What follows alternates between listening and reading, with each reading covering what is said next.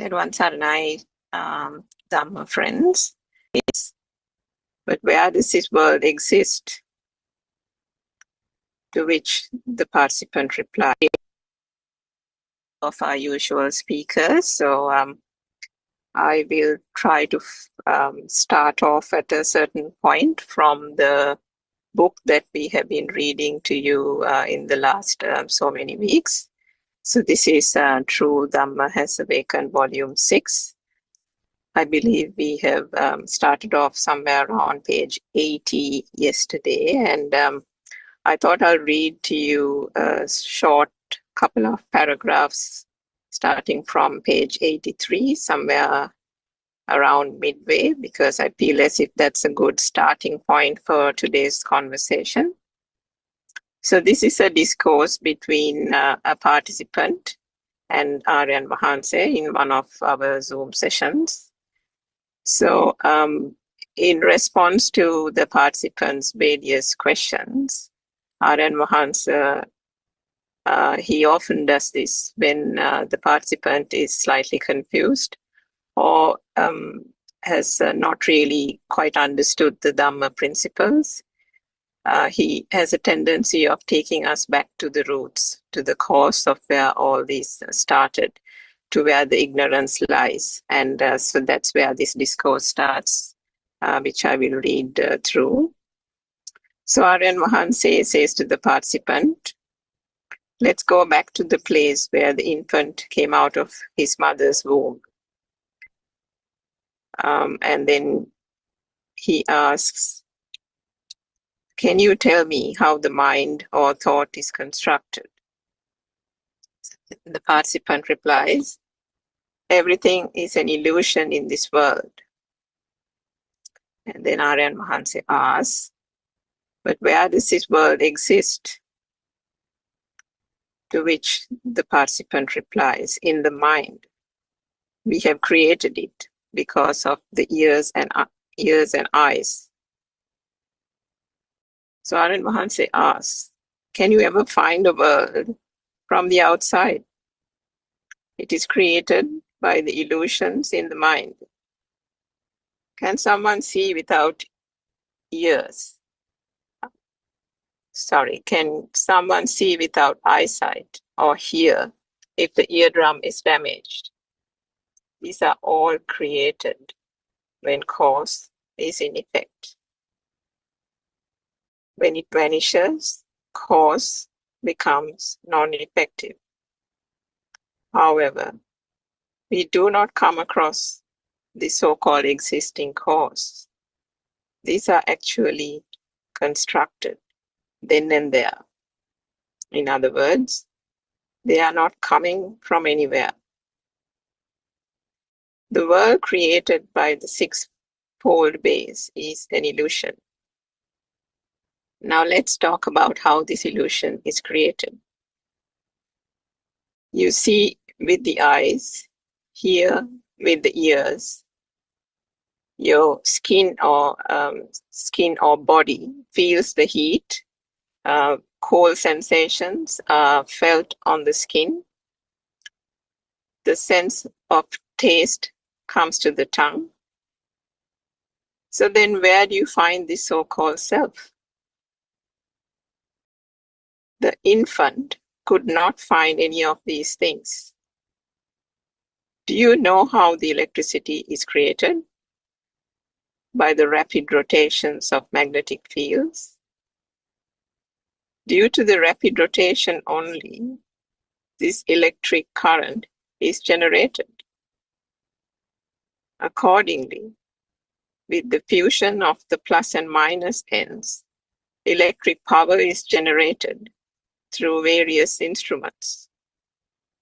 And in the same manner, when sounds and colors are fused or combined, the feeling of an existent thing or existing thing is created. Now, this is only an influence created through a process. Then how can you find a soul or self here? In that case, Is there anybody called Aryan Mahansa or noble spiritual teacher in the first place? The wall is seen by me, but is that true? Or is it just seeing? Don't we call that a vision? In the same way, the wall, mother, tree, etc. are not things in reality. They are only thoughts. A little child is taught colors, in other words, rupa or form, and sounds, nama. And that is how, at the beginning, the world has been created in the child's mind. Actually, these are only thoughts. Everything that you see, hear, such as chairs, houses, children, music, are only thoughts. Isn't that true? Senses are only senses. There is no existence of a self or me or mine in any of these. When senses can be limited to senses, the notion of a self disappears. Because in reality, these are only sensorial activities. At the end, these are merely thoughts.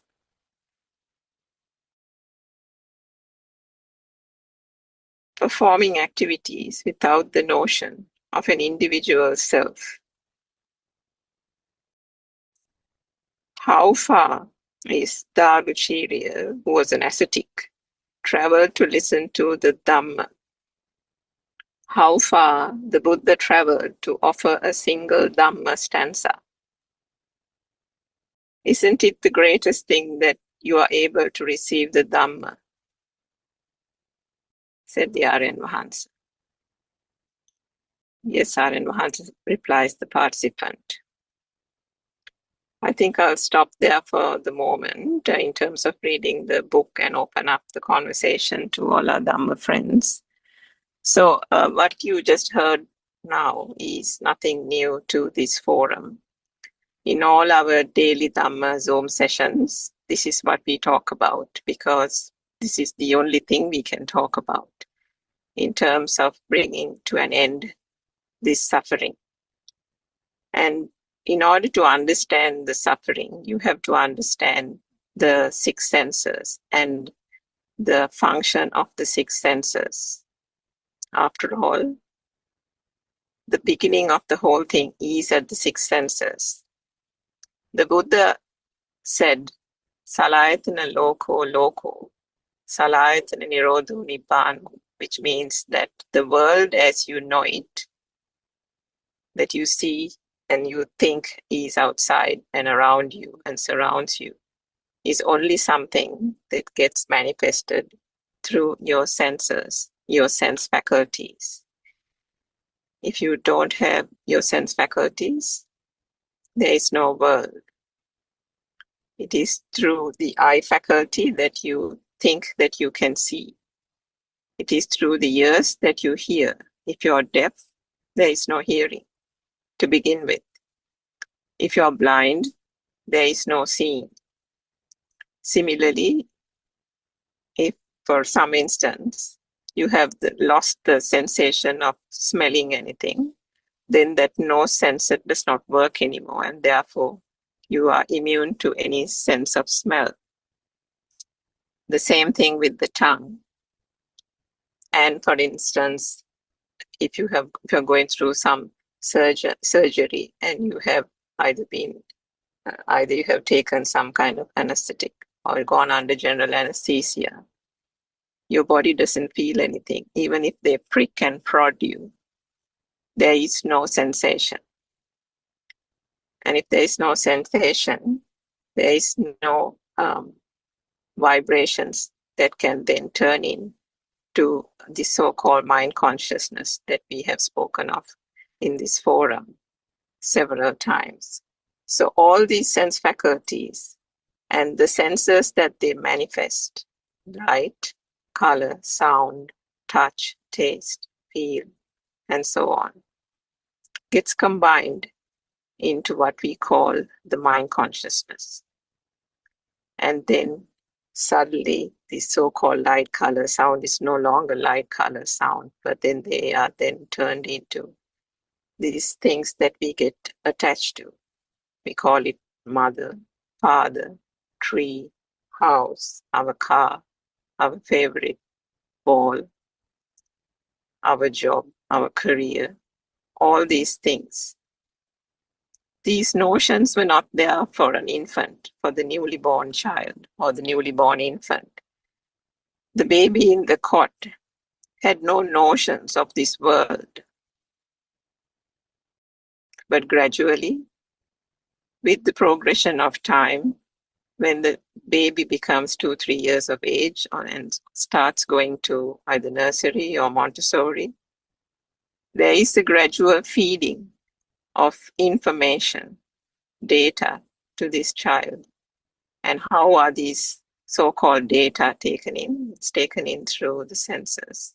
It's gradually drilled in to the child, and bit by bit, gradually, the sense faculties, which are now relatively mature, start to take in the sense of smell, the sense of taste, attaches a label and a sound to light, to the tree, to the greenery, which is we call a garden, or the lawn, or the tree, the smell and the touch of the person we call mother, the redness of an apple. All these things are given a picture and a name to it. And then suddenly, or gradually, should I say, these start to become real. And then, with the progression of time, these objects that keep on getting manifested in the child's mind starts to grow on the child. The power that underlies those so-called notions and sensory perceptions keeps on gaining momentum to then ultimately give the child the notion that there is a world outside and there is a me or an I who is savoring or tasting or experiencing this so-called world. The duality gets formed. And with that existent feeling comes the notion of wanting to keep that world, wanting your bag, wanting to go to school, wanting your mother, wanting to sustain yourself, wanting to sustain an identity different from the other person. So this so-called momentum, this power that builds up through these sensory perceptions is the thing that ultimately ends up in suffering, in attachment, in defilements. So I'll stop there and open the conversation to other Dhamma friends, and perhaps we can have a discussion from that point onwards. Teruvan Saranai, Mr. Bernard, or anyone else who would like to add to that. Teruvan Saranai Arena. Teruvan Saranai Surangika. Teruvan Saranai, Dr. Chandini. Yeah, this actually what I wanted to add is this, the mind creation, how it is a wonderful thing, isn't it? So say, when I say apple, so different people has different creations in the mind. So a small child might get a image of a fruit, the apple, but a young adult might get the image of an iPhone, Apple iPhone or something. So if I take the example of myself, when somebody says apple, I get the image when I saw the apple for the first time. It was when I was about 7 years old. My father bought me an apple, only one apple, a large, red, big apple. So always when the word comes as apple, I get that image. So I don't know it happens. So now, now only I understand that it happens automatically. But with that image of apple, the father also comes with that. The the three-dimensional. It's like a story. That now the story starts. How my father went to Colombo and bought the apple, and so on and so on. Now it doesn't happen, but it used to be like that. So the story starts from that, isn't it, Sarangika? That's what I wanted to add. Yes, definitely. And this is the way that, I mean, we haven't talked about telepathy today, but the telepathization of Yes. something that has been taught to a person the very first time. And then you think that when you remember that now, we have this common fallacy that we are recalling a memory. Which Yes. is what the mundane world thinks that we are doing, isn't it? Yes. And we have heard through the true Dhamma that R.N. Mahansa has explained that it's the telepathization of the vibration happening at that moment. If somebody says apple to you in a flash, the telepathization happens and you get recalled to the almost the most fondest memory that you have had, perhaps at the age of 7, that apple that your father gave to you, isn't it? So, Mr. Bernard, would you like to add something?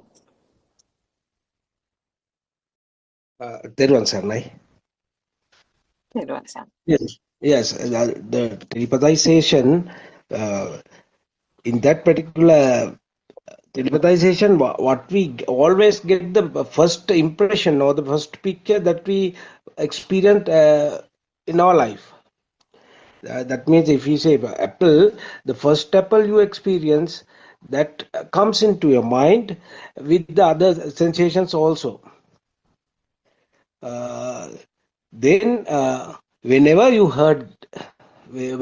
hear the word apple, that also telepathizes at the same time. So the word goes on in the same manner. Everything what we have experienced, heard, or felt is telepathized, get telepathized again and again. The life goes on. So we live in actually a fantasy world. That is what I feel. I think. Yes, Kiran sir. Uh, yes, Sarangika, I just have a question. Yes, now sometimes we can't remember some things, say beyond 5 years of age, which means we can't telepathize there, no? Is that so? Do you get what I say? Are you saying that some memories, or the so-called mundane term of memories, doesn't Correct. work now? Yes. Say we say sometimes we can't remember that. So which means we can't telepathize, no? That memory or something is not Yeah, there. and I think there are two answers to that. One is I think I have heard R.N. Mahans saying on an occasion, not recently, some time back, because there can be two answers to that. One is, our central nervous system itself can weaken as we grow old, or due to either some kind of illness and so on, and then that can also contribute to that. The other thing, which is from a true Dhamma perspective, that can be said is every telepathization is basically a vibration. So the sensors that come about is through vibration, and these sensors then get together, as Mr. Bernard said, and it gives us a combination of, when we think about the apple, we don't only see the color red and the shape of the apple, right? Each of us have had an apple, so we know the exact taste of the apple, how it feels when we touch the apple. We know how juicy the inside of the apple is. So all these color, touch, taste, smell of the apple, all that combines and comes to us in one shot.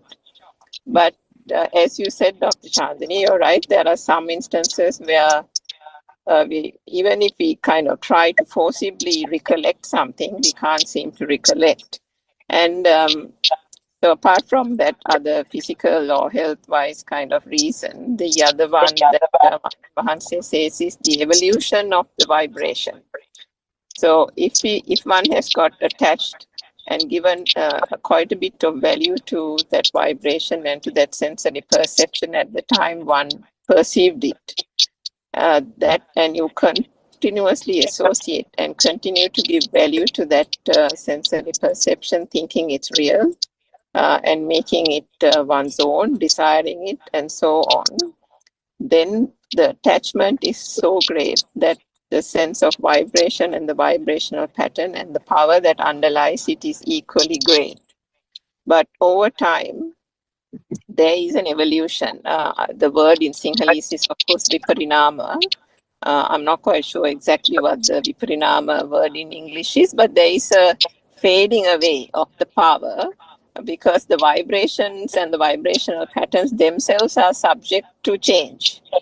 And with that change, there is an automatic fading away. So if one doesn't reinforce the value attached to that object continuously, for example, all of us have been attached to various things. But if we have, through the true Dhamma, we now know how the trees are formed, how the car is formed, how is the mother and father formed.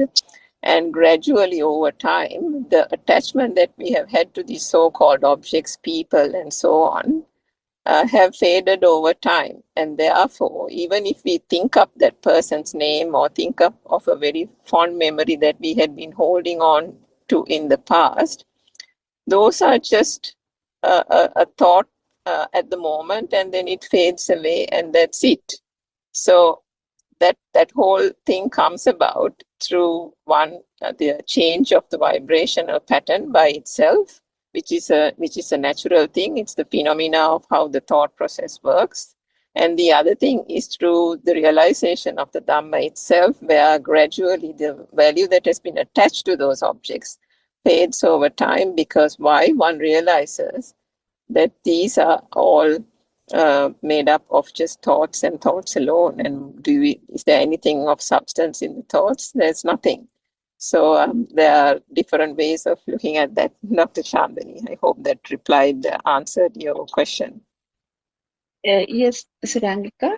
So when we talk about memorizing, say memorizing a new language or memorizing a new word, it's actually it's repeated telepathizing is happening, isn't it? So, is it so? I think that is so, because of the repeated thing is the reinforcing of the same vibration. Mr. Bernard or anyone else on the call who would like to add to that? Can you elaborate that question again, please? I didn't get that.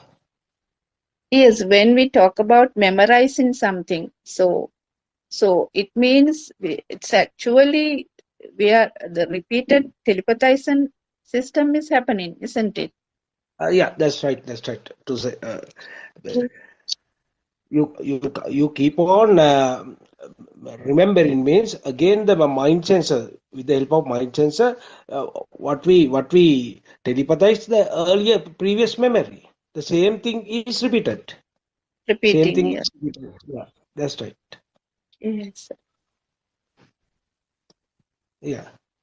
And even in that sense now, I mean, we talk about that childhood memory and that apple and that kind of thing. But again, there are so many forces at play when we think about how that telepathization happens at this moment, because after all, the experience is only experiencing this moment. There is no, it's not as if we are experiencing the past. We might think we are thinking of something in the past, but even that thought is the thought at this very moment, isn't it?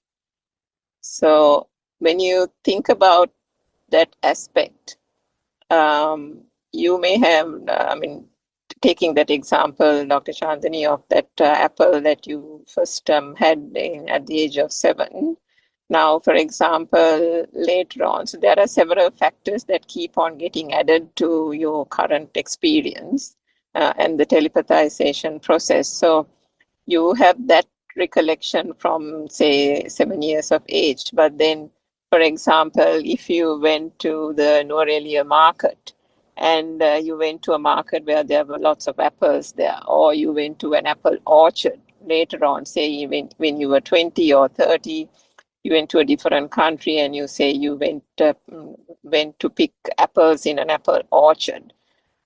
Some experience like that, or if you have come across different types of other apples. So all these things, what they say is that it's not just that initial vibration with regard to a particular object. Your current conditions, the area that you grew up in, your lived experiences.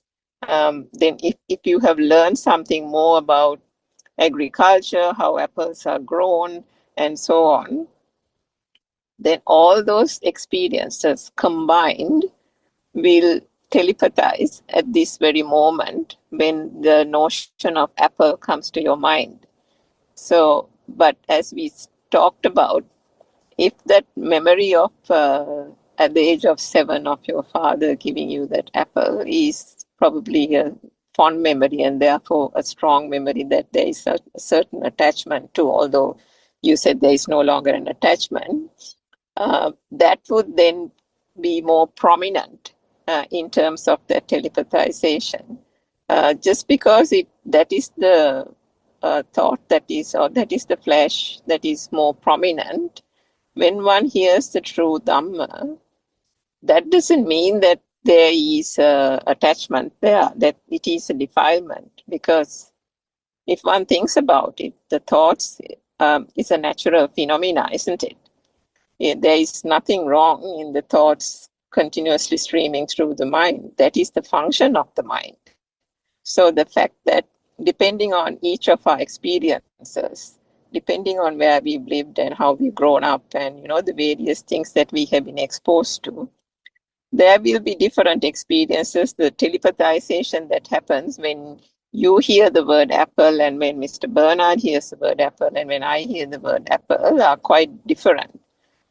And even if there is something that we can flash back to, maybe now I'm in Australia, but if I think about Aralia, the first thing that I think is our house that I grew up in, Ratmalana, where we had lots of Aralia trees.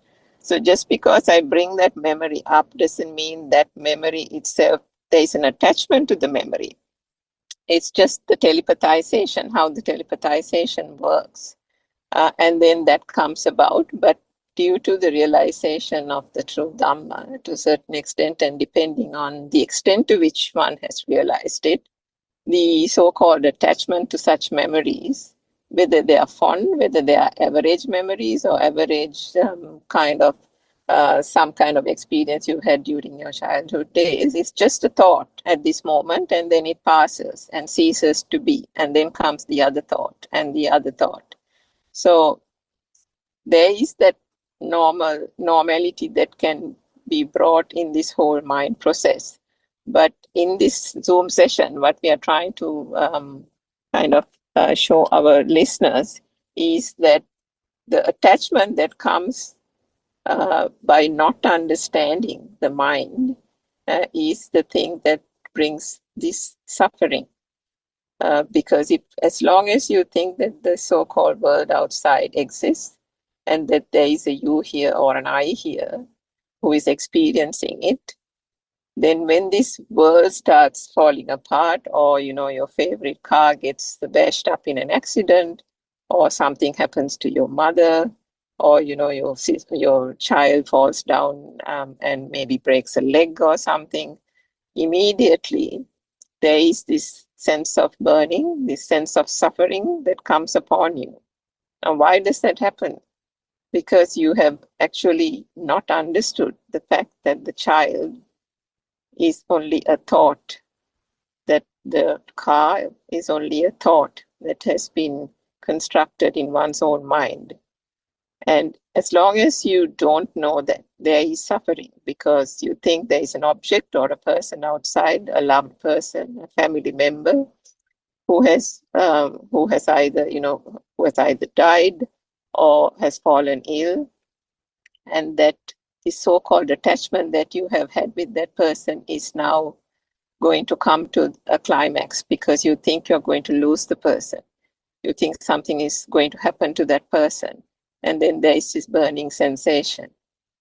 But if one understands that this whole mind process is that we have generated through our own ignorance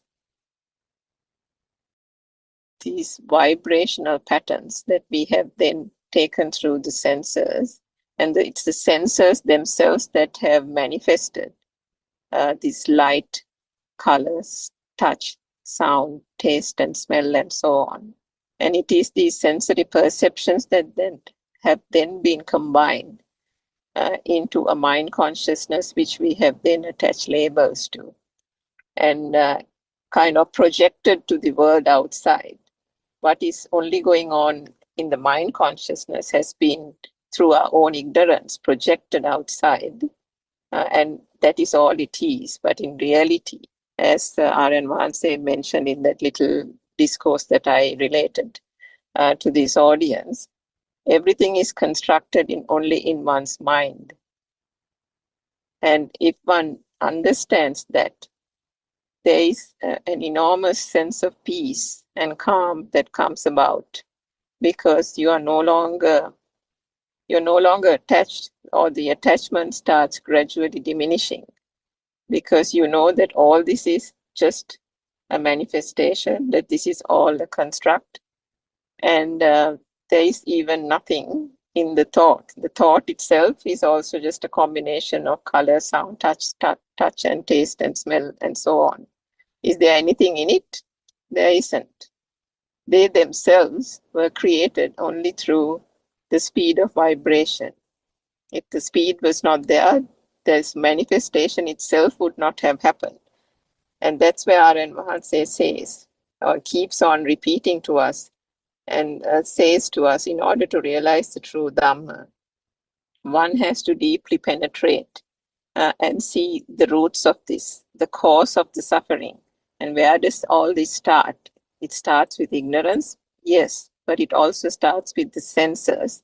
And if these sensors didn't have the speed of vibration, there wouldn't have been anything to begin with for the mind consciousness to start and create all these so-called notions and objects that we have got attached to. So if there's anything else that anyone can add to that. Theron Sarnai. Yeah. Do we see a apple, or do we hear the word apple, or do we think? We think it as an apple. We hear the word, but we think apple. So that is we always consume thoughts. This is the root cause, the thoughts. How the thoughts are generated in the mind, that is the very important question. We have to understand how this mind sensor function. So we see, the eye sees, I capture a picture of an apple, but we think it as an apple. That is the fault there, that we think. Actually, this is the function of the faculties, but mind sensor or the mind faculty is very important. So it is not just seen an apple, but we think. We always think something exists outside. So that is the problem. So when we think something exists outside, automatically the self-consciousness, self-existence arises. So then we have two problems there. One is something exists outside, something is there, and someone is here. So two problems arises at the same time. So in order to understand this, we have to keep on listening to them, and how these sensors function, how these sensors work, the mechanism of these sensors. So we have to pay more attention to mind sensor, because it is not mentioned, it is not clarified or described very clearly. So only Aryan Anse explains it very descriptively. No one else has ever done. That's what we were so late to understand this. So what I want to say is that we always consume thoughts. Thoughts. It is the mechanism of the mind, that mind always generate thoughts, but it's all right. But the thing, the I captures an apple, but uh, we think it as an apple, and all the previous memories, including the senses, sight, sound, taste, and smell, everything comes, telepathizes, and we form an apple which is totally different to the sensor which created the apple. And the final thought, it is at that apple, they those two are totally different. So here, uh, next one is, I want an apple, I want to keep this apple, and the aversion, you start creating defilements. So this is how the process goes on, man. So we have to solve this slowly by understanding what is created outside and how this self is created. So then only we can uh, uh, skillfully solve this problem. Terwan Sarnai. Yes, Yes. thank you, Mr. Bernard. That was very helpful. And yes, you are indeed absolutely right. We all consume thoughts, isn't it? And R.N. Mahanse has said several times in his discourses that, the mind can't eat rice, the mind can't, play games, uh, and the mind can't drink. And yet, when we have a glass of water, it's the mind that thinks that we are having a glass of water, isn't it? It's the mind that thinks that we are eating pineapple. It's the mind that thinks that we are eating ice cream. So after all, what does that mean? They are only thoughts.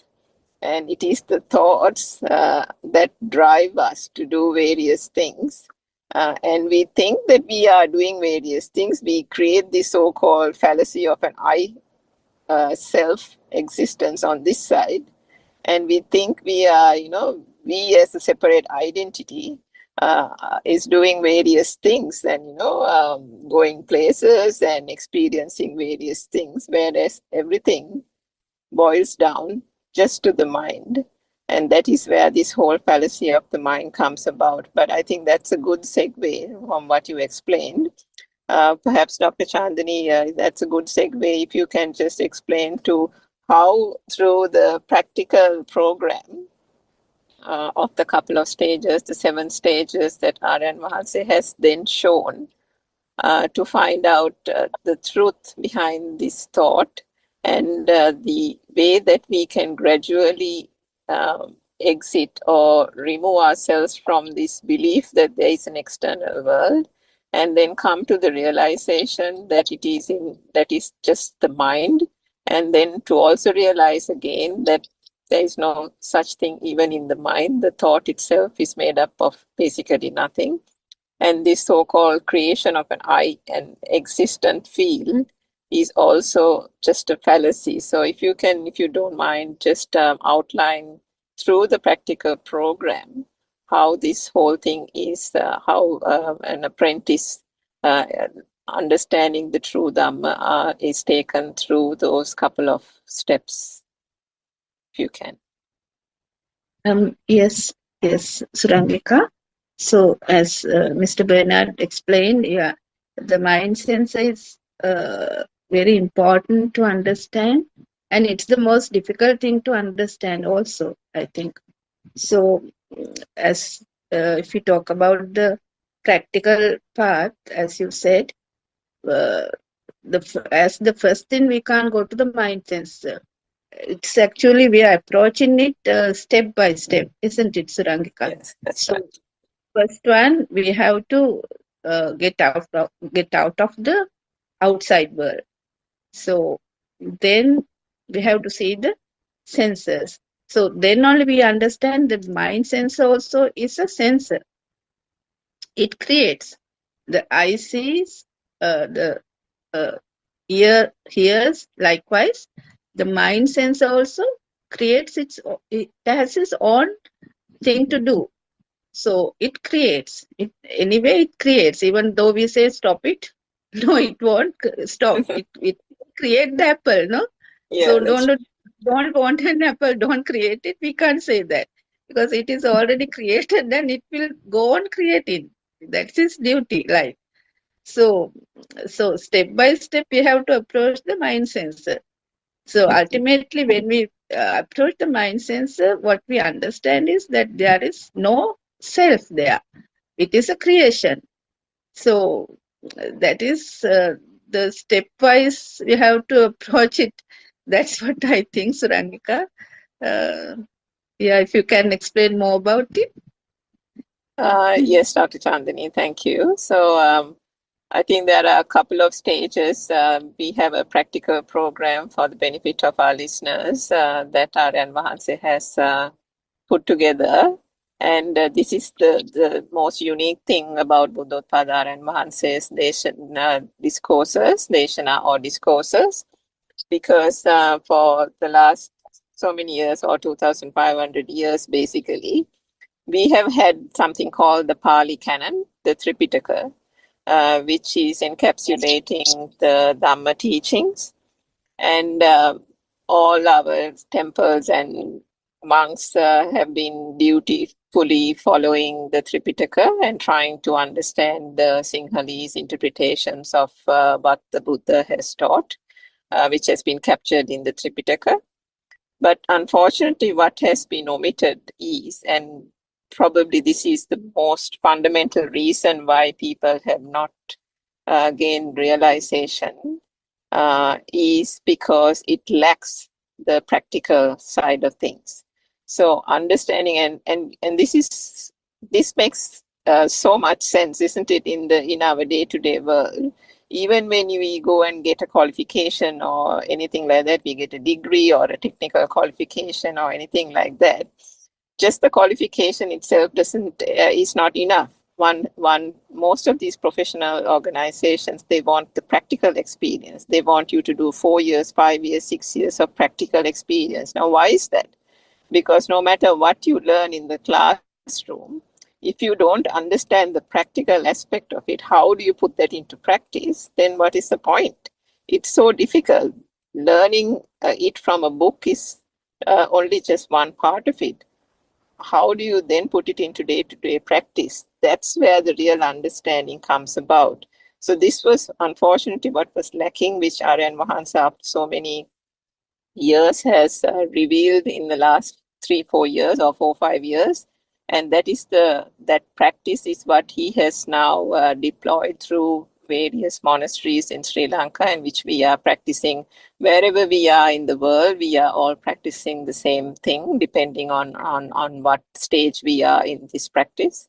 So the 7 days of the program, how it works is the first 2 days of the program. I mean, if you think about, it used to be a 7-day practice, but now it has been brought down to 1 day. But if we think about it, generally for a person who starts on the practical program should have a basic understanding of how the mind works and how the senses and the sense faculties create these so-called sensory perceptions, and how the mind consciousness forms. And once you have that basic understanding, you go through a practical program, basically a walking meditation, where you then, as Dr. Chandani, you quite rightly mentioned, you can't start with the mind directly. You have to say, because everybody starts with the making the world to be true, isn't it? Believing the world to be true. So how do you get out of that notion first? That's the most difficult one, because getting out of that means you are sotapanna. So to get out of that, one deploys the most basic of experiences. So for example, if we take all we can hear would be, for example, one hears a sound, and then it is the mind that says, the mind recognizes that it is the sound of a doorbell. There one can see an image, and then the mind says that it is a tree. Then one can taste something, and then it's the mind that says it's a piece of pineapple. And one can feel some sense of solidity against one's arm, and then it's the mind that says that your hand has knocked on a chair. So these labels, as I think Mr. Bernard mentioned, are all labels that have been put to color, sounds, touch, and this taste, and so on. But the labeling is being put, the interpretation is being put by the mind. So we go through the process in that first stage of the practical program, where we say that the ears, there is a sound that comes to the ears, and that sound is then labeled the sound of a crow. And if there's an image that comes to the eyes, or the eye sees an image, then it is the mind that says that that's a temple, or that's a gate, or that's a dog, and so on. So gradually, when you keep on doing this, taking this practice and using it on all your different sense faculties, one comes to the realization that it is always the mind that is putting an interpretation to that image, putting an interpretation to the sound, smell, touch, taste, and so on. Without the mind getting into this whole mix, there is no interpretation, there is no labeling. And then what happens? The person who is undergoing that practice, they themselves start to realize, although we have always, forever and a day, been thinking that there was a tree outside, there was a car outside, there's a mother and father and children and so on. All I can see, or all the eye can see, is an image. It's my mind that is saying that's the mother. All I can hear is a sound. It's my mind that is saying it's a doorbell ringing. It's my mind that is saying that a car is approaching. It's my mind that is saying that a lawnmower is working in the next door garden. So then the person starts realizing, actually, it's all the mind that is saying all this. I haven't even actually seen anything. It's the mind that is saying. Always it's the mind. And then one comes to the second stage, where then they turn from this external world to the mind. Because what's the point in thinking about this so-called external world? Because there is no external world. It is the mind that is saying that there is a gate and a tree and a chair and so on. So then the focus turns to the mind. But then the person who's practicing starts reflecting on the mind. So the mind means the thought, right? So what is the constitution of the composition of the thought? The thought is only made up of sensory perceptions. So what's a sensory perception? The sensory perception is light, color, sound, touch. What are those? Those are just perceptions, isn't it? So then the person practicing thinks, but there's nothing in those, because when we learn the true Dhamma, we understood that light, touch, taste are all also just a manifestation of the speed of vibration. There was no such thing called light. There was no such thing called sound. They are only manifested. and only through the speed of vibration. But so if they've only manifested through the speed of vibration and then they don't exist, is there anything of substance in that thought? There isn't. So then the person practicing things. So then there isn't anything in the external world because the mind is the one that's interpreting it. The mind is only telling us. But then when we turn to the mind and the thought, there's nothing in the thought either. The thought is just sensory perceptions, and then there is nothing of substance in the sensory perceptions either. And then one comes to the realization, but we are still, there is a certain mechanism. There is still a functioning, meaning one goes about, one walks, one does it's a person's daily activities, one is engaged in walking meditation. So then one realizes that just because it's the mind and the thought, and there's nothing in the thought but sensory perceptions, and that there's nothing of substance there, but there is still a walking, there is still a hearing, there is still a touch or a sensation that gets felt to the body. There is a sense of hearing. So these sense faculties still function, and these natural functions of those sense faculties still work, but they work mechanically. They work almost, there is nothing but just the function of it. And then gradually one comes to the realization that there is a mechanical almost functioning of these sensors or the sense faculties, and therefore there wasn't actually an I or an ego here. So the faculties work, the functions work, and there was never, or there isn't, an I here. So then that is the most fundamental and important realization that one comes to at the end of the practice, that there is no external world. We have only been thinking that there is an external world. So when we turn to the mind and the thought, there is nothing of substance there. Then we realize that these faculties is not I seeing something, I hearing something, I am touching something, and so on, but just a touching, just a hearing, just a seeing, and just a smelling or tasting.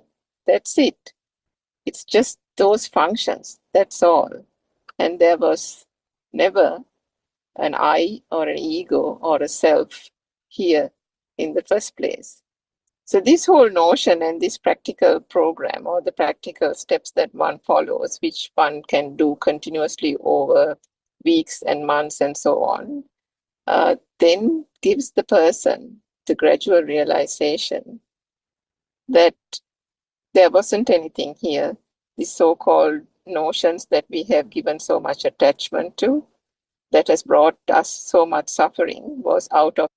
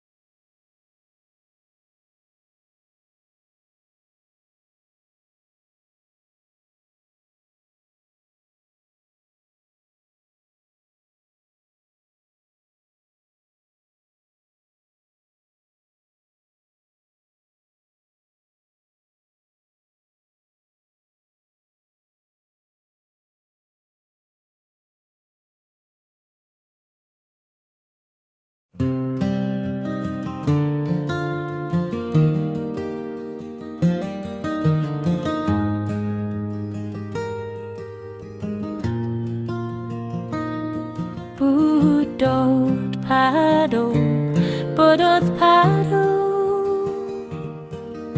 awakening in silence deep. Buddothpado, where the mind no longer sleeps. Buddothpado, breath is soft and flowing free.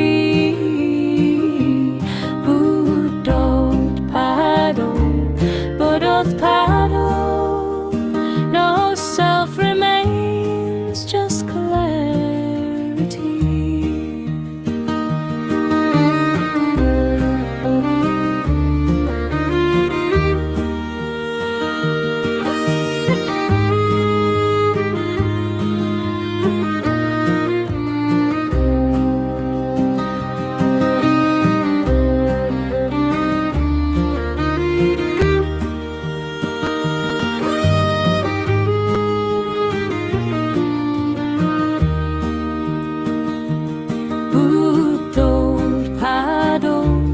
Buddothpado, stillness shines like morning light. Buddothpado, truth appears beyond sight. Buddothpado,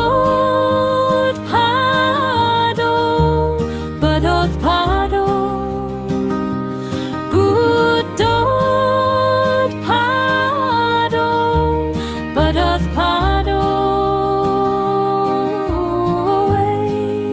awakening,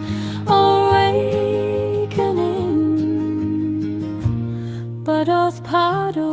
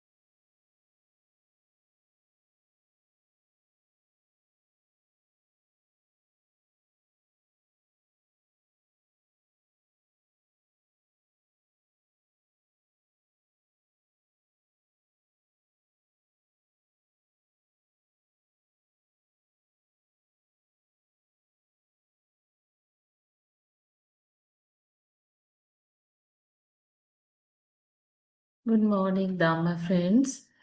As usual, you have joined with the daily English Dhamma Zoom session.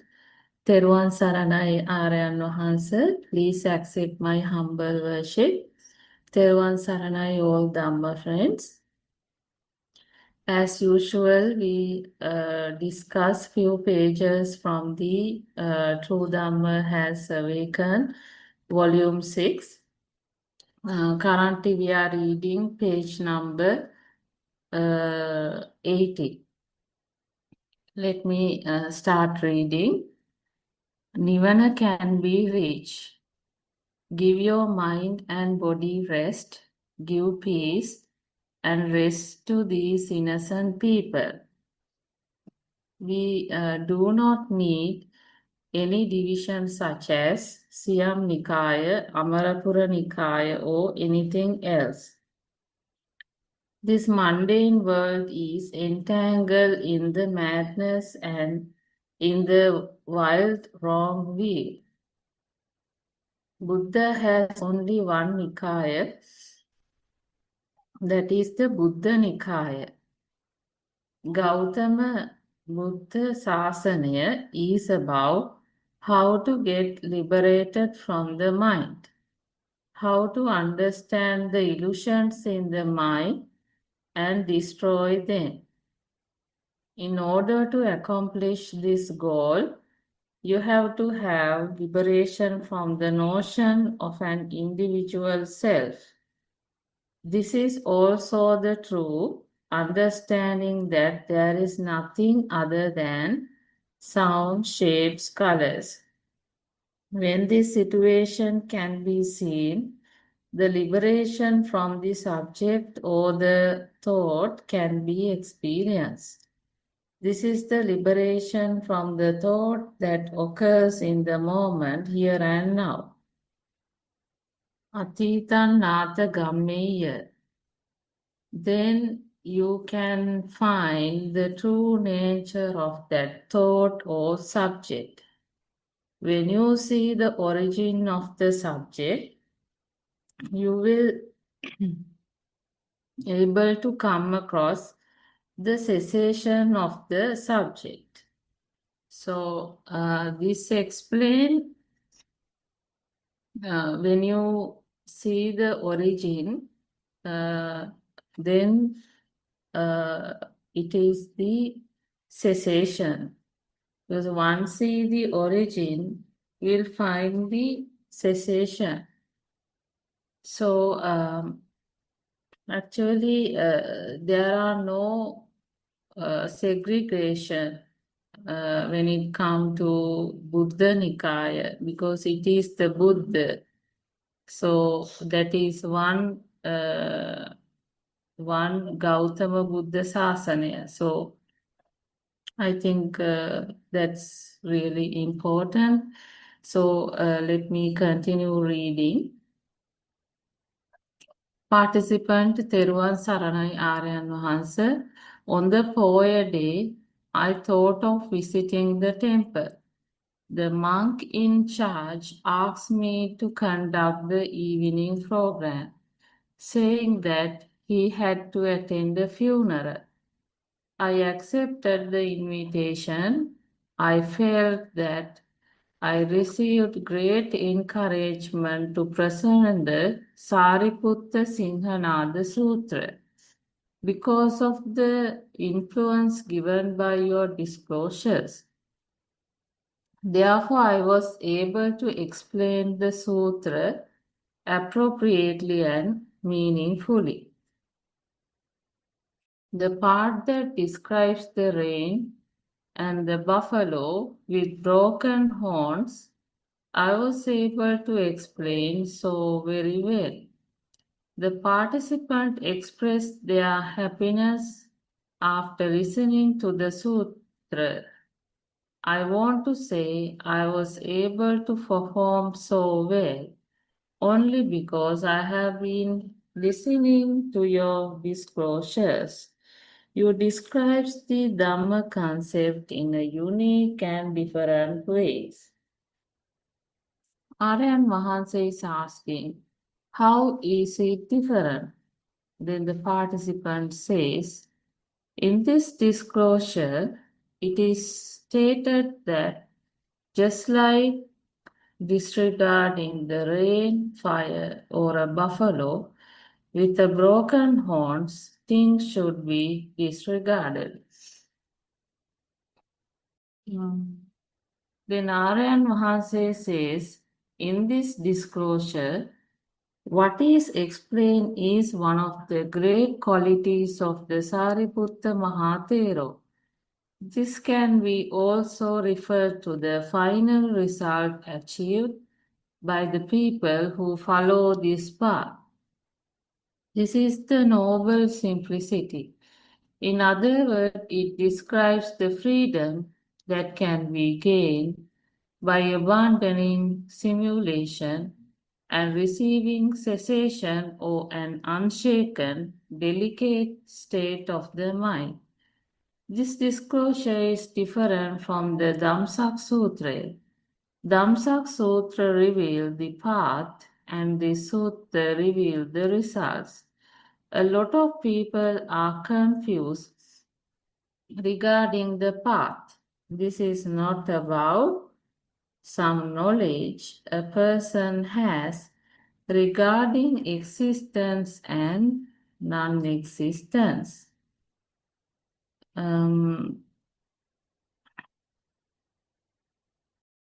This refers to knowing and understanding and how this happens. Satya. Then the practical side must be followed. In the Sariputta Singhanada Sutta, Sariputta Mahathero's great simplicity and humble nature have been explained. It has also been said that it was like a rock. Do you have any more questions? Then the participant says, no, Aryan Mahansa. Then Aryan Mahansa says, Teruvan Sarana.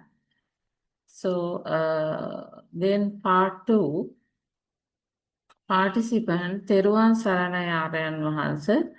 I understand that in these images, sounds, and colors, only the soul is in action. Aryan Mahansa saying, how do you know the soul is in action? Participant says, when we see an object, we know it is just sounds and colors, but we also give them importance and value. Aryan Mahansa asking, how do you give them a value? Do you find anybody in them? Is there anything that the eye can see? Is there a soul that talks and do things? Then the participant says, we try to own objects, rupa, material things, and relationships, nama. We think these are beautiful, even if we know this is idea is a lie.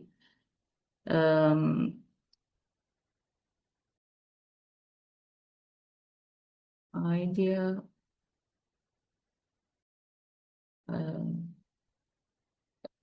What is the lie you are referring to?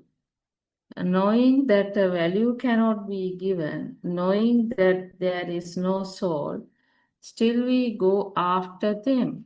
For example, when we see a beautiful rose plant, we bring it home. When someone is yelling, we get the feeling he is yelling at me and I am hurt. The notion of self comes forward. Yeah, I think we can now have a discussion on this.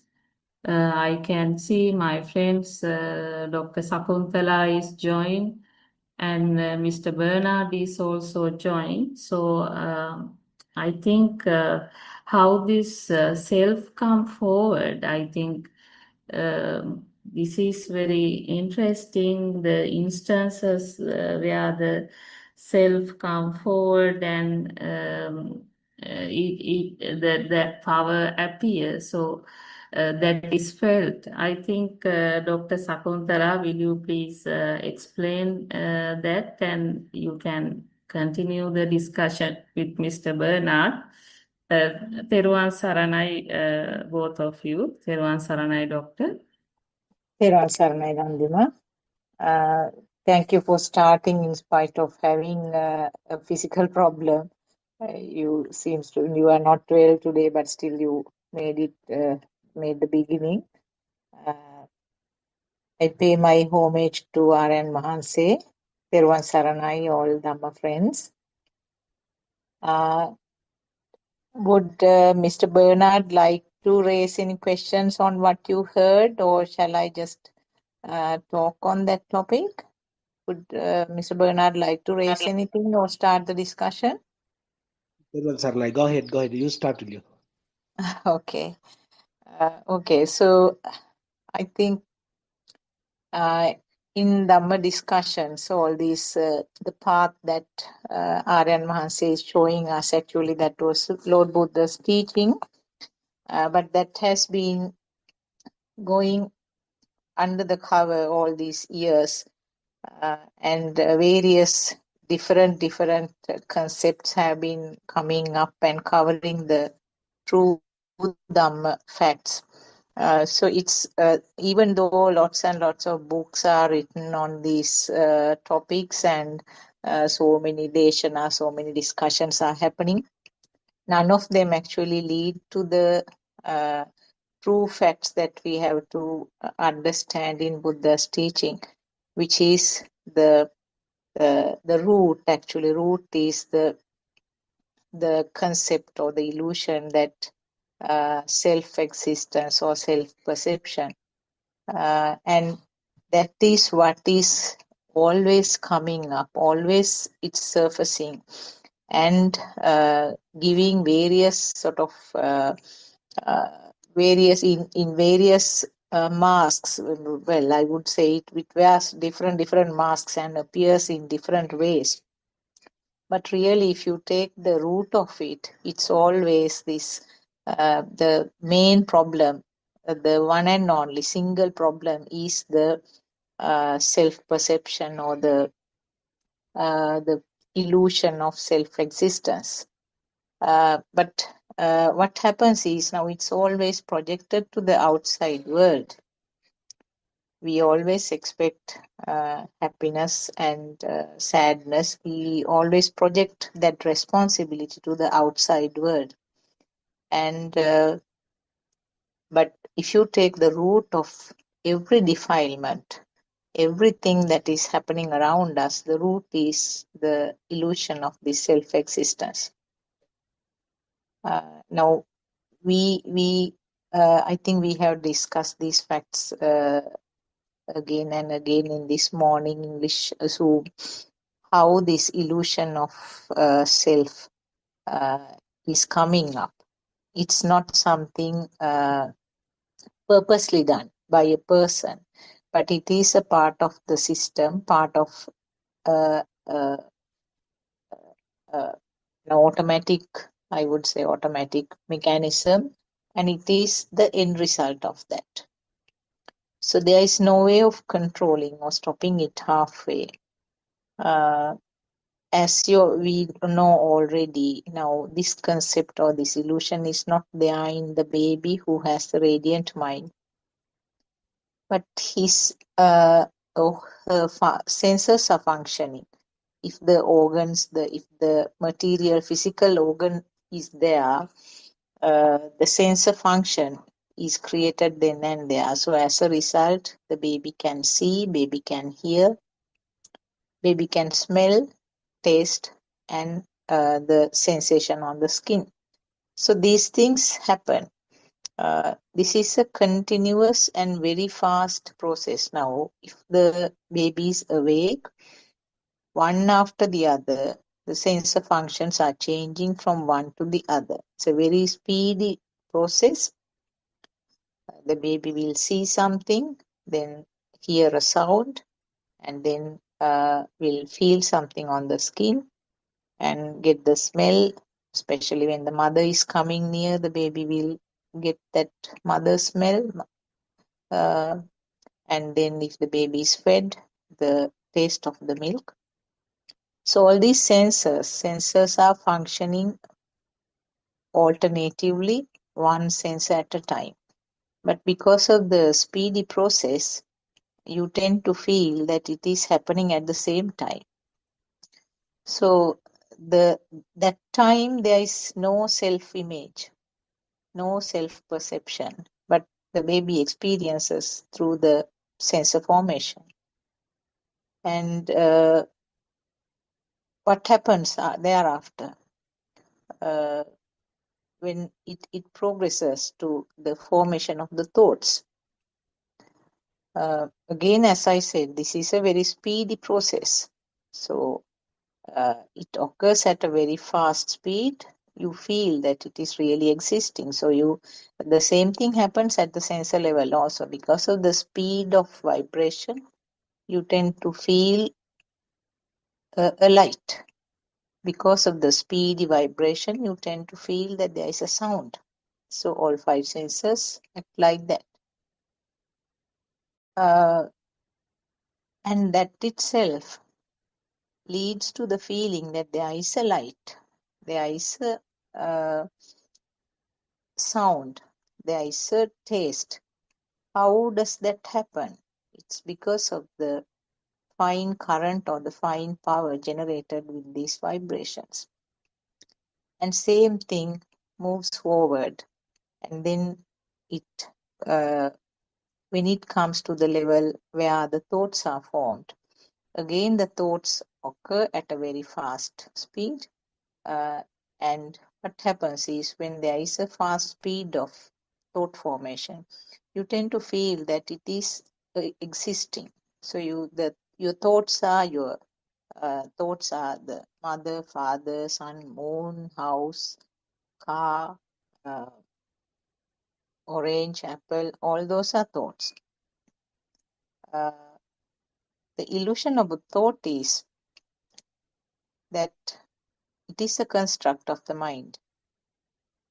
The sound which is vibrated in the ear doesn't say that it is the cawing of the crow.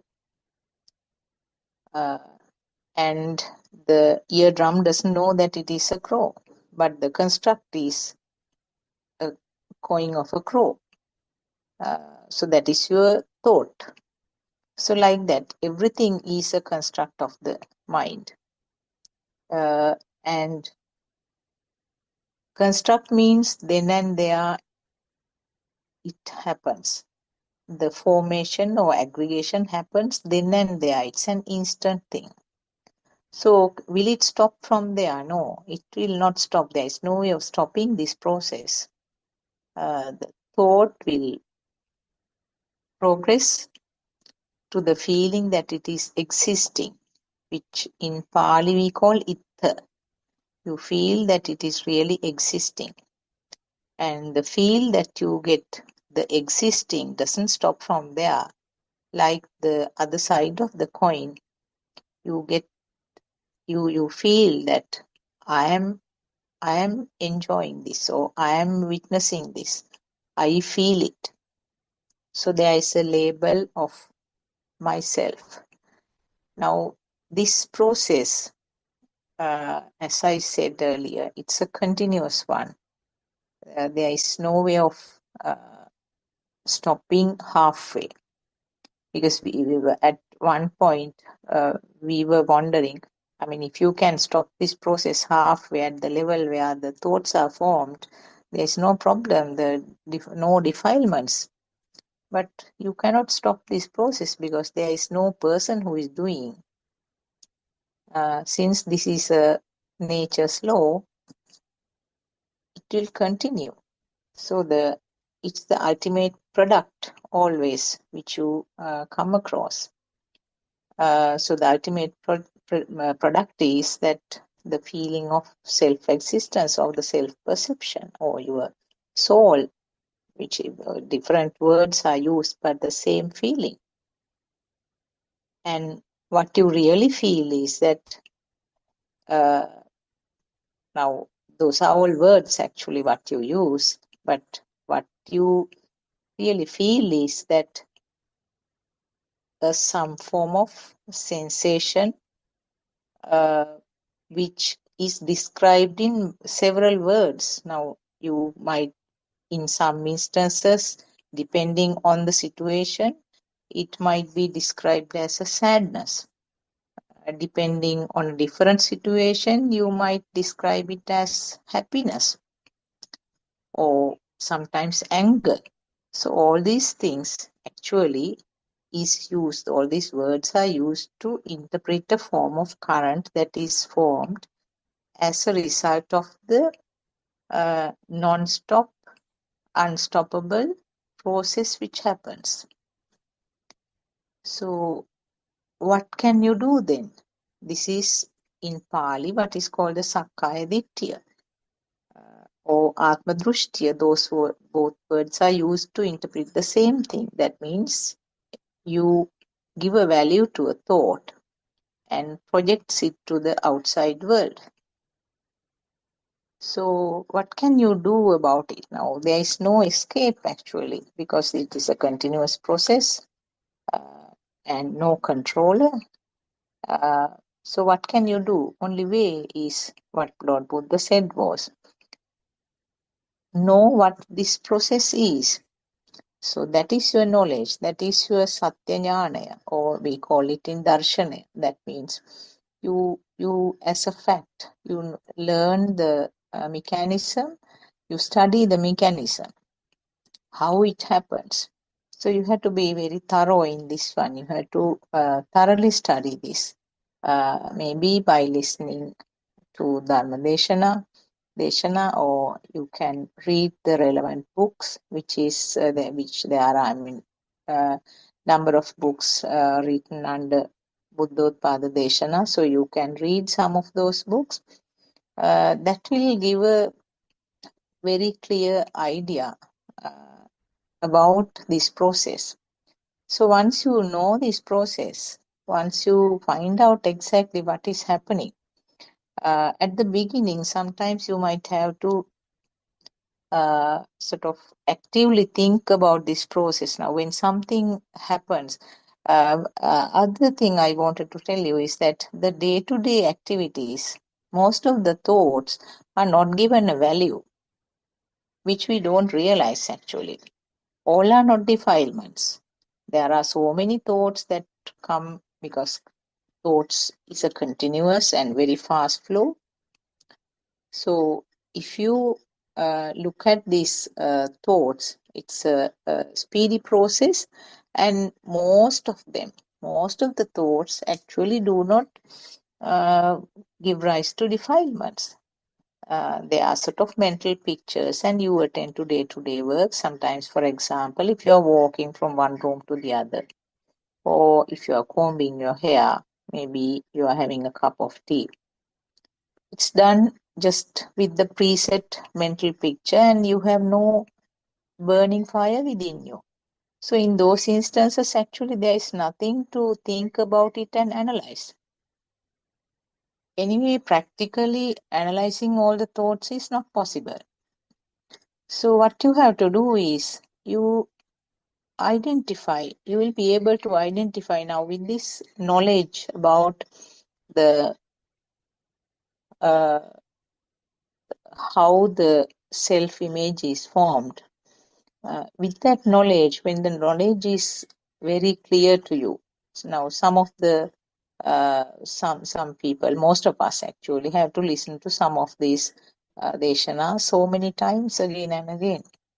And once you get a very clear picture, with that knowledge at the base as the as your background information, then you will realize that you will be able to automatically identify the thoughts which actually gives you a weight, which you feel heavy.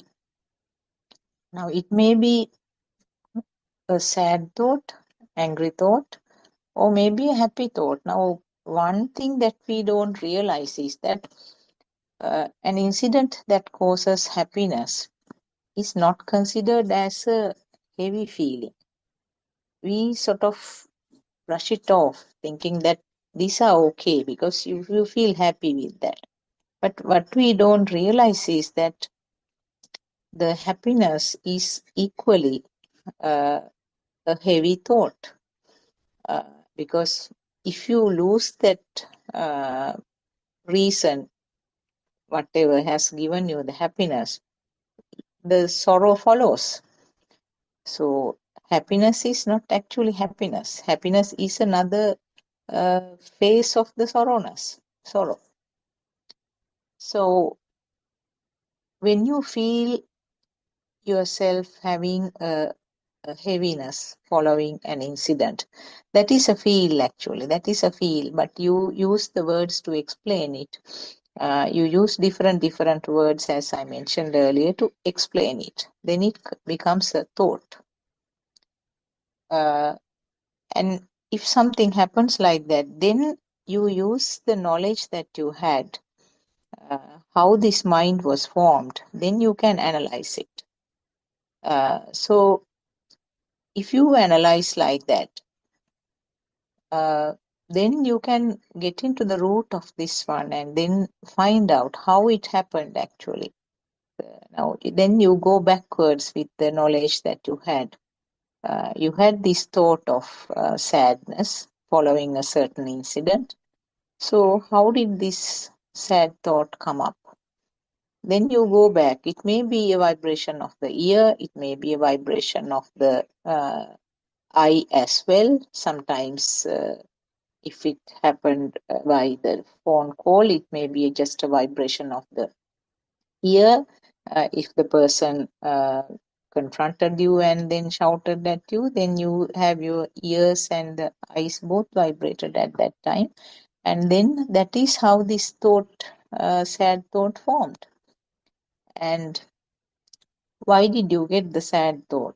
Because there is a person who is receiving on this end. The illusion of the self-existence is the one which led you to feel sad. So you can see that root of all these things is the illusion of the self-existence. So always if you dig and see, ultimately you find that it is a self-existence. That is the illusion which leads to all this. If there was no one to suffer on this side, now Aryan Vahansi usually says that be like a tree. So if you go and shout at a tree how much you do, I mean, there won't be any change in the tree. And still the tree will give you the fruits and the shade if you need, and the firewood if you need. So all sorts of services, there won't be any change.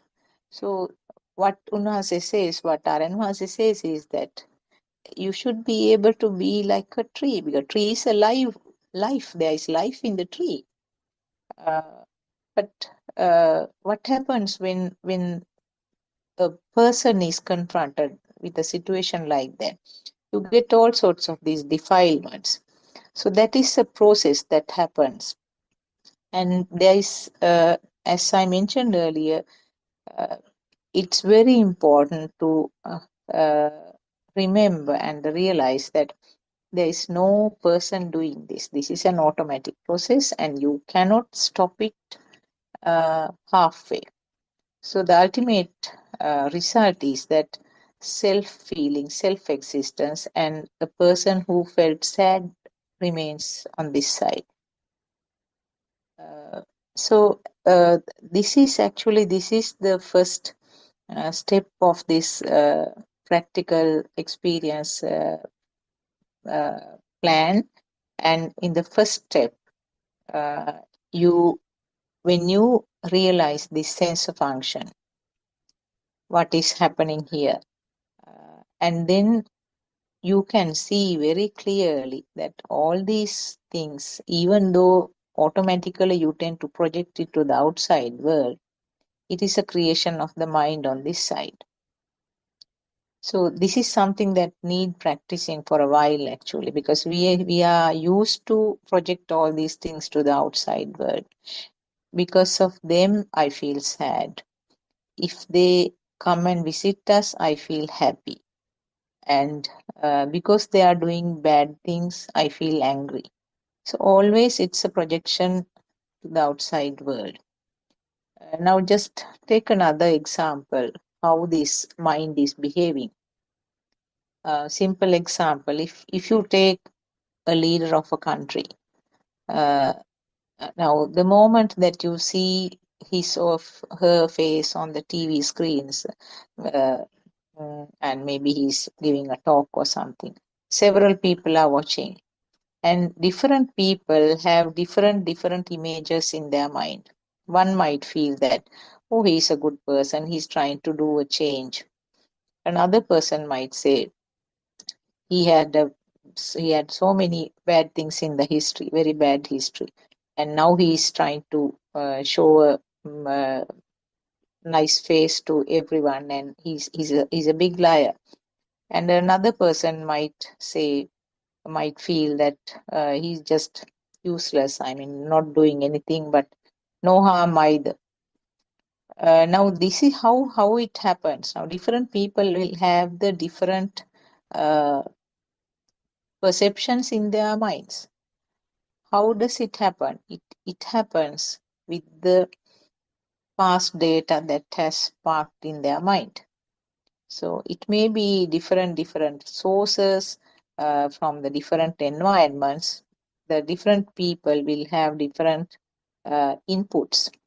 So thereafter, the spark that happens at this moment when the picture is shown, when the picture is vibrated in the eye, the spark that occurs in different persons is different to each of them.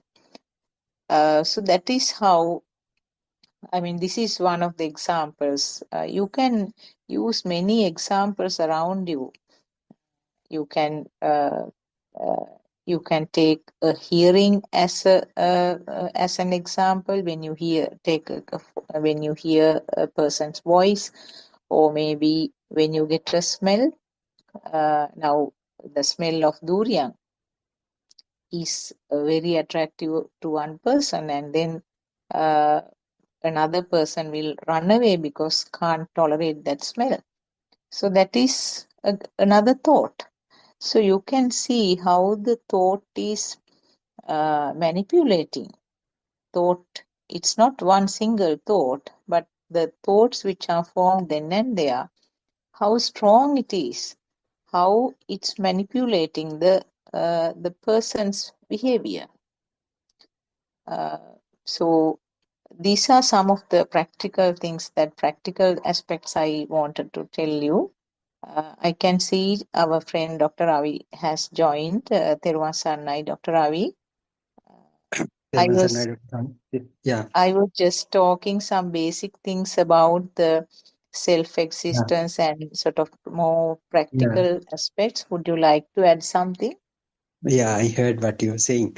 Yes, that was great explanation. So, yes, as you said, uh, everything is the mind, is your mind. So that means Lord Buddha was also told this with the saying that chitte niyati loko. Uh, every people in the world, each and every human in the world lives in his or her own mind. So the problem is we tend to feel that the mind is me. So in that case, if we ever at any point, if we feel like the mind is the self, so that is the point where, that is the exact point where your ignorance become prominent. That means, so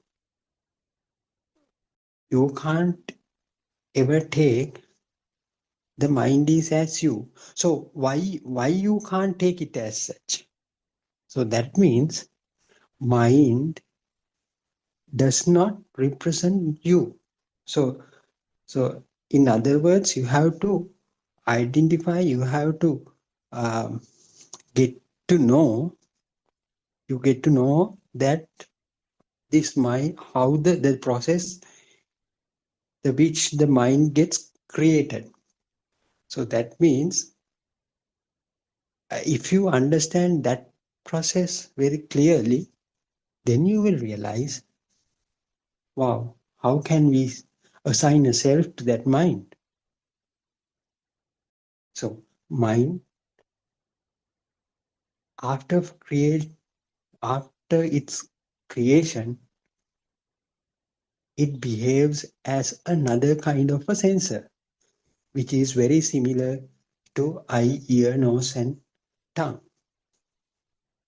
So, but unfortunately, people who is still in the mundane world, they don't feel like as such. They tend to feel, I am the one who is thinking. The mind is me. So so even though you tell the mind is not you, so how can I believe it? Because I feel, I am thinking, I am planning for the future. So I am the one who is doing. So how can you say this mind is not me? So that's bring a big query for everyone to find out what it, in which way that mind has got created.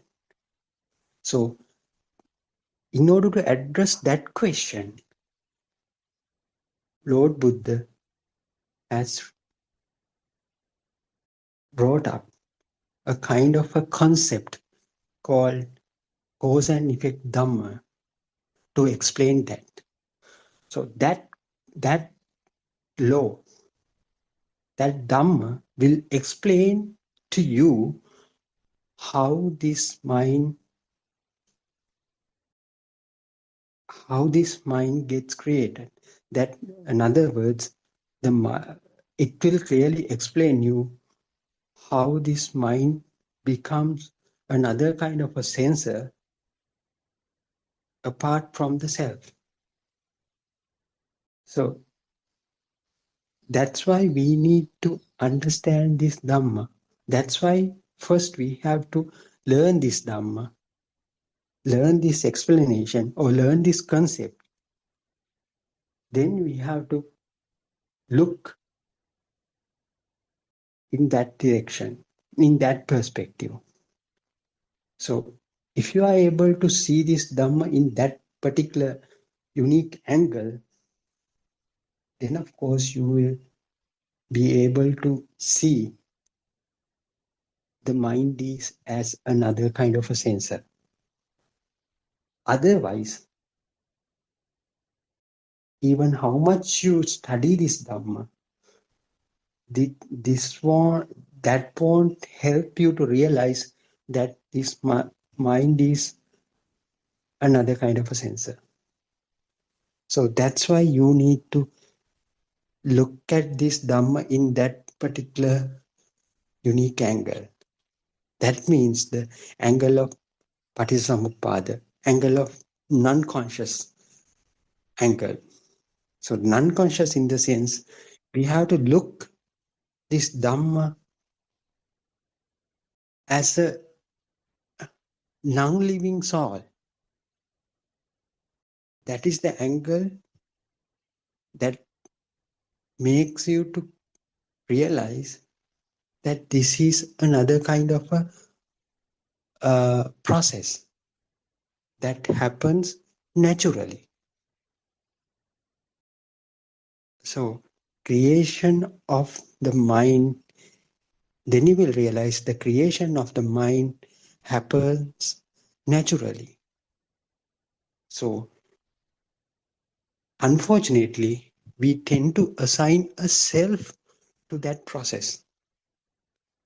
So as Dr. Sakuntala clearly said, there's no one here. There's nobody here. There's no one who is responsible for doing it.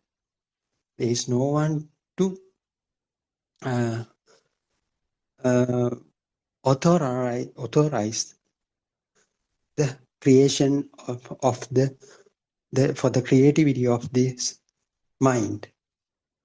So that angle has to be clearly captured, and from that angle you have to look at this entire process. That is the non-conscious angle. So as Dr. Sakuntala clearly explained, even though you realize this Dhamma in the theoretical way, you have to apply that knowledge to the day-to-day happenings or the day-to-day activities. Then you will find every time you will be dealing with the thought.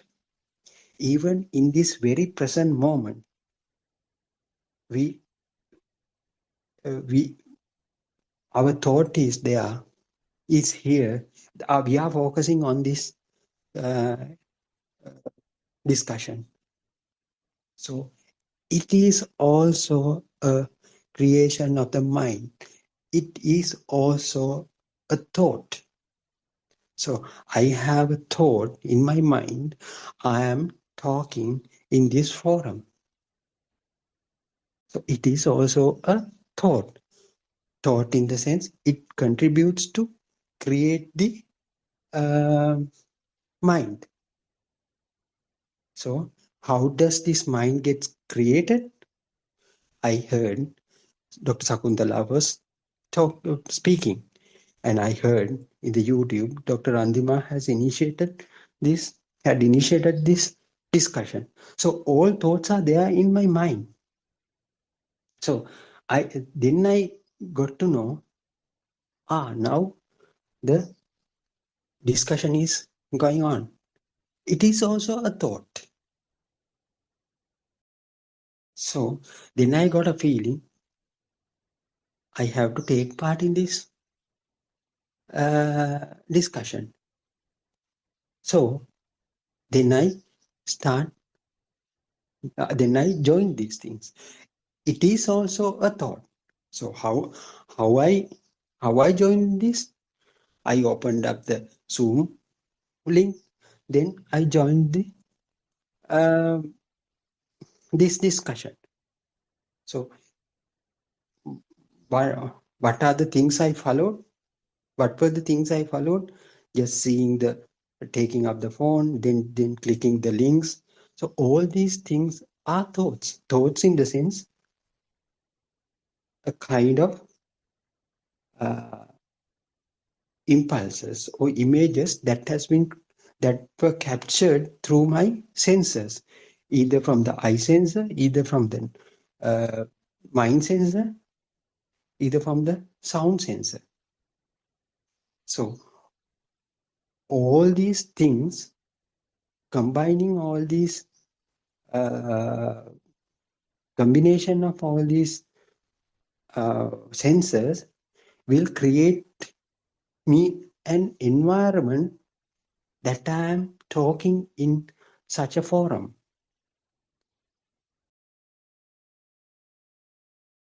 To that we call the mind. So my mind says, I'm talking in a forum. But if we analyze that, how did that mind become, how this mind got created? So the simple theory can be applied. With the help of the other 5 sensors, the mind gets created. So then we have to find out whether the mind is real. No, it is not real, because we know the faculties that have been that have been created, that gives the inputs for that creation, are not permanent. They get created then and there. So at this very moment, I don't hear any sound from the rest of the friends. I hear my own voice. So it creates some kind of a impulse in my ear that convince me that I am speaking. It's another thought. So if I take this instance as, am I the one who is speaking in this forum, that would be my ignorance. So that doesn't say I should not speak up. No, I must speak up, but I should not take this entire incident as a real thing, because I know very well the thoughts are not permanent. They are not real. And also the thought behind everything, the self, I already know the self, the thought that says the self is speaking in this forum. Am I the one who is speaking in this forum? Is also another thought. So both these things can't be real. So that is the way how we should apply that knowledge we gain through the listening into the practice. So we can analyze, we can apply each moment, even while you are walking, even while you are doing your job. You can put it into the practice. In the sense, for a beginner, you have to contemplate, memorize what Lord Buddha said, and you can apply. All things are thoughts. All the things are thoughts. But as time passes on, the time goes by, if you get used to it, you don't want to really contemplate it and apply. It will unknowingly come and say, there's nothing there. All them are thoughts. So I am not here. The self is also a thought. So you get to know for sure there's nobody here. So that is the point you start to liberate from your mind. At that point, you will be able to see your mind, how the thoughts come, how the thoughts go, what is the impact that thoughts can make to you. The impact in the sense, if you encounter some kind of a what do you call this, some kind of a frustrating or some kind of sad, some kind of a anger or sadness. So you will see, you will be able to see how your mind behaves at that particular point. Mind gets some kind of sad feelings in the sense, sad thoughts. So yesterday we were able to listen to the practical Zoom session that has been conducted for the children. So one child told that she gets some kind of a sad feeling when she hears the sound that hits someone hits a cow or an animal. So then you will, at that point, you will be able to see how your thoughts behave. First, you received some kind of a sound. Then you realize, it is the sound that has been generated after hitting someone with a piece of stick. Then you get to know it is a cow. Oh, then you get another another thought, that animal might have get hurt. So that feeling, that thought made her to feel a sadness. So all things can be clearly visualized if you are able to understand this Dhamma. How the behavior of your mind also can be clearly seen. How these sad feelings, how these happy feelings, how these um, aversions come into your mind. Everything can be clearly visualized if you understand this mind, if you are able to liberate from the mind. But at this point, you will get sad feelings. But who cares about it? That is the impact of the mind. As a result of creating the mind, you will get a feeling of a sadness. So, what is all about? You know clearly there is no doer here. There is no person to receive that feeling. So, that you will realize that is the nature. So, at the same time, we'll take some kind of ailment. So, if you have had headache, yeah, my head is another thought. But you feel the pain, the throbbing pain that comes from the forehead. But if you assign it to your head, that will carry a lot of pain for you.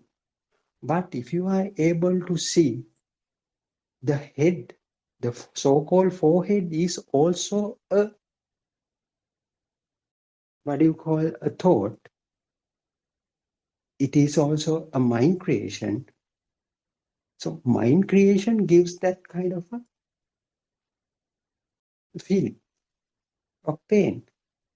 Then who cares? Let the head have that pain. So why should I worry about that? But pain is still there. So likewise, Aryan Master says, when you eat something so spicy, you feel a hot tongue. Your tongue will burn. You will get a burning sensation in your tongue. You might eat something sweet. You might drink a lot of water to get away from that. But at that point, was there a person who is responsible for that burning sensation? No, because you know everything that has been created, the environment, the food that you ate, the tongue that is burning at the moment, all the things are thoughts. But the burning will be there. You get the burning sensation as a result of eating a spicy food.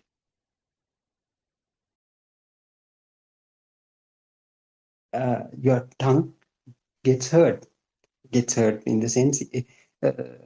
So you may ask more food, more water.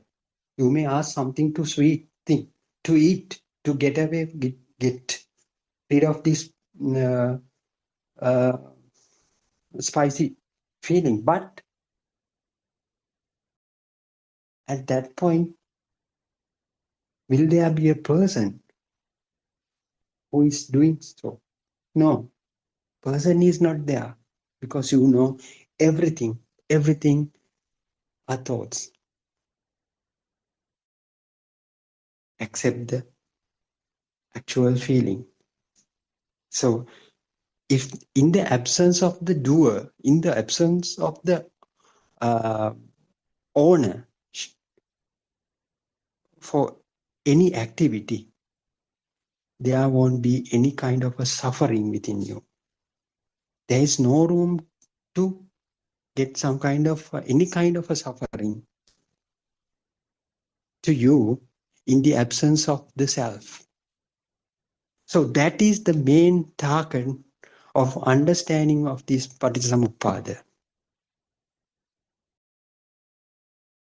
What we are trying to do is we are trying to realize there is no person here. There is no doer here. Everything we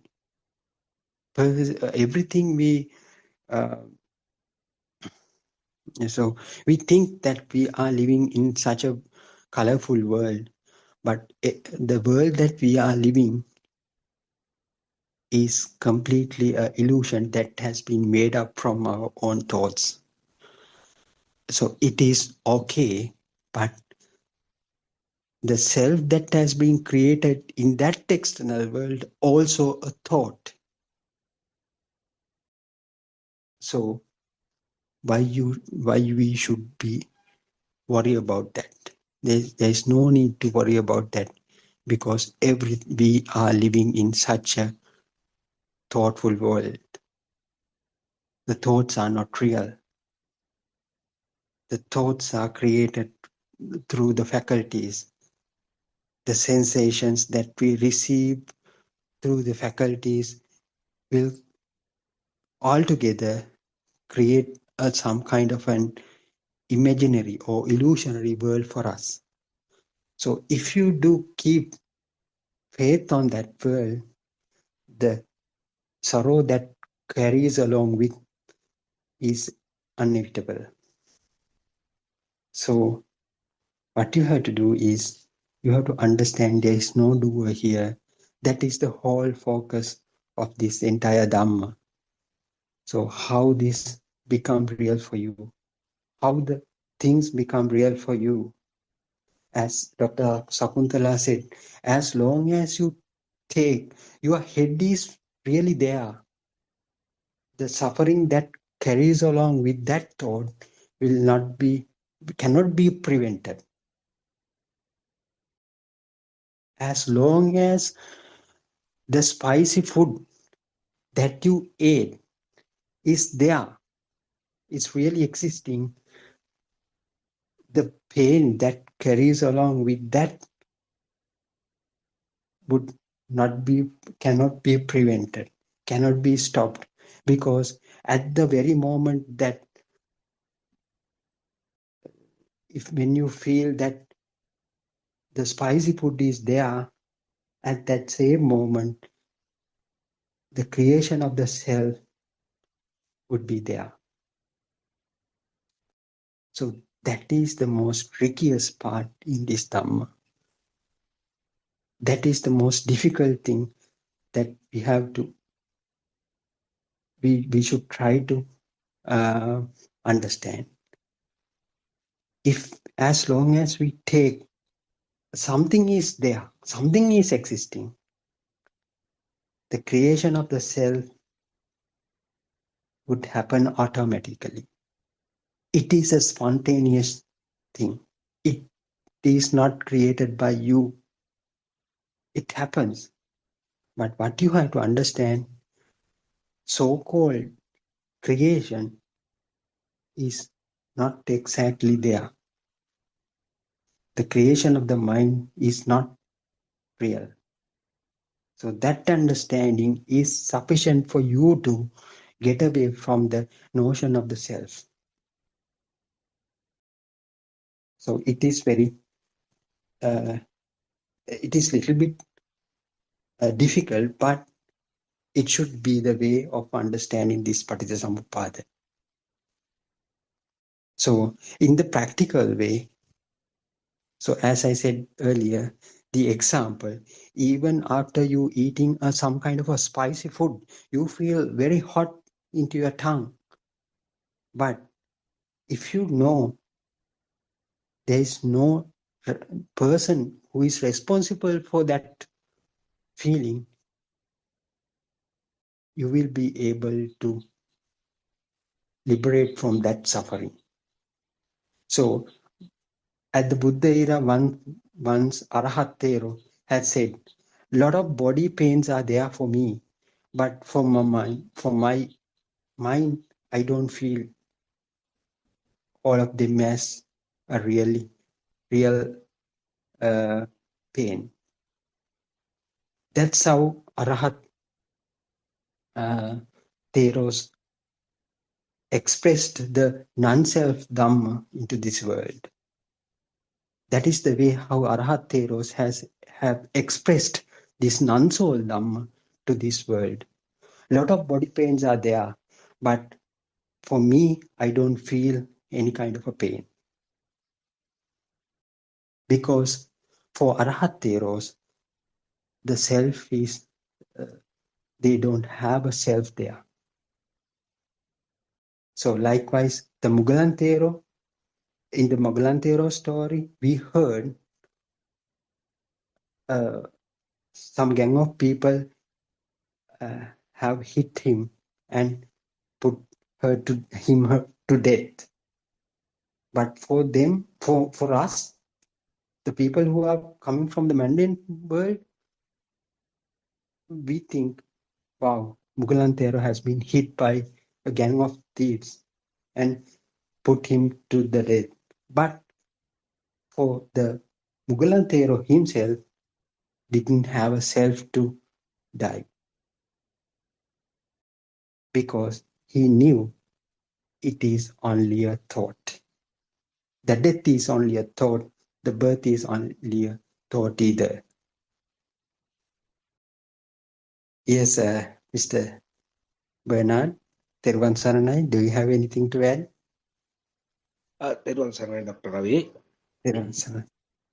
Yes, we know that this mind sensor, or the mind,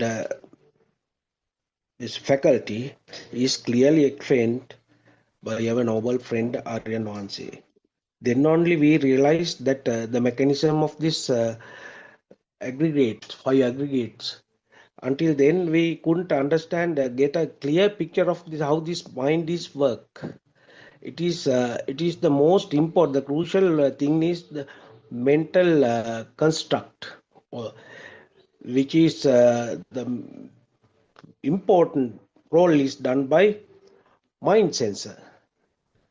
So the mind sensor is the key here, because all the other 5 senses, whatever they sense, ultimately the final product is given by the mental mind sensor. So the mind sensor itself is a sensor, but we can't clearly understand it because it is not visible, not tangible. So Aryan Nanse clearly explained what it is and how the mechanism of it is clearly. Then the mind sensor itself work as a sensor separately. The happiness, sadness, pleasant, unpleasant. Everything is there. It has its own characteristic. So when we come to just take an example. Now we dislike killing animals. So, but in Great Britain, they have a sport called fox hunting. They do it as a fun, as a sport. So that also depend on cultural basis. Whatever it is, the Dr. Sakuntala and Dr. Ravi, both of you explained how the mind works, the mechanism of the mind. But how are we going to understand or diminish our self-existent feeling? So here we have to do the practical part. In the first practical stage, we ask the practitioner to do the practice as, for example, a sound is heard and the mind sensor interprets it as a sound of an aeroplane. So when we do this practice, this part, we understand that the thoughts that are created in the mind, which give us the outside world and the inner self, clearly diminish, because we understand they are the products of the faculties, not a person's involvement. So I think mind sensor is very important, because if we clearly understand mind sensor, then we can come to the first stage of the practical part. In the first part itself, it says you hear just a sound, and it is only the mind interprets what you heard. Then there itself you understand, you get the feeling of the self existent feeling. That also slowly diminish by practicing this first stage, that is in the walk-in meditation. So understanding the true Dhamma and doing the practical part also very important. This is what I explained. What I just mentioned was the first stage. You hear something and the mind interpret it as no sense, no self-involvement here. Teruvan Saranai.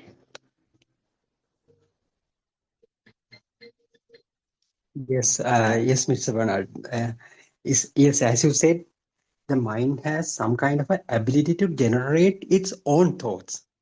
So after creation, so after seeing, we'll say, as you said, after watching some movie, so you take some kind of a pictures. So ships are moving, the war is going on, like that. You get some kind of pictorial things. But after creating the mind, then you recognize, there is kind of a war is going on. So war is there. So we can see the war. So after that, our mind tends to create some more pictures for us. So what will happen after that? Will this hero would die after this battle? So many mind creations will take place after that. So that is the ability of the mind. After creating the mind can itself generate more thoughts. So it will, that is the trickiest point. So then we tend to think, the person who is thinking is me, because we have another notion that I am the one who is watching this movie. So after seeing some kind of a scene there, so we tend to think, what will happen next? What will happen next? So whether this hero going to win this war or he will get defeated. So likewise, so many thoughts will automatically generate within us. So that is the nature of the mind. That's why we call it acts as another kind of a sensor. So it can trigger itself to create more thoughts. So then we tend to live in the thoughtful world. So unknowingly we go into that world, we tend to live in that world. So that makes us some kind of a what do you call this, entertainment. So we feel that we are enjoying this. Then after that, what we feel is, we feel like we are enjoying this movie. So along with that power, we generate more and more thoughts. So how this mind gets propagate further and further, like a spinning top. That R.N. Vance gives this example, like a whirlpool. It can generate its own power to keep it sustained. So it will sustain. So we tend to think, I'm the one who is started to watching it. So I'm the one who is still watching this movie. I will be finishing watching this movie in another 1 hour or two. So that's how your time frame also come into that particular scenario. So from that we tend to feel that we are living. So I am one the who started watching this movie. I'm the one who is still watching this movie. I'm the one who is I will be watching this movie for another 1 or 2 hours in the future as well. So that's how so everything gets created in your mind. So because the mind the behavioral the behavior of the mind is very unique and very different. So it is very nice actually if you are able to see this from a different angle. How this mind creates thoughts, how it empowers the self, how it establishes the self within you, how it implants the self within you. So in order to do so, we have to understand this Dhamma first. So it is completely a process that is completely not beyond your control. So as a result of that process, you will be get created. You are the self will be get created. Otherwise, there is no soul at the beginning.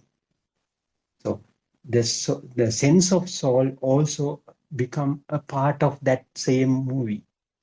I'm the one who is watching this movie. I'm the one who is enjoying this movie. So that temptation is enough to move you forward. That temptation enough to create more and more thought for you. That will energize you to the self as well. So it is very beautiful thing, isn't it, Mr. Bernard? Teruvan Saranai? Yeah, yes, Dr. Ravi. Yes. Doctor.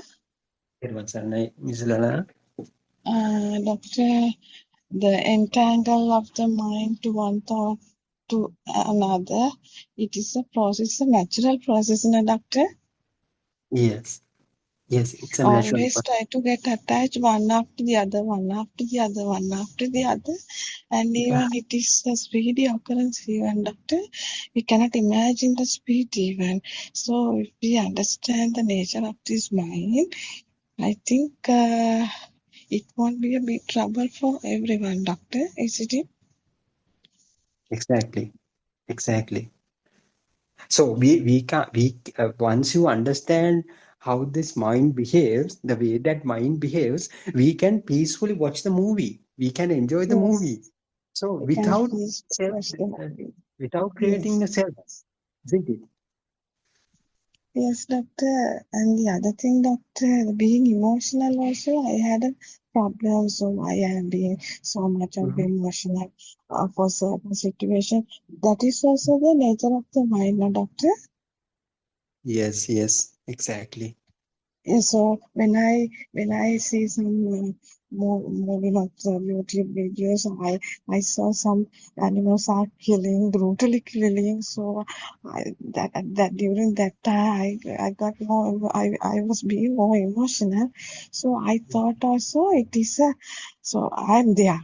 So once animals is explaining this, that is also a emotional pattern that having in the mind. That is a system. Yes, am I, Yeah, doctor? Am I right? exactly, exactly. Uh, Whenever we take that animal is really existing, the creation of the self would be there. So it is the process, it is the natural phenomena that happens. So as long as you create, there is a there's an animal who got killed when someone else. So at that point, the self get created. So, but you can in you can see the same scene with the notion of non-existence. So even though I see these things, that someone who is killing, someone got killed by another person, so it is also a natural thing. It has not been created by anybody else. So even though I see an animal in front of me, actually there are, if there are any kind of such an animal, no. With the understanding we know, there is no such kind of animal as our mind projects. So that's why this Dhamma is called as Sangitte Nibbidaya, or that has to, this is a completely an understanding. It is not a, it is not some other kind of a belief or faith. With the understanding we know, even though you see some innocent animal gets killed by somebody else, we know it is only a mental projection. So if it is an mental projection, what makes you to feel sad? You know it is your own thoughts. So it is very different, but it doesn't mean that you won't feel sad. Yes, you feel sad because, but you can uh, live in both situation in similar way. Even you see feeding a animal, or even you see a killing an animal, those two scenario scenes are not so different for you, will not be so different for you. So all two scenarios are mental projections. So you know this is your own mind. So mind, the functionality of the mind is creating more thoughts. So it happens automatically. So why should I bother about these things? There is no, yeah, isn't it, Lana?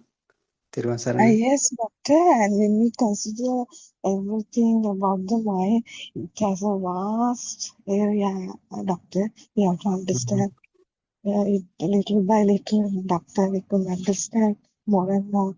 When our nurse is explaining only, we feel that can be happen like that, no, doctor? Yeah, exactly. Only the understanding will help you to get liberate from your mind. Only the understanding, not a faith, not a believing. Through the understanding only you can get away from this. You can get the full. It is actually the liberation. It is not stopping the mind. It is liberation. Liberation in the sense mind creates its own thoughts. It's fine, right? But it doesn't carry any impact towards you. So that is the meaning of the liberation, as long as I know, I think. So it doesn't carry any weight for us. Mind creates, mind goes on creating thoughts and thoughts again and again, one after another. So who cares about it? You know, that is the normal nature of the mind. That is the behavior of the mind. So what? The impact would be very get minimalized gradually. So into that extent, you can get liberate from your mind. Isn't it? Yeah, Teruvan Saranai Ravi, just wanted to add one Yeah. more thing. Now, if you talk like in Dhamma, the system called Lalanas, the thought that she explained, thought which was formed in her system will be different from a thought which is created in a different system. Like, for example, a tribal man who is offering an animal to God. So killing that animal and offering to the God will create a very happy thought, isn't it? So the system, different systems will have differently created thoughts to the same event or same vibration, isn't it? So it all depends on the inputs as data which was received time to time. And right now, like as a spark, it's coming now. Lalana feels very sad, but that tribal man will be very happy because he has made a big offering to the god. So like that, thoughts vary. Yes. Yeah, irrespective of the impact that carries along with that thought, if you believe that thought is as real, both of them are Yes. in ignorance, isn't it? Aren't Exactly. they? Yes. Yes. Yeah. Yes. Yes. So if you give adequate power to that particular thought, that will give some kind of a feeling. Either it may be a sad, it may be a happy thought. So, but both of them are empowering the thought. They both Yeah. are in One the of inner. them is Yes. Yeah. One of the misconceptions that we all had were that when we were sort of going along the Dhamma path, that we shouldn't get angry. Now, if we feel angry on something, or if we feel like, some form of craving to something, we felt very bad about it because we felt that we shouldn't have those feelings. Because we didn't know about this thought process and how the mind is formed. We were trying to sort of forcibly control those feelings. But now Yeah. we know that it is just a spontaneous creation and there is nothing called uh, sort of feeling bad about having those thoughts because there is no Yeah. one can control us. Yeah. If you ever try to control that thing, the person who does it will get created. Yes. So, Yes. so am I the one who is trying to suppress my thoughts? So again, a self gets created. So if I don't able to suppress that thought, sadness will come into a mind. Oh, I have been following this Dhamma for such a long period. Still, I can't suppress that thought. The thoughts come. So suffering would come. So it is not actually Exactly. what Buddha said, isn't it? Yes. Yes. Yeah, exactly. Yes, Dr. Sakuntala, we are also running out of time now. Yeah. Yeah, Yes, I think we will conclude now. yeah, we can conclude. Yes. Yes, okay, we can meet up tomorrow as well. So, Okay. Teruvan Saranai, everybody. So, Teruvan Saranai, Andima, Teruvan Saranai, Aren Vanse, and Teruvan Saranai, Mr. Bernard, Dr. Sakuntala, and Lalana, and everyone who participated. So, we will wind up this session for today. Thank you very much for joining. Okay. Teruvan Saranai to you all. Teruvan Saranai and Masu. Teruvan Saranai, everybody. Teruvan Saranai. Body, there was an answer.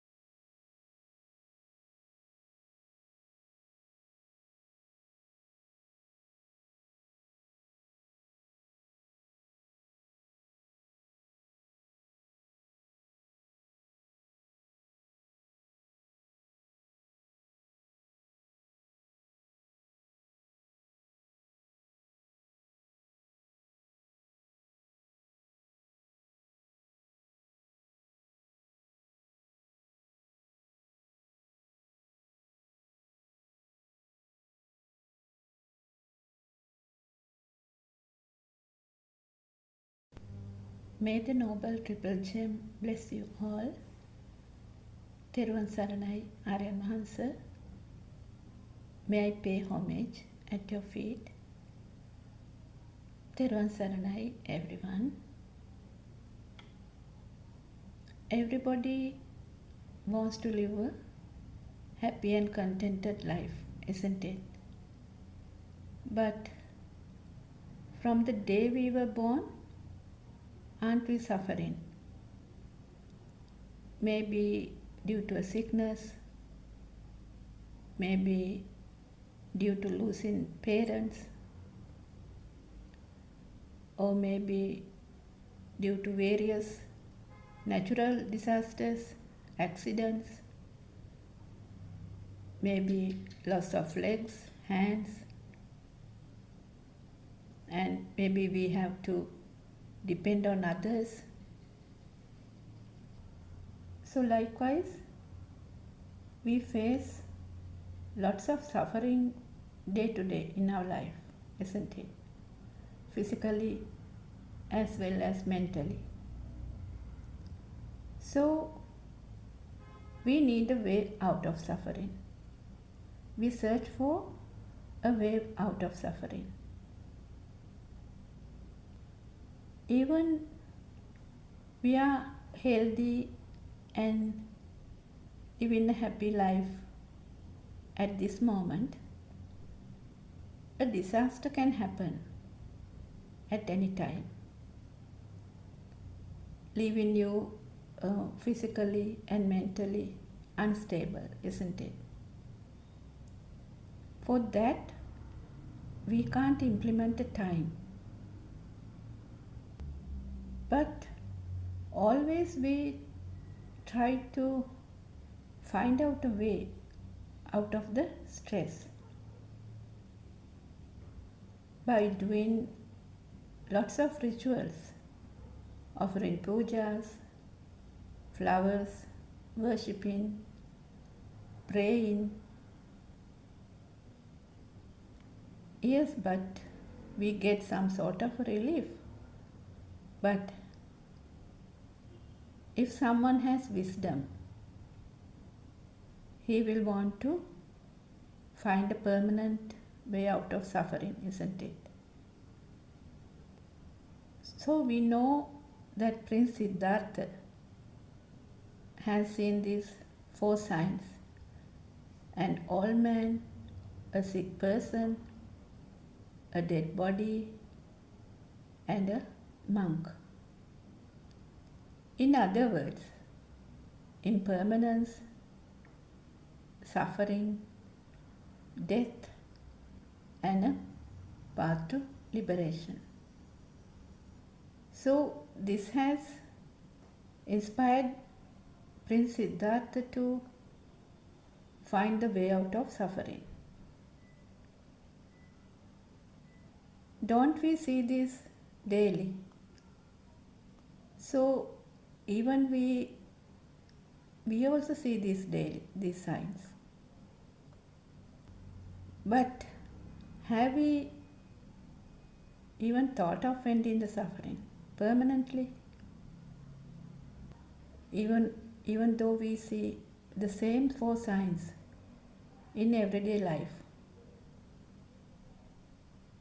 we see people getting old, relations get sick, they die. Say, as for my own experience, my father was bedridden for 8 years. Though he was a very strong, independent person, ultimately he had to depend on everyone. And he suffered and died. And death is something we even don't like to talk about, isn't it? But it is inevitable. So we go to others' funerals. But did we ever thought that someday I will die too? No, we just say then that one is dead. And if we see and if we think almost all the important people we have known are dead. Say the actors, singers, politicians, musicians, presidents, businessmen, doctors, nurses, soldiers, children, friends, parents, pets, monks. They are no longer there, isn't it? Even if we take our own personal lives, people we cared and loved, they are also dead and gone, isn't it? But someone would say, yes, so that is life. Don't worry and don't think about it. But there are some people who are still suffering even after 20, 30 years thinking about their loved ones. Why did this happen to me? This won't happen if my father was there. Oh, I wish my child is here. So we suffer due to a thought. For example, we had lots of disasters in our country, isn't it? We had a war, a tsunami, bomb blasts, earth slips, landslides, floods, droughts. So some happen naturally, say the tsunami, landslides, floods, droughts. But there are man-made things as well, artificially created. So, how can a person even think of killing another person or an animal? If we take the war is a creation of the mind, a thought in somebody's mind, isn't it? So, what I wanted to highlight is that we suffer due to thoughts. So, in the mundane world, everything is happening. Even in Lord Buddha's days, all things were happening. Say, Patachara and Kisa Gotami. They suffered due to the loss of their children, husband. Even nowadays, same thing is happening. If we take our life, aren't we a Patachara, a Kisa Gotami, a Kujjuttara, or a Kukutumitta? So, more or less, we have also undergone this suffering, isn't it? So, is there a permanent way out of this suffering? If we actually want to get rid of suffering, we should find out how Patachara, Kisa Gotami, has get rid of suffering, isn't it? And not only that, they have become Arahat. They have attained the Arahathood. Say, a person who has lost everything goes for a concentration meditation retreat. Then what do you have to do? Then you have to focus on your breathing or focus on something else. This might give you some temporary relief. But say once you come home to the familiar surroundings, the memories will come back definitely.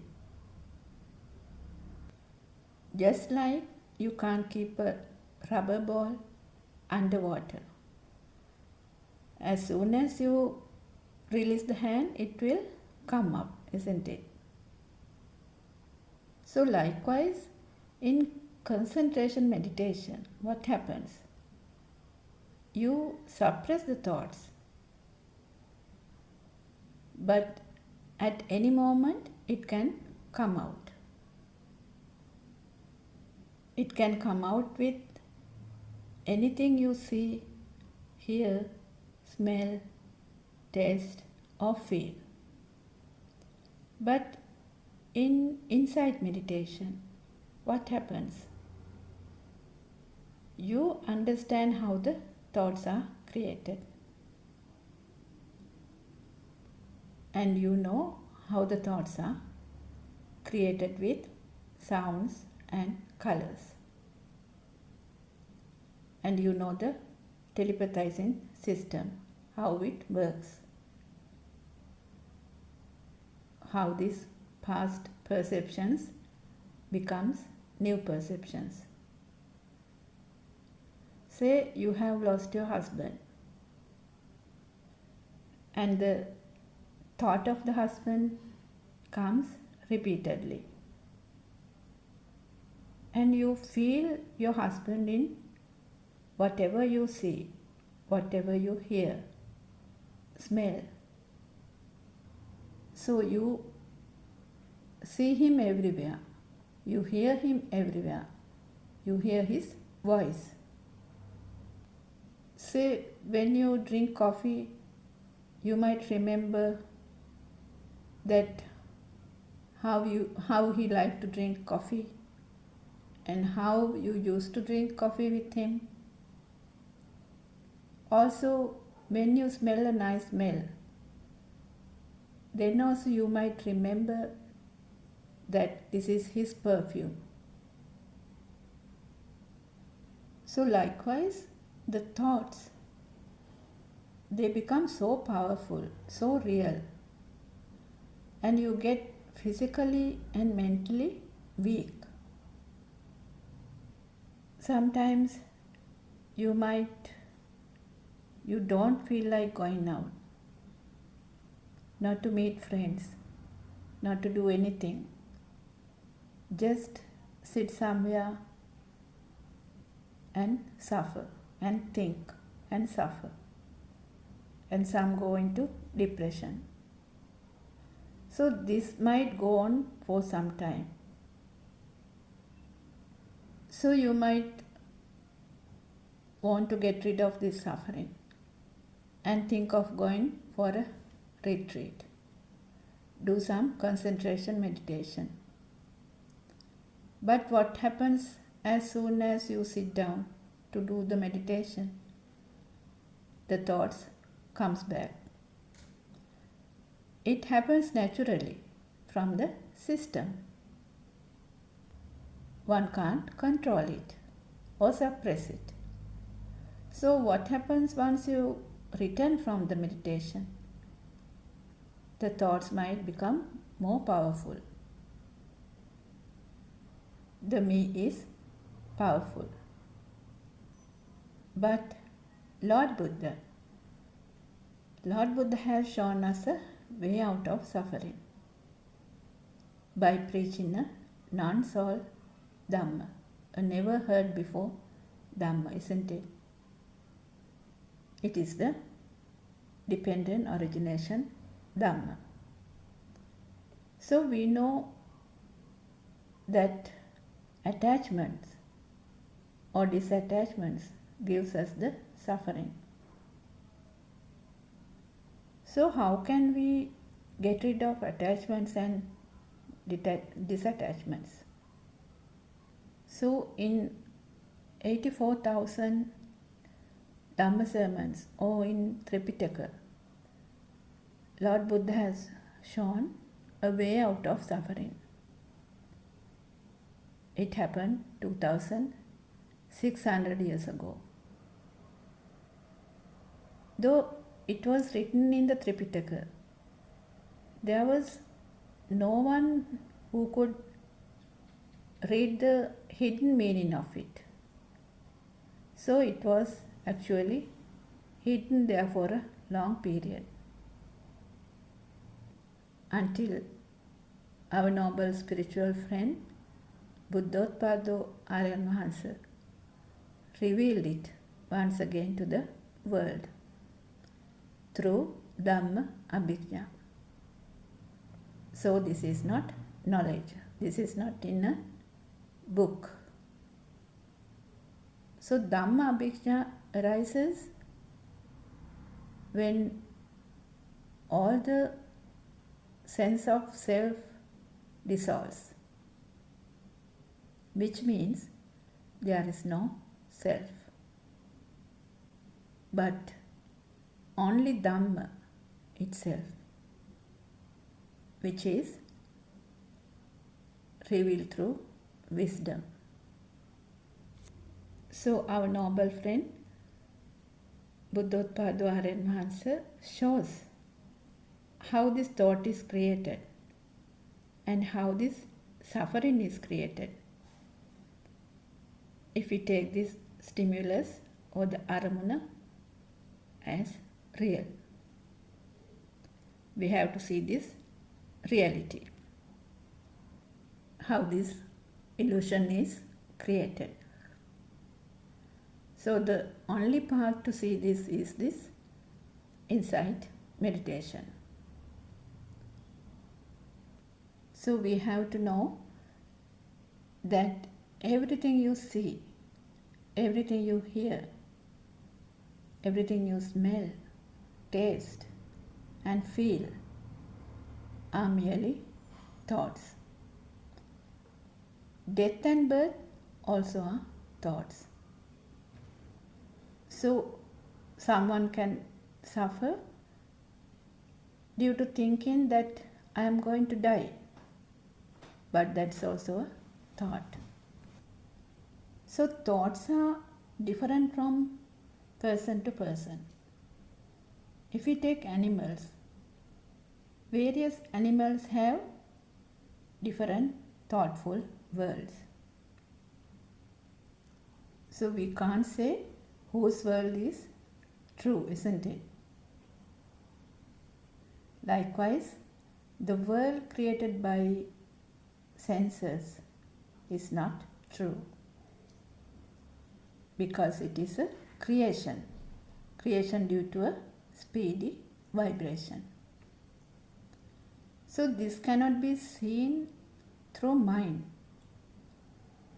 but could be seen through wisdom.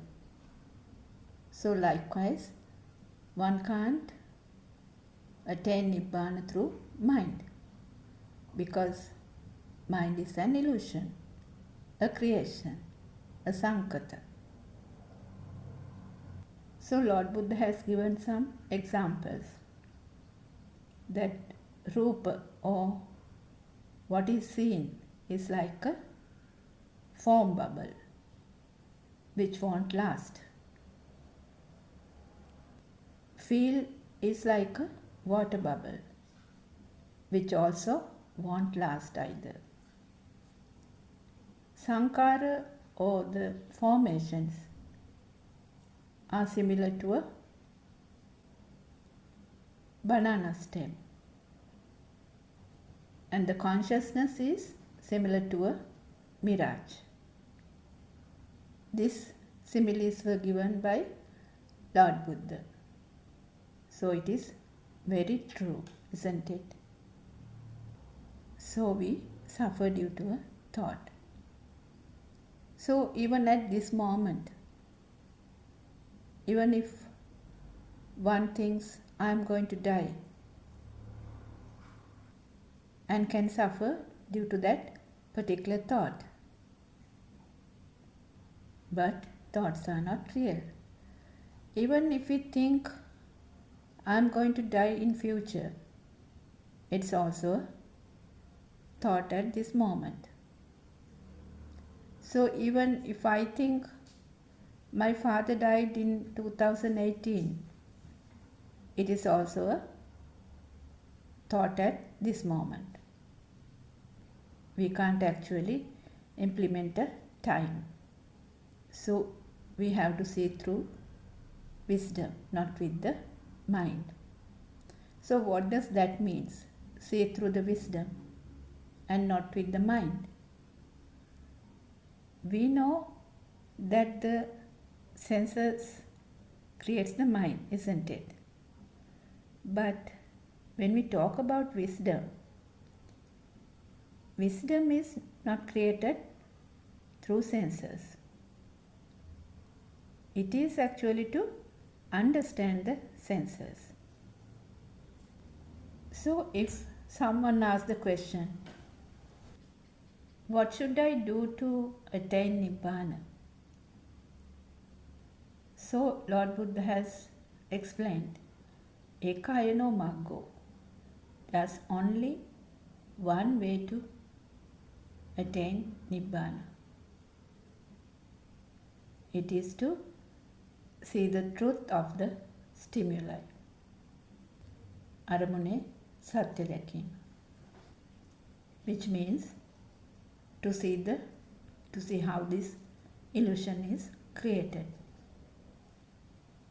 Lord Buddha has also said it's even better than seeing a colorful film to see this, how this illusion is created. So actually there's nothing called mind. Mind means how this illusion is created in the first place. In other words, mind is the stimulus which comes every fraction of a moment, a vibration. So we know that the stimulus comes from one of the senses, either the eye, ear, nose, tongue, skin, or the mind. So, is this world we create from our senses, is it true? So, if it is true, then all the animal world and the world we perceive should be the same, isn't it? So we will see just how a bird sees the world. Actually, the birds, they see a very colorful world. They can detect UV spectrum also. Their vision is clear. Even when they are flying, their vision is very clear. So if we take a fish has a 360-degree view. So it seems that they can even move their lens forward and backwards, like a camera. Like a camera, it can be focused. So they have a very clear vision under the water. But as we know, the humans can't do that. So if we take a horse, how does a horse see the world? They also have a 360-degree field of view. Also, they have a excellent motion detection and also good night vision. But they can see shades of blue and green only. So again, if we take from a human, it is different, isn't it? So if we talk about an elephant, they also have a good night vision. And they see shadows of blue and yellow. And they don't see far. It seems that they can see only up to 10 meters. But they have a superior sense of smell and also hearing. And it seems that it is difficult for them to judge the distance, especially straight ahead. So if we take a dog, how does a dog see the world? They see the world in shades of blue, yellow, and grey, rather than the red-green spectrums of which humans can see. Actually, they are colorblind to red and green. But they have a good night vision and a higher sensitivity to movements. So likewise, animals have their own world, isn't it?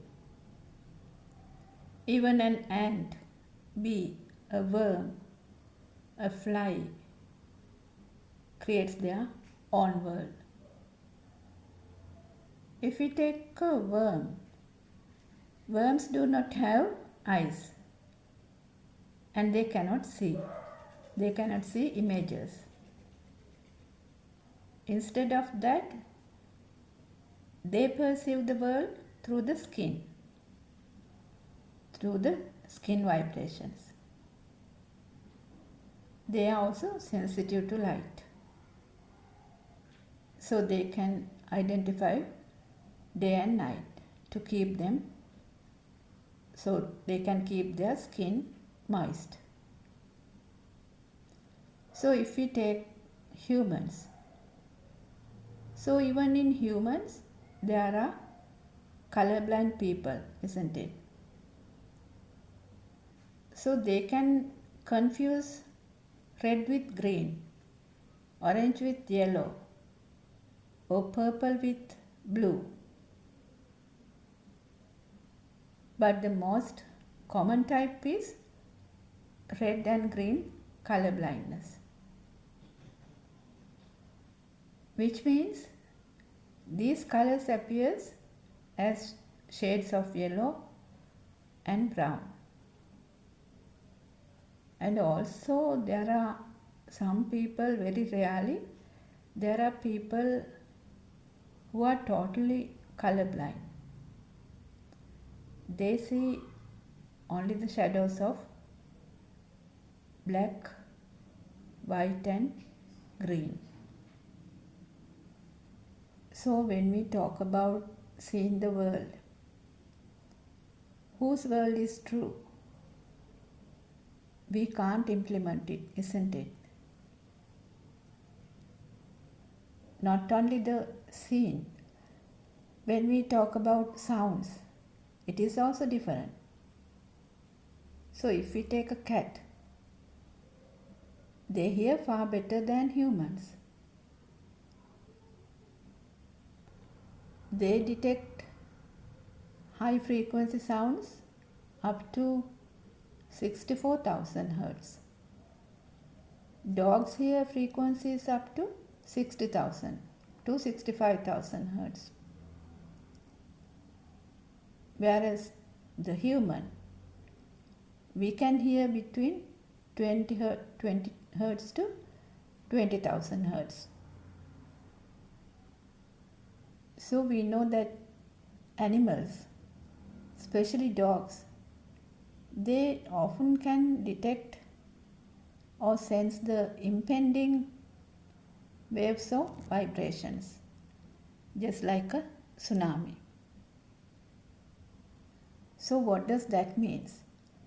That means they can hear the deep earth rumbles or low frequency vibrations. This we can't hear. As humans, we can't hear these. Not only that, even dogs' paw pads, those are highly sensitive to low frequency vibrations in the ground. They also have a very good sense of smell. So all in all, what we can say is that everyone, humans, animals, no matter what they are, they have their individual worlds, isn't it? So we can't say which world is true.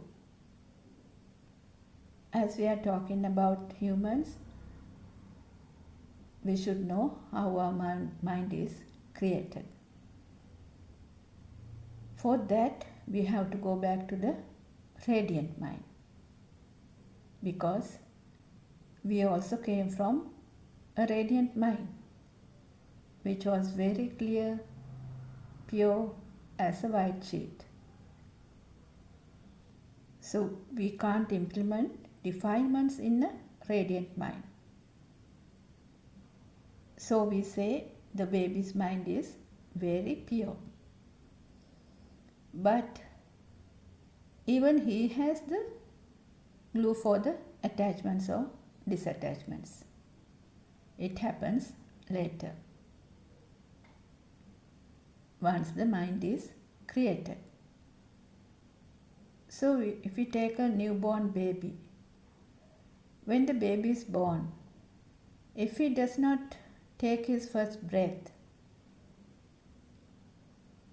and breathe naturally, we say the baby is dead. So we resuscitate the baby and try to make him cry, isn't it? Because he can't survive without breathing.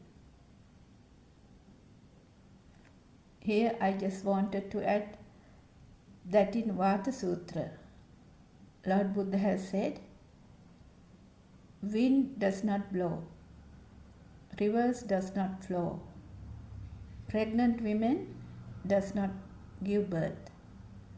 So what does this mean? This means that everything is a natural phenomena. So likewise, as we were talking about the baby, so after the baby is born, he is given to the mother to feed. But nobody taught him to suck the milk, isn't it? But he naturally sucks the milk. So likewise, after some time, he sleeps, gets up when he is hungry or wet or warm. All this happens naturally. The system starting to work, isn't it? Though he does not speak any language, he only knows to cry and smile. He will smile when he is comfortable. He will cry when he is uncomfortable. We all came from there, isn't it? So what happens once the baby grows up? He starts to turn his head. He starts to turn his head towards sounds. Follows with eyes, actively moves hands and legs. These things happen naturally. So we can see that the system is working. So you must have noticed that the babies, even they are small, they cry when there's no one around them. Though they don't know how to tell it, they feel it. Even though still he does not recognize mother, father or siblings, he feels that somebody is there. He feels the mother's warmth, feel the sounds, feel the touch, feel the smell. Even though they can't express it, they feel it. The existent feel is there. Later, he recognizes the mother's voice because it comes repeatedly. He recognizes mother's smell, mother's touch, and the shape as well. But still he can't place it, and no names are attached.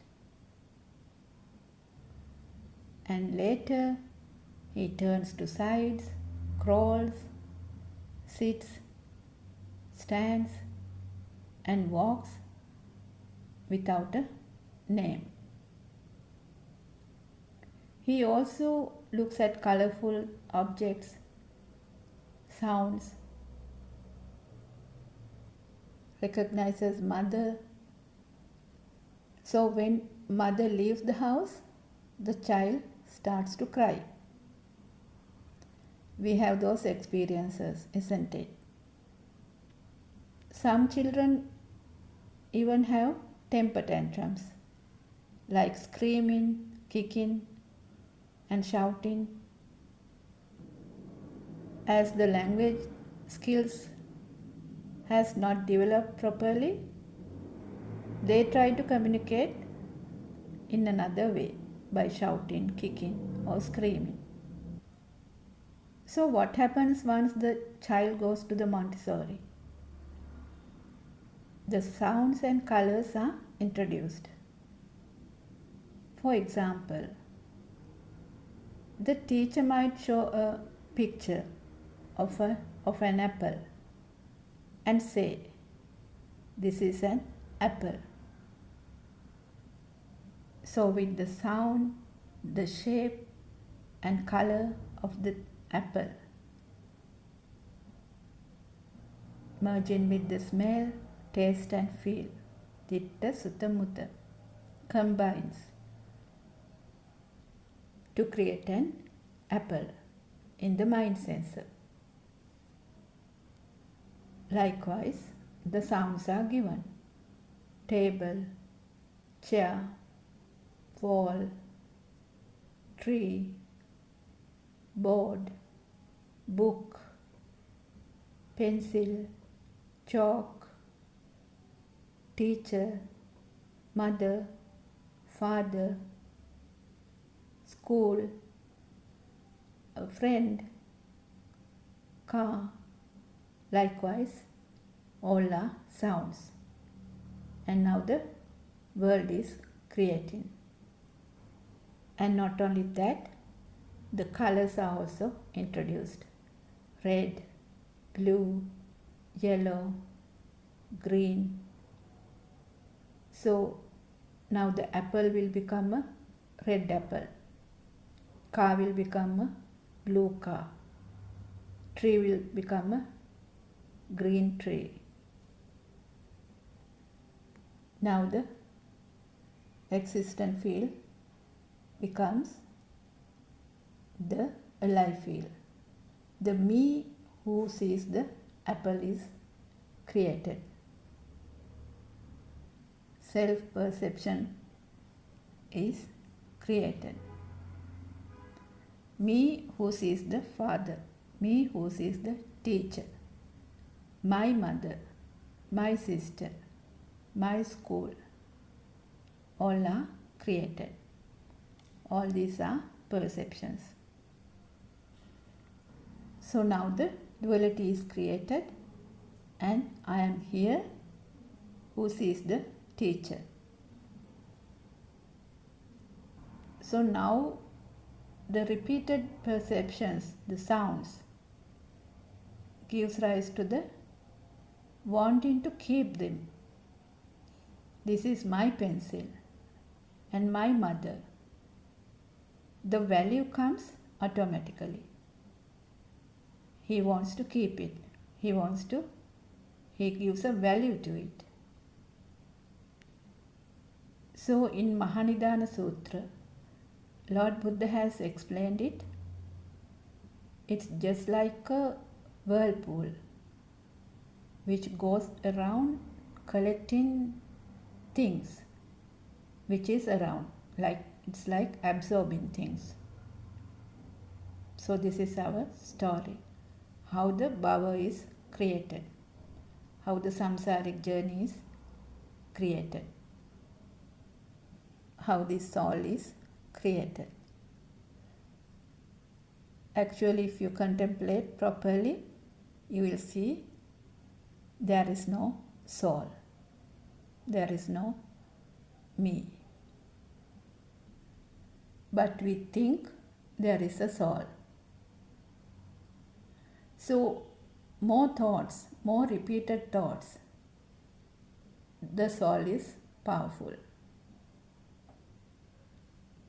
So to know the Trividya or the threefold wisdom, the Pubbe Nivasanusati Jnana, Chuttupapata Jnana and the Ashtaksha Jnana is very, very essential in this path.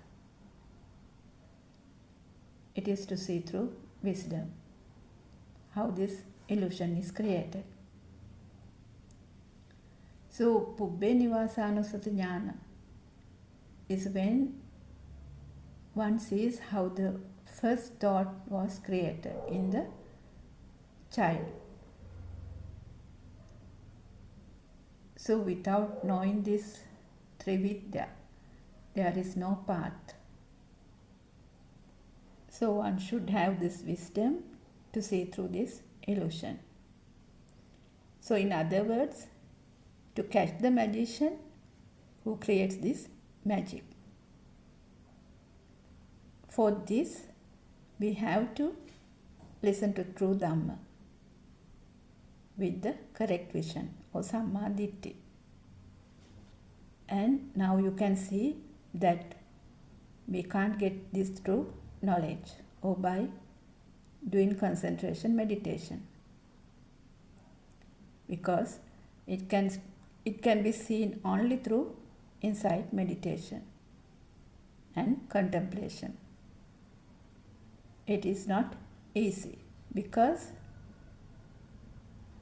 whichever way you take, you will get caught to the illusion of the mind. So once you listen to Buddothpado sermons and the understanding deepens, one realizes the science behind how this mind is created with one vibration. And in that one vibration, one thought or one aramuna, the birth and the death also creates. The 31 planes of existence is also created. So we have to understand how this one thought is created and how the light and sound was created in the first place. So once you contemplate deeply on this, you experience it through yourself, that actually there is nothing called light and sound either, that all are creations due to speedy vibrations. This is explained in Majjhima Sutra, which means if there are two different endings, there's a power generated. So likewise, as long as there is a duality, there will be a power. So imagine you are in the space where there is no duality. Then you can't place a me. There won't be a name or a form, isn't it? So now we know that thoughts are created with sounds and colors.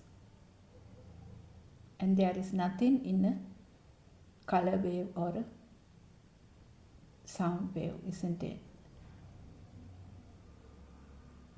So when somebody sees through wisdom, it leads to cessation of suffering. Actually, is there a me who is suffering?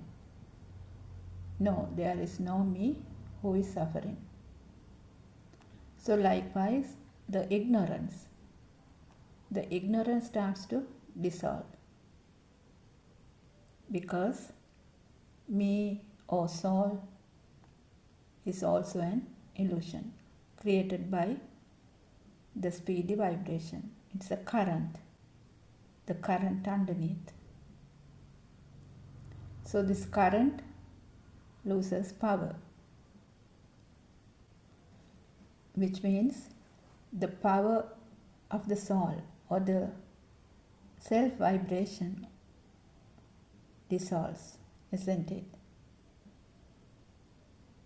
So it is very important to know that whatever you see, hear, smell, taste, feel or think is your world at that particular moment. So there is no specific entities called me and the world. both are same. Chutupapada Jnana. When one sees that every single thought is created the same way. So our noble friend Buddothpado Aran gives this example. You don't have to cut each and every mangoes to see the inside, because we already know that it is white, isn't it? So the one who is in the path, he will feel that me or the fire within is diminishing little by little. It happens gradually. So likewise, every thought is a vibration. Mother, father, sister, car, house, taste, smell, sound. So whatever you name it, all are vibrations. And there is nothing in a vibration. It is just a creation. For example, when you clap, there is a sound, isn't it? But we can't place from where the sound came from. We can't implement the sound, isn't it? So once you know the truth, the self-existence, the existent feeling dissolves. In other words, the defilements, the desire, ill will, hatred, all starts to dissolve, which is the Asraksha Jnana, one of the threefold wisdom. It's just like the guideline which shows that one is in the path to liberation. The defilements are fading. So if we take day-to-day life, people run after success. They think whatever they do is not enough. They are driven by desire and thinks it brings happiness. To collect things, collect knowledge, collect trophies, collect memories, collect money, and so on. So what happens? They run with desires, like the deer who runs after the mirage.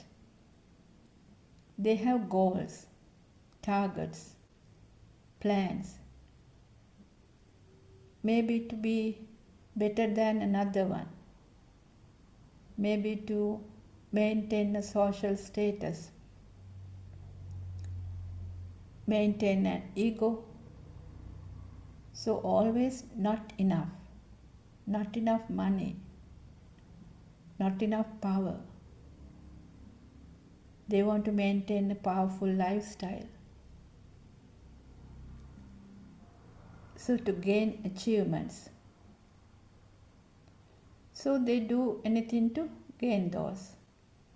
Sometimes one country is not enough. So they want another country. So they fight. So with that, getting more and more attachments, desires, ill will, hatred, jealousy, with all that, the suffering.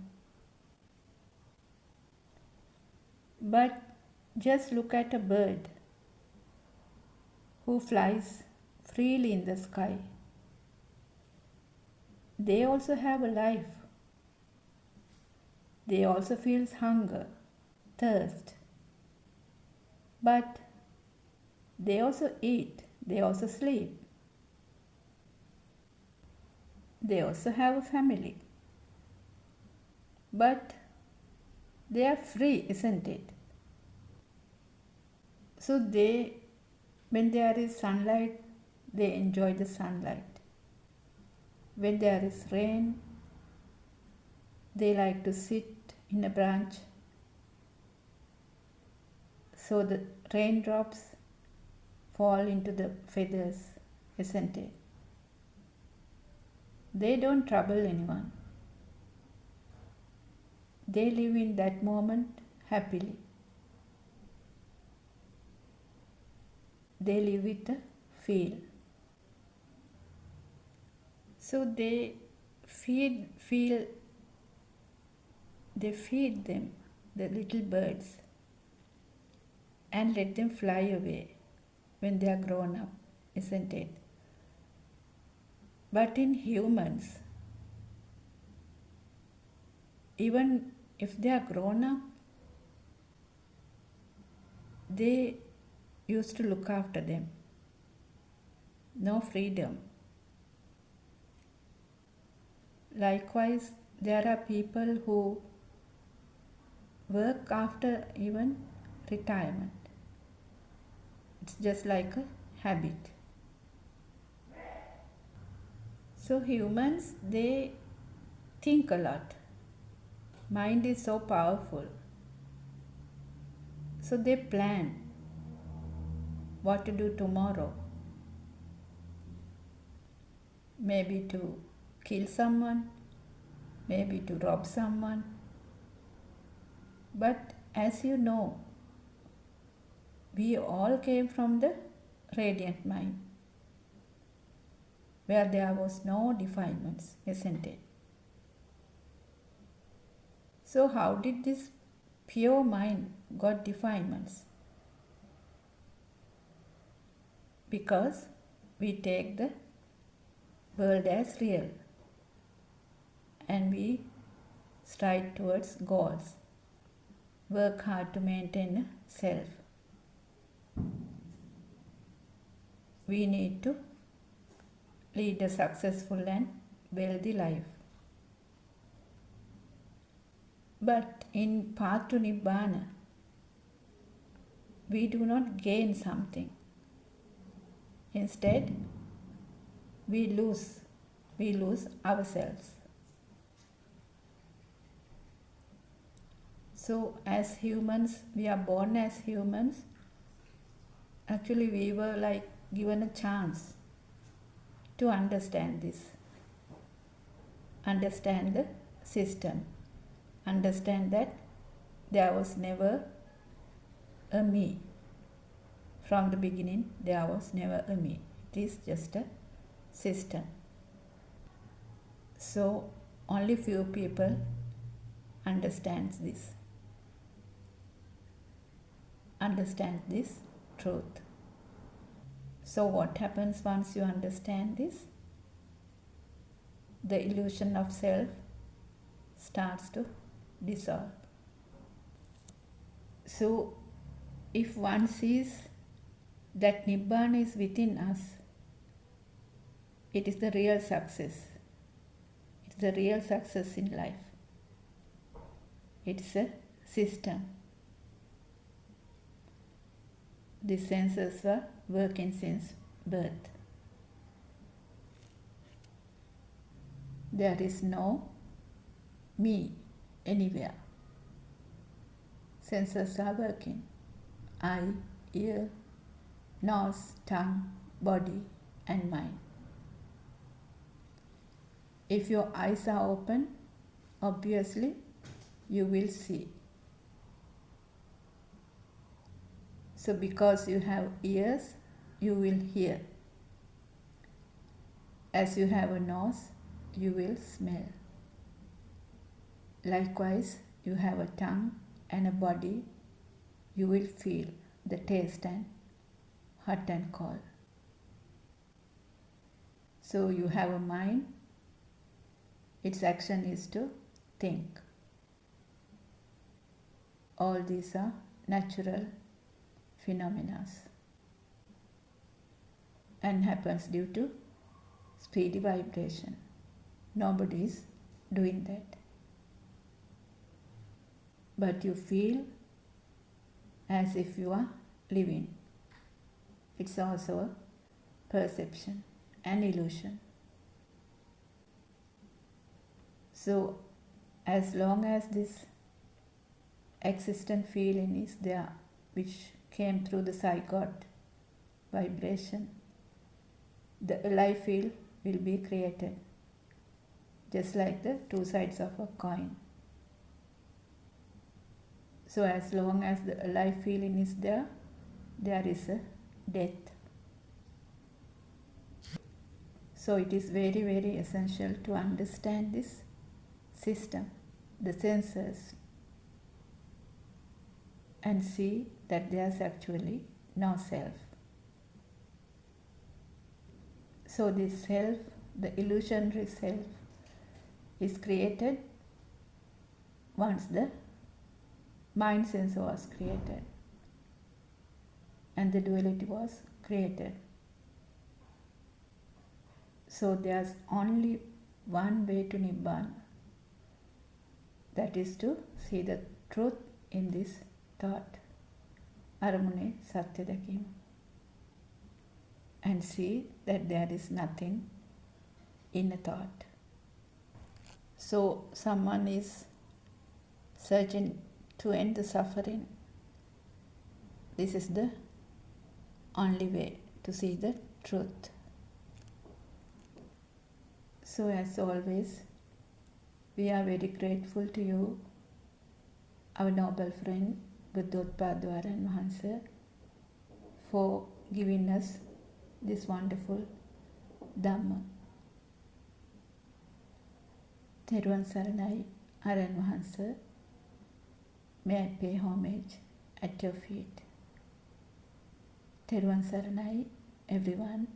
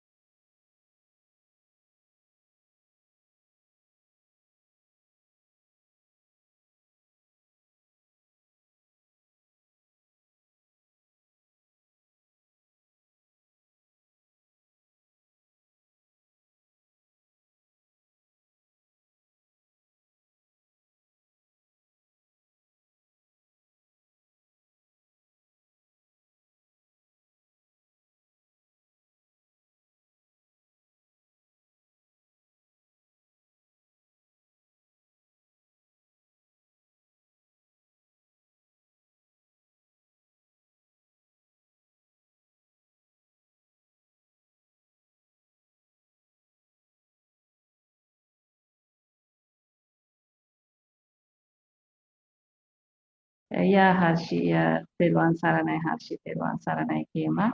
Yeah. Yeah, Therwan Saranandima, Therwan Saranai Kema. Hope that answered your question.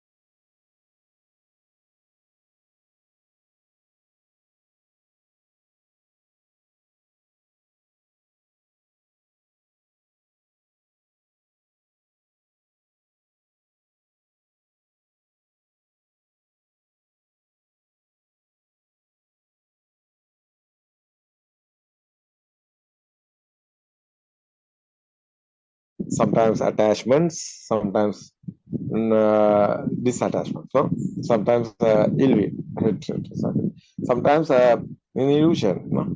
That type of illusion. No? Pragadesamo. What's the word? Delusion. Delusion. Delusion. Yeah. Yeah. So how this writer book? How type of the so KV? How much KV have you? Someone KV is a little bit.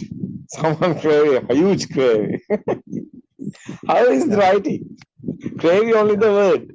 So we are not writing a little bit gravy, the huge gravy, or this type of gravy, 100 gravy. Oh, we can't tell it. So it's a feel.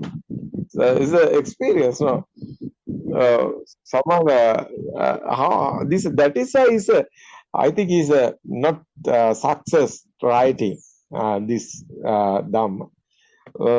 It's not 100% is there. So we can get the message only, but we want inside, our inside, we want practicing. That's our prayer is how is the fading is the experience now. We can't write it. It's our experience now. That's a practically. That's why is the Buddha stating this Dhamma is a practical. It's not a believing. It's not a trusting. If someone telling, but why are you believe? Why are you trust it? Well, so you can experience now. After it's okay. It's just okay because you have experience. So practically his experience is the best. Buddha's word is that this one, no? Yes, sir. What do you think, doctor? This Dhamma is the Dhamma today, I think. Especially not easy, unbelievable, because it's our mind. Otherwise, someone don't know the how is mind creating,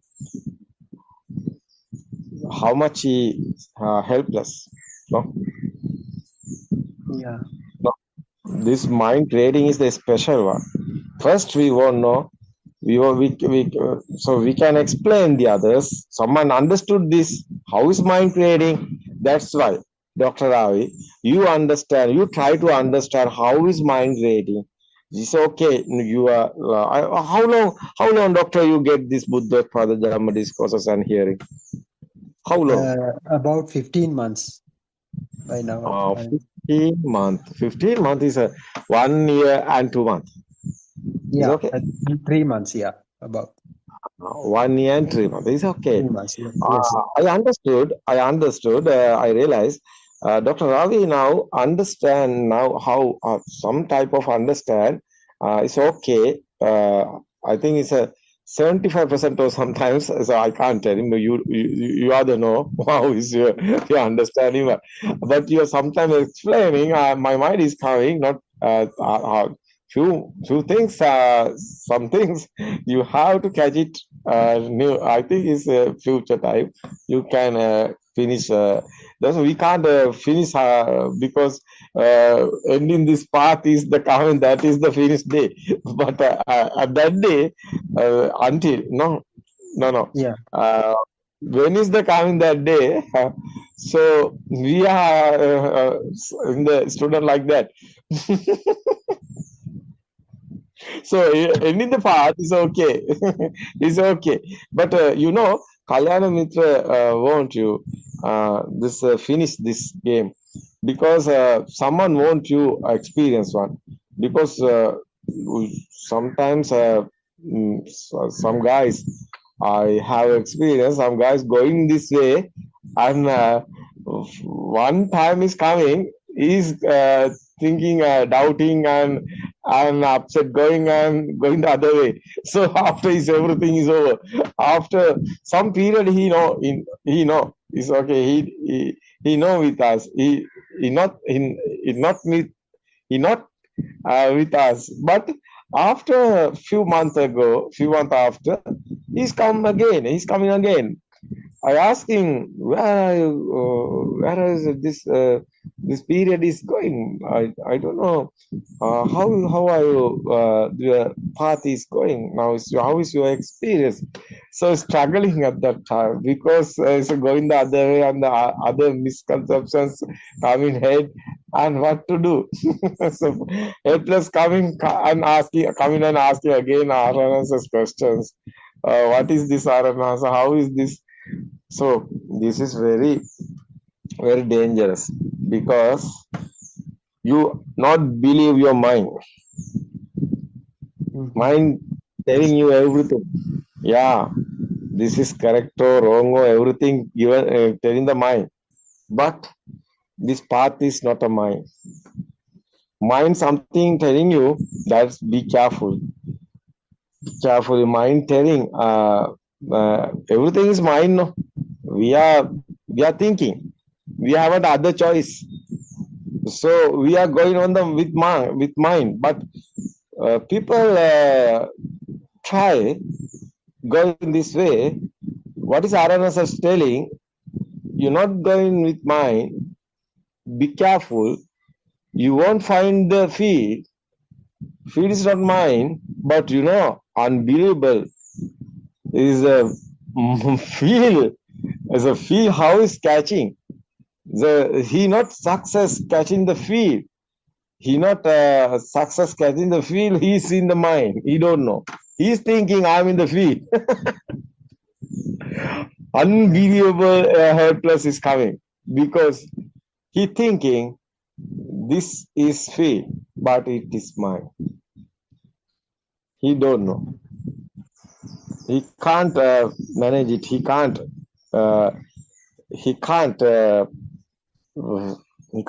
catch it.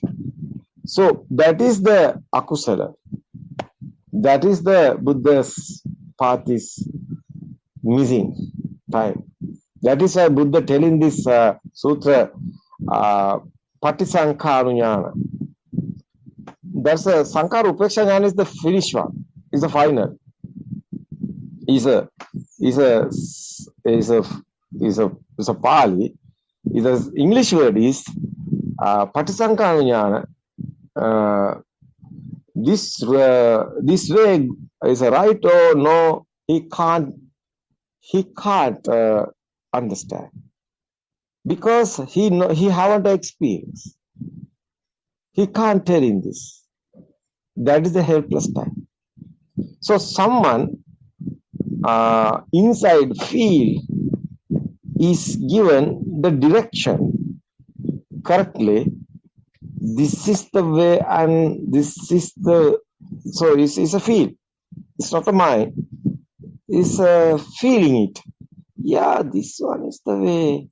It's my feel is there. So my pleasure is a defilement of feeling. So that's inside is a message is coming. Not a mind. That is the key. So that is the address. So you missing the address, you missing the key. Where are you go? No, you haven't a road.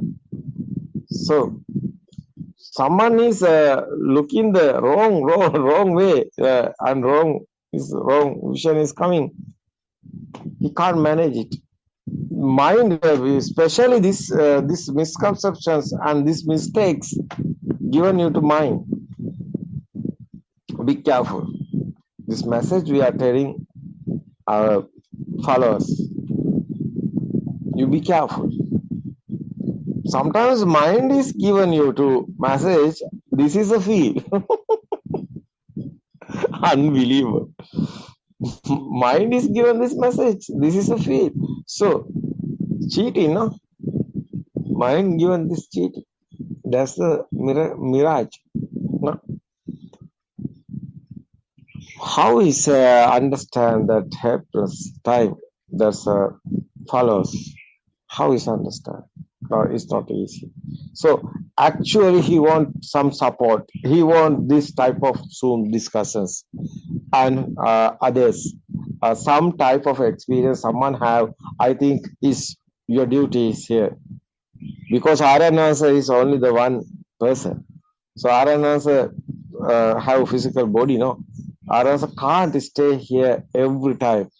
But people want every time to support because who is the guy today in Sri Lanka or somewhere have this experience and telling the especially this correct path? Few guys, no guys. I don't know who is in telling this final way. It's not easy. It's not easy. It's very difficult because it's experience I want. We can't tell it's a knowledge, no, it's a book type, no. But the experience is very difficult. So I'm looking everybody, YouTube or internet or so as a Google is here, everybody we can realize. So I'm not finding anyone. I don't know. I don't know. What do you think about it? Yes, Arena, sir. So I also searched everywhere. So there was no, so what they mix up is the Karmapala and the cause and effect and the Hetupalavada. The Hetupalavada and the Karmapalavada. So they mix up and tell, so we can't understand anything. So actually, we got to know that the Buddha has preached the Hetupala Dharma only from through the Dhamma you sermon. So I must say, I am not a person who went for Sunday schools even. So I didn't go Sunday schools.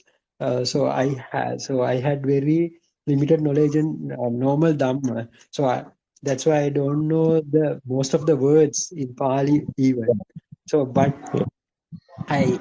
when I first listened to one of your Dhamma, so about 15 months back, then a feel came to me.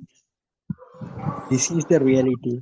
So from that day onwards, I didn't listen any of other sermons. So earlier also I didn't listen them because I felt there's nothing to be taken as real. So that's why I didn't listen to other Dhamma sermons.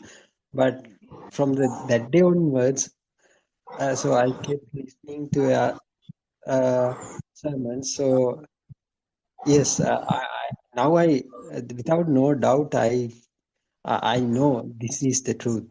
So other than that, there's no truth anymore. So actually we can't find in the internet, in the Google or anywhere this truth. No one preaches this except in these Buddothpado sermons. I don't know, sir. Yeah, that is that's not a person. That's a Dhamma is the special. I like to telling everybody, you don't find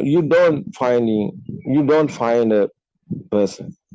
You find a Dhamma because this Dhamma is very special, very nice. Otherwise, someone understood the real Dhamma. What is the Buddha's real explaining?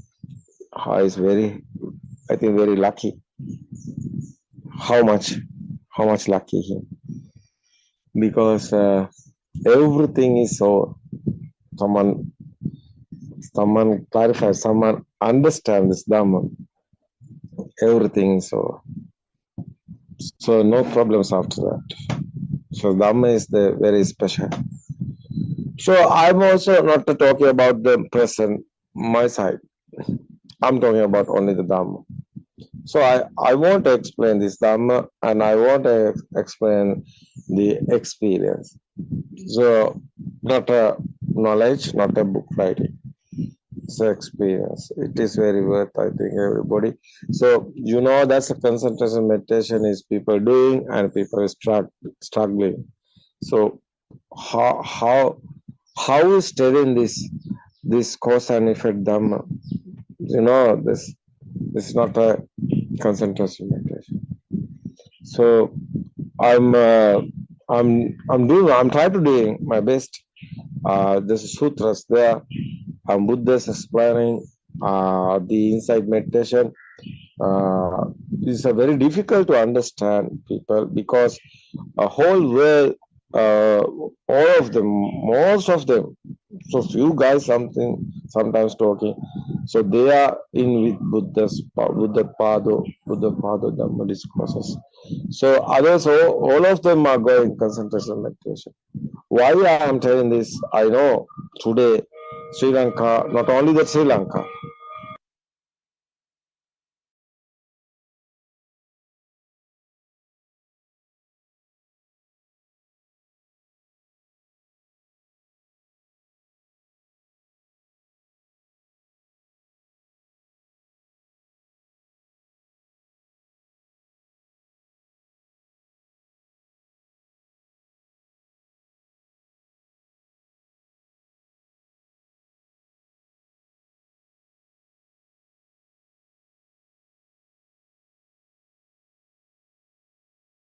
so today is a story I'm telling. I don't want ego or egoistic or anything. I don't want anything. I don't want personally.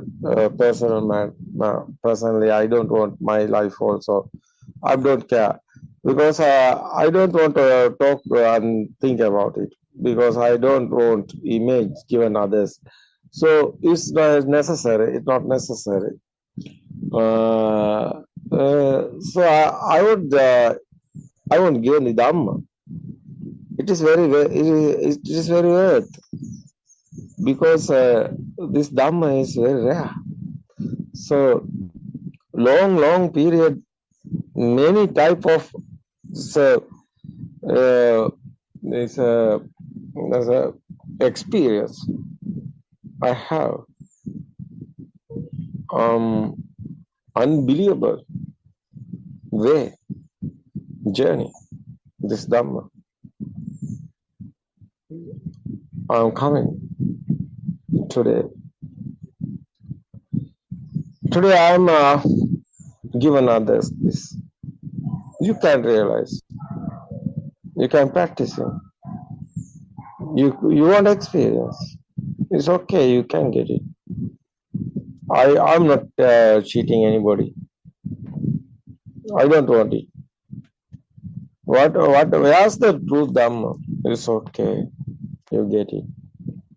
No problem here. Very worth this Dhamma. I think Buddha's Dhamma explain and Buddha's say is an experience one. Sandittika is a pratyaksha, Buddha's word. Is your experience, you want experience, you practically experience, and you want is a pratyaksha is okay after is your experience. No doubt about it, after that is okay. It's very I think very rare. So it's okay. That's a knowledge is the mind is creating. How is the mind creating? It's okay, it's a knowledge. Someone know that it won't. It won't, that knowledge. It's very special. But after the experience is what is knowledge is given. So someone how this mind is like this type of is the creating. There's he know here is nobody, no one. This is the process system. Systematically this one creating our senses.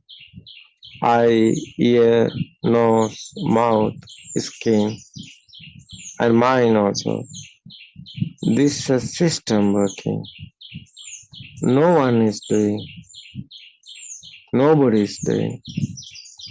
There is a selatero is doing. Nahidang attakatam bimban nahidang parakatangaka. So this mirage, nobody doing. No one. You also not doing. This your world is a dream. It's not a real. Nobody is given this dream. No one is doing. So you are also in this dream. You are in this dream with this dream. How is the wake up in this dream? It's not easy. You all know the truth. Someone know the truth, he can wake up in this dream. Someone don't know the truth, he is in illusion. He don't know the truth. What is the truth? Because no one is here. How is telling this? Nobody is here, no one is here, none so. It's a non-so dhamma. Yeah, Buddha is telling this. Buddha is asking every time, every sutras. Buddha asking, your eye is real or no? The monks are telling, it's not real. Your eye given you to something? No, that's a thought. Is that real or no? That is the question. The monks are telling, these thoughts are not real. It's not real. It's a dream. That's the answer. Chakku nichangva nichangva nichambante. So afterwards, another question asking. So it's not real. Are you in happy or sad? Yeah, I'm in sadness. So people is suffering. So after asking, there is here is here someone? No, nobody is here. That's the answer. Nichangva nichangva nichambante.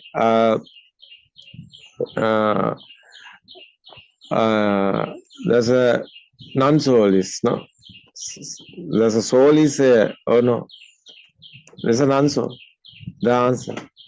That's the question is the Buddha. That's the answer in the monks. So after what sharing, this question is the Buddha's is talking about the ida bhikkhu bhikkhu is the Buddha's word. So other religions how? That's a monks. But this Buddhist, this Buddha followers. This one is the Buddha's followers type. Someone not in this position is not a Buddha's follower. Is not a Buddha's monks. That is the Buddha's words. Chakku nichangva anichangva. This anichambante is the way, Buddha's way. That's the Buddha's followers are want to go. Especially, someone is telling outside is real. He is not a Buddha's followers. Someone is telling this everything is your senses given to you. That is the Buddha's followers. Salatana loko. What is this world? Is your senses world. Senses creating in this world. It's not anywhere. It's your mind. That is the Buddha's words. That is the Buddha's followers won't go. That is why Buddha asking these questions. So outside is real. Someone is telling outside is real. He's misunderstanding. He's a misconceptions. That is the illusion. That is the misconception. Why? Why Buddha is telling? Anusota is every living being, every religion in Anusota. Anusota is outside is real. No, every living being is thinking about outside is real. What is the Buddha's explaining? Outside is not real. It's your mind. Mind creation has given this. Hetum paticca sambhuta, hetu banga nirujjati. What is the meaning is this? Cause and effect. Cause is this your sensor. Effect is your dream is the world. You are thinking. Everything is the thoughts you are thinking. It's a mind creations. Mind consciousness is given you. Eye consciousness and the ear consciousness and the smell consciousness and the taste, your mouth consciousness and your skin consciousness is together. That's the mind consciousness. That's the thoughts. That's illusion. So, what is the world? World is your mind. Now, how are you win your world? You don't understand your world. You don't understand your mind. You don't understand your thoughts. How it's creating. That's special. Doctor, you understand this. That is why I given you to introduce. I given you to explain the others. You can do that. Especially why I'm inviting you to Sinhala discourses. You want challenge, because without challenge, your journey is not polished. You Yes, want extra. I knew that. I knew that. I also told my wife also. So Aryan is trying to capture me, try to catch me, likewise. Yeah, that is why. Yeah, that is why I'm a wisdom guy. You know that. So I'm not a mind. I'm not doing anything with my mind. I know this. What is the mind? I know what I want to do. So I'm helping to you. Encourage. It's okay, because your side you want them. You are thirsty. You know, you are hungry. So what is hungry? So you want the foods. What is the foods is Dhamma. You want you want to finish this game. No, you won't finish. My feel is there. My feel. I feel you. Yeah, you type of what is that? You want game? Yeah, it's okay. Wo is here. Your side is your personally. Wo is okay. Is yourself is doing with you, not with me, not others. Is yourself is good? Is yourself you in the war? Yeah. You want weapons. These weapons have us. We are given you to weapons. What is the weapons? Is the Dhamma. Is Dhamma points. No, Dhamma experience. Soldier won't soldier won't practice, soldier wants what is telling that Puno? Soldier won't training. Yeah. This is the training. I think is the good place is the Dhamma. That's the discussions. Because you won't jump in the pool after you can swim. But you are not jumping the pool. How are you swim? This type of this Dhamma way is going. This challenge is here. Yeah, it's okay. You won't win. Especially you won't win. No? Yeah. Yes. I'm looking. I'm outside is okay. I'm looking and I'm realizing Yeah, I can help. It's okay, but you won't. You won't. That's a challenge, and you won't. For questions you want answering, yeah, it's okay. You are told no, you told you not going Sunday school, you told I Yeah, have the yeah. words, the type of so okay, Pali words, so I don't know the how I am doing. It's okay, no problem. Dhamma, where's the words? No words here. So you know the Dhamma is okay, simple, you words you can use, it's okay. So there's others I think is Asante also. Not Asante also. I don't know Sunday school. How I don't know is how is sometimes Sunday school is. I don't know. So, but I know Asante haven't more words, but Asante understand. Asante Yes. have experience now. Day by day is going. Asante is a lawyer otherwise, but he is a very she's very good no. She's very good. She's coming no. No, in front.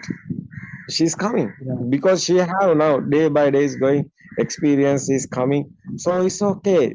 That's the way. That's the experience is the best. No, you won't realize. You won't realize.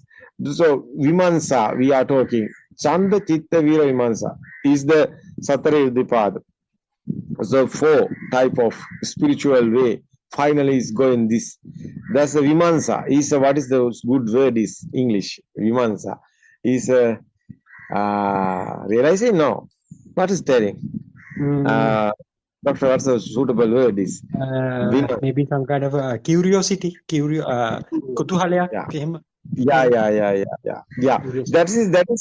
That is just analyzing or realizing or some type of inside is going. Vimansa is going inside. No, inside is Yeah. going.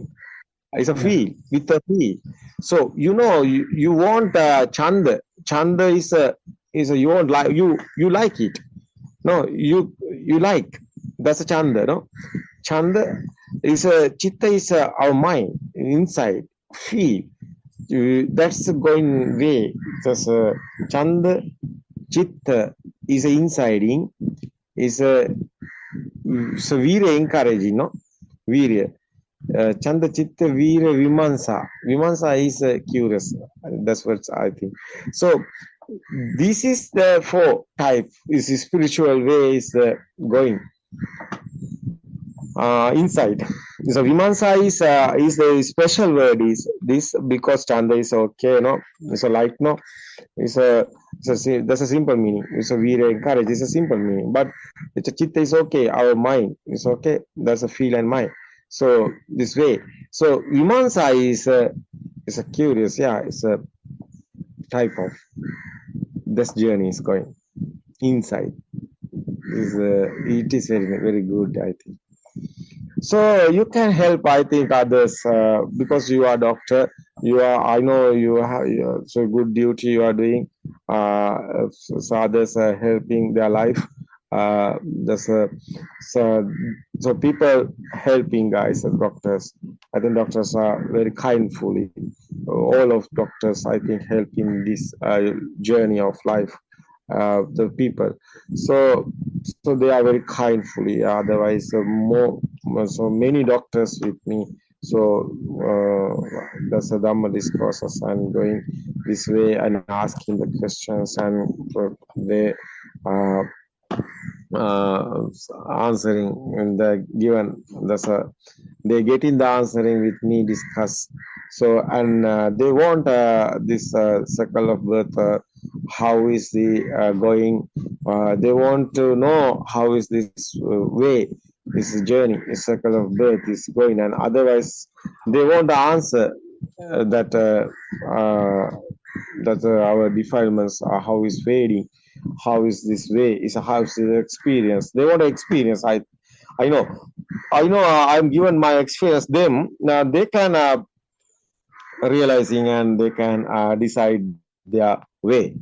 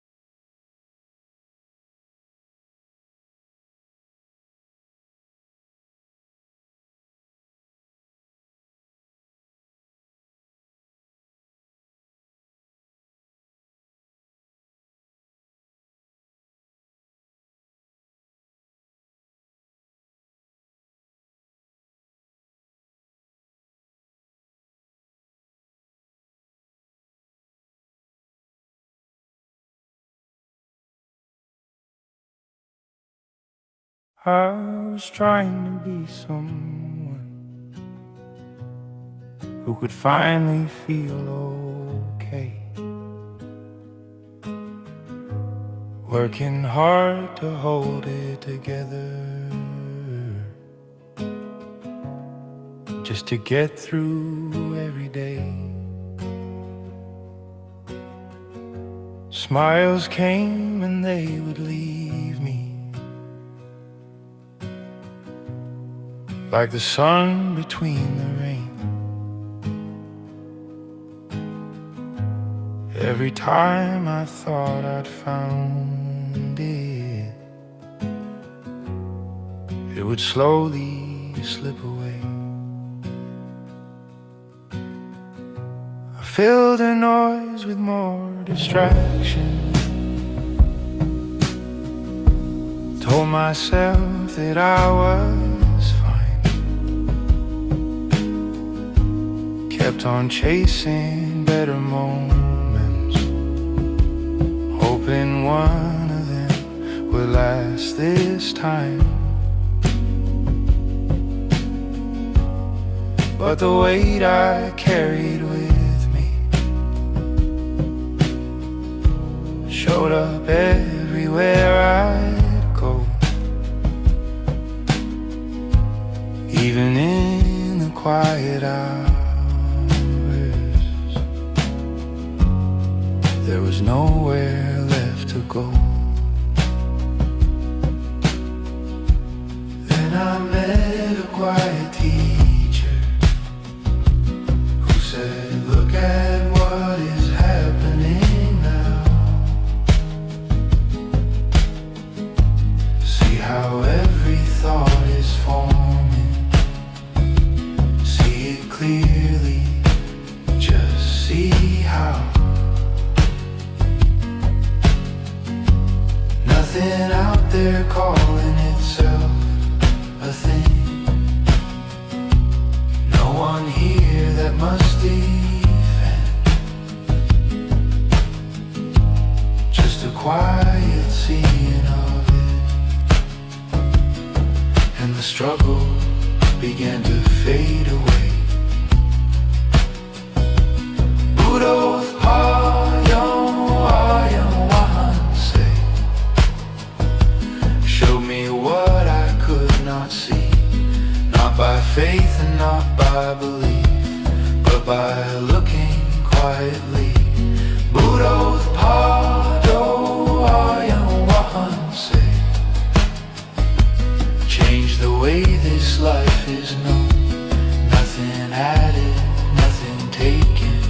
It was truth we'd never seen.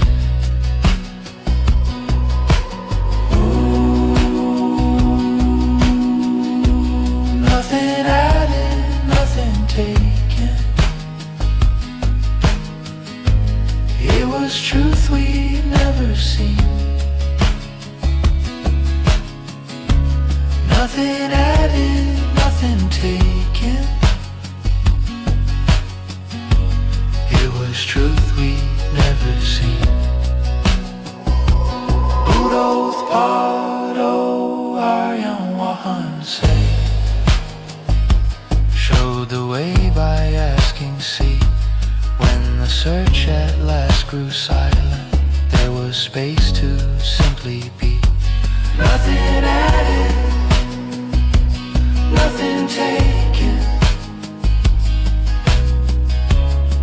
It was truth we'd never seen. Nothing added, nothing taken. And nothing was the same.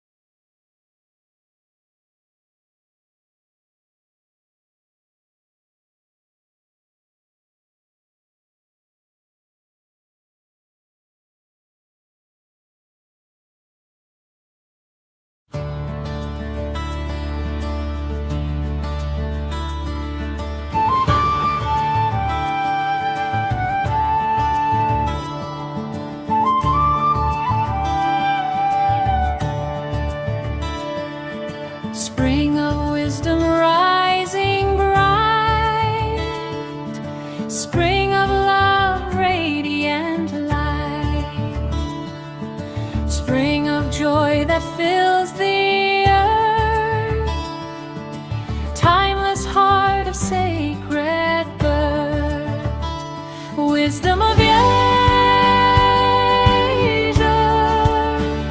shining glow, Buddothpado.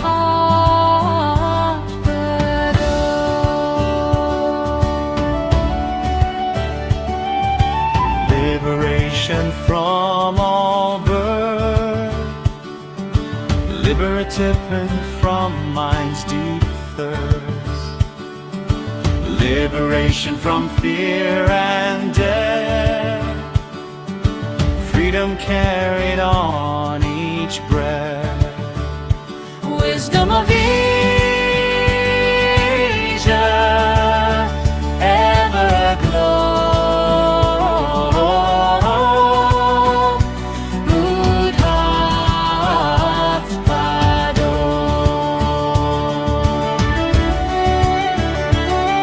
Dispelling darkness, breaking night, dispelling ignorance with light, dispelling suffering as we rise, compassion, opening all eyes. wisdom of Asia, steady flow, Buddothpado.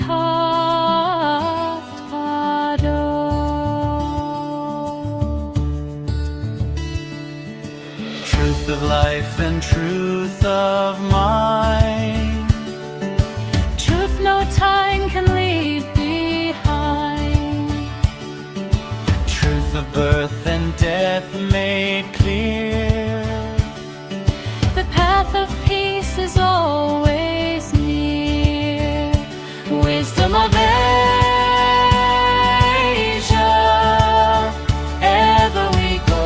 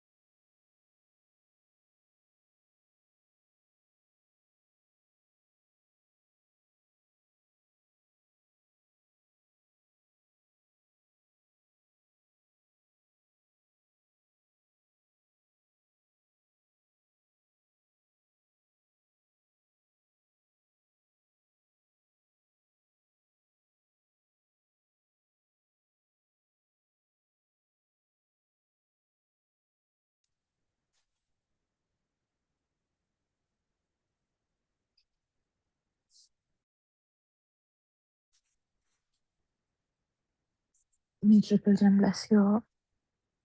Thank you, Lord, in advance for your noble guidance.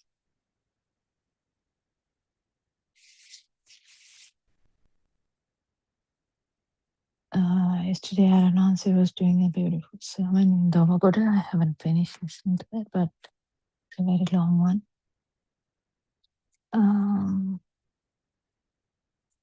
Dhomagoda is in Sri Lanka.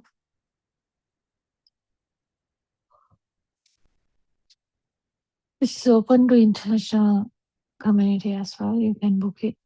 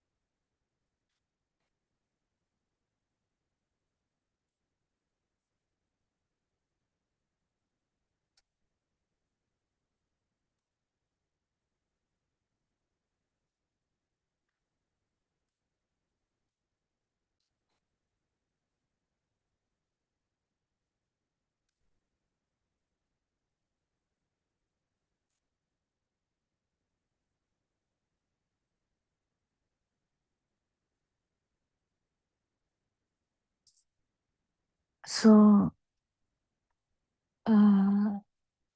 it's Arhansi has been talking about this Nosat Dhamma for about almost 6 years, almost, I think.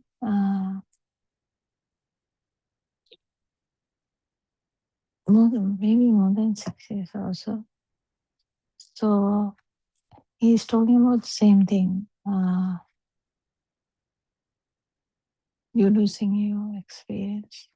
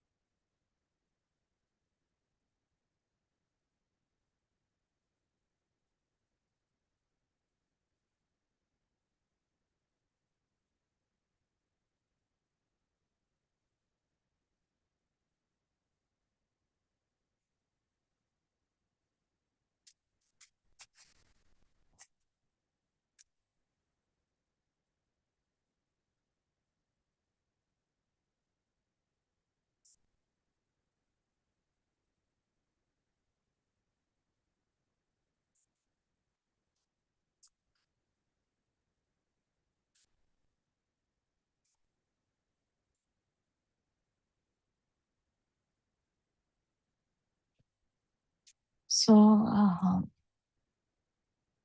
there's no actual self anyway. What is there is just stimuli. The stimuli power is the main thing that is the problem.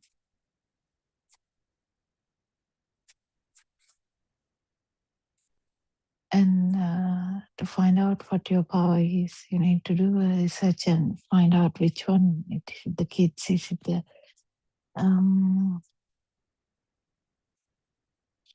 what it is? What maintains you in the mind is what maintains you. Because mind is you. So that's the thing. Doing this one,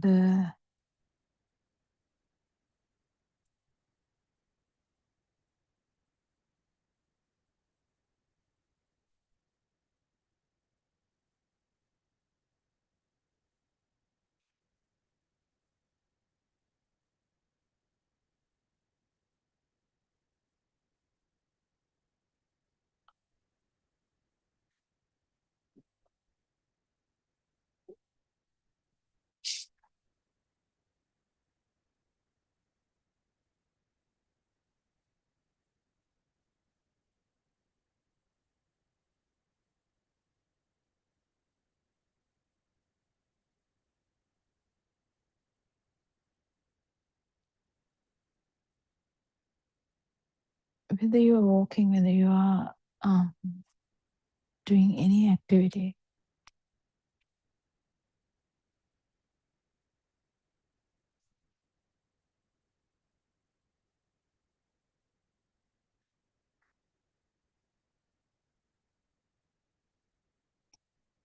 what maintains you is the what is your karma sthan, that is your point of catch, I would say, the tag. You can find it out easily where you're shaken. Most probably it's a kind of a responsibility.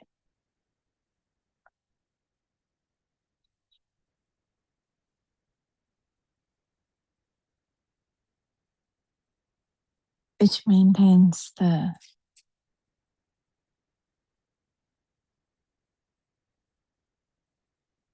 or even yourself.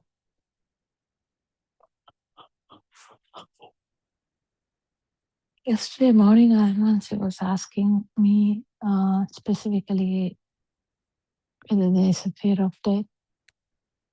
Fear of death is actually something you feel. I mean, thinking we can say no, thinking we can say yes. That's not the actual point, but actually they were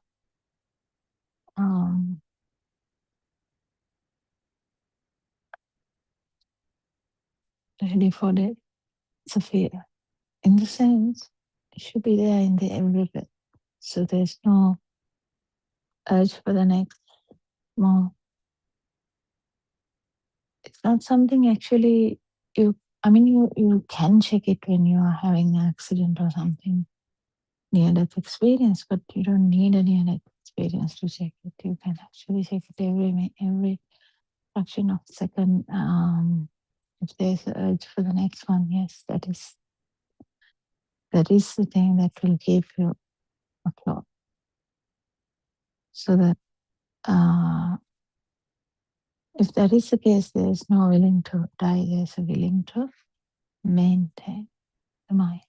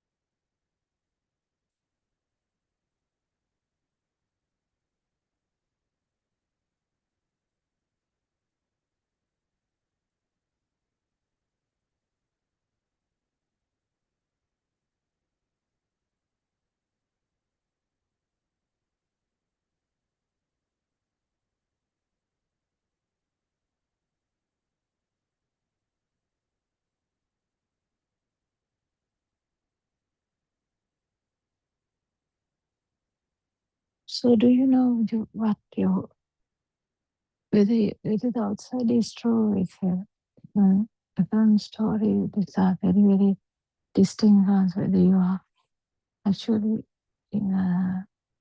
free from outside or free from mind. Whereas Aranansi puts more stress on freeing from outside because that is the beginning of the path. But the freeing from mind is the main actual target, because the consciousness doesn't matter after that. There's no self view.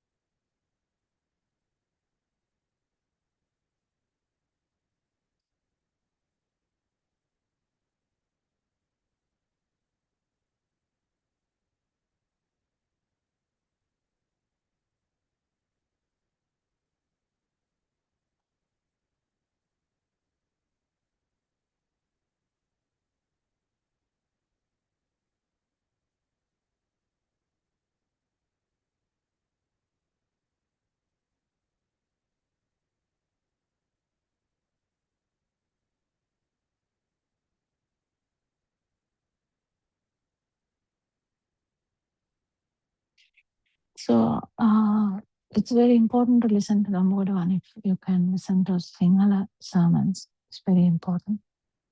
Because Sinhala language, I don't know how to say, and this is so beautifully that you can understand it, everything. We are trying our best to do it in English medium. We are not the best candidates for that, but we try our best. The most importantly,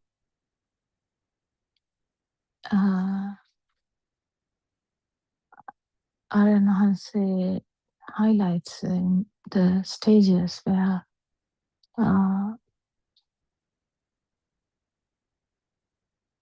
sitting Midinamata, that is, you releasing from mind. Because releasing from outside is the beginning of the path. Releasing from mind is the middle path. Actually,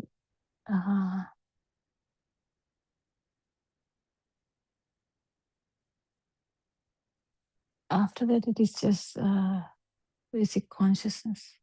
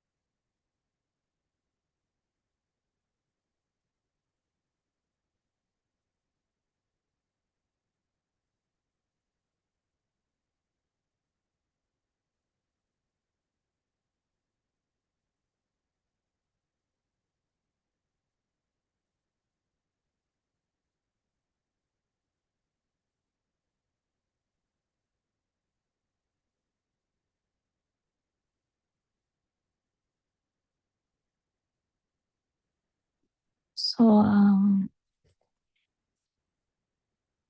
when you talk about the perception, Atma is a self-perception, Ita is the existence perception.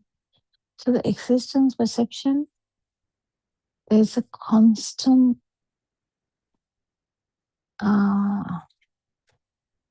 even though there is non-existence perception from experience, there is a constant urge to keep the maintenance, keep the existence by habit.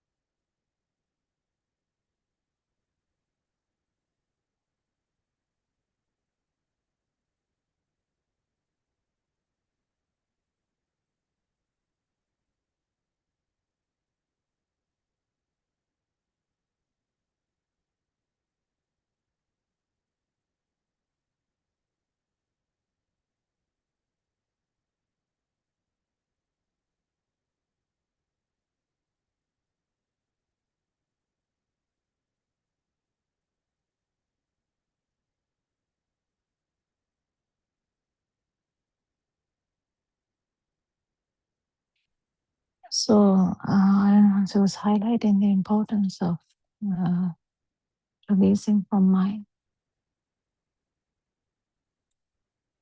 which he said we haven't done yet. So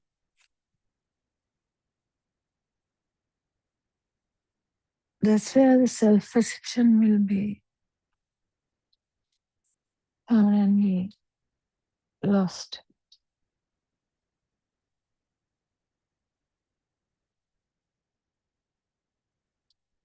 Experience of an arahant.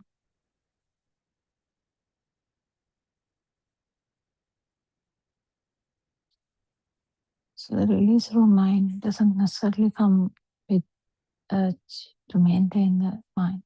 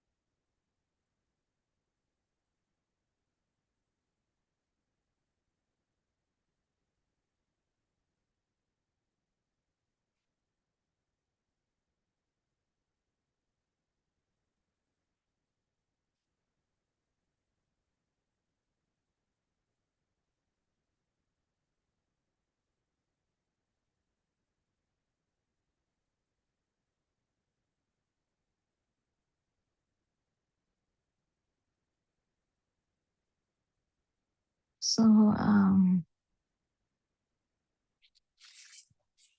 understanding what is keeping you is the main thing. What is your point of contemplations? It's a very tricky one because it's probably mostly for a mother, it could be kids where you're trying to or the job or the status or the money or the family or the house, family members. But the other thing is Dhamma, which can be full of the attention now, trying to keep maintain. And the entertaining the senses.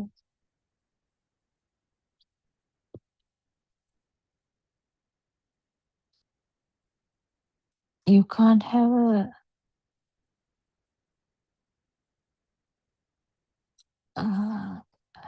happy perception for the entertainment when you are happy in your own, but then the perception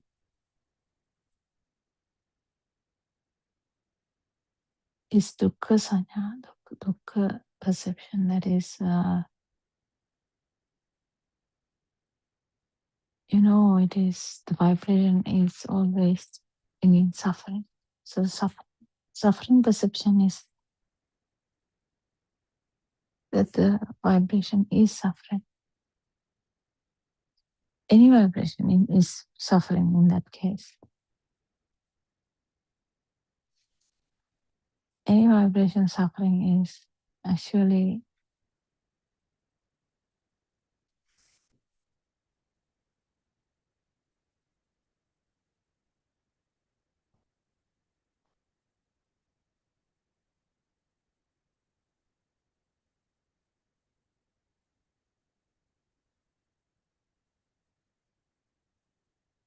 brings you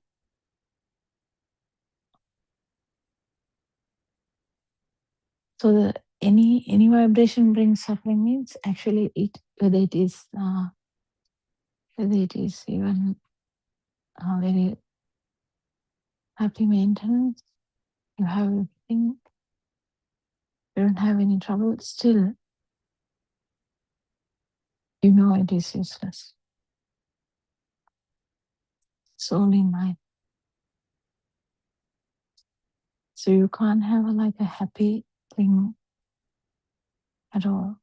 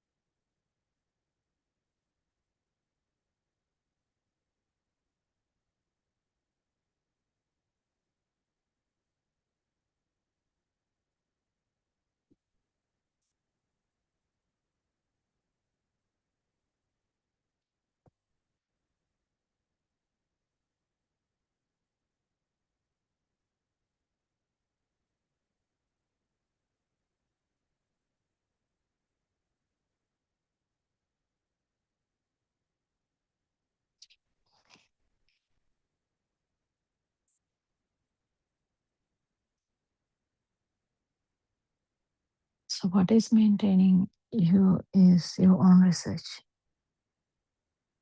I mean, I can't really guide you in that. You have to maybe talk with your teacher and find out which area is lagging you behind.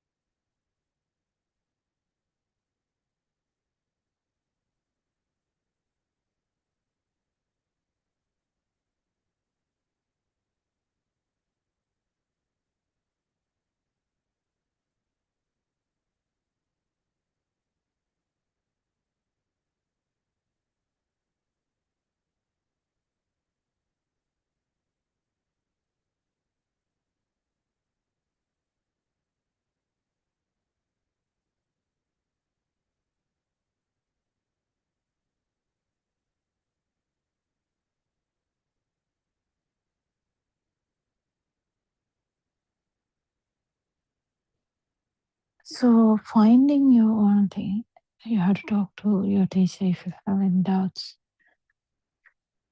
What's maintaining the what habits, what gati purudu, what habits and attitudes are there maintaining as you are there. It's a tricky area anyway.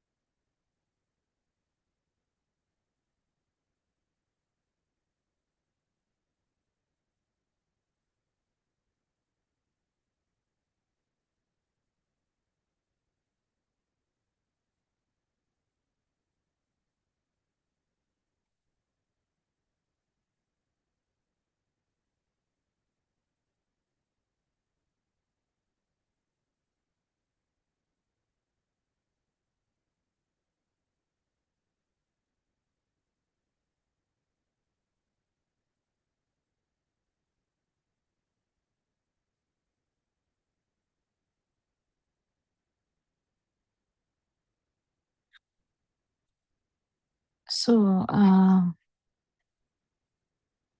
what's your habit? What's your attitude? We can do a little bit of elaboration. If you are talking to someone, we are talking about,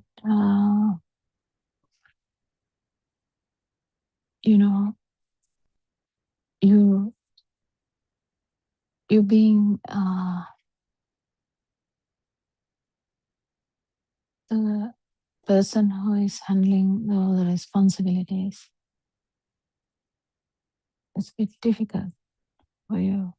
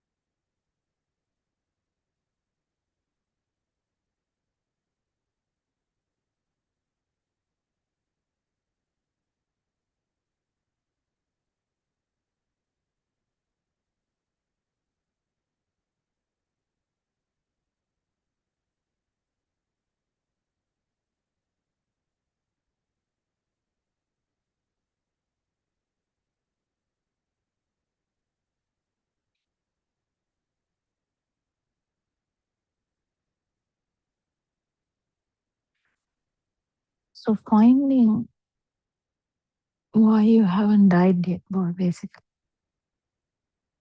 It's very interesting.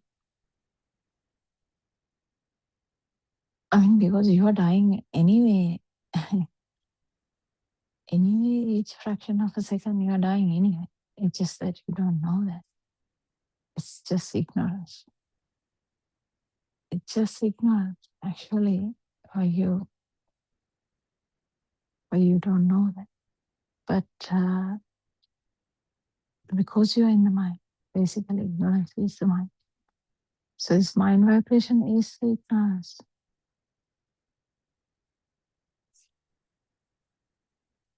The reason for the mind.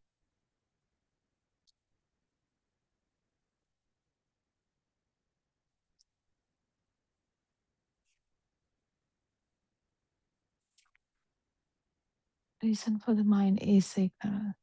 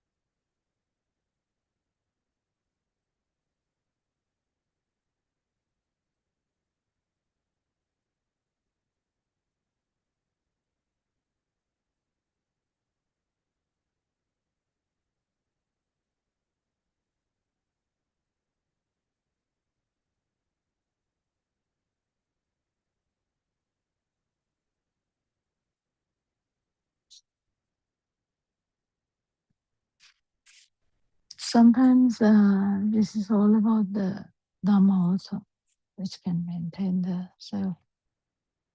So the self itself is the research. It is maintaining this mind. So the mind power doesn't necessarily mean that just imagine a village mother. That mind power is very, very low.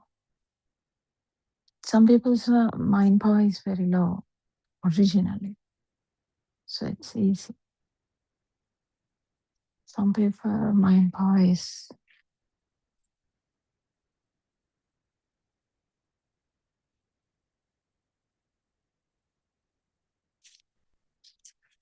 high.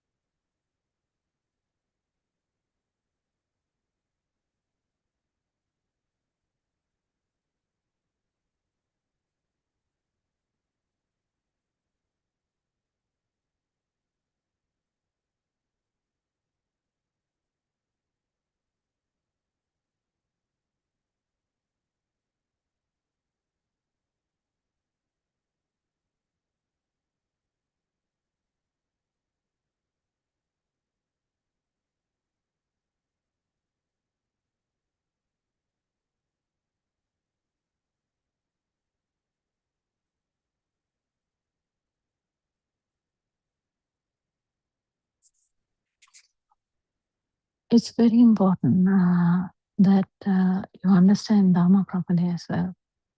Because if you don't understand the Lord Buddha's Dharma, there's no way you can understand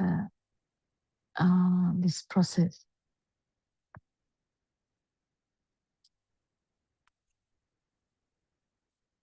Releasing from outside, releasing from mind, releasing from consciousness is actual Nibbana. There are two types Lord Buddha has told. One is I can't remember the words Upadhyaya, I think, but why it is being so true? Because skandha, the skandha level means the basic level will continue until the body and the mind stops. Because without power also the mind works. There's no time without mind. Mind will be there without power for an arahant. But there's intense power in the actual system. Lord Buddha had intense power.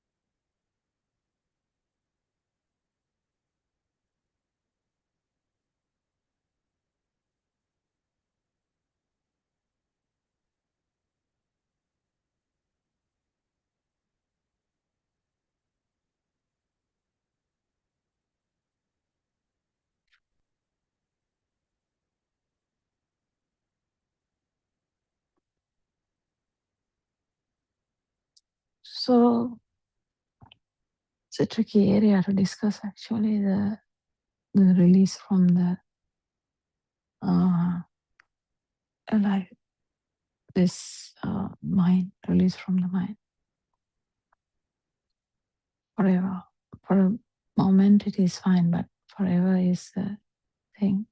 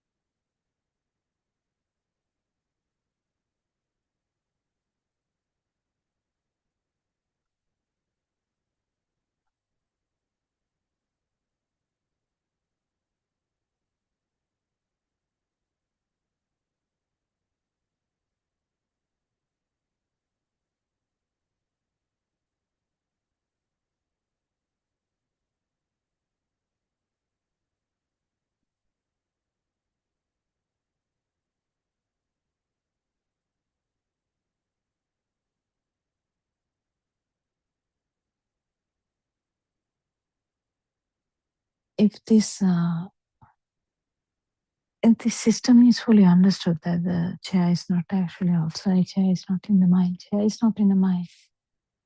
If you really know it, you have to be able to release from the mind And that would be the action mind anyway, without self.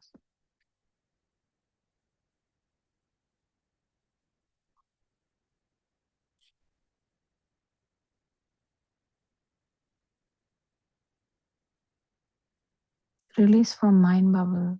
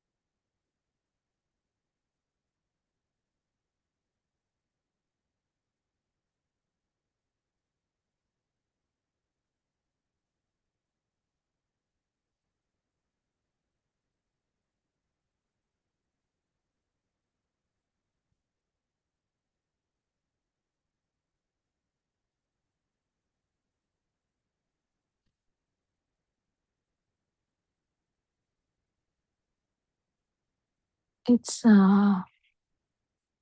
really important when we understand that the mind is full of stuff which are still powerful, which are maintaining. So finding where you are is the main thing. Where are you? Where are you being getting in like entertained? Where's your entertainment lies? Where is your feeder, basically? So the feeding, why do you live, basically? Actually, that's a good one. Why do you live? Is there a reason for you to live? If it's kids, yeah, that is the same thing.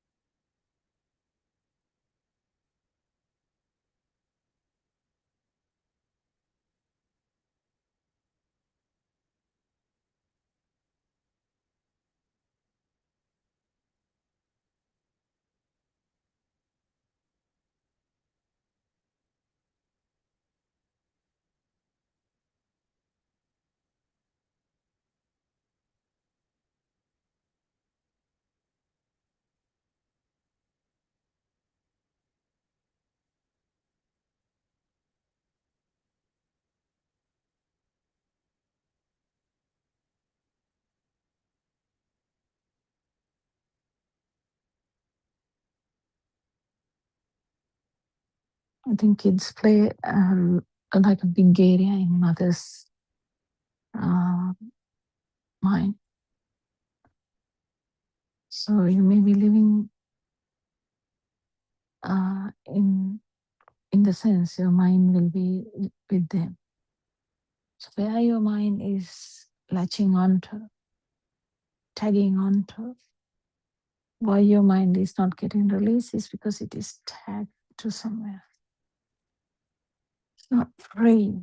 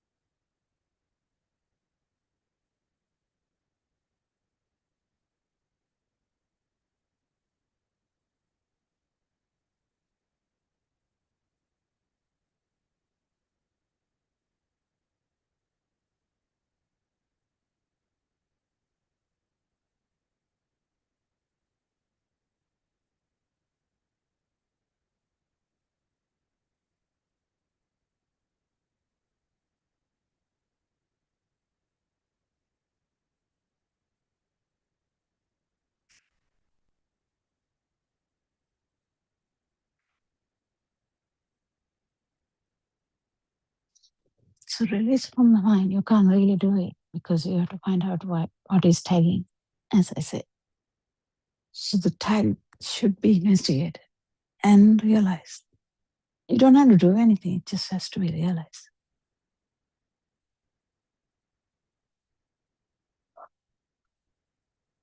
That it's all in your mind if there is a tag.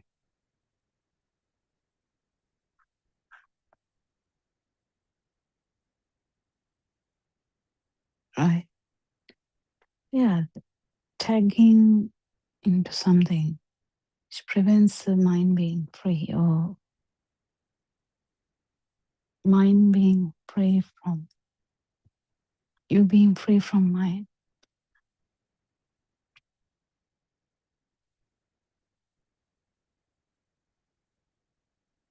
There's something you feel.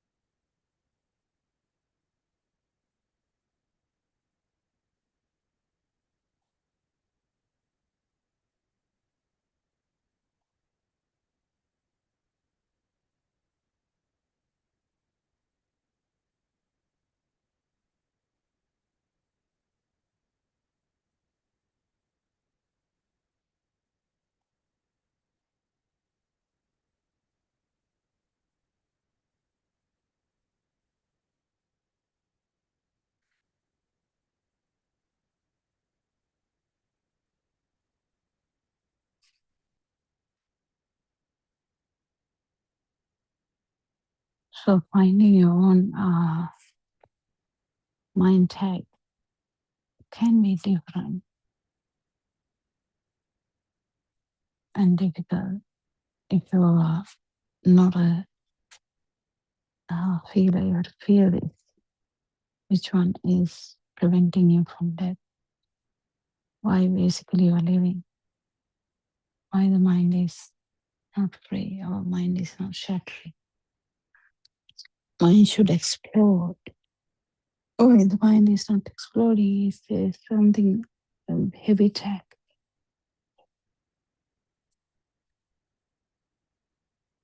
That's probably the reason.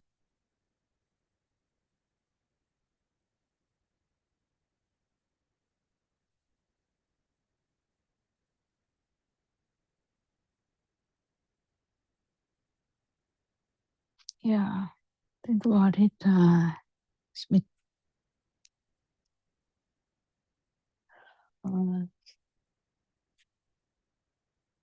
important thing for you to find out what is dragging you behind. Yeah, you're not liberated yet. Yeah, it's a lesson Aranansi was telling me today. Thank you so much, Aranansi. I'm truly bless you all.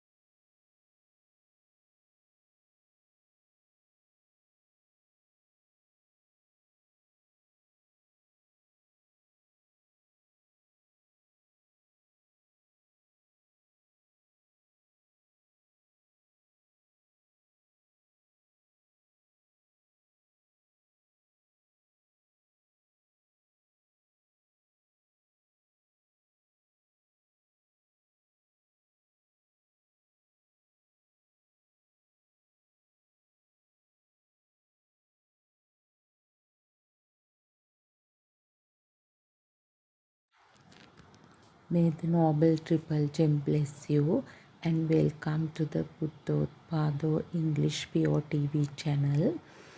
And first of all, let's all worship Buddha Dhamma Sangha, the Noble Triple Gem, and the Buddothpado Aryan Wahanse, our spiritual teacher, for his continuous guidance in the path towards Nibbana. and all his selfless service towards the entire mankind. So it is his effort to share the message of Gautama Buddha Sasana with the entire mankind. So as every day it is important to remind Gautama Buddharajanan Wahanse disclosed the never heard before Dhamma, or the Dhamma of dependent origination, or the Dhamma of cause and effect. 2600 years ago, he attained Buddhahood and he revealed this proper path to attain Nibbana, and he explained clearly how the birth happens in a single stimulus, how the death happens in a single stimulus, and also the absence of a self, and how do we feel as if there is a self, there is a being in this body and the mind. So this noble research explained to us or recommended for us by Gautama Buddharajanan Wahanse is to discover whether there is truly a self in this body or the mind. So the first phase of the path is to listen to as many Dhamma sermons as possible, because one should get stronger, become stronger in the philosophy. One should have the wisdom of truth, or Darshana Jnanaya, the wisdom of philosophy, to experience it. Janato passato, first someone should know it, then gradually the experiences will arise. So today let's try to understand the concept of becoming or bhava, the arising and cessation of becoming within the stimulus. So it is important to remind again that all 84,000 Dhamma sermons of Gautama Buddha Sasana revolves around a single stimulus. So now arising and cessation of bhava or becoming is also discussed in relation to a stimulus. So Lord Buddha revealed to the world never heard before Dhamma, the non-soul teaching. Non-soul teaching. Actually, Lord Buddha used beautiful metaphors to explain the nature of Dhamma to the mankind for the benefit of the man to man. Otherwise, these complex Dhamma points are difficult to comprehend. So he said this non-soul Dhamma, it is actually the angle through which we'll perceive the world that changes. That is, what he said was, now if you want to see the rainbow colors in a dewdrop on a blade of grass, you have to look at it in a certain angle, then you will see the rainbow colors. So that angle is what matters. Similarly, this Dhamma is all about the changing of the view, the wrong view, moving from wrong view to right view. That is the belief of self should be fully eradicated, and you should experience the world from a non-soul perspective. So actually Lord Buddha explained, he declared, Chittena niyati loko, Chittena parikassati. That is, the world gets created in the mind. World manifests within one's own mind. The world is determined in the mind. So actually, so it is only the mind, the world manifests within one's own mind, not as something external or independently existing. So, among all the profound teachings of the Lord Buddha, the most precious is the Dhamma of dependent origination or Paticca Samuppada. So, contrary to common belief, this teaching does not stretch across 3 time periods. Rather, it can be directly observed in the momentary arising and ceasing of a single stimulus.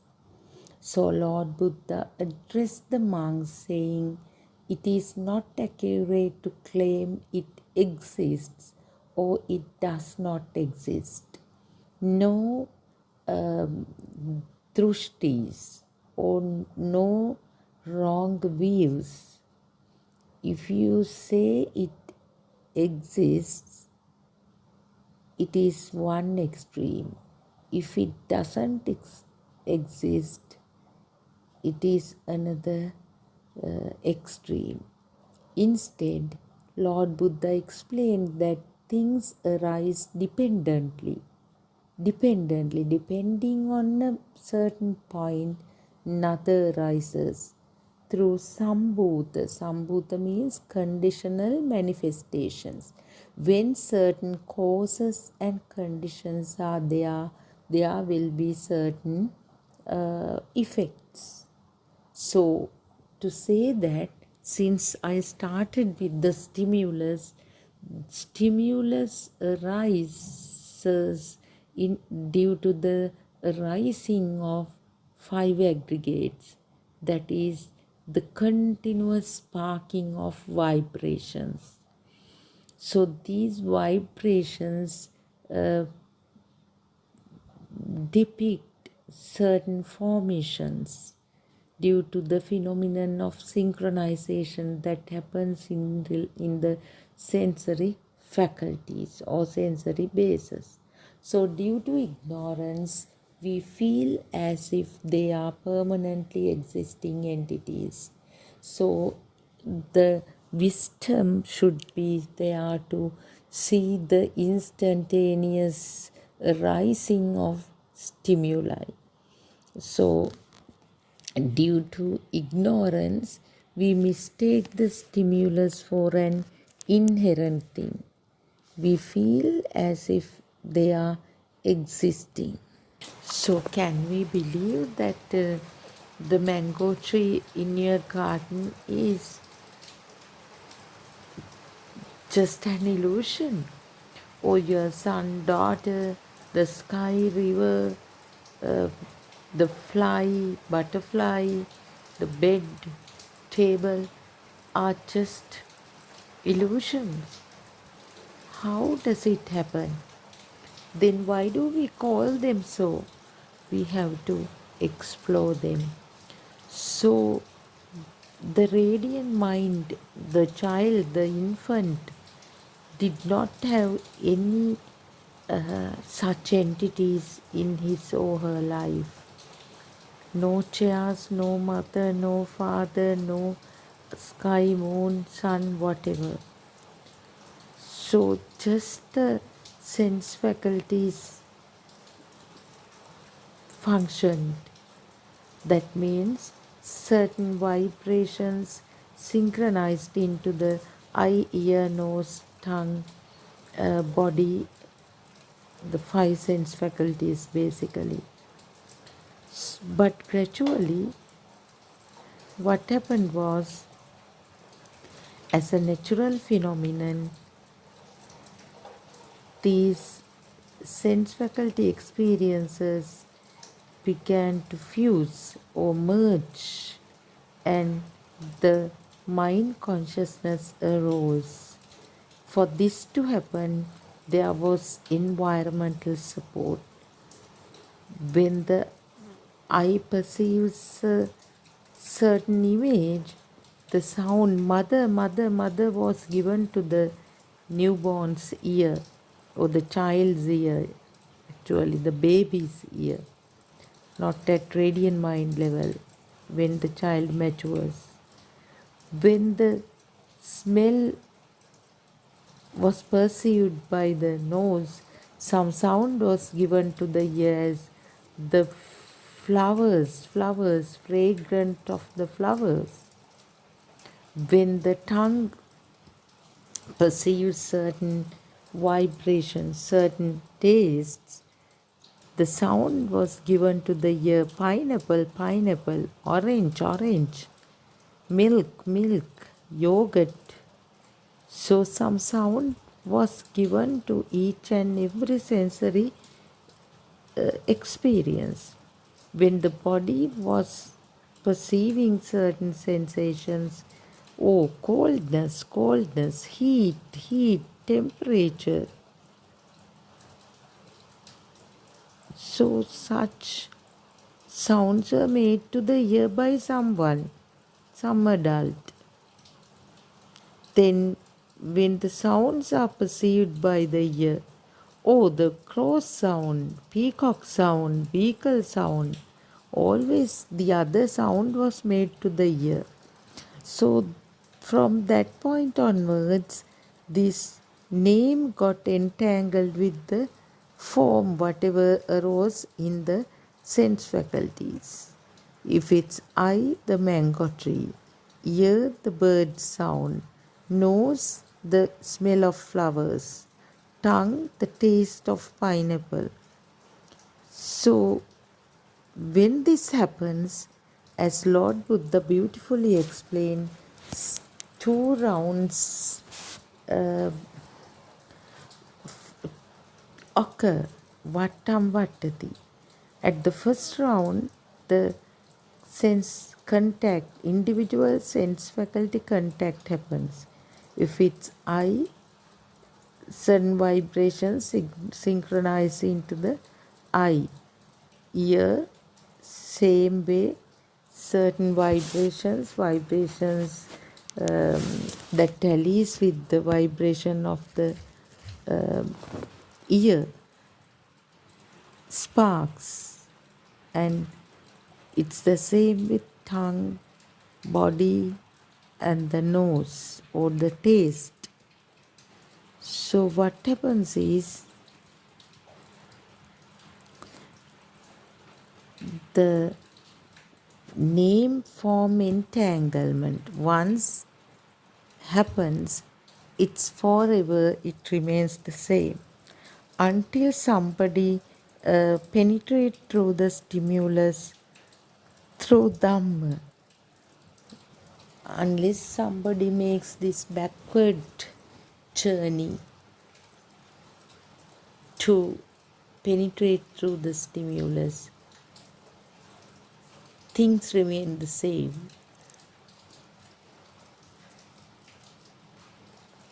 Mother, father, river, garden, coconut tree, car, they all become things. There is no emptiness in the stimulus. If ignorantly it is taken as a real entity, it is just real. We have to keep quiet.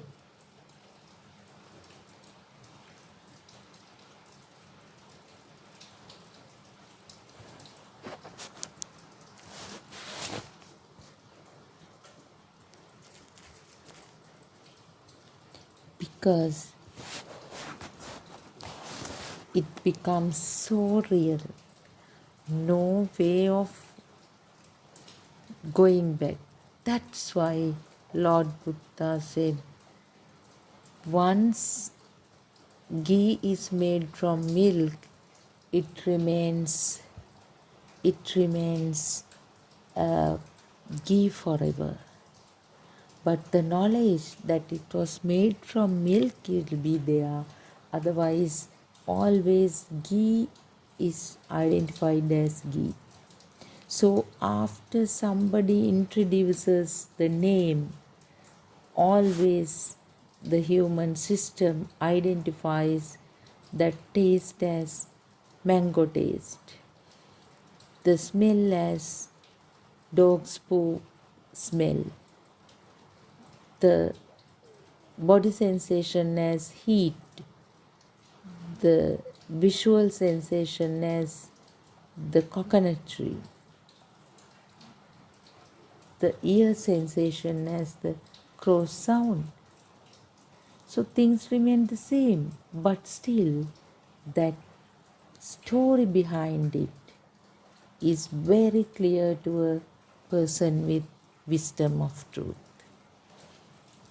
He associates with the world knowing that it is a world generated in the mind. So that itself alleviates the power, reduces the power, the mind power, because each stimulus generates some power. The more the stimulus is thicker, the power is higher. The more it's finer, the power is lower. So this is very important. One should basically understand the mechanism of the sense faculties. The magic is performed by the sense faculties. So now we connect our thoughts to external entities. So after the introduction, always when that shape arises, it's mango tree.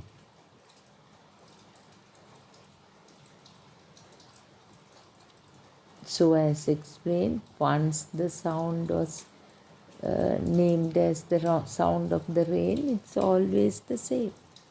So these are actually these labels and mental proliferations. These are skandha,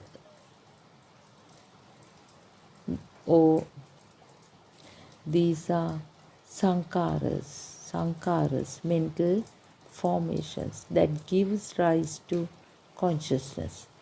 With the rising of consciousness, there is a turning toward a knowing that connects to the external world. From this, Namarupa, name and form, arises. For name and form to manifest, there must be sense bases. Thus, the sensory organs come into play. When light takes a shape and contacts the eye, it meets with mind consciousness. This contact, Tinnan Sangatipasso, is the fusion of the eye, the visible form, and consciousness. This is the moment of contact, or passa, giving rise to feeling, vedana, perception, sanya, and further mental formation, sankharas, which together condition the rising of consciousness. So, for example, through this process, the shape of light that arises in the eye becomes the perception of a book. But this book is a derived form, a construct formed through mental proliferation. That is, after one introduces certain sensory experience with the name, always when the name arises, the form naturally arises. When the form arises, the name always arises. So that is actually, it's a natural phenomenon. It's definitely a natural phenomenon. This Tinnan Sangati Passo, Ditta Sutta, seeing, heard and felt, gets combined, resulting in a thick image. That is the illusion actually.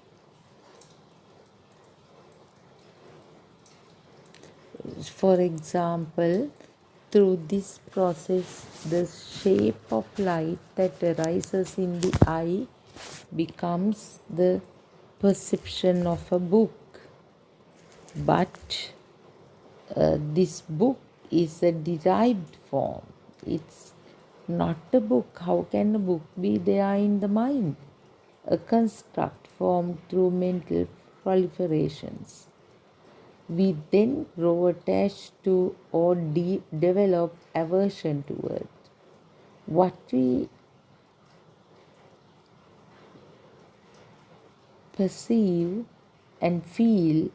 Craving arises. The moment we perceive something, subtle craving is there, along with the signing of value and the sense of becoming, bhava. That is the sense of becoming. That is accepting the external stimulus as real. When the stimulus of a book arises repeatedly due to the process of mental fabrication, it generates a force that leads to upadana. So this is so beautiful, how to see the contempt, how to actually see the becoming or power in a single stimulus. So as I mentioned, this book or tree, mother, sun, moon, whatever, the name and form combination, they actually are mental constructs. They are just mental proliferations. So we then, what happens is when we accept as if they are real, then grow attached to or develop aversion to it. What we perceive and feel, craving arises along with the signing of value and the sense of becoming. When the stimulus of a book arises repeatedly due to the process of mental fabrication, it generates force that leads to clinging, upadana. So this clinging gives rise to becoming, which is essentially the mistaken perception that external objects like tables, chairs, mother, father exist independently out there. The moment we perceive a book as something outside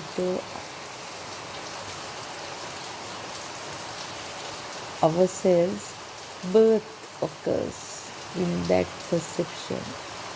And what that birth comes, the inevitable origination, inevitable cycle of death, sorrow, lamentation and suffering. According to the principle of dependent origination, the entangled rising of stimuli leads directly to suffering. For example, the becoming bhava of the concept of a book causes to experience sorrow. One must learn to see that becoming in each single momentary mind.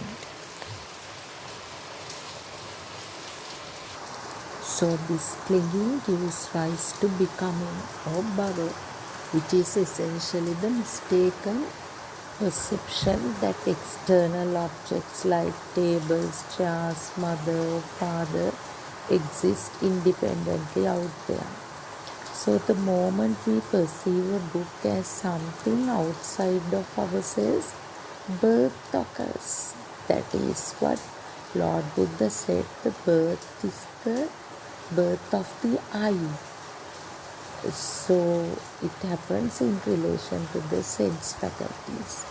And with that birth comes the inevitable cycle of death, sorrow, lamentation and suffering. So, according to the principle of dependent origination or Paticca the entangled rising of stimuli leads directly to suffering. For example, the becoming of the concept of a book causes us to experience sorrow. One must learn to see this becoming in each single momentary mind. So this is the beautiful Dhamma of dependent origination revealed to the mankind by Gautama Buddharajanan Vahanse. So when the concept of a book causes us to experience sorrow, how does it happen? It's just a mental construct. How does it create that much of thought power? Because we accept that book as a real entity.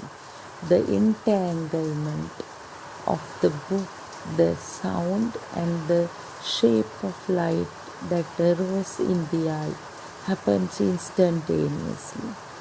Although we call the sound and the shape, the taste, the body sensation, smell of the book are also there in that stimulus. So they are actually not that much prominent. Predominantly the sound and the shape, the book, the name and the shape. But in that all sensory experiences can be seen. So if one wishes to walk the path toward Nibbana, they must penetrate every stimulus to clearly understand its arising and cessation. In truth, the mind that arises upon seeing the book ceases completely in the very next moment, leaving nothing behind. When the subsequent mind arises, it is Auttanam Sambhuto, a new emergence. Uttanam Bhavisati. It comes into being independently and ceases completely as well. One who sees the truth of mind creation no longer perceives solid real entities in the external world. Such a person is liberated from the illusion of the external and transcends perception itself. As a result, in every arising mind, the sign, nimitta, becomes signless, animitta, leading to the deep state of signless concentration, animitta samadhi, a state beyond perception, beyond signs, where the mind rests in the unconditioned. So, for this to happen, the perfect understanding of the stimulus, how it gets generated, should be there. So when Lord Buddha said, monks, birth is the birth of the eye, how does it happen? So if the muscular eye, the physical eye functions properly, when the eye is open, naturally the similar vibrations come together, because eye is made up of vibrations of certain frequencies, and externally these formations of four great elements. They are also mere vibrations. So the vibrations of similar frequencies of opposing charges always interact, always come together. It is a natural phenomenon. So when this phenomenon arises, when the eye is open, the vibrations of similar frequencies come together. So what happens then? The moment the eye vibrations synchronize with the vibrations coming, all sense faculty experiences begin to fuse. For example, if the eye vibrations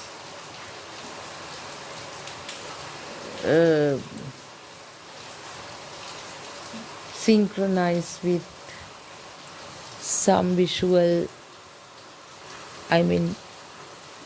formation,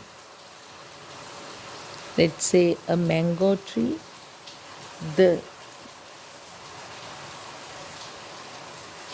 very moment the mango tree, the name pops up, and if you have smelt a mango tree before, that arises. If you have touched the mango tree before, the texture, the hardness, it arises. If you have ever tasted the mango tree, licked the trunk, that taste also arises. So ultimately, all these sense faculty experiences, that is Tinnan Sangati Passo, Ditta Sutta Mutta, the eye sensation, Sutta, the sound, the mango tree, and all other Mutta, the felt, the smell, taste, and the touch sensation.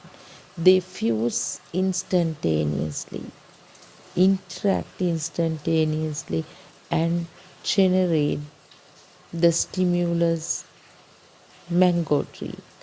And mango tree actually is a prior perception that arises in the mind. But still, what we feel is it is something that exists out there. That entanglement happens so fast, so instantaneously. We ignorantly believe there is a mango tree out there. So it is the story of all stimuli. All stimuli actually. They are mere merging of all sensory inputs to create a stimulus. So the danger is, why did Lord Buddha say the birth is the birth of the eye? When the mango tree becomes real, the self, that itself is the self, the birth of the self, arising of the self. If the mango tree is accepted as real, automatically on the other side, the observer arises, the self. And when the mango tree perception becomes, so real, the self perception becomes so real. And the value is attributed. The moment the mango tree is accepted as a real entity, um, unknowingly some value is attributed to it. So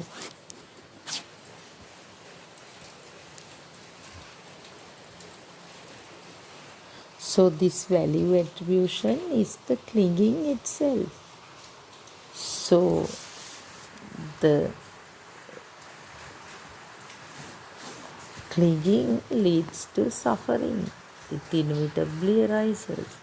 In other words, it is becoming or power that gives rise to sorrow and lamentation. The arising of becoming, such as the appearance of a book, constitutes samudaya, the origination of suffering. With the realization of how becoming arises in the mind, one no longer experiences phenomena as truly existing out there.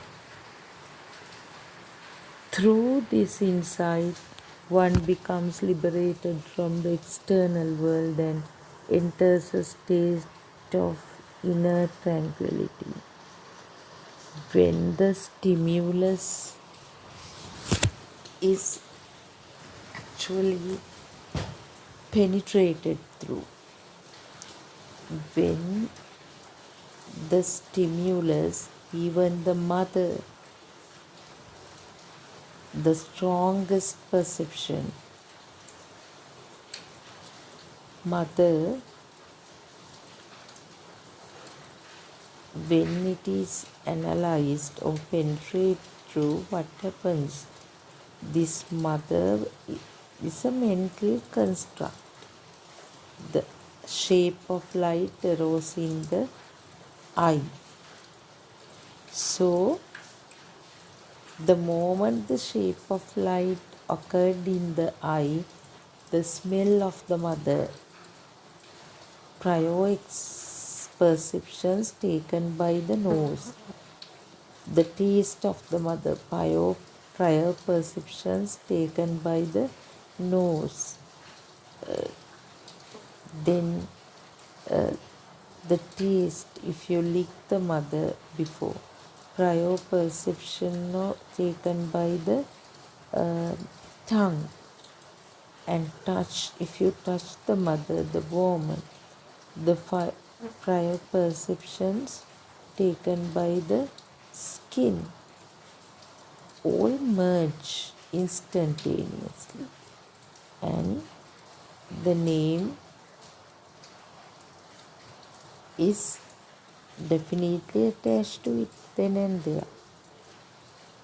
Just like Lord Buddha said, when the milk is made out of, when the ghee is made out of milk, it remains ghee always after the introduction. Once the introduction was done, always it arises as a mango tree, the sun, the moon, Sri Lanka, America. So that is a natural phenomenon. No one can do anything about it. It is the law of mind. It is a natural phenomenon. Always now just check. When I say America, didn't that derived form, the image, some image arose in your mind? When I say mother, father, happiness, whatever is said, there is a story behind it. So it is that much evident. It is that much evident. The value attribution can never be prevented. Once the stimulus becomes true, you accept the self, in other words. That is the self, observer, observed. So going back to the radiant mind level, actually the infant didn't identify any, external entity. It was, but the must know is that the dormant power of change was there in the newborn also. The tendency to cling to arises from that tense. Tense is nothing but a vibration which telepathizes into the zygote, the unified cell, the combined cell of sperm and the ovum. So that samsaric power, actually although we call samsaric power, basically it is the power of the last thought that telepathizes into the zygote. So this vibration carries the properties of all samsaric journey of the system, of the particular individual. So this telepathization is a very decisive factor, and this answers the questions one has about rebirth too. This dormant power that telepathizes into the zygote always has the tendency to cling to or get attached to things. So that is why even a newborn, an infant, grabs things always.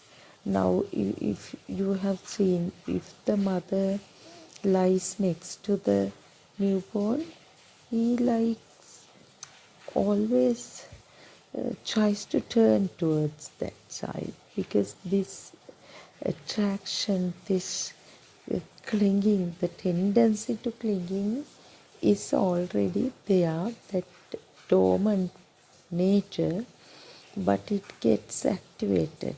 It gets activated when the first stimulus arises. The first stimulus, when the shape of light arises, when somebody makes the sound to the ear, mother, mother, mother, that dormant power gets activated, and that power, that power is what basically is generated when the vibrations interact. So to say that when two systems, let's say two systems, in the sense two kids, see the same entity, not an existing entity, just instantaneous, but the power generated in the two stimuli are totally different. Otherwise, if both of them see the mango tree, the power generation should be the same. When the vibrations interact, it would generate the similar amount of power, similar number of watts. But here it's different. Why? Because of the tense or sastra, that power telepathized into the zygote. So it is this power that arises in each and every stimulus. So this revelation was done by Lord Buddha only. So that is why without the help of the spiritual friend, the attaining Nibbana is merely a dream.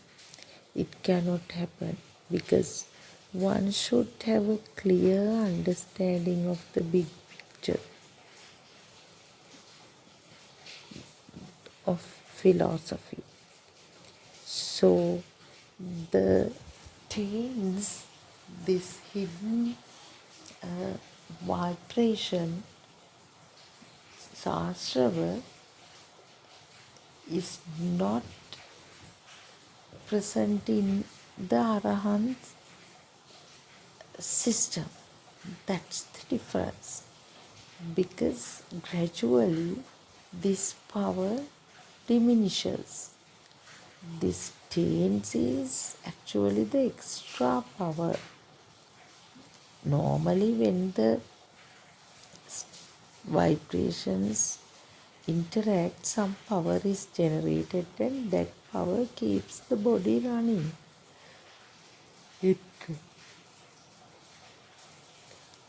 That power is transferred to the entire body through the nervous system, and it is what the what body keeps going. But the tails is not that power, the additional power which gives excitation, which binds you to the life the cycle of life and death.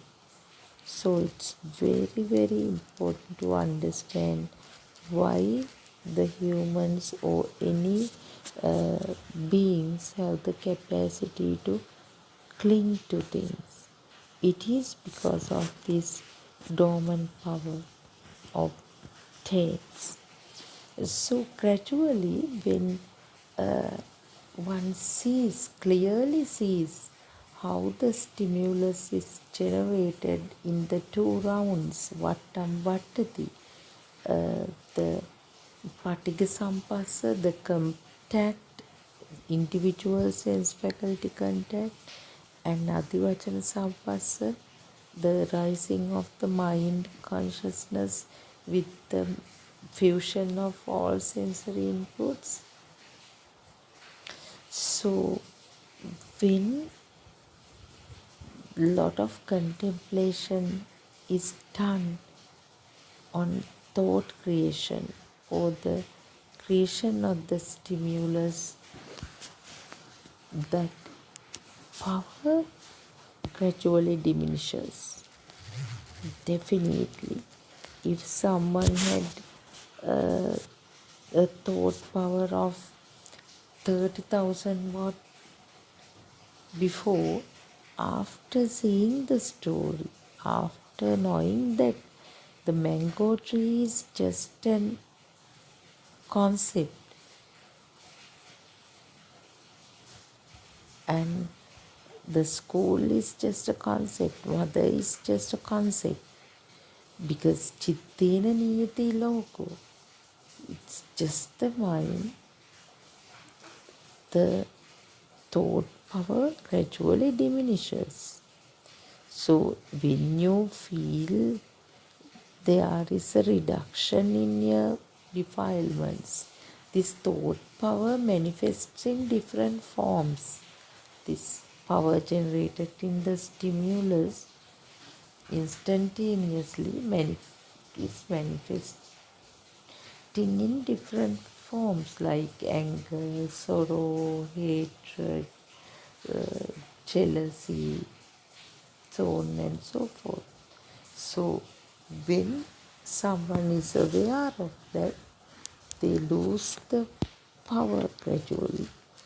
So when the proper contemplation happens continuously, what happens is, in the 4 stages of the path, gradually the power gets zero.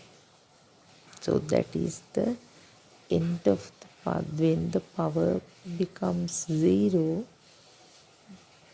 it's so logical. There is no additional power to telepathize into another system. Otherwise, if the power is not zero, if it is very high, definitely it would telepathize into another zygote in the hungry ghost realm or hell or any other lower realm, maybe an animal realm. But if the power is moderate, it would telepathize into a human system. But if the power is even less, very less than the form Brahman realms and non-form or formless Brahmin realm. So if there is nothing to telepathize into, nothing to synchronize into, it just is released to the universe as a form of energy. So that is the end of the deadly cycle of life and death. So this Gautama Buddha Sasana is for us to attain Nibbana. The path prescribed by Lord Buddha 2500 years ago is the correct path. So whatever the commitments one has, one's main responsibility should be to attain Nibbana. That is to understand the truth. That is to understand that there is no self in the system. There was no self in the system. So it was due to ignorance that we believed that I experience everything. I see, I hear, I smell,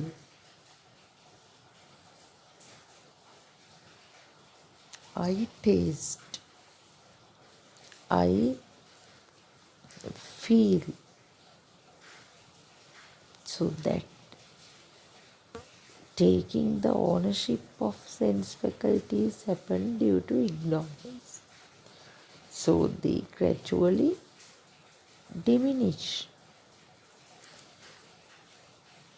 because this Dhamma should be seen through oneself.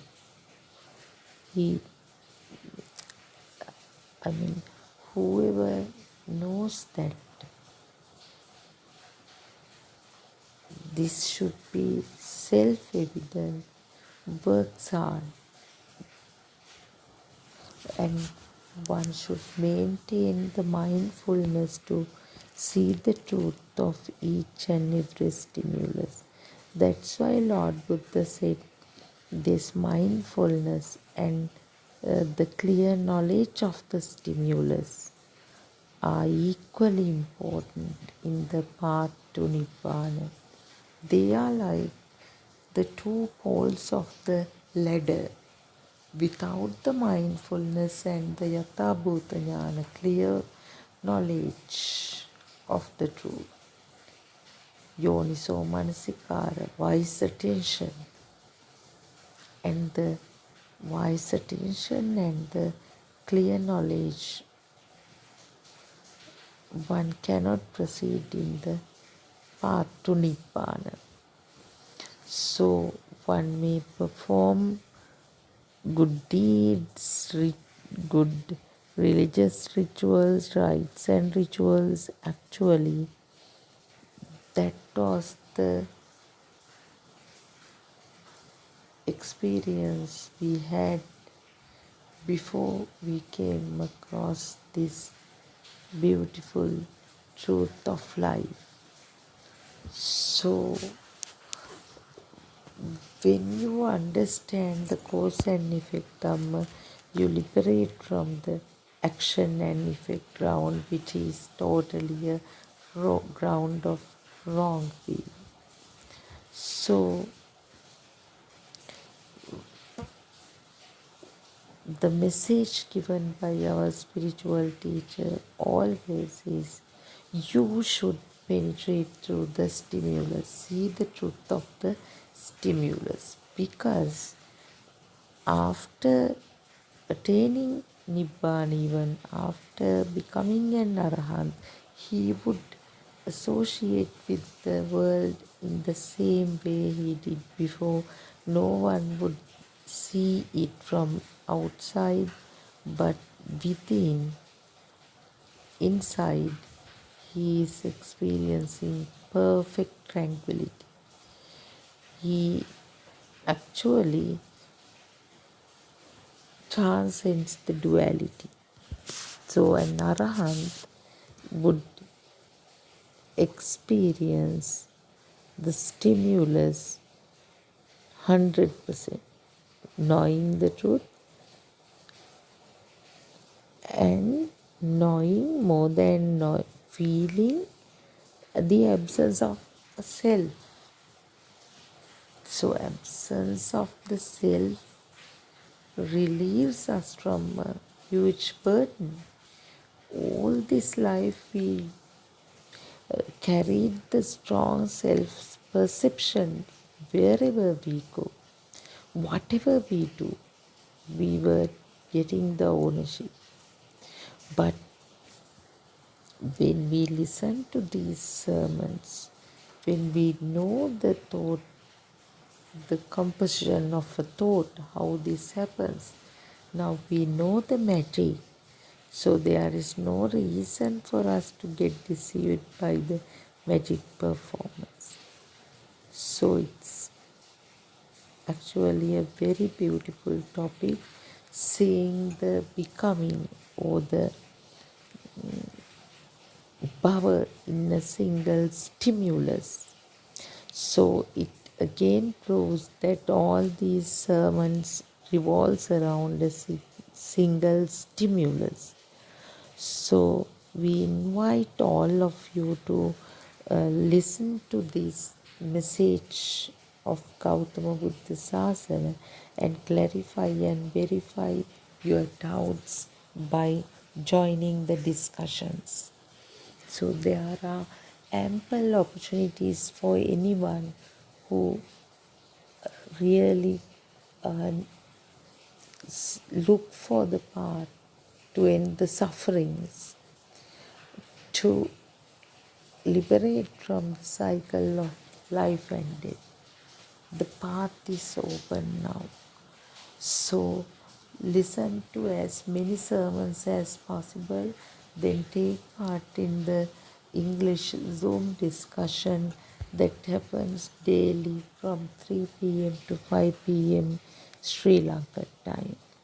It is an ideal platform for you to discuss them, get advice. Even the spiritual teacher Buddothpado Aryan once he joins the Zoom discussion, so you can ask the questions directly from him.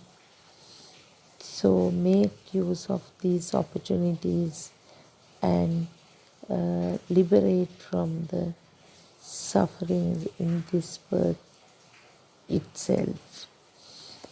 So now you know the story. What happens is the more you get stronger in the path, understand the nature of the stimulus, this power diminishes and you will enjoy the perfect tranquility.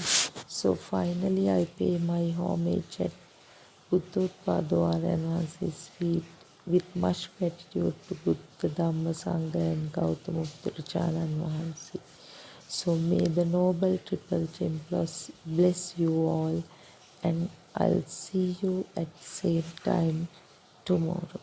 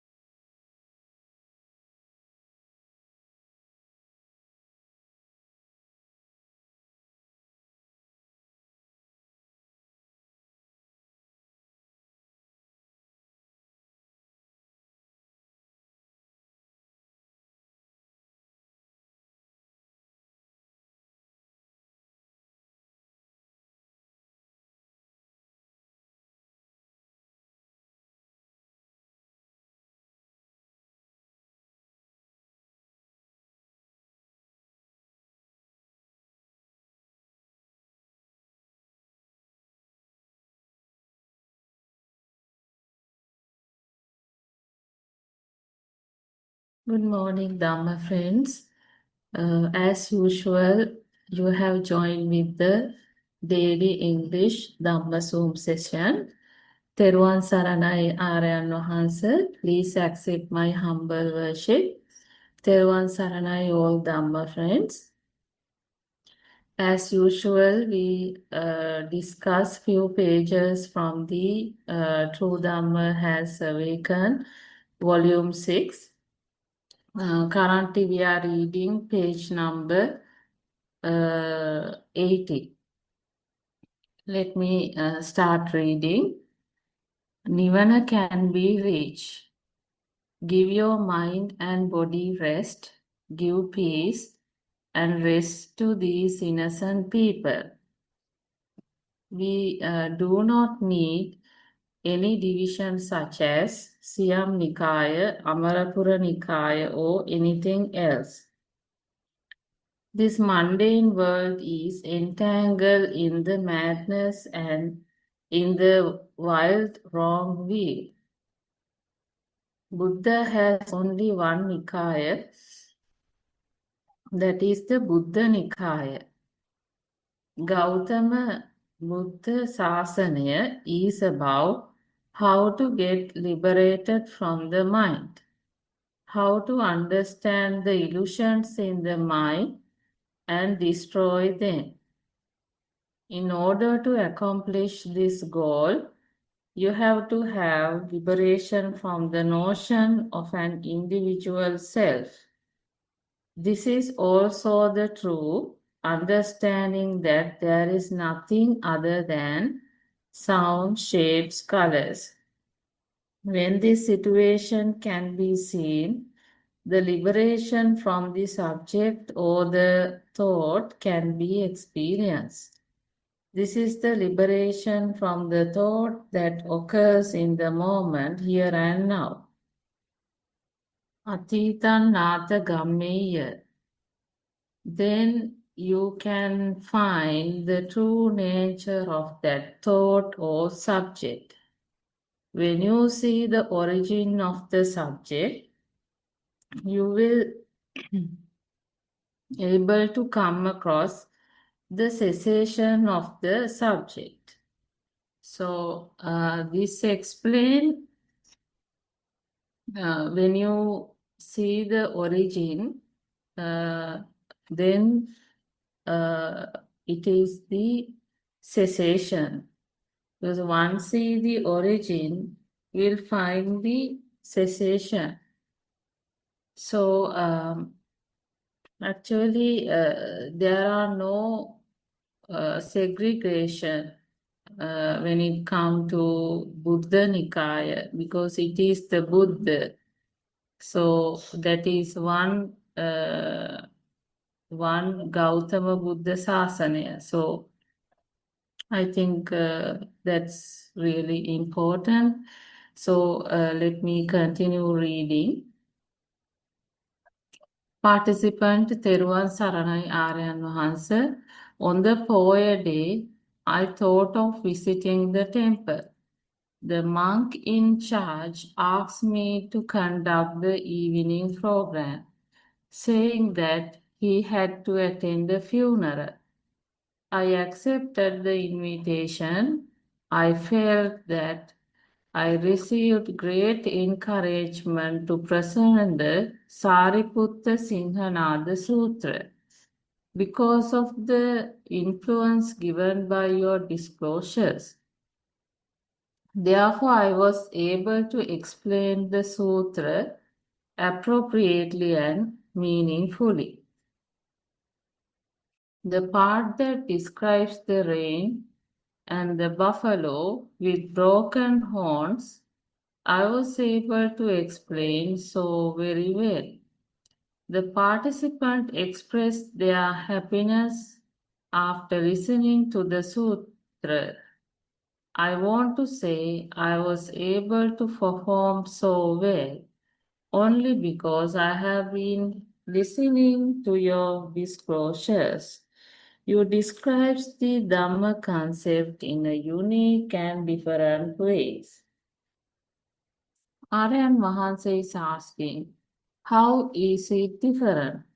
Then the participant says, in this disclosure, it is stated that just like disregarding the rain, fire, or a buffalo with a broken horns, things should be disregarded. Then Narayan Mahanse says, in this disclosure, what is explained is one of the great qualities of the Sariputta Mahathero. This can be also referred to the final result achieved by the people who follow this path. This is the noble simplicity. In other words, it describes the freedom that can be gained by abandoning simulation and receiving cessation or an unshaken, delicate state of the mind. This disclosure is different from the Dhamsak Sutra. Dhamsak Sutra reveals the path and the Sutra reveals the results. A lot of people are confused regarding the path. This is not about some knowledge a person has regarding existence and non-existence.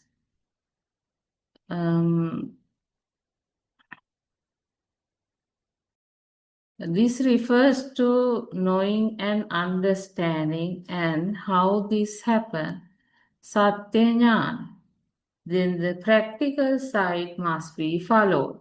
In the Sariputta Singhanada Sutta, Sariputta Mahathero's great simplicity and humble nature have been explained. It has also been said that it was like a rock. Do you have any more questions? Then the participant says, no, Aryan Mahansa. Then Aryan Mahansa says, Teruvan Sarana. So then part 2, participant Teruvan Sarana Aryan Mahansa. I understand that in these images, sounds, and colors, only the soul is in action. Aryan Mahansa saying, how do you know the soul is in action?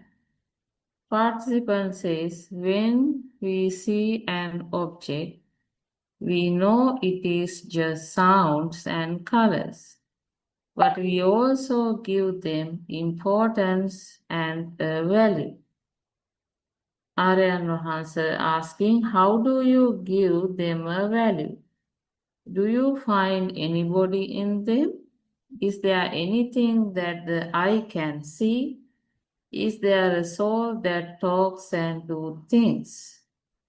Then the participant says, we try to own objects, rupa, material things, and relationships, nama. We think these are beautiful, even if we know this is idea is a lie.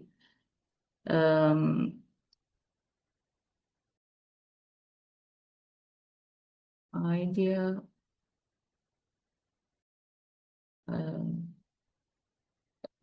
What is the lie you are referring to?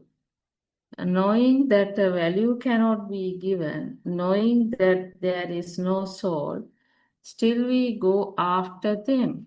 For example, when we see a beautiful rose plant, we bring it home. When someone is yelling, we get the feeling he is yelling at me and I am hurt. The notion of self come forward. Yeah, I think we can now have a discussion on this.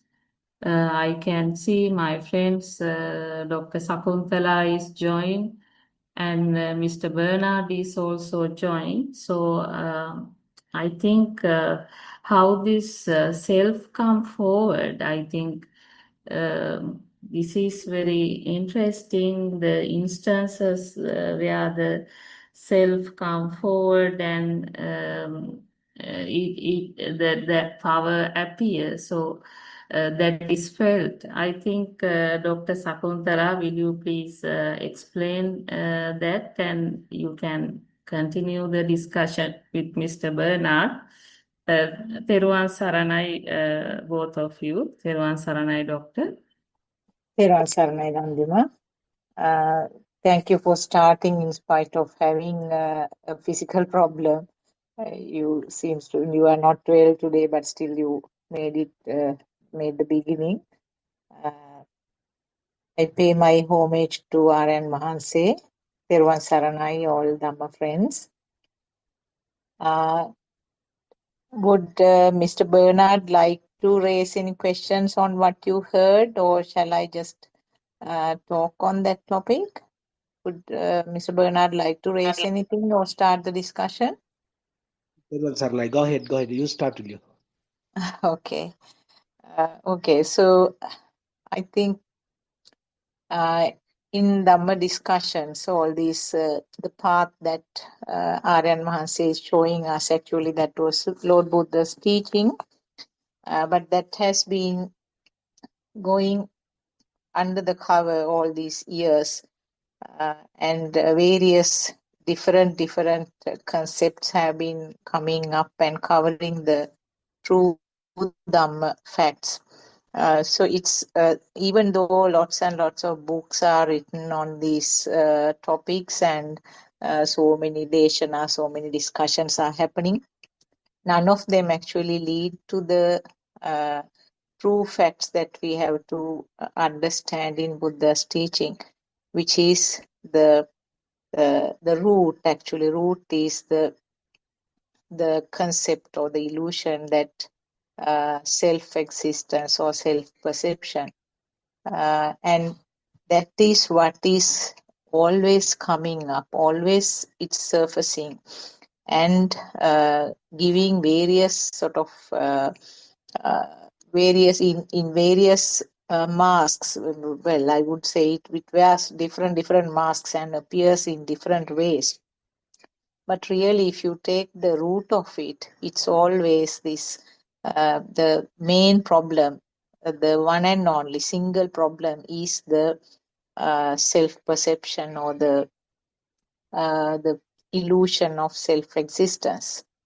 But what happens is, now it's always projected to the outside world. We always expect happiness and sadness. We always project that responsibility to the outside world. And but if you take the root of every defilement, everything that is happening around us, the root is the illusion of the self-existence. Now, I think we have discussed these facts again and again in this morning English Zoom, how this illusion of self is coming up. It's not something purposely done by a person, but it is a part of the system, part of an automatic, I would say, automatic mechanism, and it is the end result of that. So there is no way of controlling or stopping it halfway.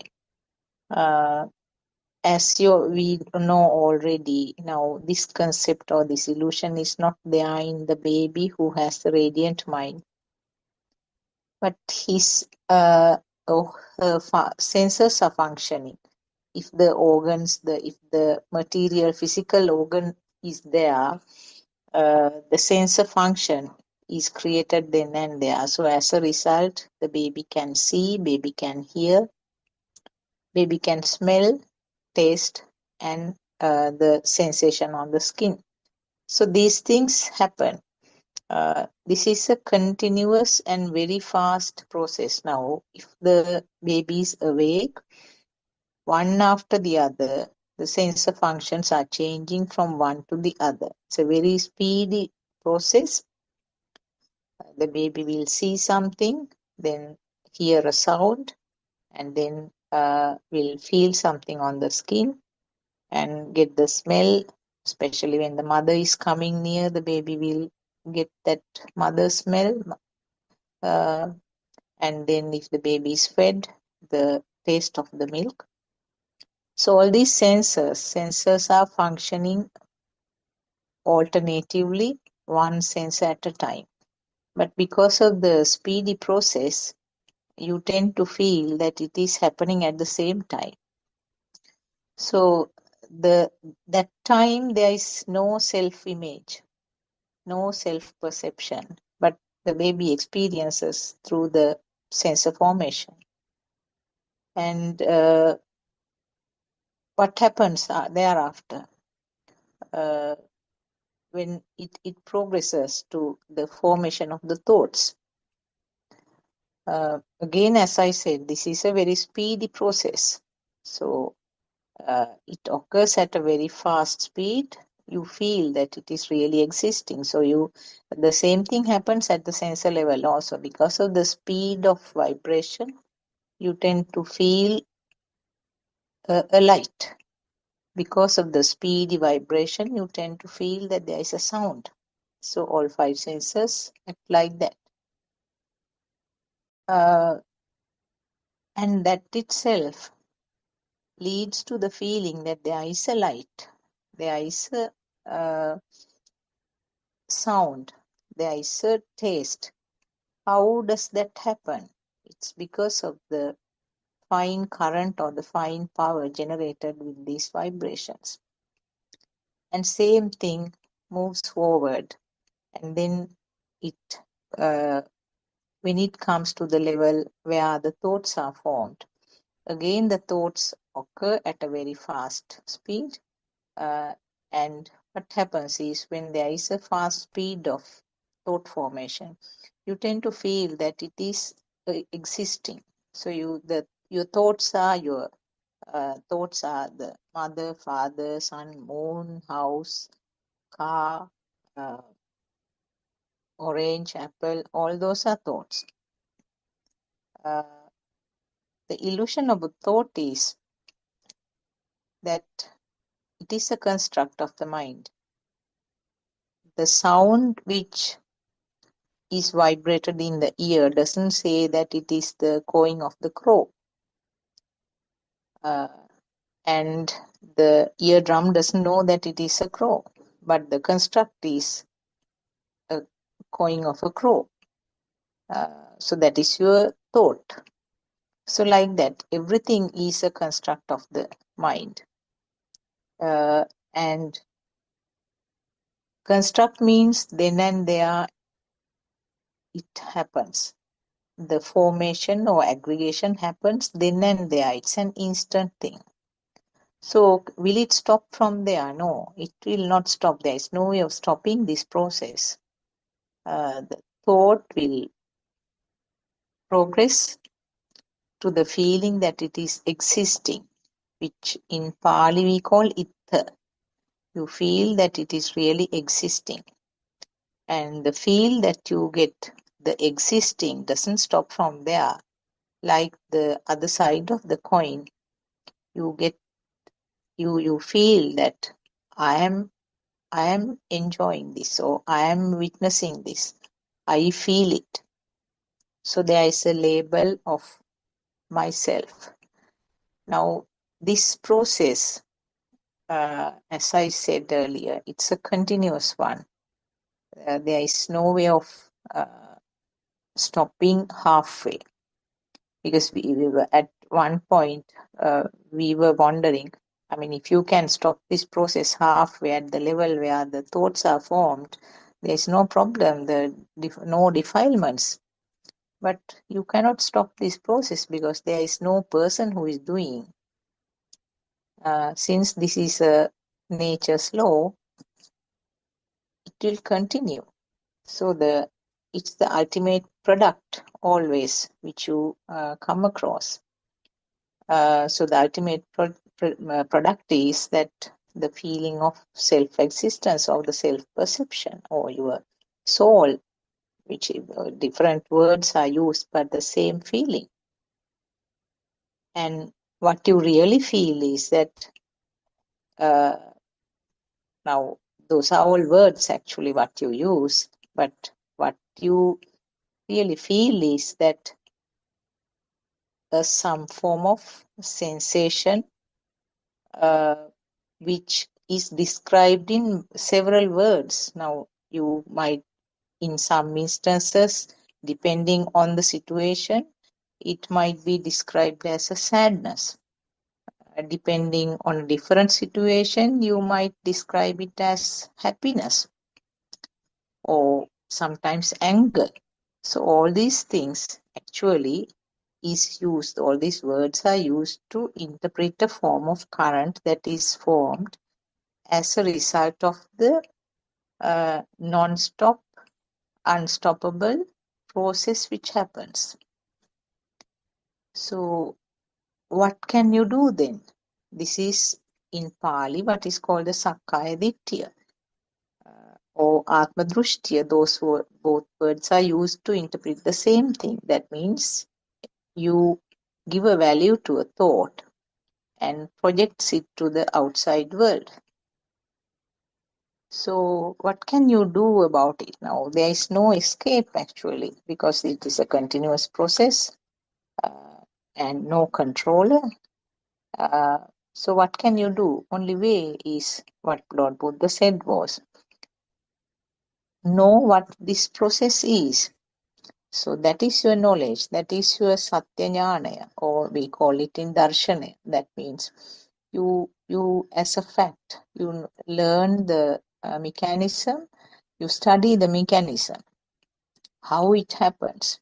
So you have to be very thorough in this one. You have to thoroughly study this, maybe by listening to Dharma Deshana, or you can read the relevant books, which there are, I mean, number of books written under Buddothpado Deshana. So you can read some of those books. That will give a very clear idea about this process. So once you know this process, once you find out exactly what is happening, at the beginning, sometimes you might have to sort of actively think about this process. Now, when something happens, other thing I wanted to tell you is that the day-to-day activities, most of the thoughts are not given a value, which we don't realize actually. All are not defilements. There are so many thoughts that come because thoughts is a continuous and very fast flow. So if you look at these thoughts, it's a speedy process, and most of the thoughts actually do not give rise to defilements. They are sort of mental pictures, and you attend to day-to-day work. Sometimes, for example, if you are walking from one room to the other, or if you are combing your hair, maybe you are having a cup of tea. It's done just with the preset mental picture, and you have no burning fire within you. So in those instances, actually, there is nothing to think about it and analyze. Anyway, practically analyzing all the thoughts is not possible. So what you have to do is you will be able to identify now with this knowledge about the how the self-image is formed. With that knowledge, when the knowledge is very clear to you, so now some of the some people, most of us actually have to listen to some of these Deshana so many times again and again. And once you get a very clear picture, with that knowledge at the base as the as your background information, then you will realize that you will be able to automatically identify the thoughts which actually gives you a weight, which you feel heavy. Now, it may be a sad thought, angry thought, or maybe a happy thought. Now, one thing that we don't realize is that an incident that causes happiness is not considered as a heavy feeling. We sort of brush it off, thinking that these are okay because you feel happy with that. But what we don't realize is that the happiness is equally a heavy thought.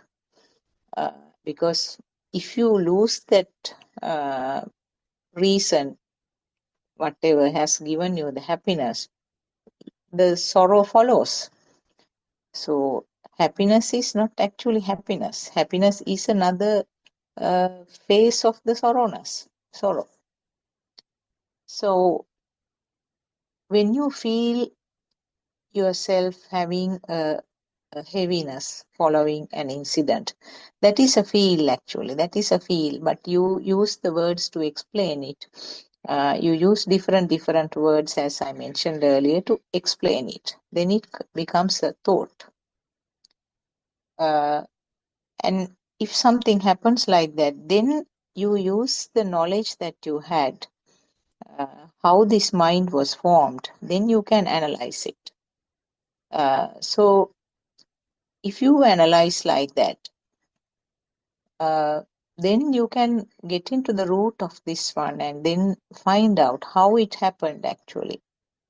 Now, then you go backwards with the knowledge that you had. You had this thought of sadness following a certain incident. So how did this sad thought come up? Then you go back. It may be a vibration of the I as well. Sometimes if it happened by the phone call, it may be just a vibration of the ear. If the person confronted you and then shouted at you, then you have your ears and the eyes both vibrated at that time. And then that is how this thought, sad thought formed. And why did you get the sad thought? Because there is a person who is receiving on this end. The illusion of the self-existence is the one which led you to feel sad. So you can see that root of all these things is the illusion of the self-existence. So always if you dig and see, ultimately you find that it is a self-existence, that is the illusion which leads to all this. If there was no one to suffer on this side, now Aryan Vahansi usually says that we like a tree. So if you go and shout at a tree how much you do, I mean, there won't be any change in the tree. And still the tree will give you the fruits and the shade if you need, and the firewood if you need. So all sorts of services, there won't be any change. So what Unhase says, what Aryan Vahansi says is that you should be able to be like a tree, because tree is a life. There is life in the tree. But what happens when a person is confronted with a situation like that? You get all sorts of these defilements. So that is a process that happens. And there is, as I mentioned earlier, it's very important to remember and realize that there is no person doing this. This is an automatic process and you cannot stop it halfway. So the ultimate result is that self-feeling, self-existence, and a person who felt sad remains on this side. So this is the first step of this practical experience plan. And in the first step, when you realize this sense of function, what is happening here, and then you can see very clearly that all these things, even though automatically you tend to project it to the outside world, it is a creation of the mind on this side. So this is something that need practicing for a while actually, because we are used to project all these things to the outside world. because of them, I feel sad. If they come and visit us, I feel happy. And because they are doing bad things, I feel angry. So always it's a projection to the outside world. Now just take another example, how this mind is behaving. Simple example, if you take a leader of a country, now the moment that you see his or her face on the TV screens, and maybe he's giving a talk or something, several people are watching, and different people have different images in their mind. One might feel that, oh, he's a good person, he's trying to do a change. Another person might say he had so many bad things in the history, very bad history, and now he is trying to show a nice face to everyone, and he's a big liar. And another person might feel that he's just useless, I mean, not doing anything but no harm either. Now this is how it happens. Now different people will have the different perceptions in their minds. How does it happen? It happens with the past data that has sparked in their mind. So it may be different sources from the different environments. The different people will have different inputs. So thereafter, the spark that happens at this moment when the picture is shown, when the picture is vibrated in the eye, the spark that occurs in different persons is different to each of them. So that is how, I mean, this is one of the examples. You can use many examples around you. You can take a hearing as an example. When you hear a person's voice, or maybe when you get a smell. Now the smell of durian is very attractive to one person, and then another person will run away because can't tolerate that smell. So that is another thought. So you can see how the thought is manipulating. Thought, it's not one single thought, but the thoughts which are formed then and there, how strong it is, how it's manipulating the person's behavior. So these are some of the practical aspects I wanted to tell you.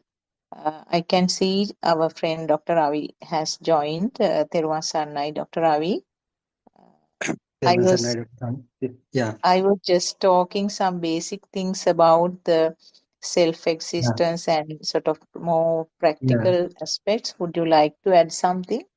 Yeah, I heard what you were saying. Yes, that was great explanation. So, yes, as you said, everything is the mind, is your mind. So that means Lord Buddha also told this with the saying that chitte niyati loko. Every people in the world, each and every human in the world lives in his or her own mind. So the problem is we tend to feel that the mind is me. So in that case, if we ever at any point, if we feel like the mind is the self, so that is the point where, that is the exact point where your ignorance become prominent. That means, so you can't ever take the mind is as you. So why you can't take it as such? So that means mind does not represent you. So, so in other words, you have to identify, you have to um, get to know, you get to know that this mind, how the process, the which the mind gets created. So that means if you understand that process very clearly, then you will realize, wow, how can we assign a self to that mind? So mind, after its creation, it behaves as another kind of a sensor, which is very similar to eye, ear, nose, and tongue. So, but unfortunately, people who is still in the mundane world, they don't feel like as such. They tend to feel, I am the one who is thinking. The mind is me. So so even though you tell the mind is not you, so how can I believe it? Because I feel, I am thinking, I am planning for the future. So I am the one who is doing. So how can you say this mind is not me? So that's bring that's bring a big query for everyone to find out what it, in which way that mind has got created. So in order to address that question, Lord Buddha has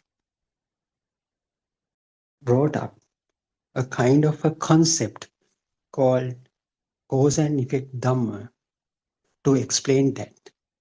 So that law, that Dhamma will explain to you how this mind gets created. That, in other words, it will clearly explain you how this mind becomes another kind of a sensor apart from the self. So that's why we need to understand this Dhamma. That's why first we have to learn this Dhamma, learn this explanation or learn this concept. Then we have to look in that direction, in that perspective. So if you are able to see this Dhamma in that particular unique angle, then of course you will be able to see the mind is as another kind of a sensor. Otherwise, even how much you study this Dhamma, that won't help you to realize that this mind is another kind of a sensor. So that's why you need to look at this Dhamma in that particular unique angle. That means the angle of Paටිච්චසමුප්පාda, angle of non-conscious angle. So non-conscious in the sense, we have to look this Dhamma as a non-living soul. That is the angle that makes you to realize that this is another kind of a process that happens naturally. So creation of the mind, then you will realize the creation of the mind happens naturally. So unfortunately, we tend to assign a self to that process. So as Dr. Sakuntala clearly said, there is no one here There's nobody here. There's no one who is responsible for doing it. There is no one to uh, uh, authorize the creation of for the creativity of this mind. So that angle has to be clearly captured, and from that angle you have to look at this entire process. That is the non-conscious angle. So as Dr. Sakuntala clearly explained, even though you realize this Dhamma in the theoretical way, you have to apply that knowledge to the day-to-day happenings or the day-to-day activities. Then you will find every time you will be dealing with a thought. Even in this very present moment, we our thought is there, is here. We are focusing on this uh, discussion. So it is also a creation of the mind. It is also a thought. So I have a thought in my mind. I am talking in this forum. So it is also a thought. Thought in the sense it contributes to create the mind. So how does this mind get created? I heard Dr. Sakuntala was speaking, and I heard in the YouTube Dr. Andima had initiated this discussion. So all thoughts are there in my mind. So I got to know, now the discussion is going on. It is also a thought. So then I got a feeling I have to take part in this discussion. So then I join these things. It is also a thought. So how I joined this? I opened up the Zoom link, then I joined this discussion. So what are the things I followed? What were the things I followed? Just seeing taking up the phone, then clicking the links. So all these things are thoughts. Thoughts in the sense a kind of impulses or images that were captured through my senses, either from the eye sensor, either from the mind sensor, either from the sound sensor. So all these things, combining all these combination of all these sensors will create me an environment that I am talking in such a forum.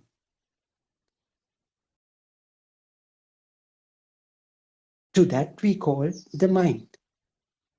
So my mind says, I'm talking in a forum. But if we analyze that, how did that mind become, how this mind got created? So the simple theory can be applied. With the help of the other 5 senses, the mind gets created. So then we have to find out whether the mind is real. No, it is not real, because we know the faculties that have been that have been created, that gives the inputs for that creation, are not permanent. They get created then and there. So at this very moment, I don't hear any sound from the rest of the friends. I hear my own voice. So it creates some kind of a impulse in my ear that convince me that I am speaking. It's another thought. So if I take this instance as am I the one who is speaking in this forum, that would be my ignorance. So that doesn't say I should not speak up. No, I must speak up, but I should not take this entire incident as a real thing, because I know very well the thoughts are not permanent. They are not real. And also the thought behind everything, the self, I already know the self, the thought that says the self is speaking in this forum. Am I the one who is speaking in this forum? Is also another thought. So both these things can't be real. So that is the way how we should apply that knowledge we gain through the listening into the practice. So we can analyze, we can apply each moment, even while you are walking, even while you are doing your job. You can put it into the practice. In the practice, in the sense, for a beginner, you have to contemplate, memorize what Lord Buddha said, and you can apply. All things are thoughts. All the things are thoughts. But as time passes on, the time goes by, if you get used to it, you don't want to really contemplate it and apply. It will unknowingly come and say, there's nothing there. All them are thoughts. So I am not here. The self is also a thought. So you get to know for sure there's nobody here. So that is the point you start to liberate from your mind. At that point, you will be able to see your mind, how the thoughts come, how the thoughts go, what is the impact that thoughts can make to you. The impact in the sense, if you encounter some kind of a what do you call this, some kind of a frustrating or some kind of sad, some kind of a anger or sadness. So you will see, you will be able to see how your mind behaves at that particular point. Mind gets some kind of sad feelings in the sense, sad thoughts. So yesterday we were able to listen to the practical Zoom session that has been conducted for the children. So one child told that she gets some kind of a sad feeling when she hears the sound that hits, someone hits a cow or an animal. So then you will, at that point, you will be able to see how your thoughts behave. First, you received some kind of a sound. Then you realize, it is the sound that has been generated after hitting someone with a piece of stick. Then you get to know it is a cow. Oh, then you get another another thought, that animal might have get hurt. So that feeling, that thought made her to feel a sadness. So all things can be clearly visualized if you are able to understand this Dhamma. How the behavior of your mind also can be clearly seen. How these sad feelings, how these happy feelings, how these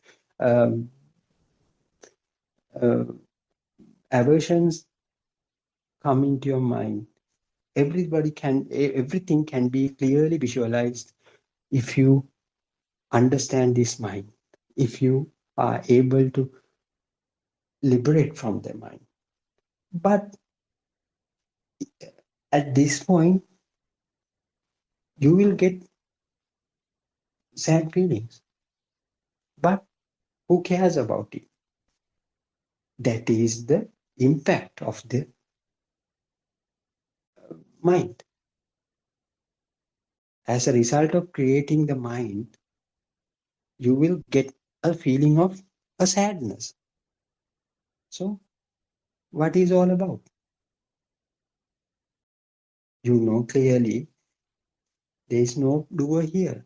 There is no person to receive that feeling. So, that you will realize that is the nature. So, at the same time, we'll take some kind of ailment. So, if you have had headache, yeah, my head is another thought. But you feel the pain, the throbbing pain that comes from the forehead. But if you assign it to your head, that will carry a lot of pain for you. But if you are able to see the head, the so-called forehead is also a, what do you call, a thought. It is also a mind creation. So mind creation gives that kind of a feeling of pain. Then who cares? Let the head have that pain. So why should I worry about that? But pain is still there. So likewise, Aryan Master says, when you eat something so spicy, you feel a hot tongue. Your tongue will burn. You will get a burning sensation in your tongue.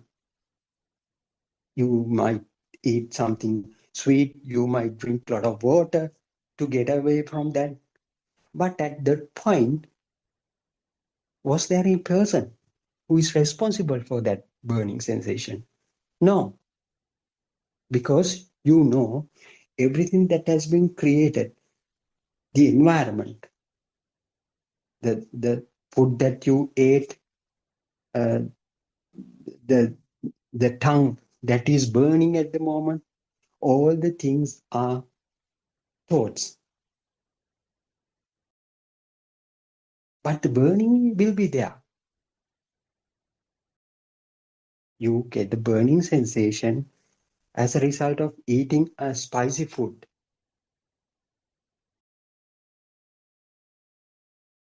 Your tongue gets hurt in the sense. Uh, so you may ask more food, more water. You may ask something to sweet thing to eat to get away, get rid of this uh, uh, spicy feeling. But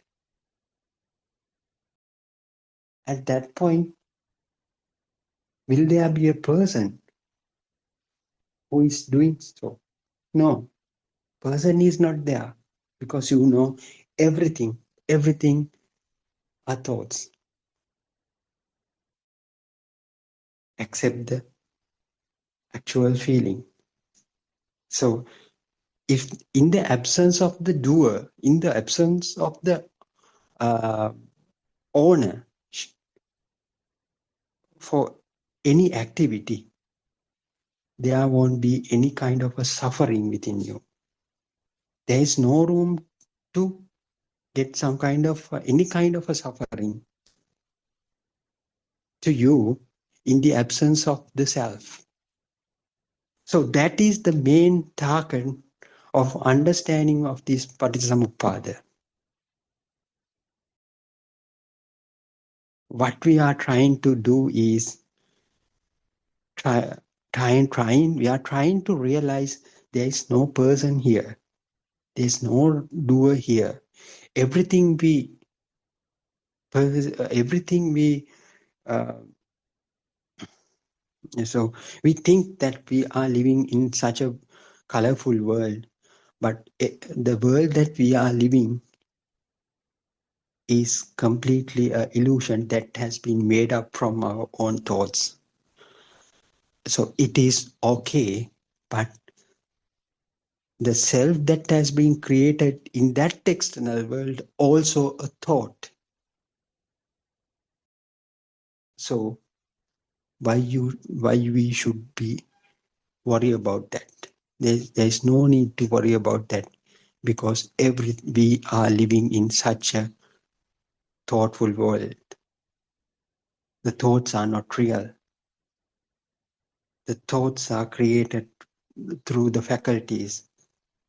The sensations that we receive through the faculties will altogether create some kind of an imaginary or illusionary world for us. So if you do keep faith on that world, the sorrow that carries along with is inevitable. So what you have to do is you have to understand there is no doer here. That is the whole focus of this entire Dhamma. So how this becomes real for you, how the things become real for you. As Dr. Sakuntala said, as long as you take, your head is really there. The suffering that carries along with that thought cannot be prevented. As long as the spicy food that you ate is there, it's really existing, the pain that carries along with that cannot be prevented, cannot be stopped, because at the very moment that when you feel that the spicy food is there, at that same moment the creation of the self would be there. So that is the most trickiest part in this Dhamma. That is the most difficult thing that we have to, we should try to understand. If as long as we take something is there, something is existing, the creation of the self would happen automatically. It is a spontaneous thing. It is not created by you. It happens.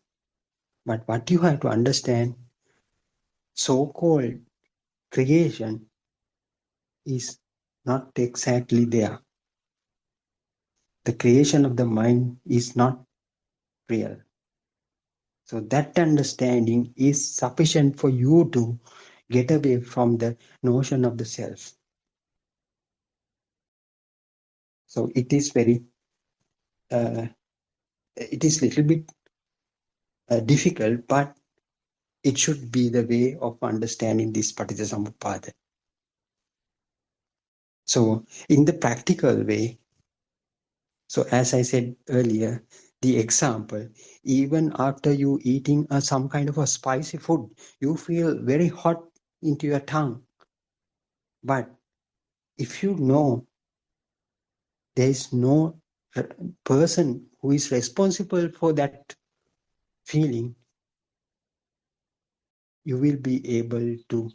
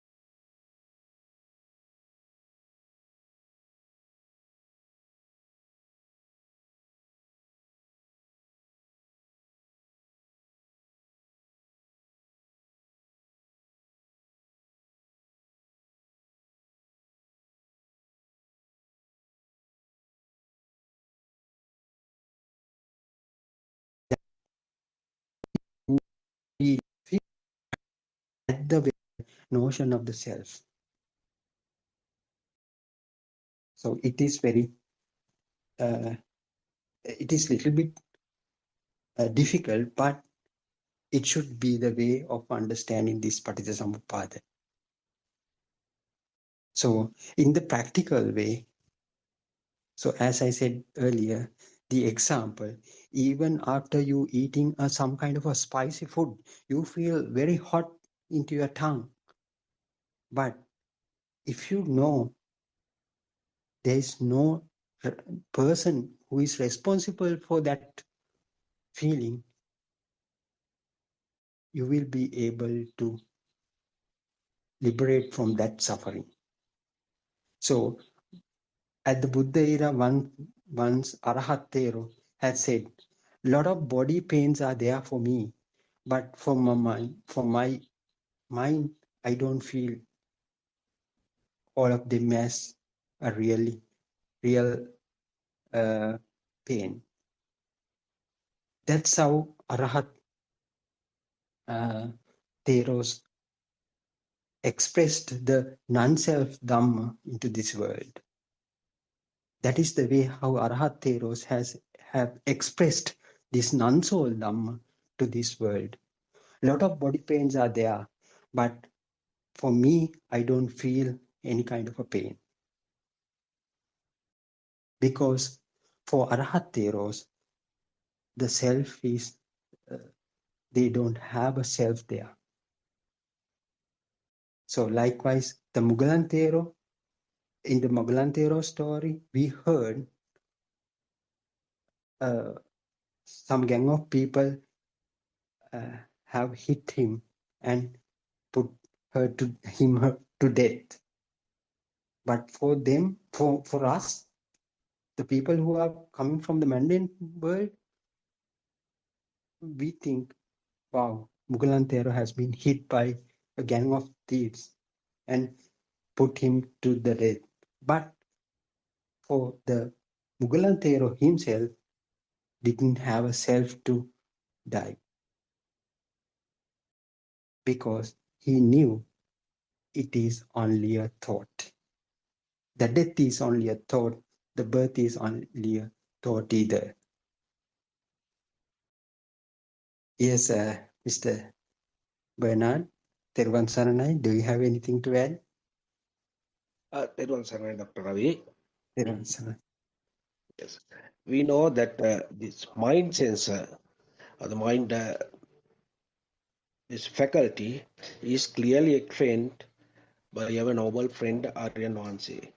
Then only we realized that the mechanism of this aggregates, 5 aggregates. Until then, we couldn't understand, get a clear picture of this, how this mind is work. It is the most important, the crucial thing is the mental construct, which is the important role is done by mind sensor.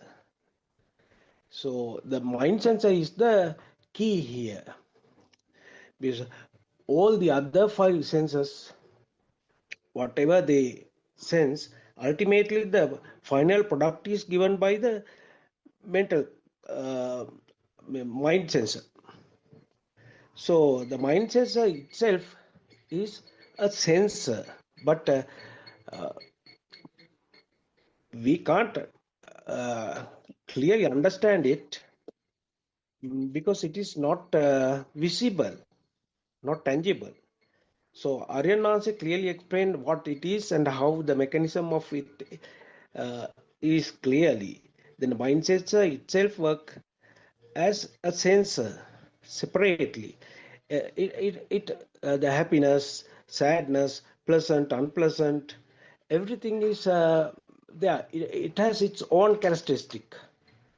So when we come to just take an example.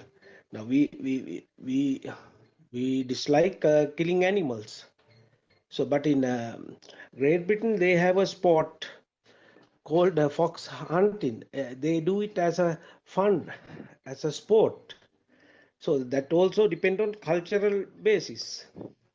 Whatever it is, the Dr. Sakuntala and Dr. Ravi, both of you explained how the mind works, the mechanism of the mind. But how are we going to understand or diminish our self-existent feeling? So here we have to do the practical part. In the first practical stage, we ask the practitioner to do the practice as, for example, a sound is heard and the mind sensor interprets it as a sound of an aeroplane.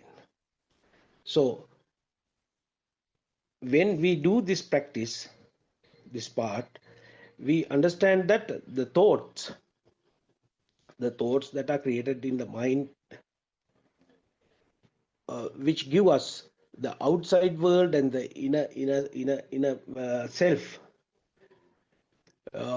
clearly diminish because we understand they are the products of the faculties, not a person's faculty, person's involvement. So I think mind sensor is very important, because if we clearly understand mind sensor, then we can come to the first stage of the practical part. In the first part itself, it says you hear just a sound, and it is only the mind interprets what you heard. Then there itself you understand, you get the feeling of the self exist and feeling, that also slowly diminish by practicing this first stage, that is in the walk-in meditation. So understanding the true Dhamma and doing the practical part also very important. This is what I explained, what I just mentioned was the first stage. You hear something and the mind interpret it as no sense, no self-involvement here. Teruvan Saranai.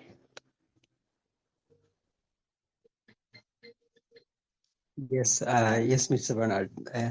Yes, as you said, the mind has some kind of an ability to generate its own thoughts.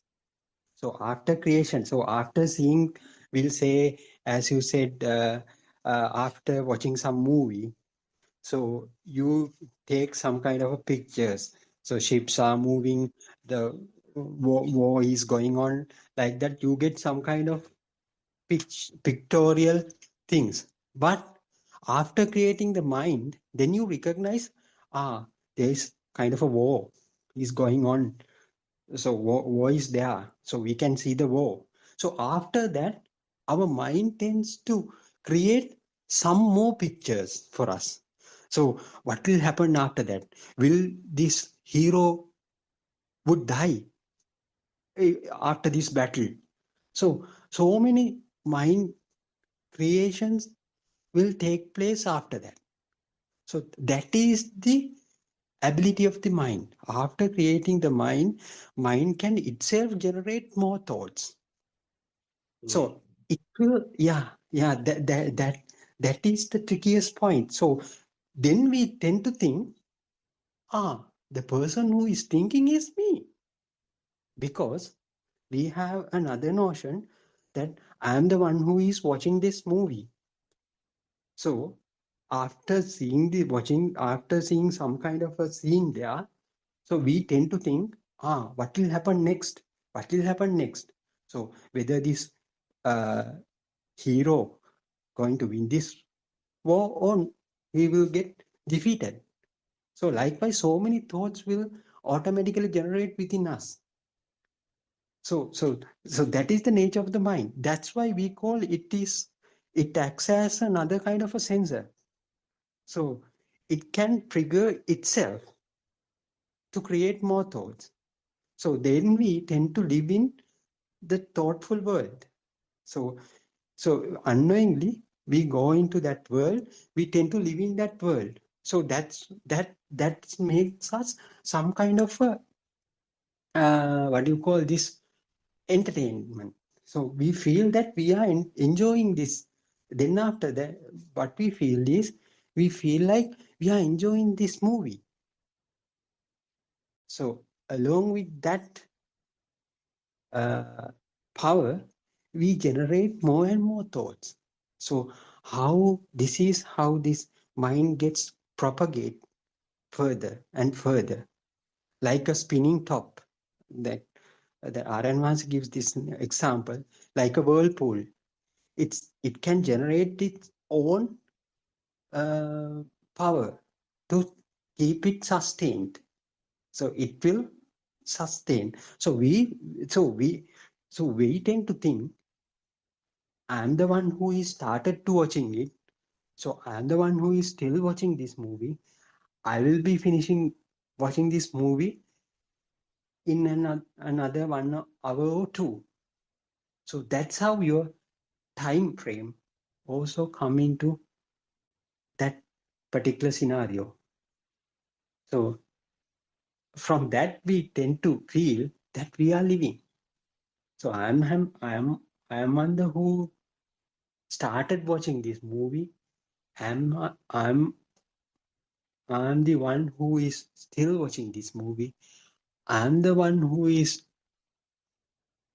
I will be watching this movie for another 1 or 2 hours in the future as well.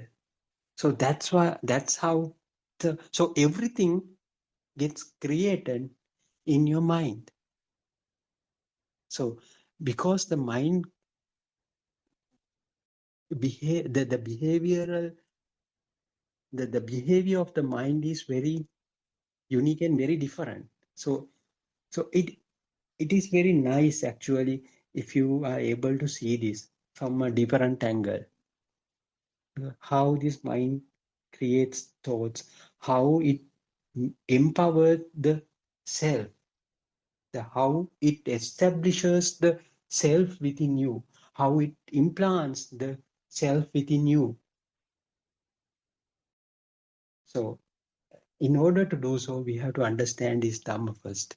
So it is a completely a process that is completely not beyond your control. So as a result of that process, you will be get created. You are the self will be get created. Otherwise, there is no soul at the beginning. So the sense of soul also become a part of that same movie. I am the one who is watching this movie. I am the one who is uh, enjoying this movie. So that temptation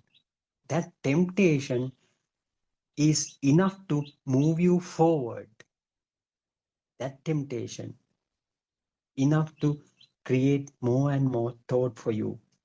That will energize you to the self as well. So it is very beautiful thing, isn't it, Mr. Bernard? Teruvan Saranai. Yeah, yes, Dr. Ravi. Yes. Doctor. Teruvan Saranai, Ms. Lana. Doctor, the entangle of the mind to one thought to another, it is a process, a natural process, no, Doctor? Yes, it's a natural Always try to get attached one after the other, one after the other, one after the other. And even it is a speedy occurrence even, Doctor. We cannot imagine the speed even. So if we understand the nature of this mind, I think it won't be a big trouble for everyone, Doctor, isn't it? Exactly. So we can once you understand how this mind behaves, the way that mind behaves, we can peacefully watch the movie. We can enjoy the movie. Yes, So we can without please self, watch the movie. without creating a Yes. self, isn't it? Yes, doctor. And the other thing, doctor, being emotional also, I had a problem. So why I am being so much of Mhm. emotional for certain situation. That is also the nature of the mind, no, doctor. Yes, exactly. Yeah, so when I see some movie of the YouTube videos, I saw some animals are killing, brutally killing. So that during that time I got more I was being more emotional. So I thought also it is a so I'm there. So once animals is explaining this, that is also a emotional pattern that having in the mind. That is a system. Yes, am I, doctor? Am I right? Exactly. Whenever we take that animal is really existing, the creation of the self would be there. So it is the process. It is the natural phenomena that happens. So as long as you create, there's an animal who got killed when someone else. So at that point, the self get created. So, but you can in you can see the same scene with the notion of non-existence.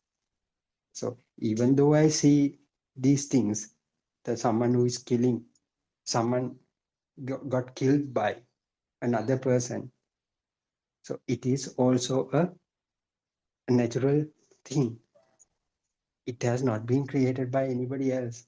So even though I see an animal in front of me, actually is there any kind of such an animal? No. With the understanding we know, there is no such kind of animal as our mind projects. So that's why this Dhamma is called as Sangitte Nibbidaya, or that has to this is a completely an understanding. It is not some other kind of a belief or faith. With the understanding, we know, even though you see some innocent animal gets killed by somebody else, we know it is only a mental projection. So if it is a mental projection, what makes you to feel sad? You know, it is your own thoughts. So it is very different, but it doesn't mean that you won't feel sad. Yes, you feel sad because, but you can live in both situation in similar way. Even you see feeding a animal, or even you see a killing an animal, those two scenes are not so different for you, will not be so different for you.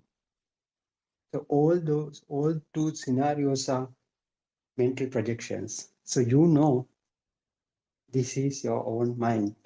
So mind, the functionality of the mind is creating more thoughts. So it happens automatically.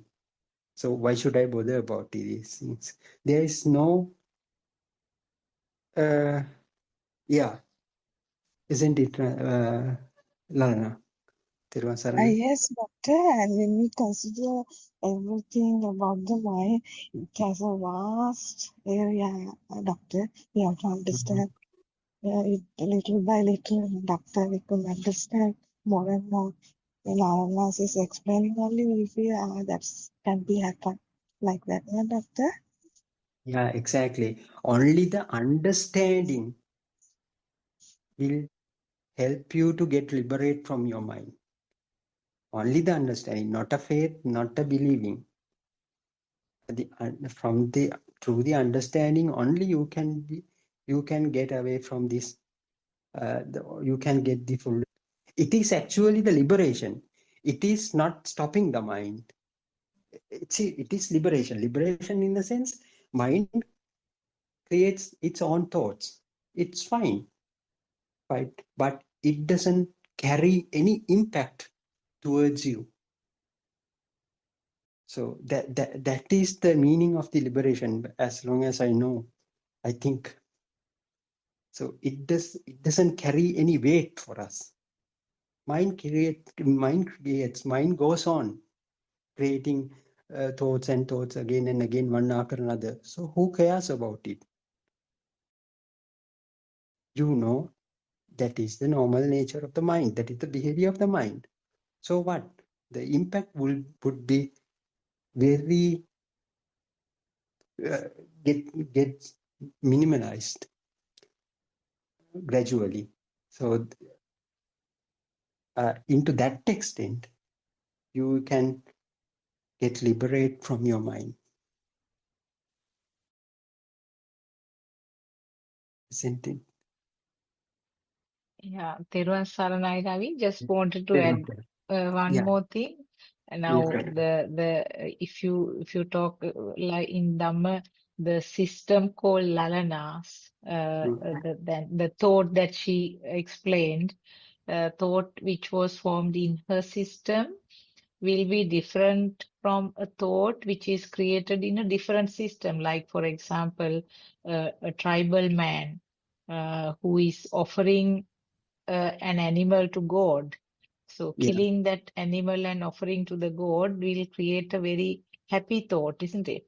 So the system, different systems will have differently created thoughts to the same event or same Yes. vibration, isn't it? So it all Yeah. depends on the inputs as data which was received time to time.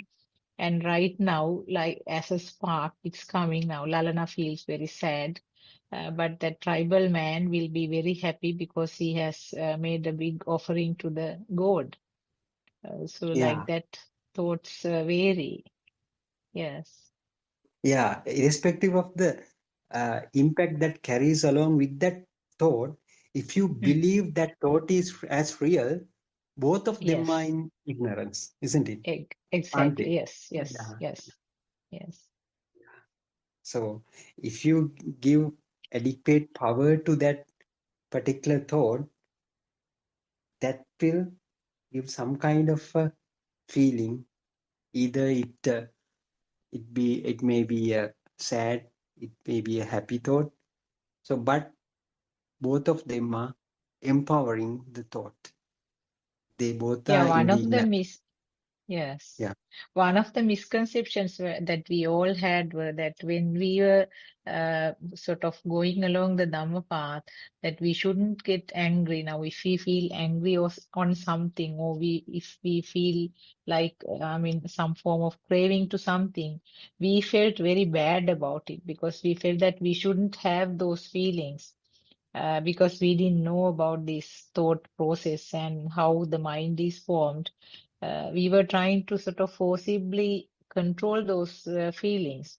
But now yeah, we know that it is just a spontaneous creation and there is nothing called uh, sort of feeling bad about having those thoughts because there is no yeah, one can control us. yeah. Yes. If you ever try to control that thing, the Hmm. person who does it will get created. Yes. So, Yes. am I the one who is trying to suppress my thoughts? So Mm. again, a self gets created. So if I don't able to suppress that thought, sadness will come into a mind. Oh, I have Mm. been following this Dhamma for such a long period. Still, I can't suppress that thought. The thoughts come. So suffering would come. So it is not actually what Exactly. Buddha said, isn't it? Yes. Yes. Yeah, exactly. Yes, Dr. Sakuntala, we are also running out of time now. Yeah. Yeah, Yes, I think we will conclude now. yeah, we can conclude. Yes. Uh, yes, okay, we can meet up tomorrow as well. So, Okay. Teruvan Saranai, everybody. So, Teruvan Saranai, Andima, Teruvan Saranai, Arenvanse, and Teruvan Saranai, Mr. Bernard, Dr. Sakuntala, and Lalana, and everyone who participated. So, we will wind up this session for today. Thank you very much for joining. Okay. Teruvan Saranai to you all. Teruvan Saranai Aranwasu. Teruvan Saranai, everybody. Teruvan Saranai. Body, there was an answer.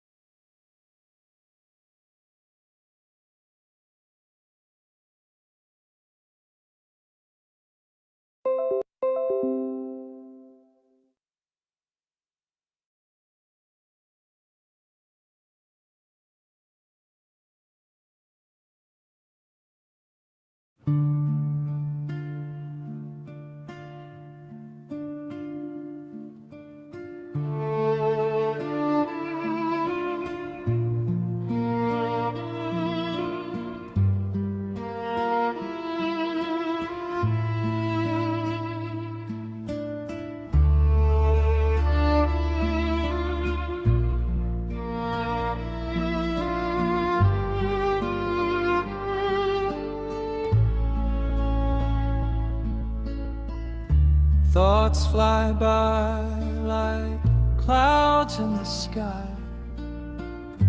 I watch them come, let them go,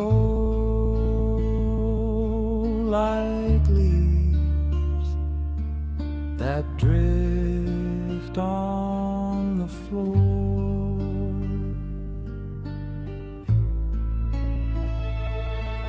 I try to escape from the cage, to run wide, to be free, but the door is locked, there's no escape.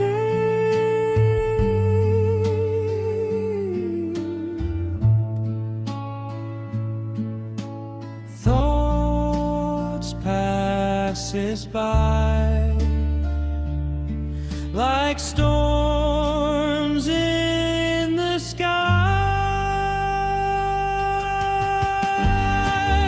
I see a bright light calling from outside. The cage is open, you are free.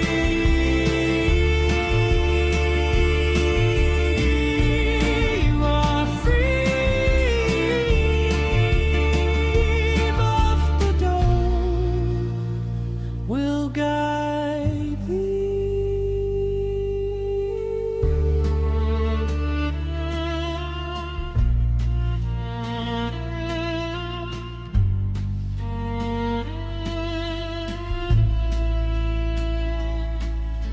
freedom of mind. Once you see the truth, the door was always open, you didn't see the illusion. Freedom of mind, where compassion starts to flow. From that stillness, mind starts to flow. Not freedom from world outside, but freedom in the rising tide. Freedom from mind.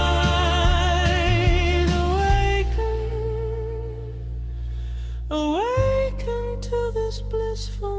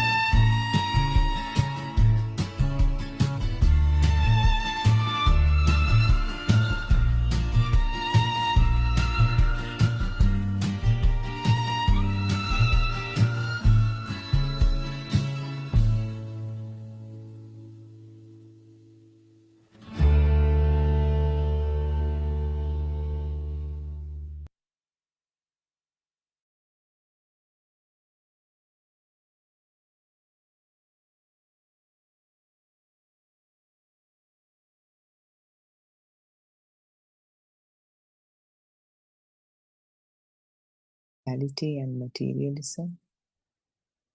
The Nissarana Magga, or the path of liberation that the Buddha followed, is all about simplicity. It's not about taking the poor's money or dwelling in luxury. Aryan Wahanse, by acting simply, paved the way to help those who are truly needy, people desperate for basic necessities. For an example, today people in the Ekavaratia area received food parcels. Those who were kind-hearted contributed wholeheartedly.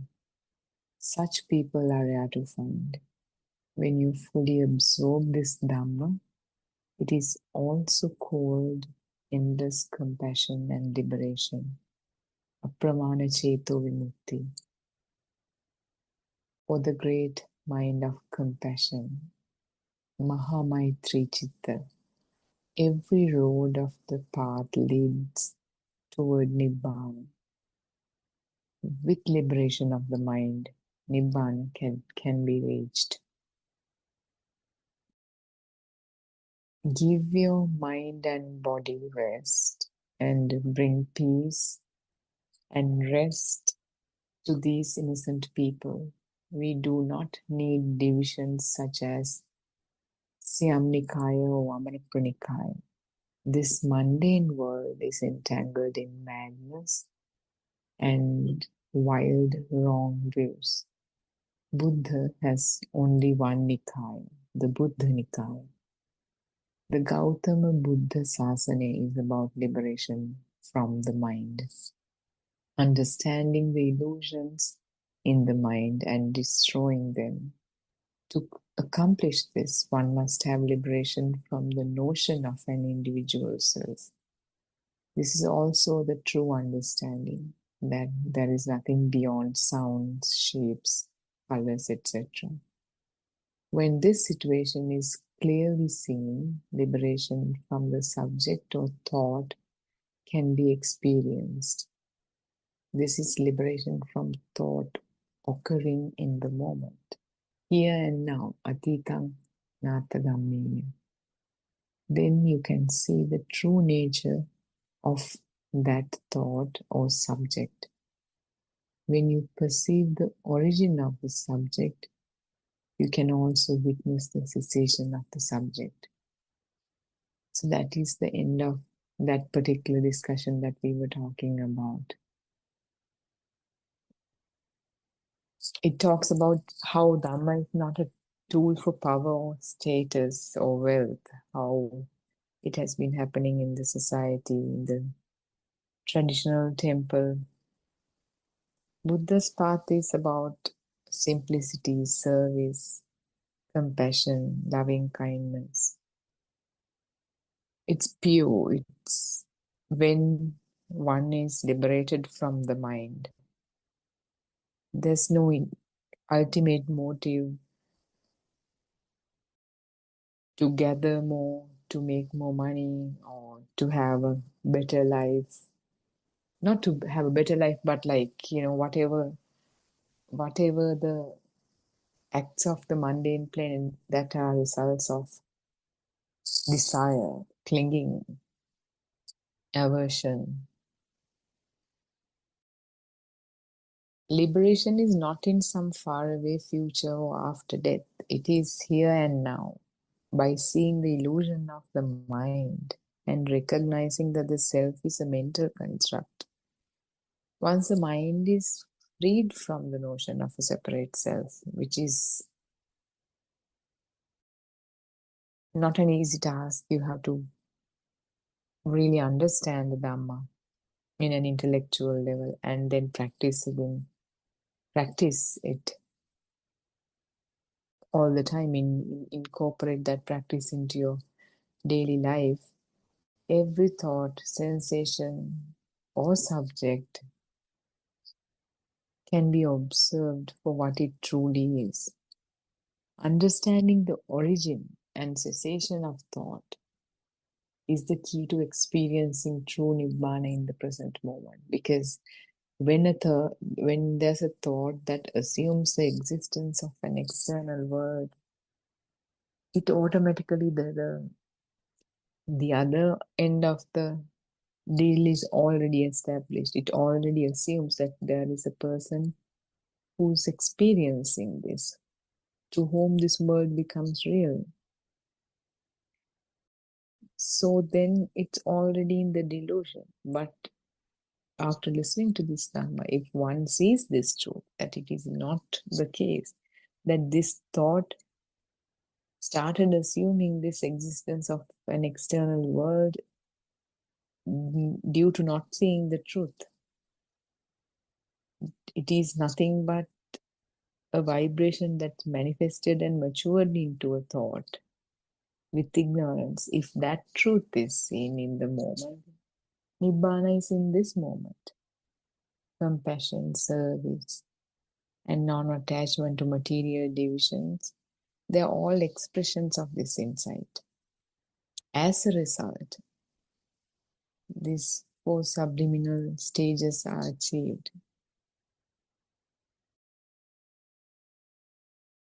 Compassion, loving kindness, sympathetic joy, and equanimity. Metta, Karuna, Mudita, Upekkha. The ultimate teaching is very simple, even though when you listen to these sermons, it may feel like a little overwhelming and there's a lot of information that you need to understand. But eventually, when you see it within you, because it seems that way, because we are not talking about something that is external or something that you can cut with an axe or something you can kick to a curb or whatever. This is about your own mind, how this sense of self is created, how this self-identifying you is created. No one can see your mind. You're the only one who can experience that. Therefore, there's a separate, specific terminology that has to be introduced, that needs to be understood, that needs to be practiced, that needs to be realized. Therefore, it may seem a little overwhelming with a lot of terminology, but as your mind slows down, as your defilements become diminished over time, what you experience, what you realize, you will see it's so simple. It's so simple even a 7-year-old can understand. Why didn't I think of this? It's so simple. But without the help, without the guidance of the noble friend, it's a task next to impossible. So the ultimate teaching is very simple. Liberate the mind and the world itself becomes a path toward freedom.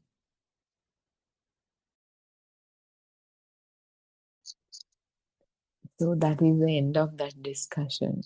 And if you have any questions, Rambima is here, Justin, Peruan Saranai, Veta, and I think Miss Sindhu is here. Yeah, Nandima. Yeah, Peruan Saranai Harshi. Yeah, it's very interesting. Thank you so much. Peruan Saranai, Peruan Saranai, all of you. If you have any questions, I think it will be easier for us to form a discussion. So doesn't matter, just unmute yourself and just if you can forward your question, that would be very helpful.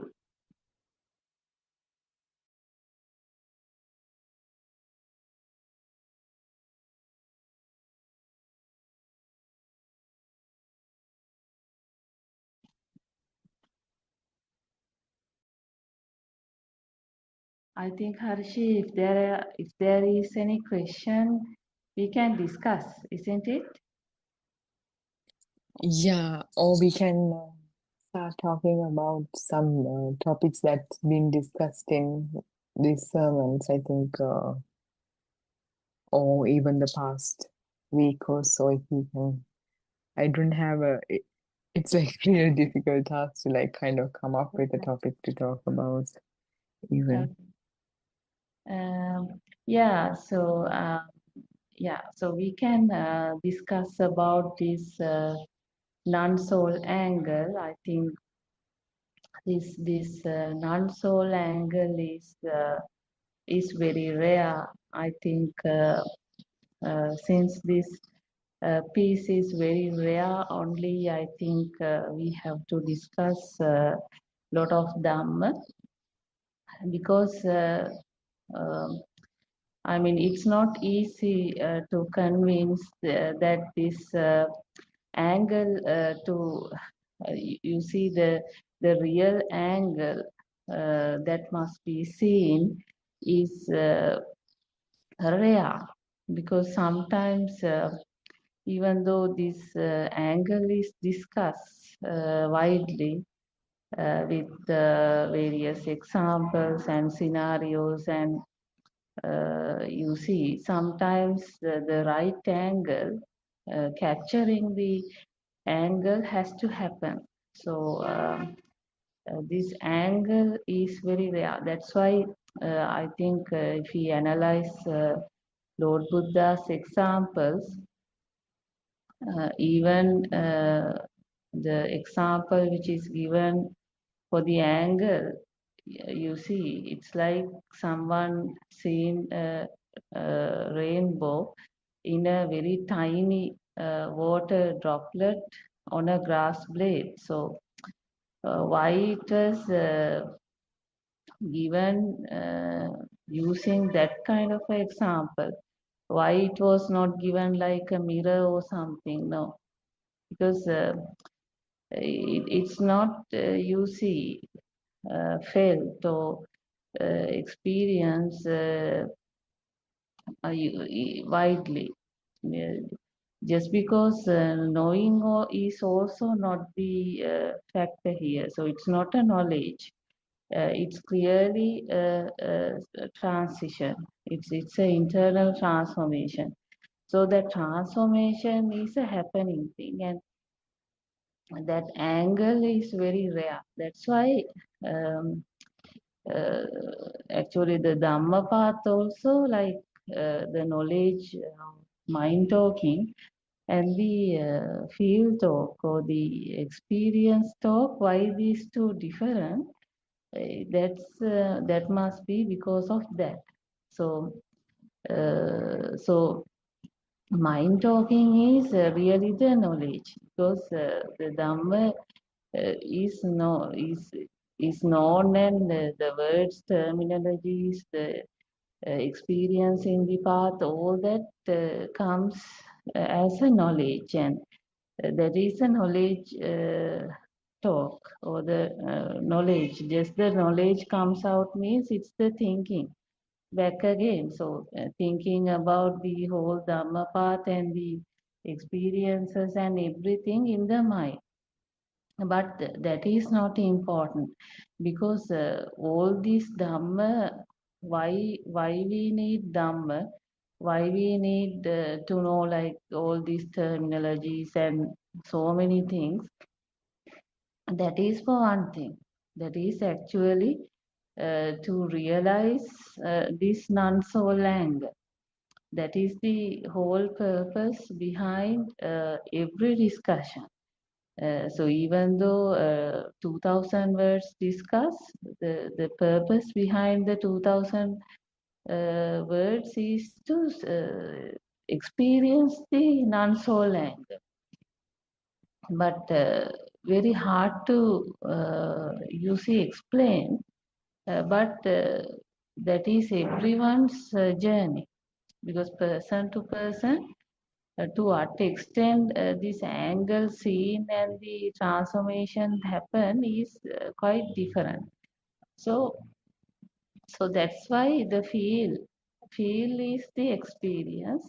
The feel is very important. So so all this true Dhamma part, in the sense how this mind is formed, how the mind form, how the soul form. So that soul formation, when someone sees, in every moment this power is forming, and then there is no ownership for this power, has to felt by that system. So it is not a memorizing, or it is not a practice as such. It's not a continuous practice, and then that's configured to the system. No, that's also not the case here. That's why there is some balancing has to occur between the contemplation and the actual realization, because The too much contemplation, too much thinking is back again in the mind, because in some other way, mind is getting stronger. So all this Dhamma is really needed to experience that this mind is not worth. So the unimportance of the mind. The mind is really not meaningful. So mind needs to automatically become irrelevant in the system. Then the flooding of the thought or the controlling of the thoughts or this happening of thoughts will not become a problem to that kind of a system. So, so it's very easy. That's why the Nibbana is not anywhere. Nibbana is delayed. It because this thought is the powerful one. The thought is powerful, or the chance of the thoughts becoming powerful in the system is the issue, or the suffering, or the pain here. If these thoughts, whatever the thoughts come, if it can't do any panic or any attacks or any damage, or if the thoughts become naturally irrelevant in any system, then that system there's nothing further to happen. So that's why the Nibbana is in the present moment. The liberation is in the present moment. So the present moment, that nothing is meaningful, nothing is realistic, is the transformation. So because that once the inside transformation happens, it's like a no panic system, like so. So then there is no further questions in the system. But when the thoughts, you see, become powerful, and one taking another thought to attack that powerful thought and then neutralizing the thought is another process. But now we can't say nothing is important here. In the Dhamma path, the listening of Dhamma, carrying out discussion, understanding these mind patterns, the mind variation, in what kind of circumstances the real panic situation arises, and what kind of perceptions carry very strong feel in any particular system. So all that matters. But finally, what needs to happen is the transformation of that non-soul angle. Because the soulistic angle is the thinking.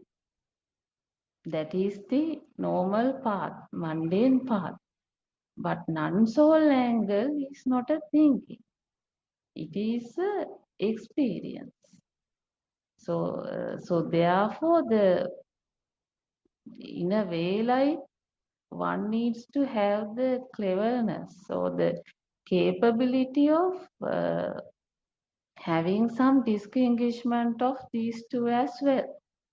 Because otherwise, it's because there are sometimes people, they start to feel the transformation, but then they are back in the mind, start to think about it, and so many words. So then also there is a chance that back again the mind gets powerful. But all this is not happen if the right angle is same. So all these problems happen until the right angle is realized. Then once the right angle is realized, then there is no further question in the system, no further doubts, and there is no anything further to search, further to think, further to practice here.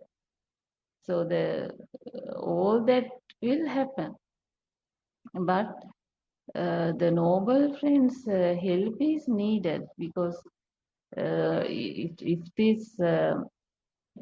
if this transformation, if the right angle is delay for somebody, and it is still in the mind, it's too much. If it is too much in the mind, then that person has to be asked to at least to take some rest, give some time, freedom of the mind and the body. And you see, otherwise it's another way the mind is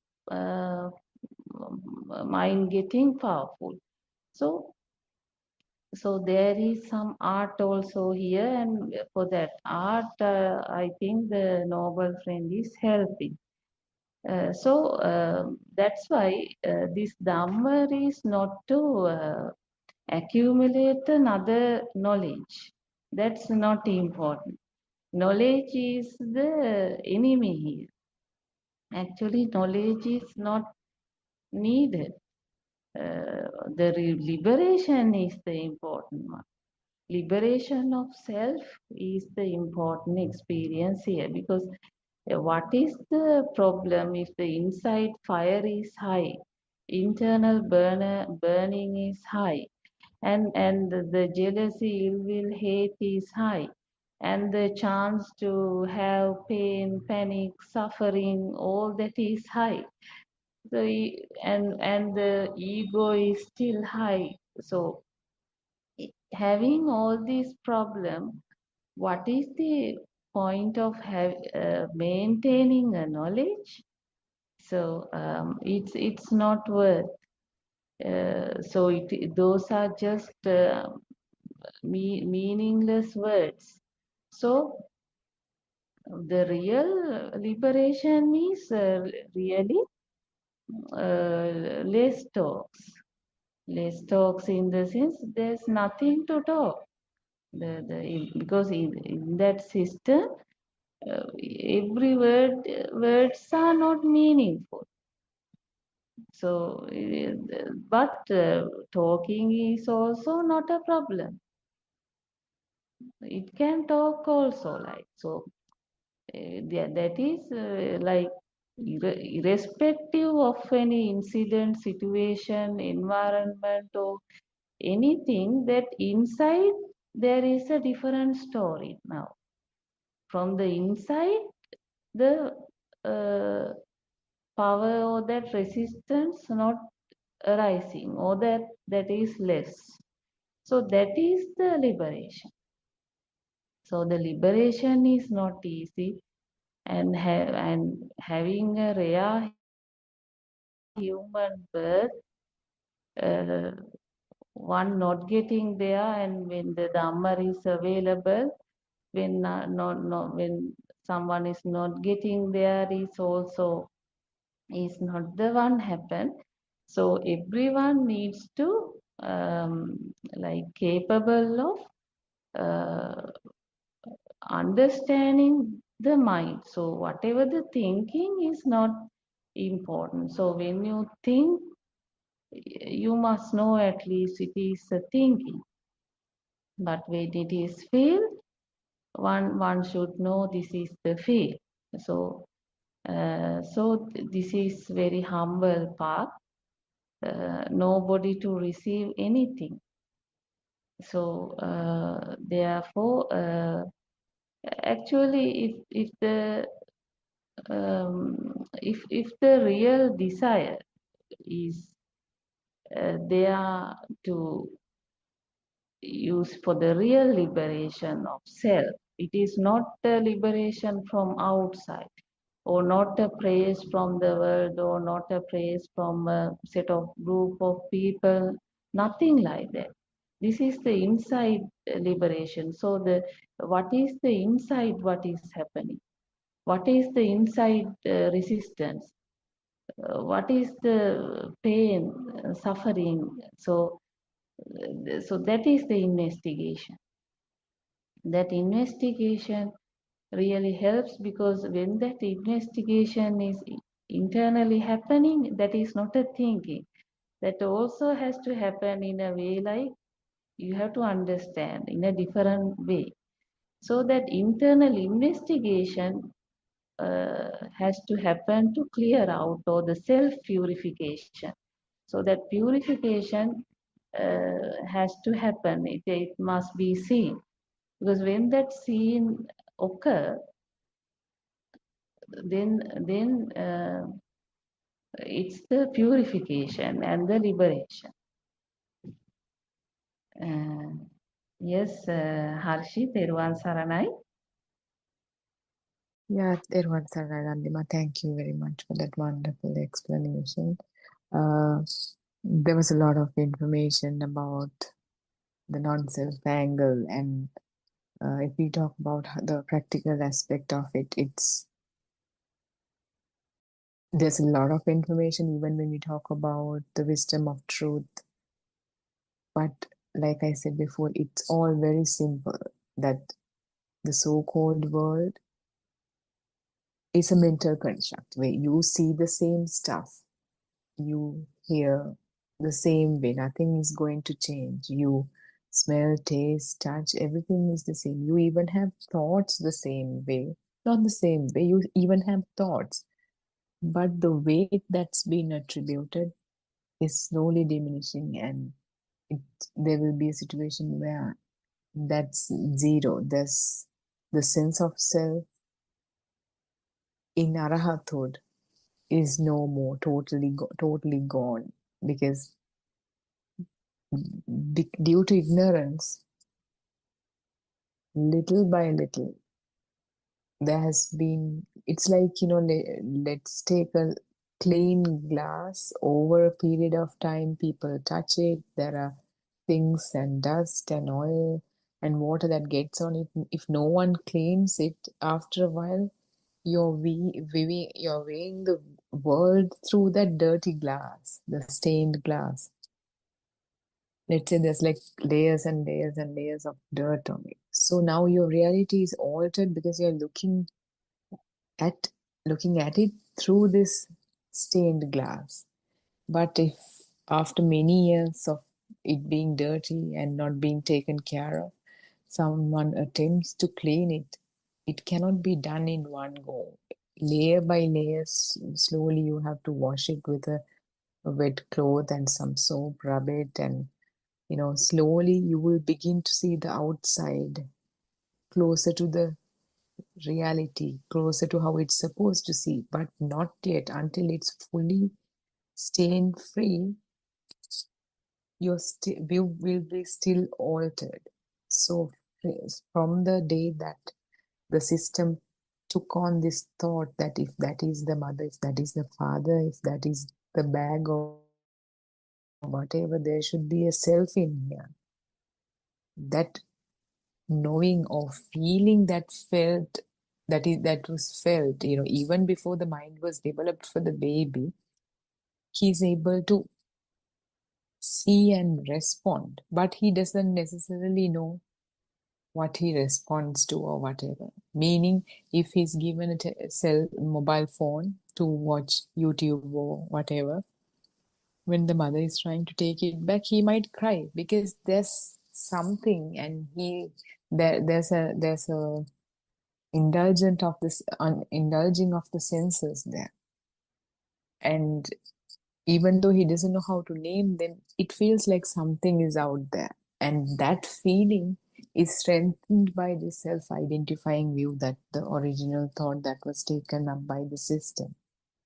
And with that, the glass is stained. The whole world is now, instead of just experiencing through the raw way with the senses, now there's like this stained glass getting more stained by the day, by the hour. And the view about the world is now altered. If you wear sunglasses or different colored glasses, you will see whatever the environment you see is in that shade. Similarly, now the reality is altered. And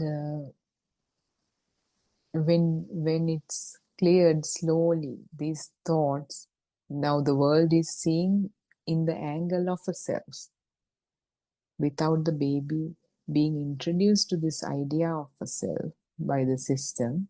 Nobody's doing it. Baby didn't do it. It's Chitta Niyama, how the thoughts work. It's the order of thoughts. So before that, before the system took on this thought, even baby was able to see, smell, hear, taste, touch, all that. Now, with the altered view being recognized after listening to this Dhamma and all that, we are able to finally again see the truth for what it is, through the clean glass, through the clean window, not the dirty one.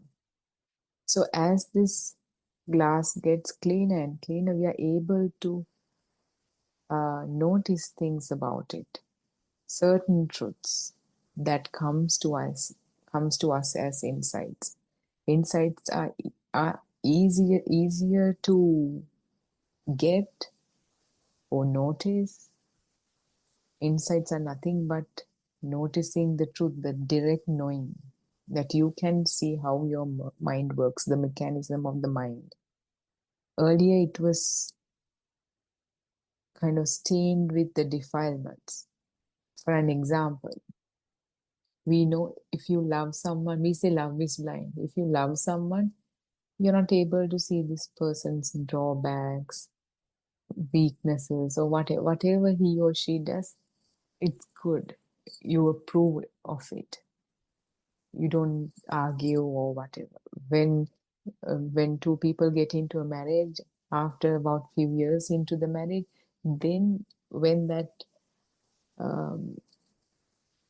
kind of the veil is lifted, then you begin to see the truth. So something like that. When you have defilements, when you're angry, we say, when you're angry, don't make decisions. When you're in love, don't make decisions. These things are these sayings, and they are in life because certain people have seen some truths in these things. So these emotions always cloud our judgments. Let's say it runs much deeper than that level. These defilements cloud our whole vision and makes us blind to the truth. So when the defilements slowly get diminished, as we realize that whatever the emotions we come, we kind of track it back to where it started, from which sense it started. Not even from which sense it started. It's like whether it's the sound, whether it's a sound that got matured into a thought. So we kind of track back to see where it comes from, to its roots, to strip it off of the ignorance contained in that one thought, because that is all that we have to do. The mind is this thought in this moment. If we think there's like a flowing mind, continuous mind that's been in existence for years, that is another wrong vision, because that entails that there's a past. All that is again tangled into the idea of the mind. Past mind, present mind, future mind. No. You can see it for yourself. So now with the lesser defilements, you're beginning to see the truth. You can see how it works. You can see that there never was a person, that there never was a self. It's all a myth. It's all a wrong view. Because as we have these examples in our lives, when we drive, we know you could be on the phone and you don't need, you stop at stop signs, you stop at intersections. You don't do it, oh, I have to stop now, like I should press on brakes, now I'm stopping. No, not that kind of continuous involvement is not there. Now when I speak, there's no planned words, there's no structured sentences. It just comes. Even when we talk, not just here, in our day-to-day lives, we think about things beforehand. We think, oh, I'm going to say this, and to this person. But the words, that is the thought, and it's not even our thought because we believe it's our thought because of that wrong view that was already taken upon. We think it was our thought. We thought it. We planned it. No, when you see the truth, you will see even when the thought thinks that I am going to do it, it's not your thought. And even when we plan our speech, like before delivering a presentation or talk or whatever it is, what comes out of the mouth is nobody's control. It just comes out. Even if you have a script, it's very difficult to stay true to a script. Even then you think it's you doing it. No, it's just the process. So as you slowly realize these tiny truths, direct knowings, these insights, this becomes more and more and more evident. Why do we have to talk about this so much? The same thing. 8 Zooms a day, 9 Zooms a day. Because the mind is so vast, not in the sense that it's a big existing thing, but there are so many thoughts one after another, so fast. We can't even, when we initially come to the path, we can't even catch them. They're like, it's like trying to catch some very fast animal or something. It's very difficult. I remember at the very beginning when I started listening to Aryan Mahansi, I was listening to him for months, and still, like, I would listen to a sermon and I would go on about my day, and I would even forget that he recommended that we watch our thoughts or whatever. This went on for a while, like returning to the sermon without any practice at all. And then a lot of people started complaining that they can't see their mind, they forget and all that. And then Narayan Mahansi at some point said, if you can see at least 3 thoughts today, at least 1 thought today, how your mind is behaving, what kind of thoughts there are, do that. Start with 1. Then next day try to look at 2 thoughts. Then next day 3 thoughts. Like that, then that, because how important nirvana was. Because I was determined to walk this path, I thought, okay, I'll commit to this. Just 1 thought a day, 2 thoughts, 3 thoughts, like that. I'll increase. Then that's how I got on to the path, because it's so fast and so, so fast. Like lot of days went by just catching few thoughts only, and like that incrementally it changed and was able to see more and more thoughts. So that's why to get someone into like this practice, get someone trained, it's like being trained for Olympics or something, because it's not an easy task to watch all your thoughts, be aware of all your thoughts, because that is then only we are able to see the ignorance that's contained in it, the assumption that there's an existing self out there. I see some people have joined. If you all have any questions, please feel free to ask. Dr. Sakuntala, Peruwan Saranai, would you like to add something to the discussion? We were talking Yes. about the non-self angle today. Okay. Peruwan Saranai, I think Randima talked about the deeper aspect, and you were talking more about the practical aspect of the non-self angle. As you said, if you look for it, you won't be able to find, because always you are looking for it with a thought. So if you have thoughts, means you are going to the direction of defilements, because you are giving a value to your thoughts. Actually, when you experience the non-self angle, it is something that you experience as a feel, as a very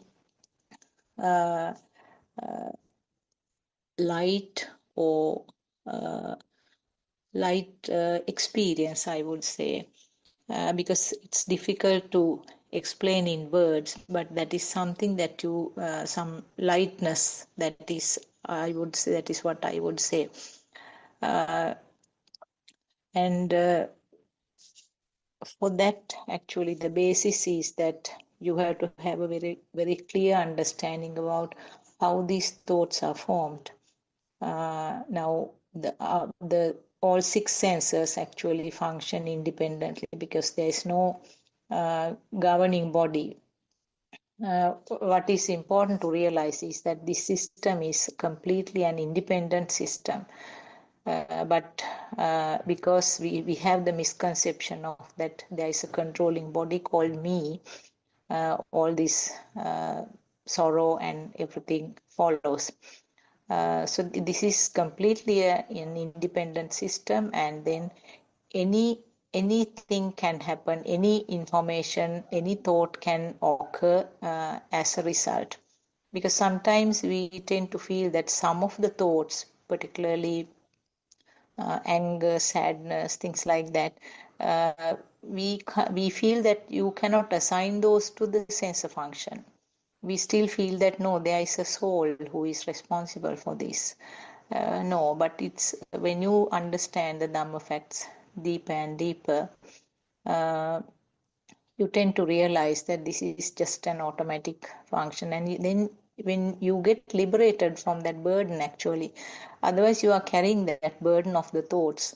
I feel that I am desperate, I feel sad about this, I can't get rid of this, I can't understand Dhamma, I'm not good at this. So all these things are actually, they are very very heavy.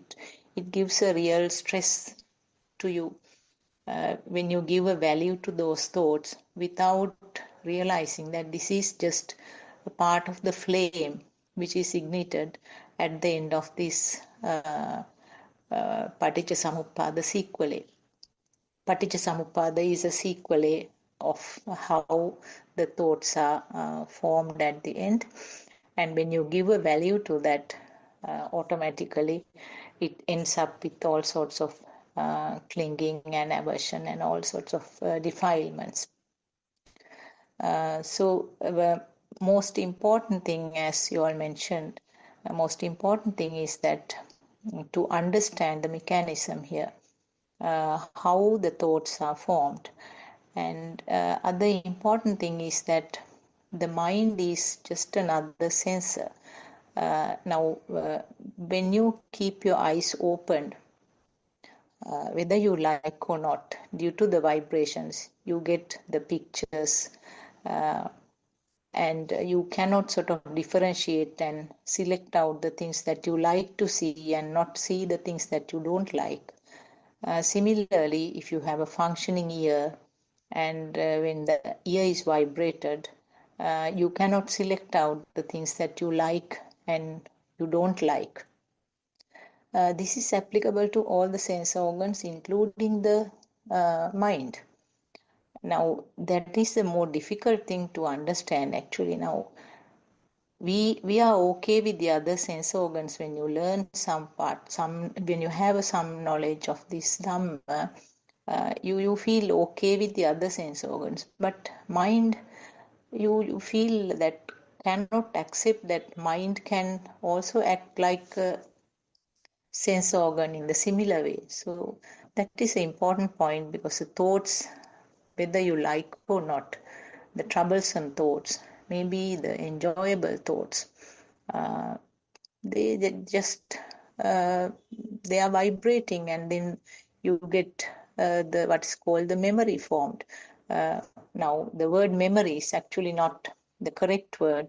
What happens is the data and the experience that you had in the past is parked right at this moment. And if you get a thought coming up repeatedly, that means another if you get the thoughts forming again and again on the same topic, you tend to feel that it's a part of your memory, and this thought was somewhere hiding underneath and then surfacing time to time. No, it's not. Actually, the thoughts are formed then and there as a new thing. So this is something that is very important to realize. Always it is a fresh thought. It is a new spark which is formed right now and here. So that means now this is how you can explain about the Angulimala story from Buddha's time.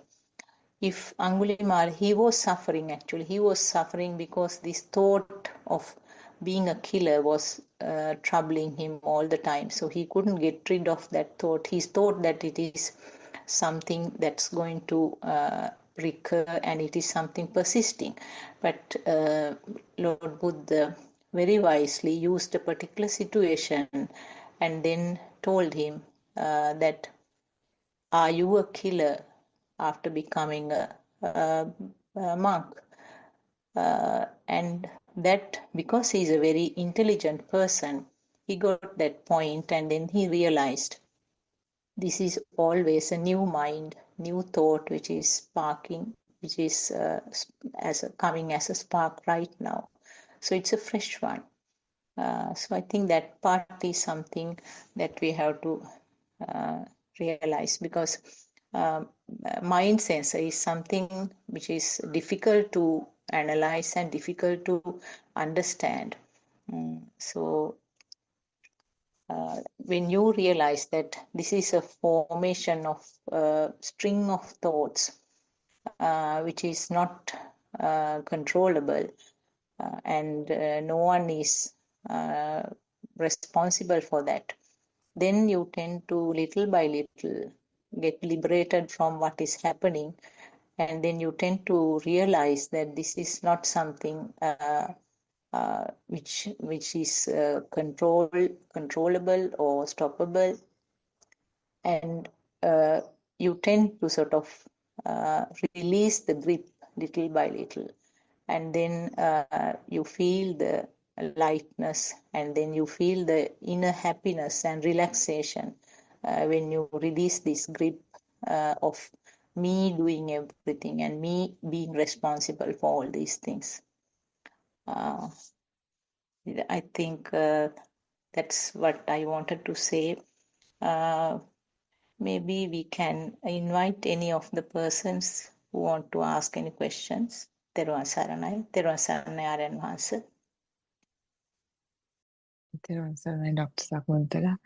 Yeah, please, we're not, there's no pressure, but feel free to ask any questions if you have.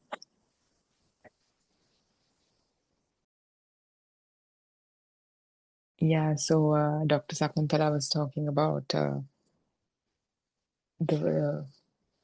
how the tranquility that you feel when this happens, when slowly this diminishment of defilements take place, and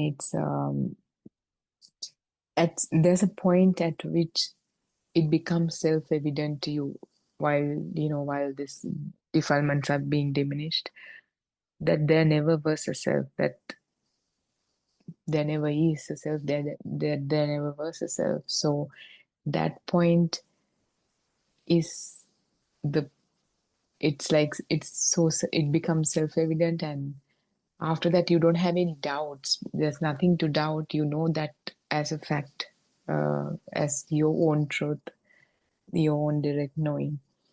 And then after that it becomes easier, and after that point a lot of defilements are even more diminished, and you see the self for what it is. And even when there are subtle defilements, you see that they're coming out of habit, because even if you apply brakes on a moving vehicle, it doesn't just stop. It travels some distance and come to a a complete stop. So something similar to that happens because um,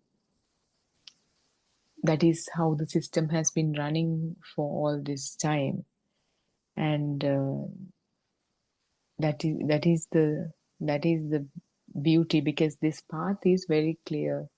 The landmarks are shown, and you know where you're going beforehand, because the whole roadmap is given in the form of the wisdom of truth. And Buddha says you have to travel it with the knowledge of where you're going, with the address and all that. And there's famously Buddha said, Venerable to Venerable Ananda, if I'm telling them how to get to Jetavanaram and giving all the directions and landmarks, if they're not going to Jetavanaram, what can I do? So this is very clear cut. There's no hidden areas, no gray areas, because there's 84,000 Dhamma aggregates, or 84,000 Dhamma skandhas, meaning different systems in which this was explained using dependent origination, Four Noble Truths, eightfold noble path, 37 factors of enlightenment, many systems. That is why there's a lot of terminology here, but all, like, even a 7-year-old can understand what he understood. Rahula Thero, what he understood to become Arhat, was what Buddha told Rahula Thero was, when you peep into the pond, when the dog peeps into the pond, there's a reflection of the dog in the pond. And when he doesn't bend to the pond, there's no reflection. The world is created like that. When you open your eyes, it's there. But when you close, only the thought that world exists is there. So what is going to be reduced or diminished is the thinking that there was a self. Buddha, Mara asks Buddha, are you happy, Bhante? And then Buddha says, why would I be happy? For what reason? What did I gain? Nothing. I didn't gain anything. And then Mara asks, then are you sad, Bhante? And then Buddha says, why would I be sad? What did I lose? So you don't gain anything, you don't lose anything.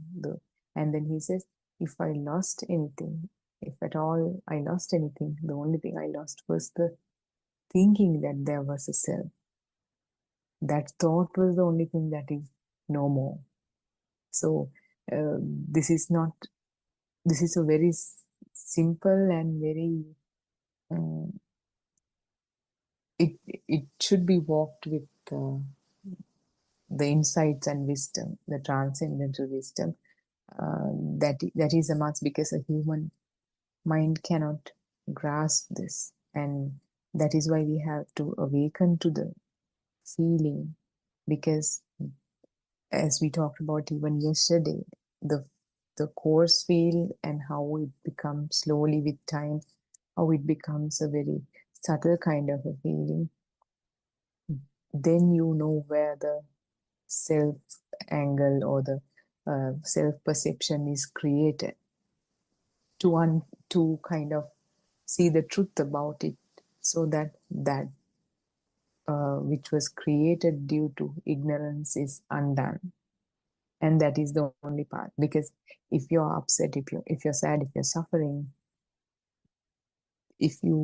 there's only one way out of it.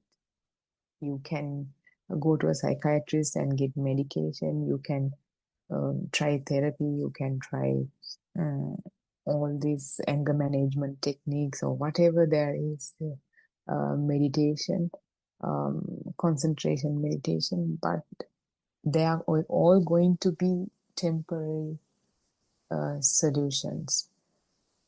If there is a car, if there needs to be a state where there is no car. The only thing that can be done is take it apart to its constituents, then there won't be any car. So something, I don't know if it's the best example or metaphor, but that is what's happening.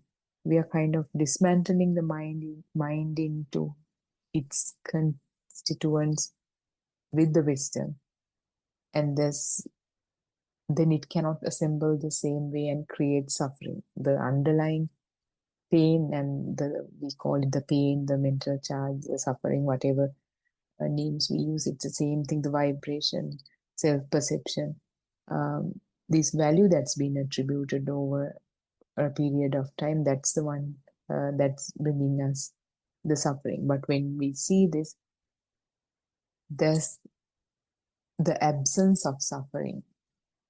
It's a great relief. So nirvana is not a place or not a thing, not another concept. It's the mere absence of this suffering.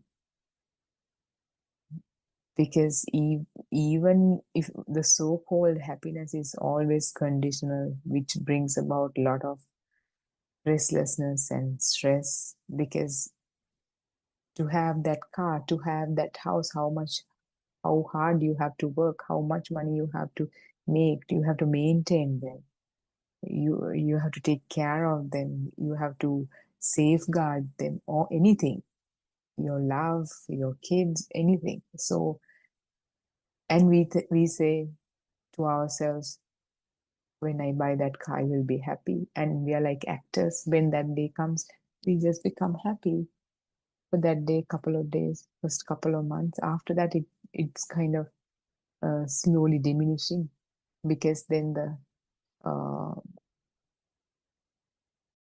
the suffering that comes along with it becomes slowly prominent. So that is the story of our lives. And seeing this is not easy. If someone has a very comfortable life, not that much suffering, that person is not able to see the suffering, because if someone talks about suffering, they will be like, oh, maybe something is off with you, you're psychologically imbalanced, you're damaged or traumatized or whatever. And these people who has nice lives, good for them, they tend to think this is something wrong with these people who say that this is their suffering. They don't see that this as an inherent reality of life, the world. But unfortunately or fortunately, if they come across some sort of suffering, then they begin to question, this is apparently not the way I thought the world works. There's something hidden about this. Maybe I should explore. Then that person might or might not stumble upon Dhamma. So that is the beauty of Dhamma. It's right in front of us, but not so apparent to some, like to others. Randima, you would like to share something? And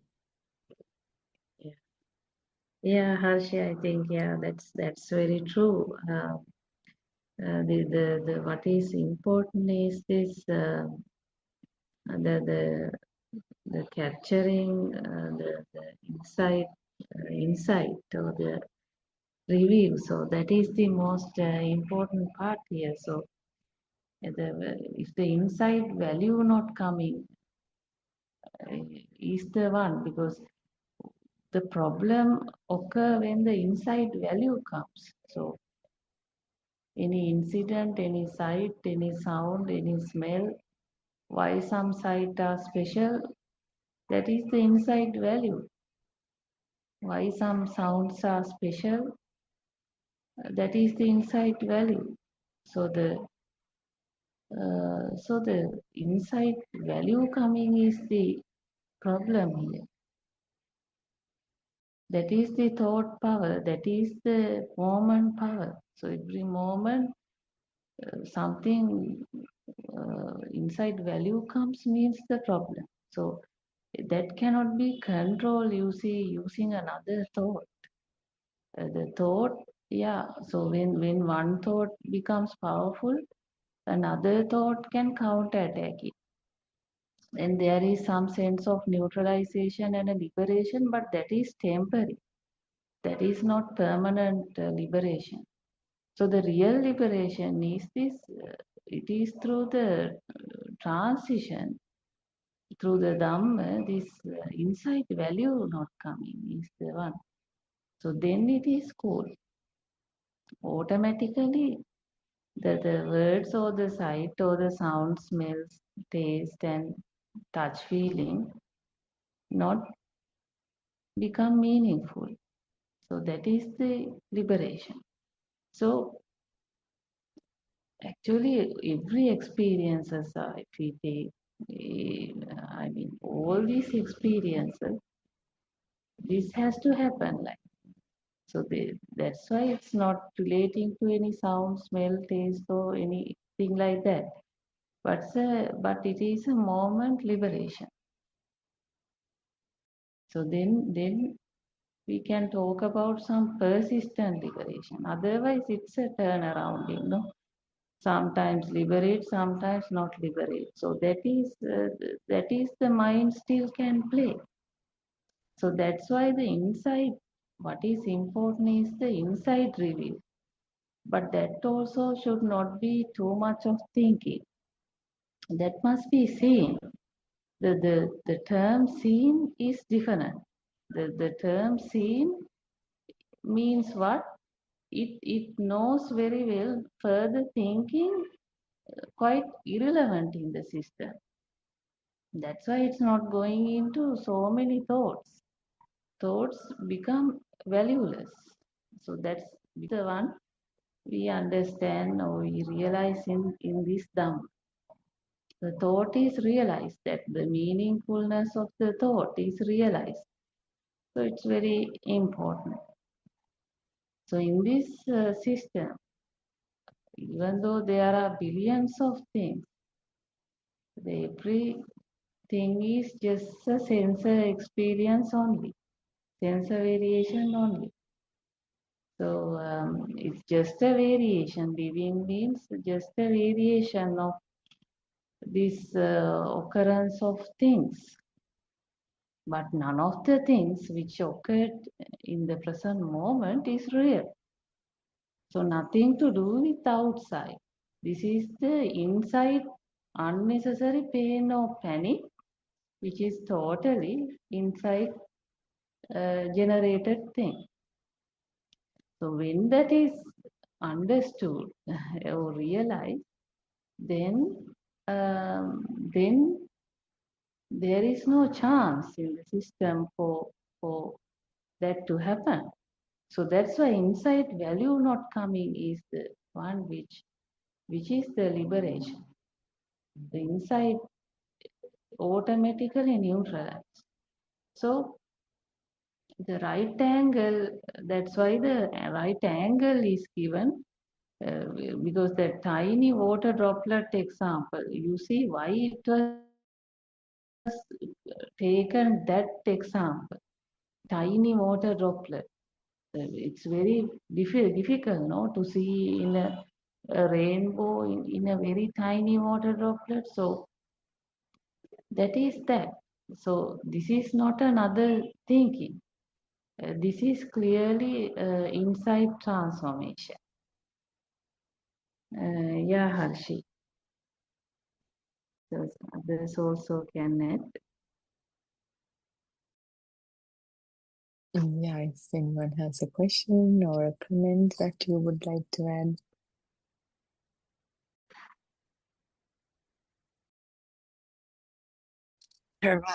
Taranai, I have a kind of a question, Yeah, and thank I you all. can. Thank you all for this wonderful discussion, and it's very helpful. And I wonder if you all use some of the Buddhist teachings that I've used and found very helpful, like sense restraint is a good example. And I love the sutta about I think it's the circus or something. They didn't have circuses, but I think the fair, going into the fair, he tells the monks to, you see the beautiful, you see the ugly, and, the louts are on one side and the fair princess is on the other side. And, you're to look and not be interested in the way we're taught to look is to really feed what we like and have aversion toward what we don't like. And this is a big part of our system is this process of knowing, uh, pleasant, unpleasant, and neutral feelings. And it makes it really simple. Like we're not really, it's not like there's levels of, it's like just see it as pleasant or unpleasant. It's not because we're taught to have a drama about all these things we see, and there's all this levels or whatever and stories, and it's like he's saying take it all that out of there, just drop it and just see pleasant, unpleasant, neutral. And this decreases the whole thing to see like this, and in the mind gets less, it's weaker when it doesn't feed like that. And so also I think sense restraint or guarding the senses, not like we're not going to see anything, but it's just to guard our heart, to know that we're training our mind, training the mind to see what's really important. And it's not all this world that we thought was what happiness came from. We're training our mind where true happiness exists, where it's training our mind, and our heart is benefits by this. And we start all through all the Dhamma teachings that are training for cultivating our heart and our feelings, the right feelings, the noble feelings. And so I wonder, I know you all, there's a whole stress that not to be learning too much, but I find value in the Buddha's teachings, like these teachings that train, it may train one's mind and cultivating the heart. And it maybe it's a stage, maybe some people benefit from that, and maybe some people don't. They're not up for that. Some people are.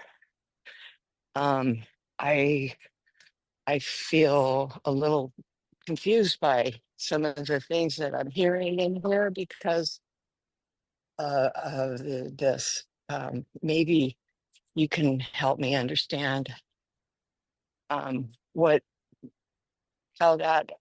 I'm saying is. I think I've asked the question. I hope that's clear. I hope it's not offensive. Thank you. Thank Sarvan you. Saranai. Sarvan Saranai. I have a question. What is the confusion? That I am kind of not clear. You said you were I think confused about we're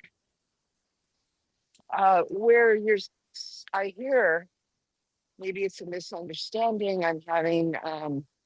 I'm hearing that there's no education necessary, no learning, no, like somehow this is all supposed to get worked out by, I'm not sure, by not learning, by not reflecting on the words of the Buddha. But I don't think that's what you mean. But I don't understand this. No learning, no understanding. Yeah, I think yeah. And maybe you're talking about mind, and I think for me that comes through the Buddha taught. We don't have to have an opinion about everything. Like our mind is taught to have an opinion, like we think we have to have an opinion about everything, and that's the mind.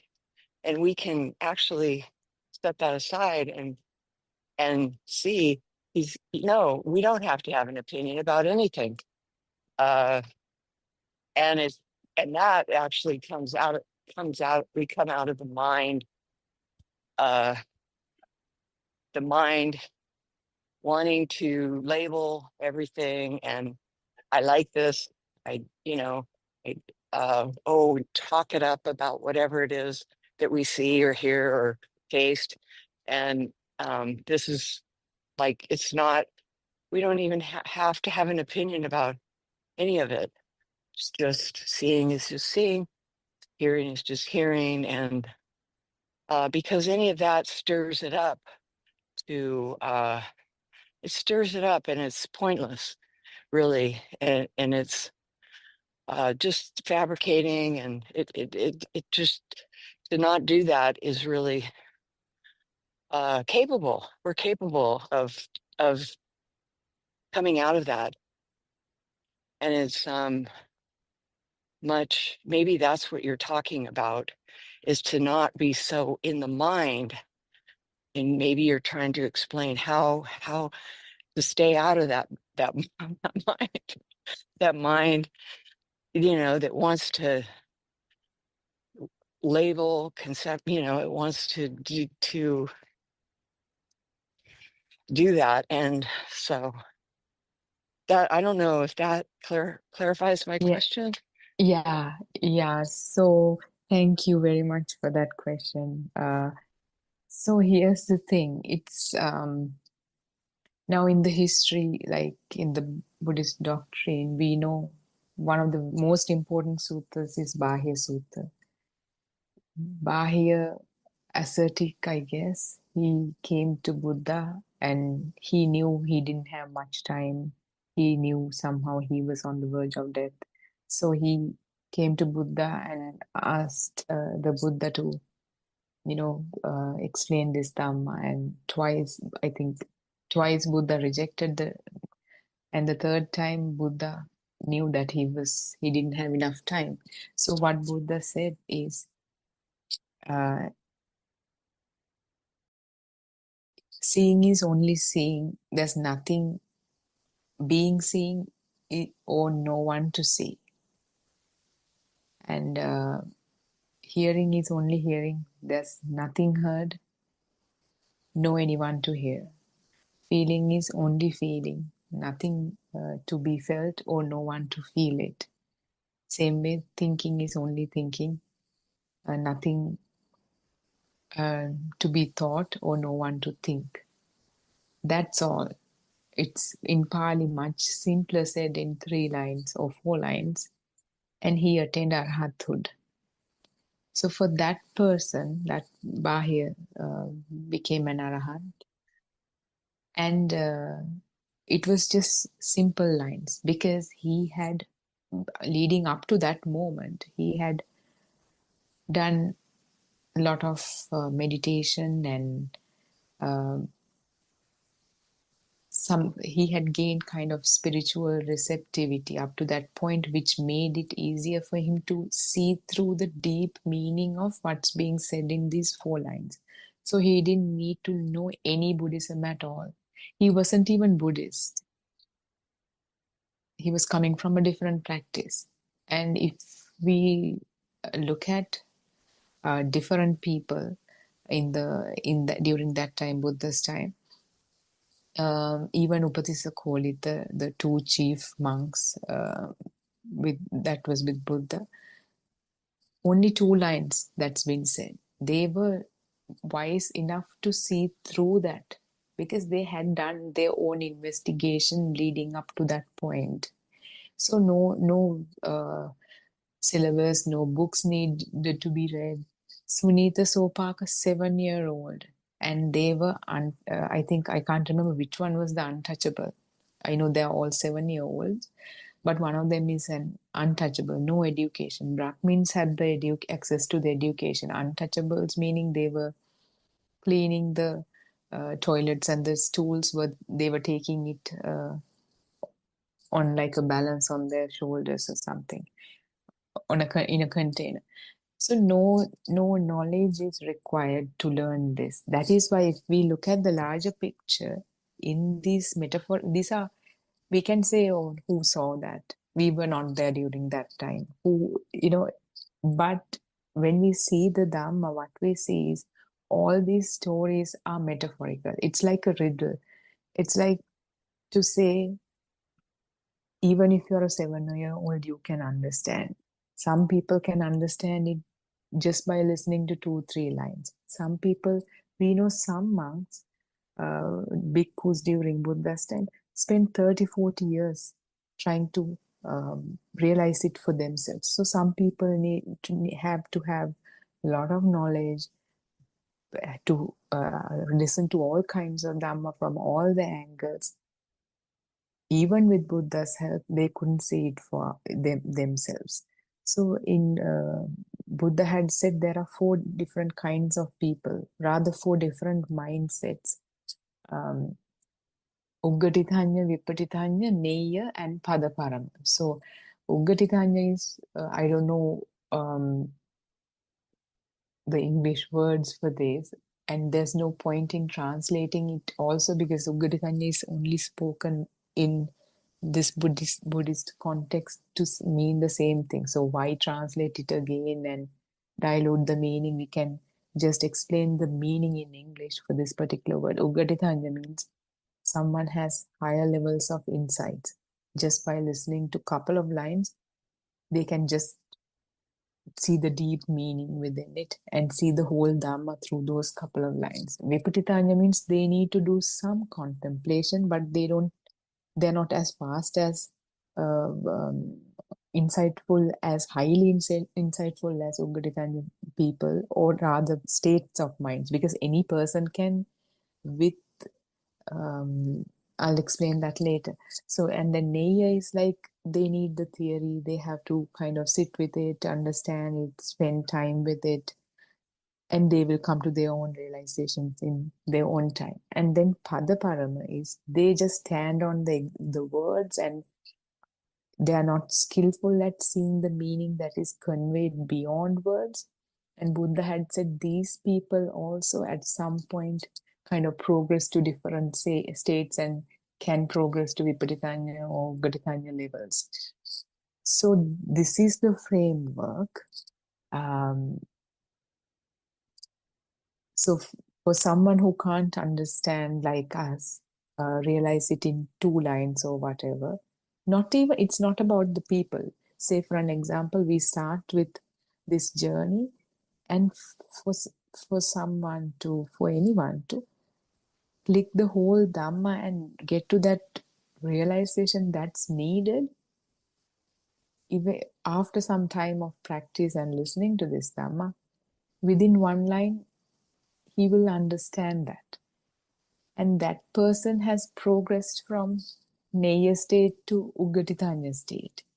So that is one way to kind of, the way I feel, address it, because in the big picture, in the metaphorical picture, a 7-year-old can understand. A person can understand in 2-3 lines. A person can spend a whole lifetime and understand it. It's not so much in the knowledge, therefore, but everybody has. It's not that somebody is smart or not smart or whatever. It's just how these different systems work. It's not, and like you said, like you pointed out, what we are trying to say is not that knowledge is needed or not needed. Anyways, the first when you listen to this Dharma, it comes to you as knowledge, intellectual knowledge. But later, all that knowledge slowly turns into insights and give you a realization about the fact that there is no self, which could be confirmed by you. If it is confirmed by anybody else, it doesn't matter. If I am not realized, if I can't have my own realization, it's going to be just another belief. So what in this journey, when trying to get to these realizations, having too much of thoughts is a hindrance. Or a person who has learned so much, let's say, we see it within ourselves too. Like if you learn to be a graduate or a PhD holder or whatever it is, we are not saying they can't realize this. There's a certain kind of high level thinking that they are trained as part of the academia. They're trained to think logically, think about something, dig deeper into that, but they're all based on the material world, based on the assumption that this world exists.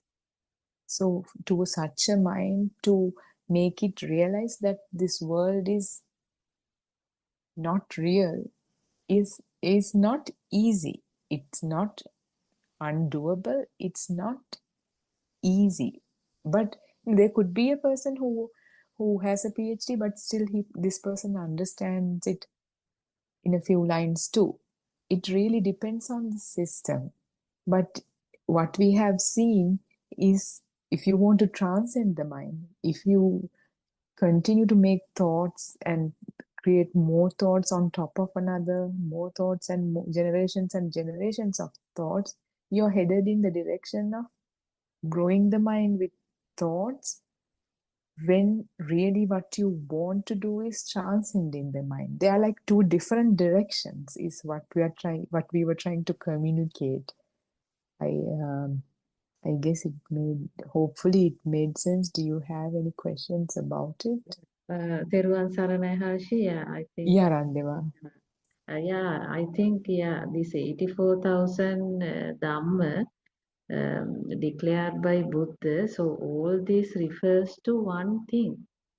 What is that one thing? To communicate the nothingness in every moment. So as Harshi explained, various people from various background present before Buddha. So the approach for various people, the type of explanations were different. But it doesn't mean the content. I mean the core, it is one thing. Core is communication of the nothingness of every moment.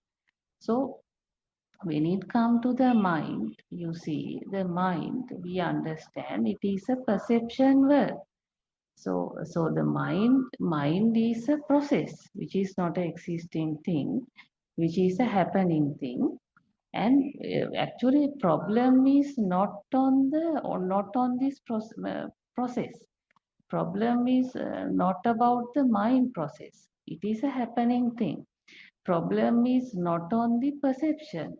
Perception is a natural thing. It's automatically creating. But the problem is what? This current. The why some perceptions are powerfully felt. Why someone can't live without a particular perception? Why there is a lust for some perception? Why there is a angry for some perception? because this current is the unrealistic thing here, but which feel like real. So this current is the one. How this current is formed, why it is felt, and this is the investigation. So all this Dhamma, the Four Noble Truth or the dependent origination, all this shows when there are causes, what is the cause? Cause is the ignorance. When the cause present, the power is created. What is the power? This is the mind power. So what is this power?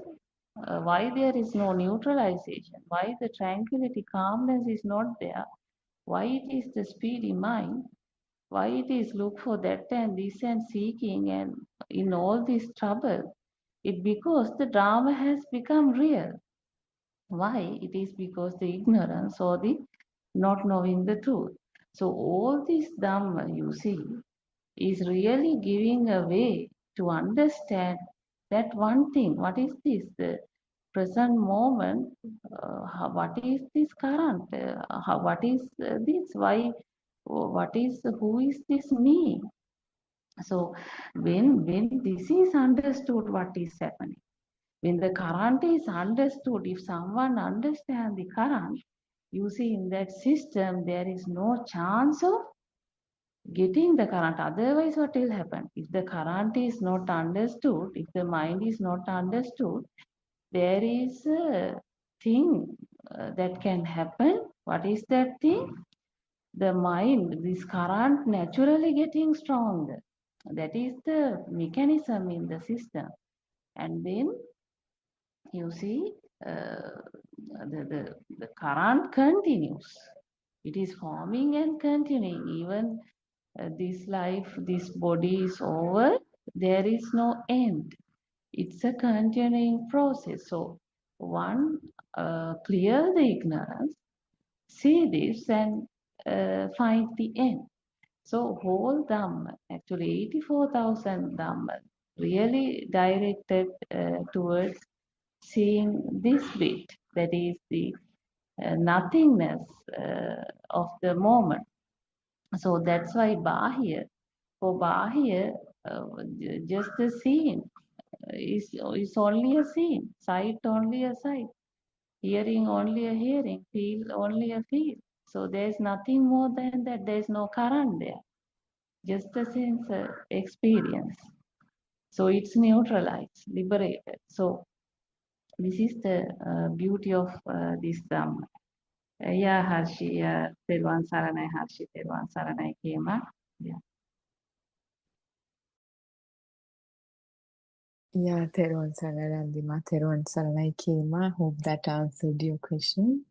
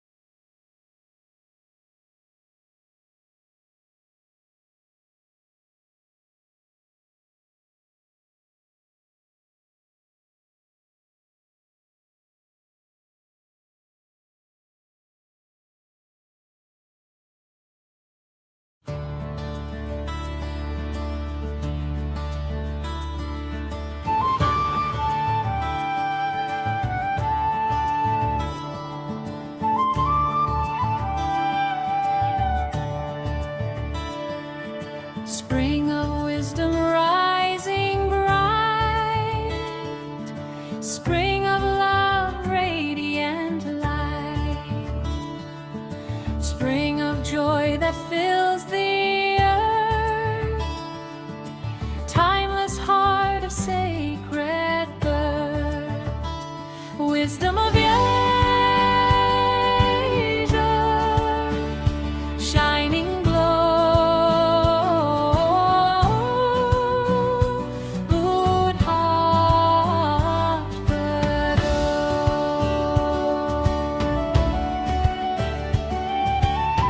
Buddothpado.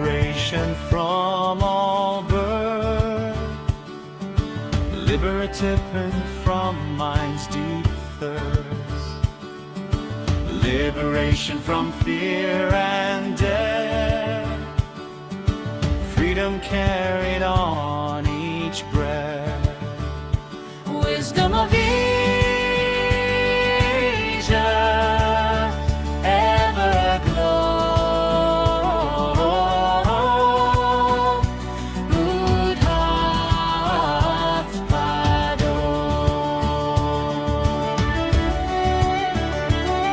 Dispelling darkness, breaking night. Dispelling ignorance with light.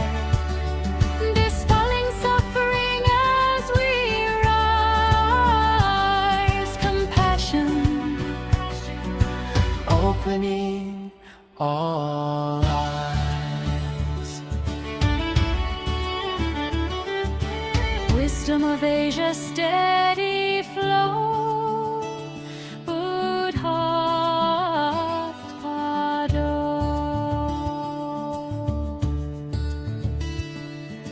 Truth of life and truth of mind. Truth no time can leave behind. Truth of birth and death made clear. The path of peace is always near. Wisdom of Asia, ever we go. Buddothpado.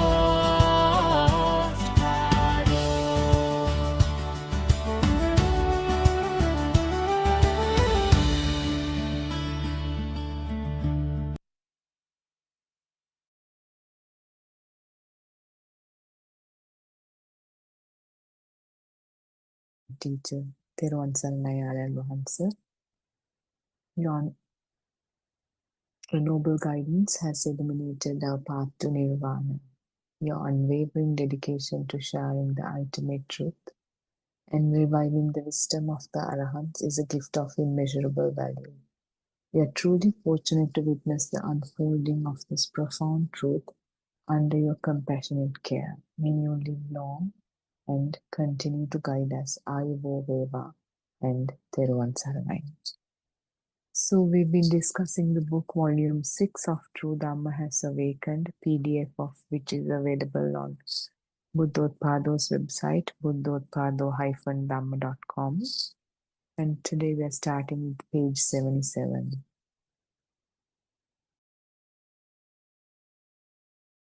Aran Mahansi, the way you explained your experience is good. During the times when you feel as if you're liberated, how do you react if someone angers you? Participant, I do not get upset much. I feel that all these are limited to words that come and go. Before engaging in the Dhamma, yes, I would become angry and upset. Aran Mahansi, proceed along. What do you do for a living? How old are you? Participant, I was a teacher. I'm 64 years old. Aran Mahansi, watch your mind carefully, especially regarding mental formations. What concept do you hold about heaven and hell? Participant, they're creations of our minds. Aran Mahansi, people are often trapped by the tricks of mind consciousness. They're deluded into thinking they can get everything from the outside. This is a very deep concept to absorb. If there's no self, there's nothing to obtain from the outside. The world is a system created through the senses, sounds, colors, images, tastes, bodily feelings, and so on.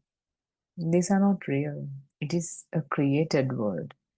When engaging in daily activities, the notion of self should not exist. Perform everything without self. By following this procedure, the sensual world or kama bhumi gradually dissolves. Even activities performed with enthusiasm will not give personal pleasure. Observe how form and formlessness, rupa and arupa, fade in everything you do. Do not share these experiences with others.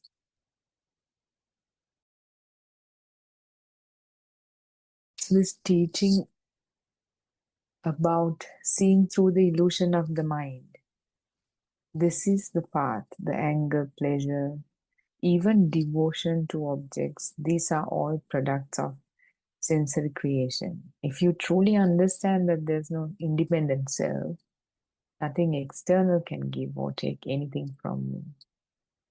Life becomes a practice of doing without attachment, watching how forms and sensations fade, and realizing that the world is a projection of mind consciousness, not an absolute reality.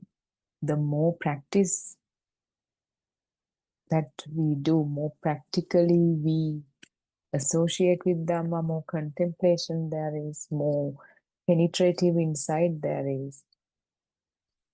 It becomes easier and more clear and more evident to us that this is the mind-made projection. This so-called self was, it's like, something somebody purposely created, but it's not the case. But it's like one thought after another. When each and every thought assumes that there's an external world and a self, it feels like, if the mind has been generating thoughts for about 2 hours at a stretch without a break, for a person who hasn't seen this truth, it feels like the self existed for 2 hours. Whereas what has happened is one thought after another has been generated. In each thought, the self was created, and that thought appeared and disappeared. Another thought was created that was appeared and disappeared.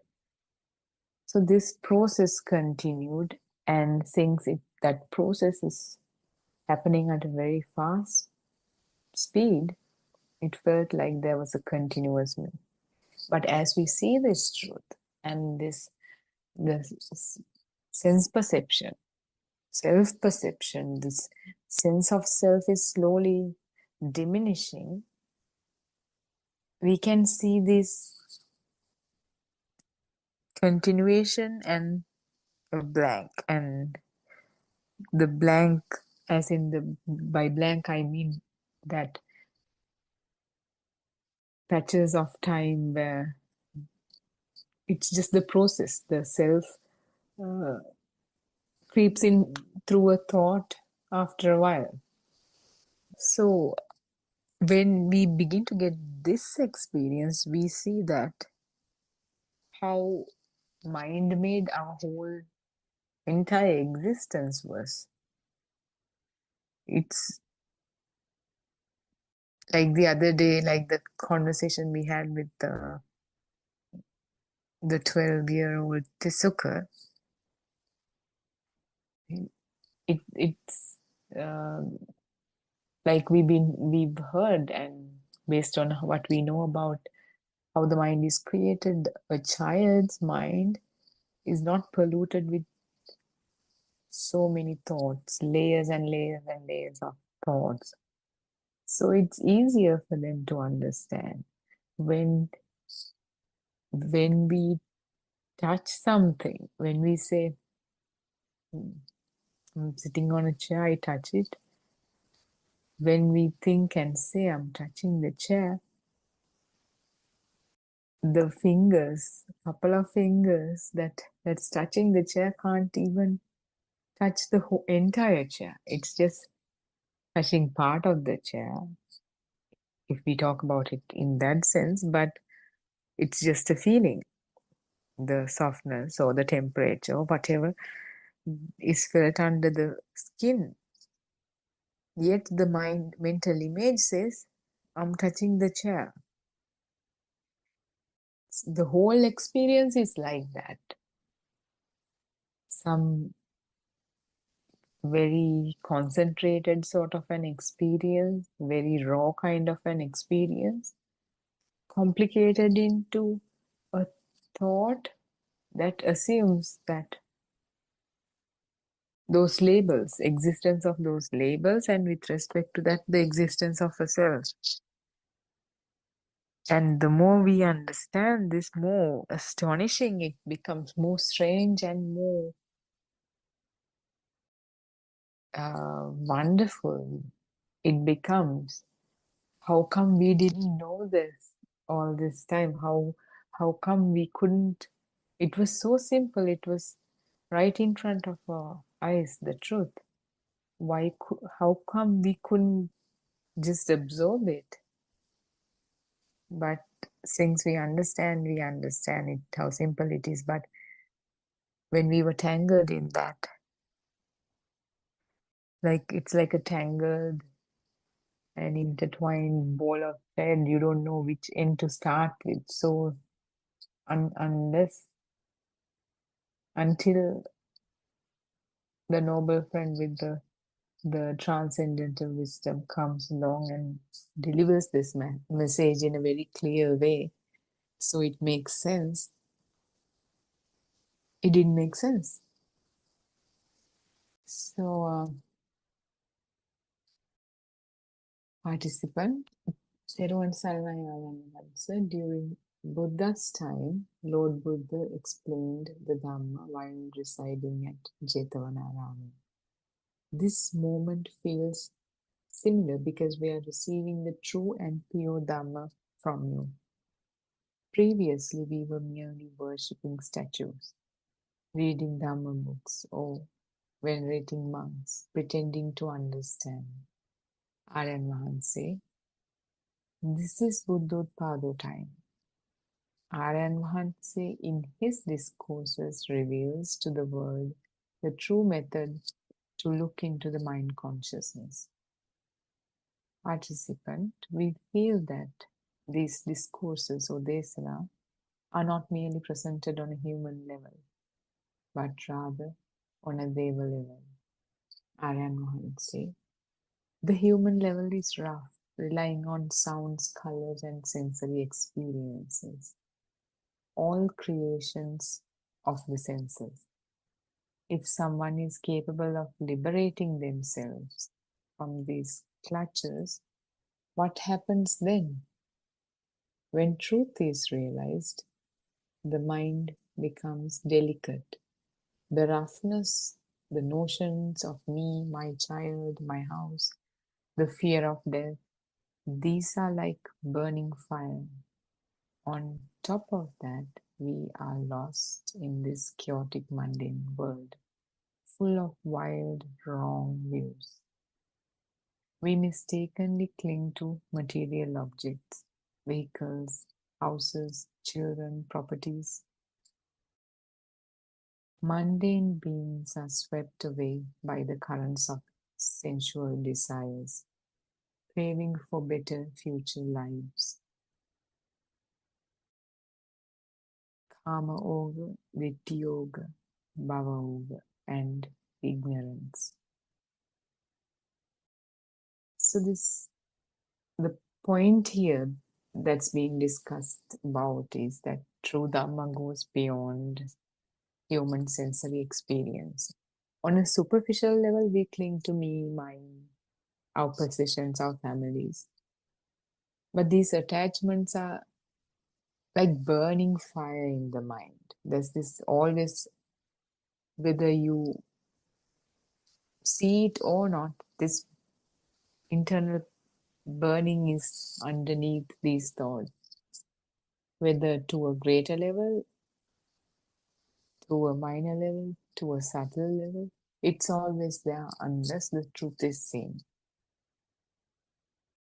When the mind understands the truth of impermanence and non-self, it delicately rises above these currents. It doesn't have that coarse, not so pleasant nature to it. Always running towards something, running from something, trying to do something, finish something. Always agitated, restless, sad, angry.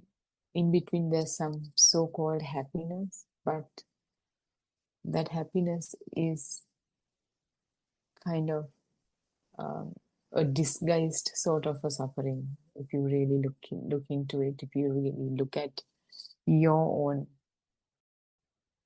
process in the mind,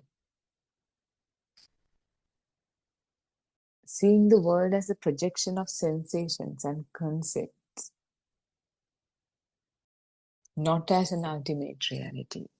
And this is self-evident, and it's just clear as the day. You can see it within yourself. How this whole process of how the mind is created, how individual, how the image is created, the sound, smell, taste, touch, all as manifestations of vibrations. And when all of them come together, it feels like there's something out there and I'm seeing it. Yet it's all the same vibration, extension of the same vibration, extension, maturing of the same vibration that creates the illusion of you there and I am here. And it's that same feeling that is, the auditory manifestation of vibration, the sound, the thoughts, which ultimately become thoughts. The same feeling, the manifestation as a feeling is the internal burning, the way you feel. And when it's manifested as thoughts, it's the mind. So it's coming from the same source, which is the vibration. And there's no such thing called vibration even. Because of the speed, it feels like there's something called vibration also. But instantaneously, there's nothing that could be accounted for anything. So it's like a very weird, very strange phenomenon that we understand with the help of the mind, to see that there's nothing at all, not even a vibration. And that's the beauty of this Dhamma. True liberation means not being swept away by these mental projections that are manifested, that are an instantaneous phenomenon, appears and disappears in this moment. That is why it's called a cause and effect Dhamma. You can't say there's something, neither you can say there's nothing. So, Therwan Saranai Arvan Hansa, Therwan Saranai everyone, Justin, Vedukai, Miss Indu, Therwan Saranai Kema. If you have any questions, feel free to ask. It will help us kind of steer the direction in a certain way rather than talking about something general.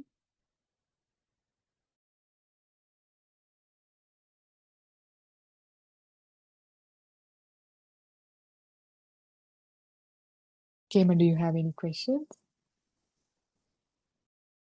Therwan Saranai.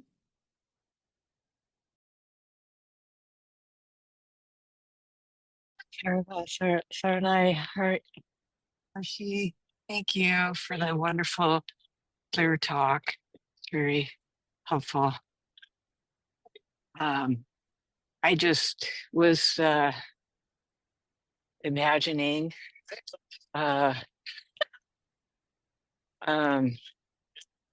it could be just this whole mind, whatever, the self. It's just like a glue or something that's part of it's part of nature, just to have this survival. Not often, which is not permanent, any of it. It would be hard to survive in this earth, and as a human or any animal. So, it seems like it's nature, part of nature. It's just nature allowing, first part of survival.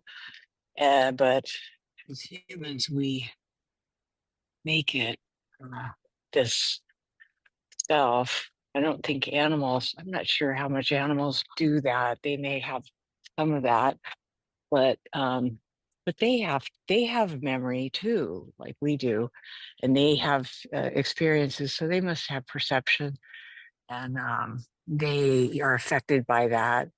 So I see us as similar to animals, and so it just helps me to have less, just continue to let go of this thing, this just go through life with it's like our Wanasi says, it's happening. The system is working.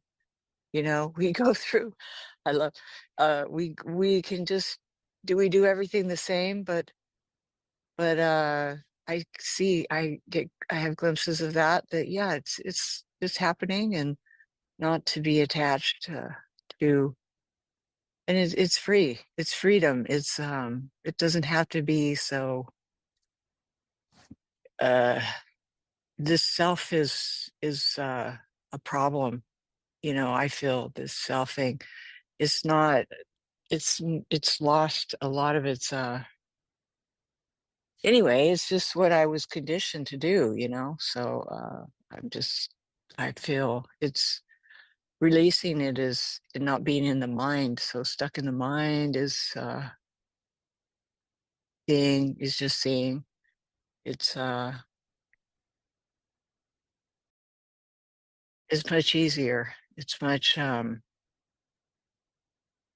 anyway, it's much easier, not so much trouble. So that's all I would say. Thank you. Everything was really deep. I feel your teaching's always really good. Thank you so much. Thank you, Sarva, Tera. And thank you for asking that question, because it makes the discussion more lively. It's not just one-sided. It's just for us to discuss, so that wherever we are in the process, we can kind of communicate that and kind of bounce off of each other to shed more light on where we are. So the first thing is that, one of the first things that you brought out was that this is a nature. Yes, very true. It's like this in the grand scheme of things. If we have seen that blue picture, I think I mentioned yesterday also, of the blue planet taken from the International Space Center. And, in that picture, we can't see Harashi or anybody here, or a president, or whoever we call so important. Nobody is seen in that picture. In the grand scheme of things, I am thinking, I'm changing the word, whatever it is.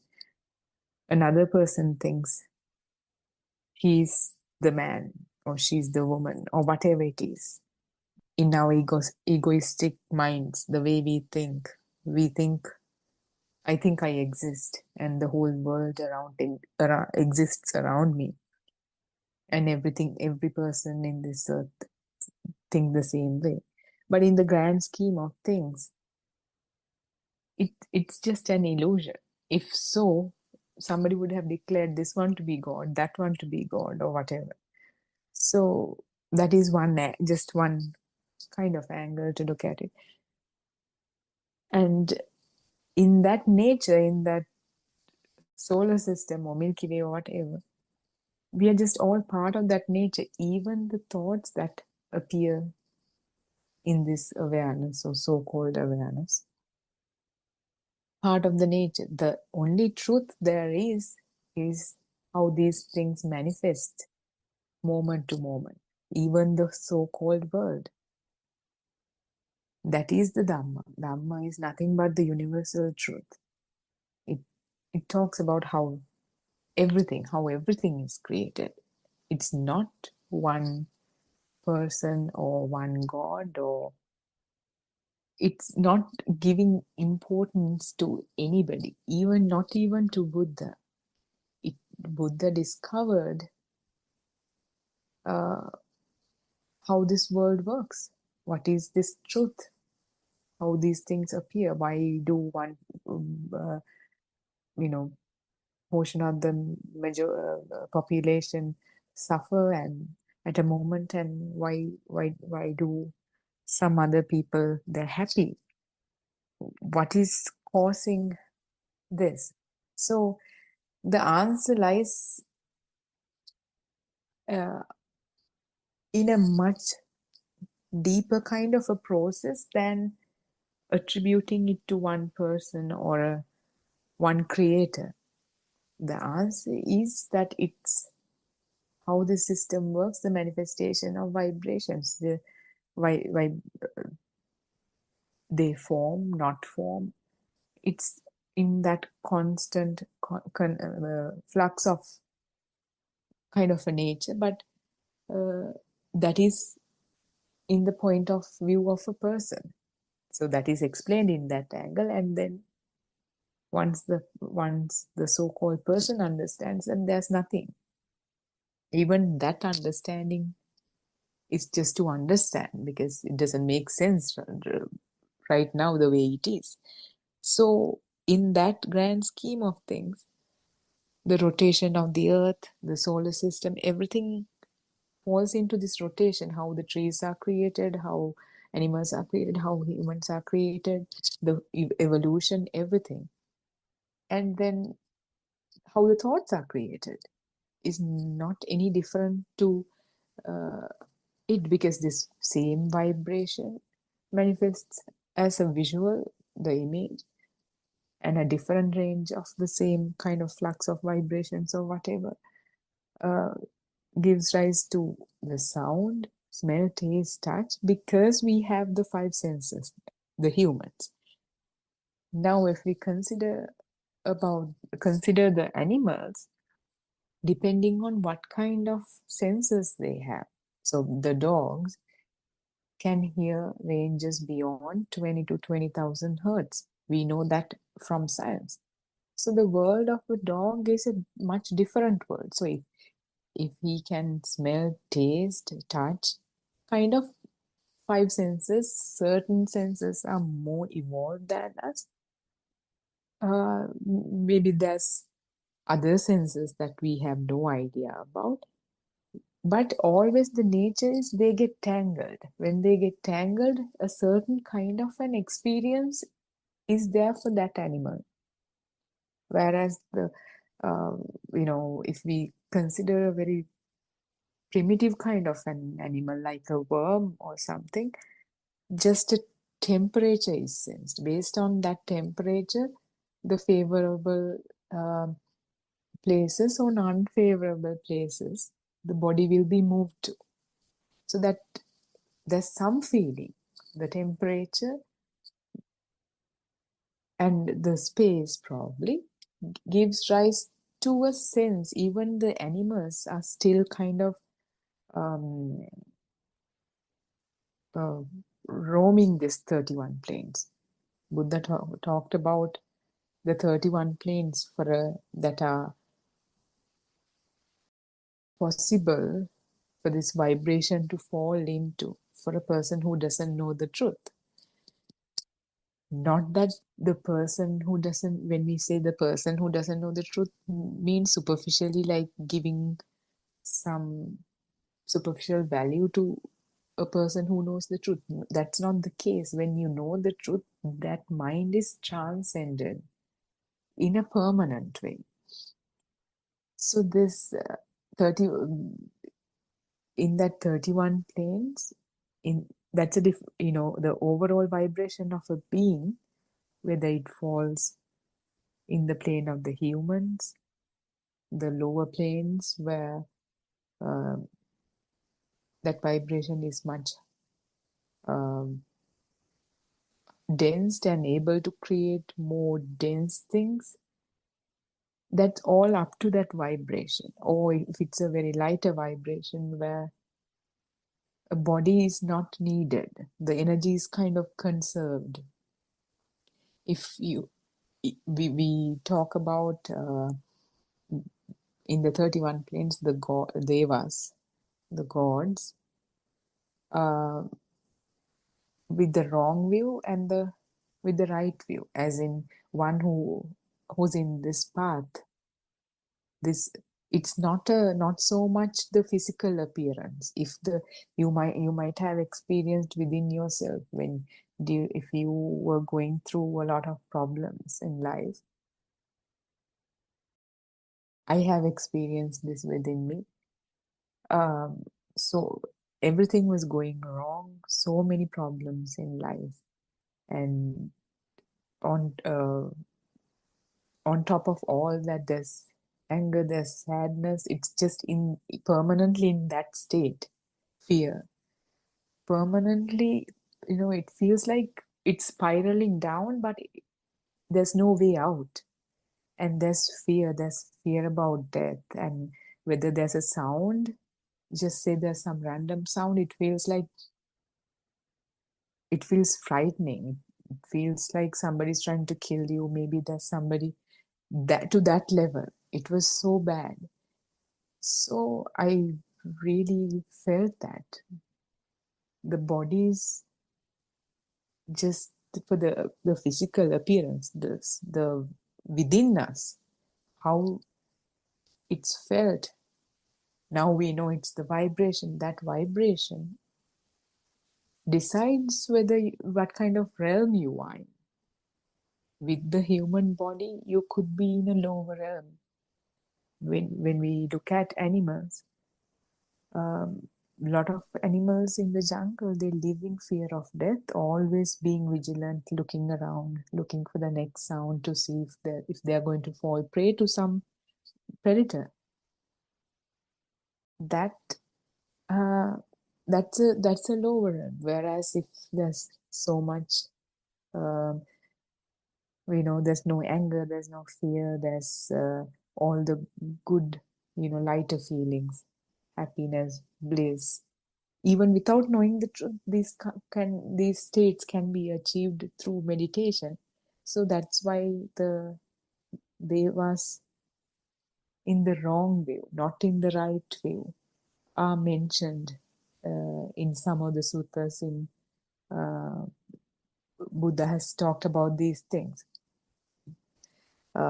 So one thing is, depending on whatever the senses that we have or the animals have, their experience creates certain kind of an entanglement. There's the existent feel is felt in any animal feels that. That's why they're trying to protect themselves. The safety is ensured regardless of whether you have sophisticated thought or not. This nature and the mind or the whole experience is created in a way to preserve this body. So all the animals have, and humans have it to varying degrees depending on their experience based on their five senses. So now when we slowly see the truth, when we slowly see that this is just a process, this is just a system, nobody was here. The self-angle perception of self and all that, specifically the self-identifying view, was established with that first thought that the kid system of the kid kind of took.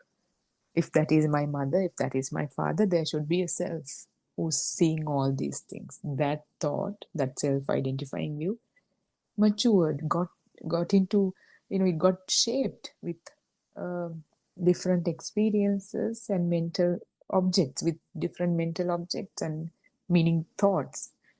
Same thing, mental, when we say mental objects, that it's referred to that whatever the image that you see in the mind of the eye when you think, when I say mother, now all of a sudden there's an image of your mother in the mind, or in the eye of the mind, that mental image. And with that establishment of that mental image, by referring to it by the word, the mother, the word, the sound, brings upon everything that's tangled with that word, that sound. So it's a vibration. And that vibration has been established before, because you learnt about the mother when you were so much young.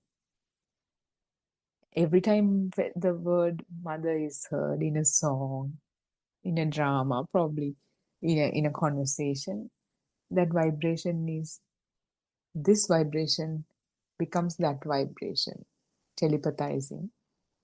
And it's called upon and altered also. Maybe there's more information added to it this time, because you just heard your mother is sick over the phone, somebody said, or she called you and said.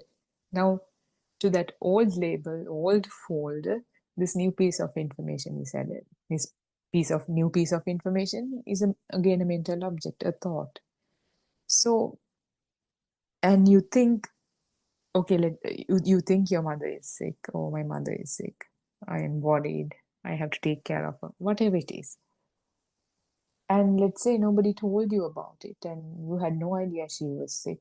She didn't want to share it with you. And you hear right now, she's been sick for 3 months, and now you just hear it today. Now when it's kind of getting out of hands. See, your world, even though in that so-called reality that we call it, the mother had been sick for 3 months, but we are just listening to it now. So it's always what you know and what you think, that is the world, not what's happening. And when you look around, all the labels that come through your mind, that is the world you live in, not what you see, not what you hear. Someone says, you listen to a song and it takes you to a moment in the past, to some romantic experience in the past. And that is your world right now. And the other person is listening to the same world. That person doesn't have all these images. So we are not trying to, there's nothing to change around us. The whole journey is within us, within, understanding and realizing that these thoughts are created. We live in a mentally created, mentally constructed world. And whether you know it, whether you know this truth or whether you don't, it doesn't matter. The truth stays the same. The truth is that has never been a self. So from that very first, the day where the first day that thought was introduced, that if that is my mother, if that is my father, there should be a self, how it's been altered and changed and shaped. We thought, there's personality development, independence, child becomes independence. All those analysis, labels, more labels that's been given by the society.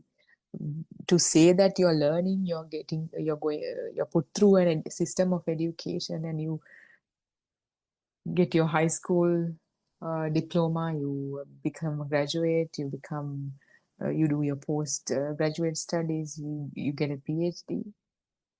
more and more labels are added, more and more mentally constructed labels are added. We don't say this, yet we question God, but we don't question oxygen. Nobody, like, we haven't seen oxygen. Nobody has seen oxygen. Same way God. So, because it comes through a certain kind of a system that we think is logical, which is not the case. So, it's seeing this, always questioning, not accepting even this, just for the sake of accepting because people say it's good, or because it's being said, Buddha said something deep and truth. And no, seeing it within yourself, questioning it, having that inquiry when someone says something to you, if it upsets you, is it really something that that person said upset you, or is that this how this system works? It's just a sound. Always, everything, the whole emotional roller coaster that from the moment we get up to the moment we go to bed, that emotional roller coaster, it doesn't have to be like really intense. Even in the subtlest form, that emotional roller coaster is not created by anybody. It's not, definitely not your husband, your wife, your children, or the political situation or the religion. Definitely not. That we can say with so much assurance. Because if you really pay attention to where it started, it always boils down to an image, a sound, smell, taste, or touch, or a thought that's created by the union of these things. And if you dig further, you will see, if you are always in this practice to see that, to kind of strip these thoughts to its elements, to the truth, with this penetrative insight. If we dig even further, you will see this becomes self-evident at some point, that they're all manifestations of vibrations. So, and always we can see the process in its bare nature, without all these interpretations, mind projections. When the less projections, mental constructions we have, how do we get to that state? By this practice. The more you practice and more you are aware of your thoughts, not to label them, but to see how they're created in the first place. Have that inquiry. The lesser and lesser thoughts you will have, then it becomes more spacious to see the truth. Even to see the truth in a crowded mind, the truth is completely covered with mental projections. So when it becomes lesser and lesser, it's like a pond that's muddied after rain or whatever. You give it some time, that subtle mud settles, and you can see through the pond, see the bottom of it, all different pebbles that are in there.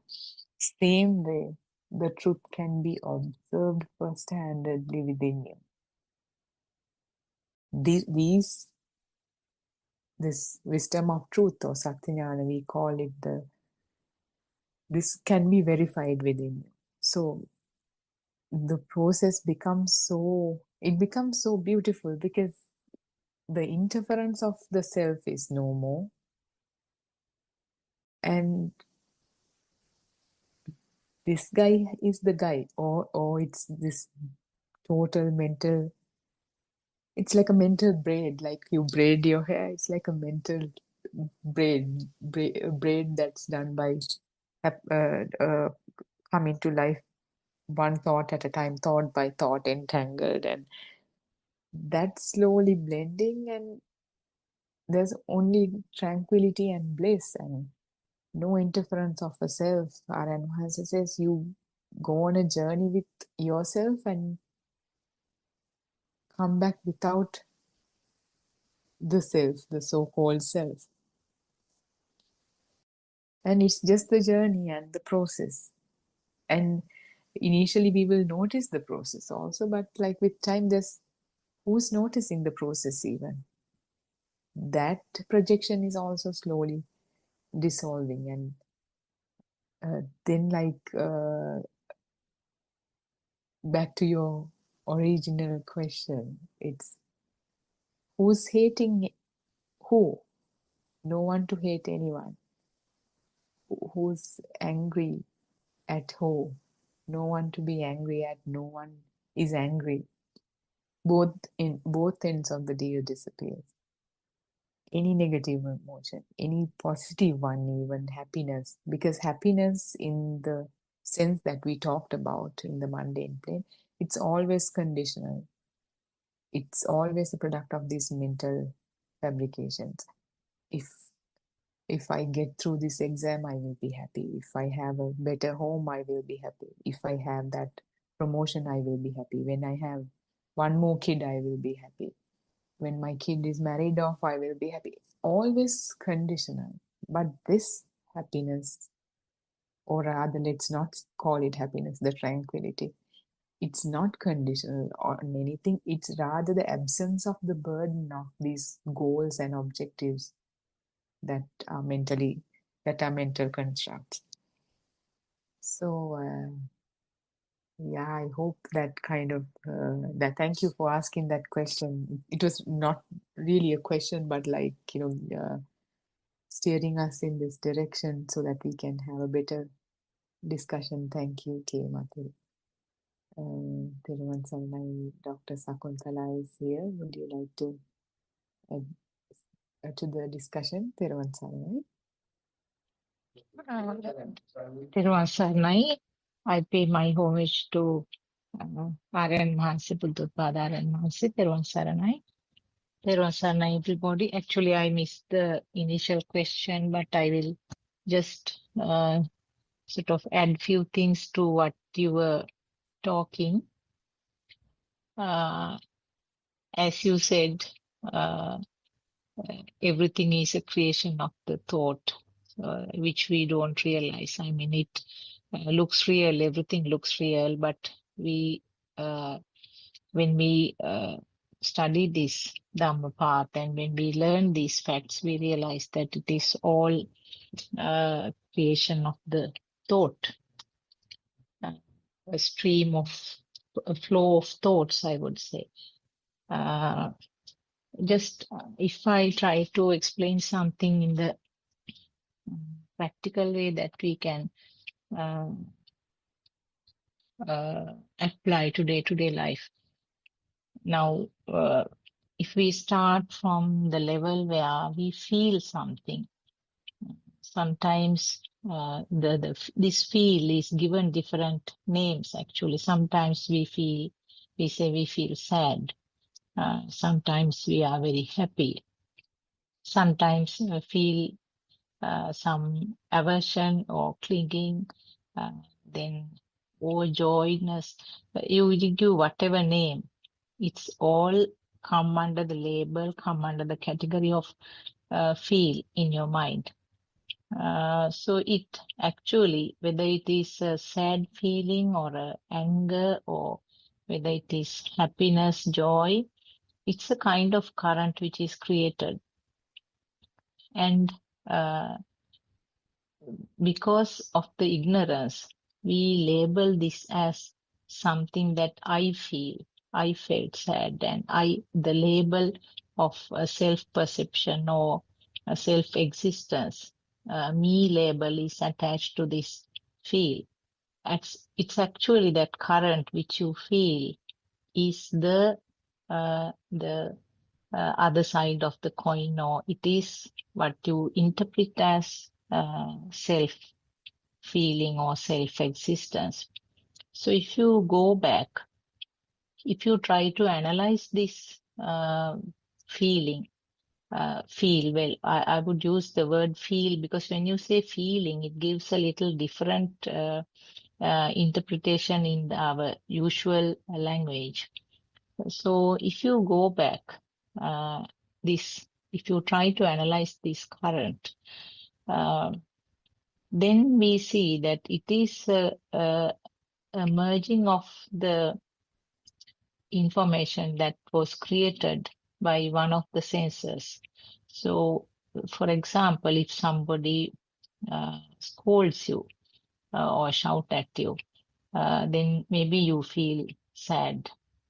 And then if you go back, it's a creation of your ear. And sometimes if you have seen the person, it's a creation of the eye and the ear both. In an instance where you don't see the person, if it is just a creation of your ear, the mind is very quick to create the rest of the information about the person. So you get a complete picture as a spark. So it's all, again, as I mentioned, it is a creation of your mind. And then because you had the functioning ear, because you had a functioning eye, these sensor informations were created then and there, because the sensor organs has vibrated at that time suitably, and it has created then and there a sound and a picture to the eye. So how it happens in those sensor organs, that is another step backward. Now you found that it is your thought, and then if you trace backwards further, you know that it is a creation of your sensor organs, the other sensor organs.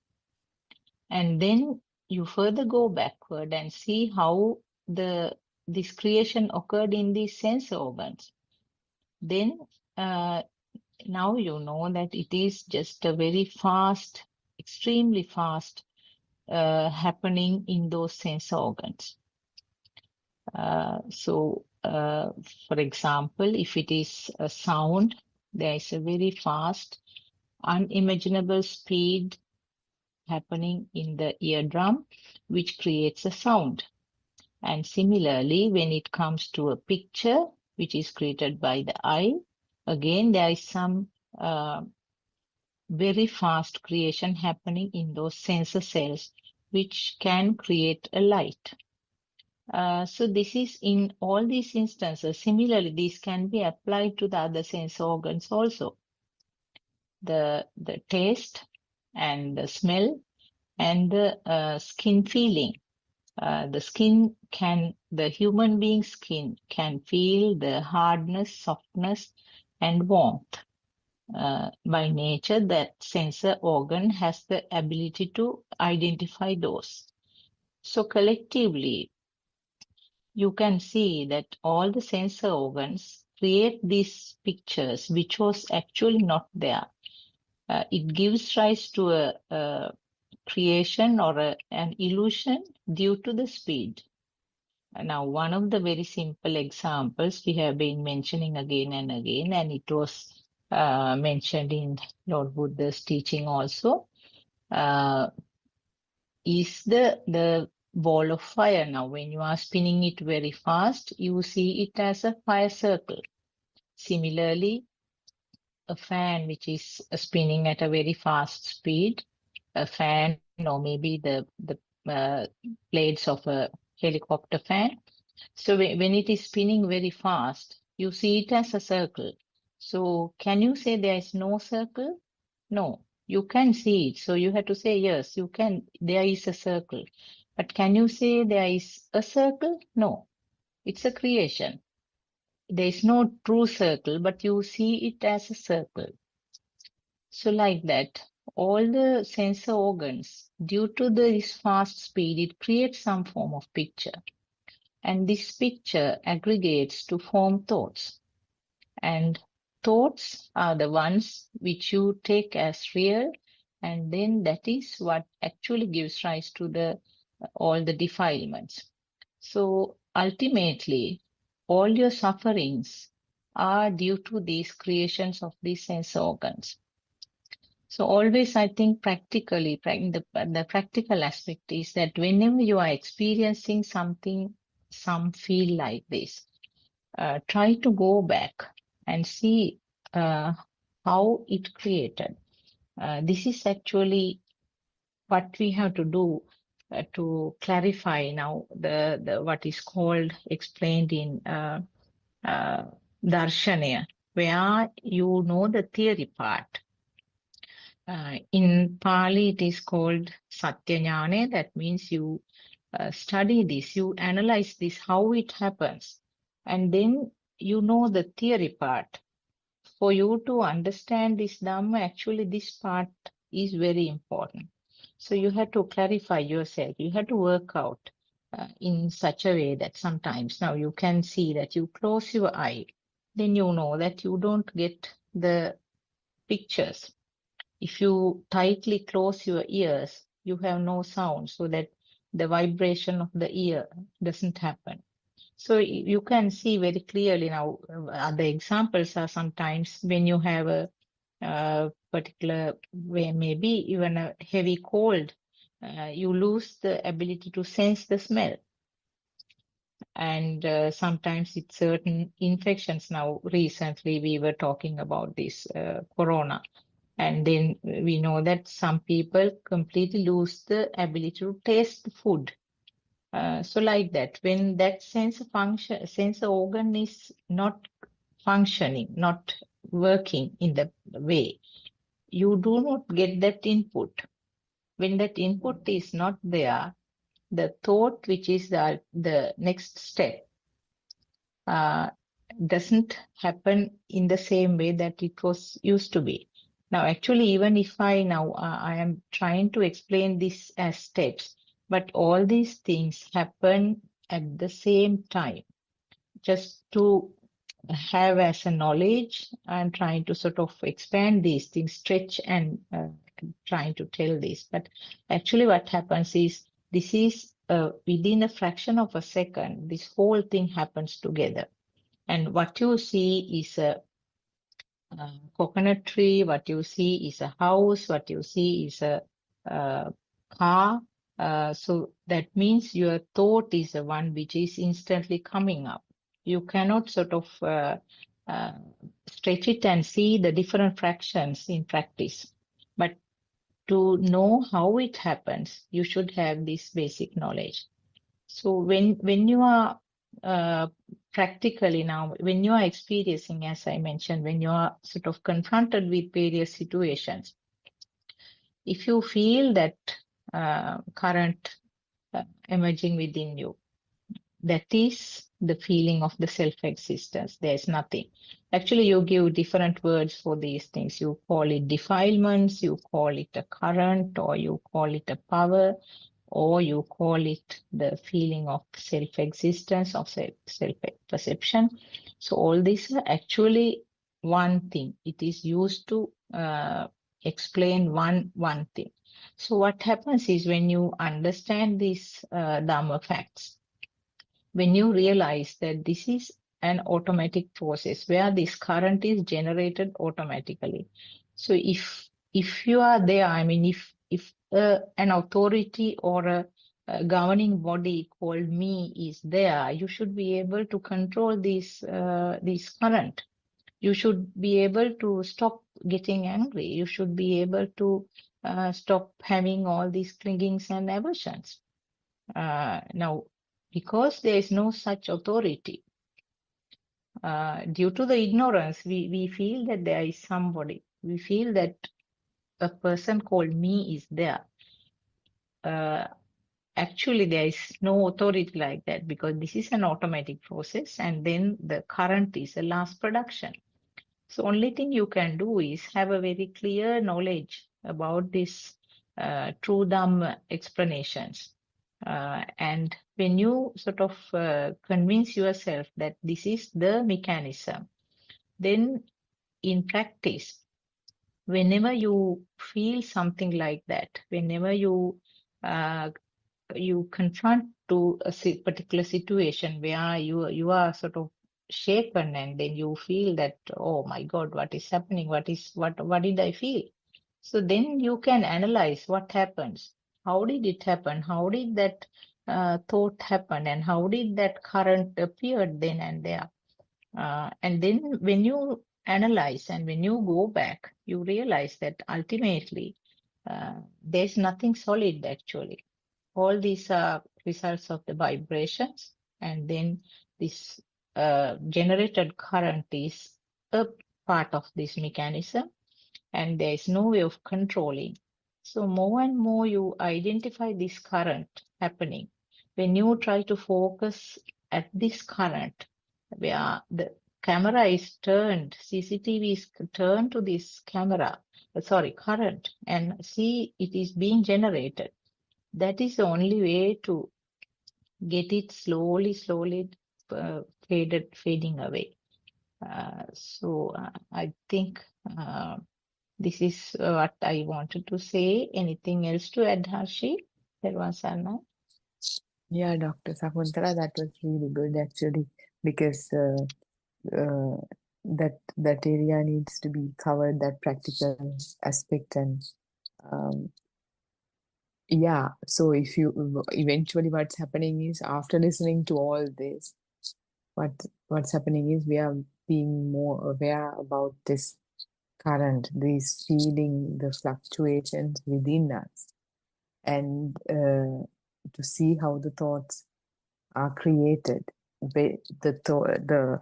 Even though it may not seem like that, the very fact that we are seeing how the thoughts are created, as they're created, as this feeling is fluctuated, itself gives rise to not having these thoughts later. So for an example, let's say you get angry at something, and all of a sudden, it occurs to you, oh, to look at the thought there and what happened, and somebody said something, you were hurt, and in that instant it occurred to you that it's just a sound, it's a manifestation of a vibration.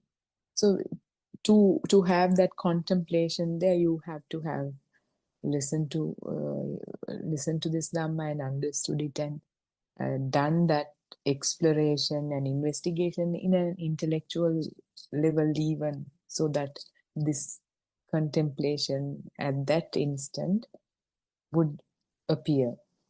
And then this will happen enough many times, you will still get angry, but you will see that with time you're getting less and less angry, and there will be a point after few contemplations, you will realize that the same person said the same thing. It didn't create any emotion at all.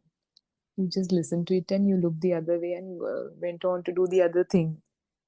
So this is the path. If that can be seen within you, that's the path.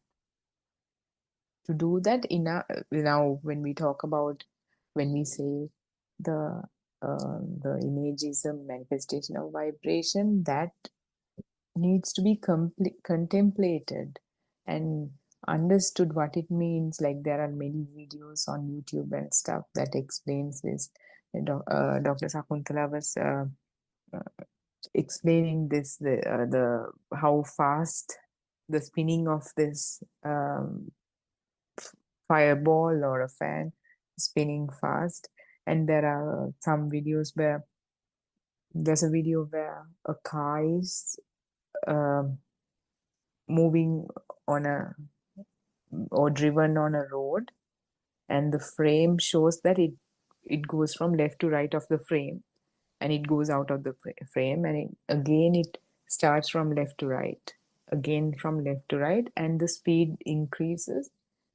It increases to a point where the car disappears. So meaning that's not detected by that speed, meaning a vibration, something happening over and over again. in a cyclic or simple harmonic or that kind of vibration motion. If that car vibrates at a speed that is not detected by the human eye, maybe a cat can detect it because their vision is better at detecting speeds. Maybe there's another animal who can detect it, but not the human eye at that speed. So these things we have to kind of explore and confirm these things that we talk about. There's a video on YouTube called Virtual Barber where you have to wear headsets, and it's a recording of a barber giving a haircut. When you wear the headset, it feels like he's moving around your head from left ear, he's cutting the head around the left ear, back and towards the right ear on the front. You really feel like you're being given a haircut when there's none present. So what's coming out of those earphones is vibration, which influence the vibration of the eardrums. That's all there is. But the whole idea of a virtual haircut is given, that experience is created. So that is the illusory nature of these vibrations. So we have to have that kind of understanding. And when now in the example of the mother, when I say the mother appears in the eye of the mind, and if we focus on it a little bit more, then you can think of how she feels when you touch her. You can remember how she smells. You can all these information are there. So this kind of exploration, investigation needs to be done. And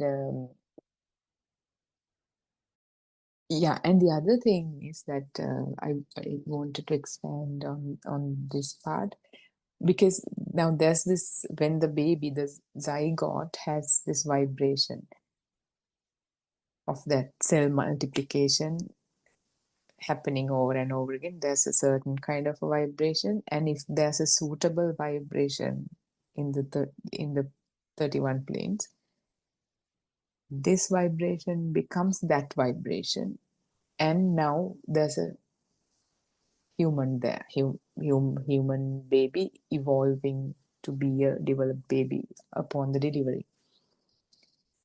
So that whole vibration continues, changes, evolves. That is, we call this sasava nature, or the inclination towards stains. How that's why if you have 4 babies in the same family, one would be angry all the time, one would be silent, one would be a happy kid. Different kids, we know by looking at our own siblings, we know even with the DNA from the same mother and father, how different our siblings are, right? We have that experience. So that difference is given through this inclination to toward taints, this sasava nature, this vibration, this unique vibration. That same unique vibration is kind of in the whole structure, the whole flesh, bone structure, everything that is there. They kind of vibe in that same vibration. So when images are created, when sounds are created, they're kind of result of all that, and again coming together to create the mind. And when the mind is created, when the thought is created, if the truth is not seen from there, then based on all the complex thoughts this system has, it continues to think more. We call it volitional formation or abhisankarane. So that, not seeing the truth, the volitional formation has the ability to further alter this initial vibration we were born with. That's why you will be born as a very innocent kid. But if a lot of bad things happen to you or a lot of injustice happen to you, you will end up being a very angry, you know, kind of a person, because this volitional formation has the ability to further alter this system. So yeah, so that is that is what I wanted to add, because then that completes the whole picture, how we are born, how we live, and how we evolve. But when we see this truth in the moment, like Dr. Sakuntala explained in a practical way, these thoughts lose their power. They are not able to generate such strong emotional responses over time, and they go to zero eventually. And this, the whole to overall vibration slowly begins to go towards zero. At one of these points where there's enough space, that non-self experience will be prominently felt instantaneously. Eventually, with that self realization and walking the path by seeing the mind in the moment, the entire vibration goes to zero. That is arahathood, and there's no self here to interfere with anything. And it's just everything becomes everything. We can't even, you can say, if there's some, if there's tree, you become the tree. It's not like you're going into a physical tree or whatever, but there's no border anymore. There's nothing to, the difference between a tree and you is the mental construction, the thought that the labels that we have. That is a tree, this is me. When those dissolves and the value that's been attributed to those, they also dissolve. There's no border anymore. It's like, you have land and you have borders, fences, barbed wires, all that around lands. When these borders dissolve, who's to say this is my land, this is your land, this is Sri Lanka, this is US, this is Colombo, whatever. Nothing. Like everything becomes everything. Yes, yeah, Dr. Ravi, Terawan Saranai. තෙරුවන් සරණයි හර්ෂි තෙරුවන් සරණයි ආරණවාස තෙරුවන් සරණයි everyone. Yeah, so I was able to listen to Dr. Sakuntala's explanation in the YouTube, but I couldn't join the discussion, but that was great. So she explained how this illusion get created. The one question I have is, even though we say there is a kind of a current that represents the self, that contributes to feel like the contributes to create the self, this so-called self.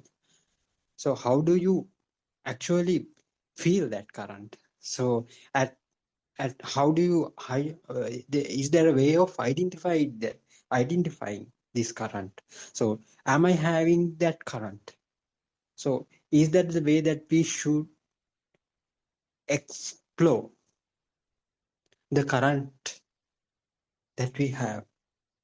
So that is my question. So people find a little bit difficult to find that when they engage in certain activities in day-to-day life, whether he or she does these activities with the self or without the self. So it is a little bit challenging for most of us in certain instances. So how can we figure it out? So is there anything that you can tell, Harshi or Dr. Sakuntala? Did you get my? I will, yes. Yes, I Dr. will Sakuntala. I will just explain the way that I understood. You all can correct me. Actually, initially, you can identify in a gross way, I would say. Now, for example, if you are confronted with some sort of harsh situation, now we'll take a simple example. Now your boss in the office calls you for some work, and then because you have not completed whatever the task, you are badly scolded, and then the feeling you get is labeled as sadness. Now that feel, actually, the deep feel that you get at that time with the sound which is created in your ear, you label it as sadness. How did you label it as sadness? Actually, now when it comes to a small baby, a toddler, or not a toddler, actually, young infant, I would say, when the baby has functioning ears, you scold in the same way. The baby's eardrum will be vibrating. There'll be a sound, but the baby has no thoughts to identify that it is a scolding. So actually, there is no current formed in that situation. What happens is, when the child is growing up, you get all these inputs from the other sense organs also. When the physical body is maturing, the ability to form these senses and finally merge into a thought occurs when the child is a little older, older in the sense after 1 year, maybe 2 years. And then the child will get the relevant data to label it as a scolding. And also the feel that the child gets at that time, maybe due to the facial expression of the person who is shouting, and maybe the other gestures that the person is doing, he gets some form of current form, but he labels it as sadness, again with the help of the data that is received. Now then an elder might say, please don't scold the child. And the elders might say, were you scolded by your teacher? Were you scolded by Tata or your father? Then the child will be able to tie up that feel that he gets and the words that he heard as scolding, and the feel that he felt was sadness. So that is how this current is labeled in different ways. Actually, it is something that you feel that you cannot explain. But if you try to explain it, it has to be in the form of a word. So the same current is explained as sadness. Sometimes you will explain it as a happiness or joy, you clinging or anger or whatever. So actually that labeling occurs with the time depending on the data, and it as a spark. Now as an adult, when the same thing happens, when somebody shouts at you, the words, the sound is tied up with the picture that is created by the eye, and the past data will spark at this moment to say that this is a scolding, and the current that you feel is sadness. I think that is my explanation. Can both of you add something to that, or if there are any corrections to make? Saranai. Yeah, Yeah. Saranai. Yeah, Dr. Ravi. Yes. No. You can go. Yeah, Saranai, Dr. Sakuntala. Yeah, that's very true. Like, it's the mind comes in an attempt to explain how you feel, and in a gross way, yes. The thing is, some people don't feel these things, or they, and some systems are just totally different. Nirvana is extinguishing of suffering. So if there's no suffering one feels, there we cannot talk about a nirvana, and that person even wouldn't even feel of a necessity to get to nirvana or explore nirvana or whatever it is. So if someone feels suffering, then that's a good point to start. Or if someone is inquiring for what the truth is. So when we have in a course level, like she said, if we are attuned to that, then like she said, if there's something that's upsetting or whatever, before that labeling comes, they come like, hand in hand. But like if you are aware, if you can pay attention to that feeling, this is required in this path, to kind of awaken to how you feel. Then that is a good indicator as to how our defilements are diminished, because as the defilements are diminished, also we can see how intense or how lower that current is. And when you are kind of attuned to it, as in you are able to recognize it within you, when it gets subtler and subtler, you are able to recognize it. Sometimes it's not as coarse as somebody yelling at you and when you get upset. Sometimes it's like you have a very kind of a tranquil day and all of a sudden a thought comes, oh, I have to go to this meeting at 3 o'clock, I have to get ready by 2, I have to leave the house by 1 o'clock, and I have to finish the work to do all that. I have to finish all my work before 1 o'clock. Now the restlessness in a very subtle way creeps in, and then you will see then that is also a vibration, and you're able to see that all of a sudden it went from being tranquil to this restless nature. Yes. So yeah, even that small weight of a single thought, you're able to see. That's what I was trying to say. Yeah, Dr. Ravi. Yeah, as Dr. Sakuntala said, so if we scold at a toddler, he or she doesn't know that I am getting scolded, because she doesn't know, he doesn't know. But unfortunately, as when we grow up, we get to know this is kind of an appreciation, this is kind of a scolding. So how can you, so we can't go back to that toddler level, because the names and convention are there. So it comes as you hear that harsh voice, but for the toddler it doesn't come. So the toddler has that excuse, but we don't have that excuse, because we already know that we are being scolded by somebody else. So how can we stay away from getting hurt? So how can we in practical life?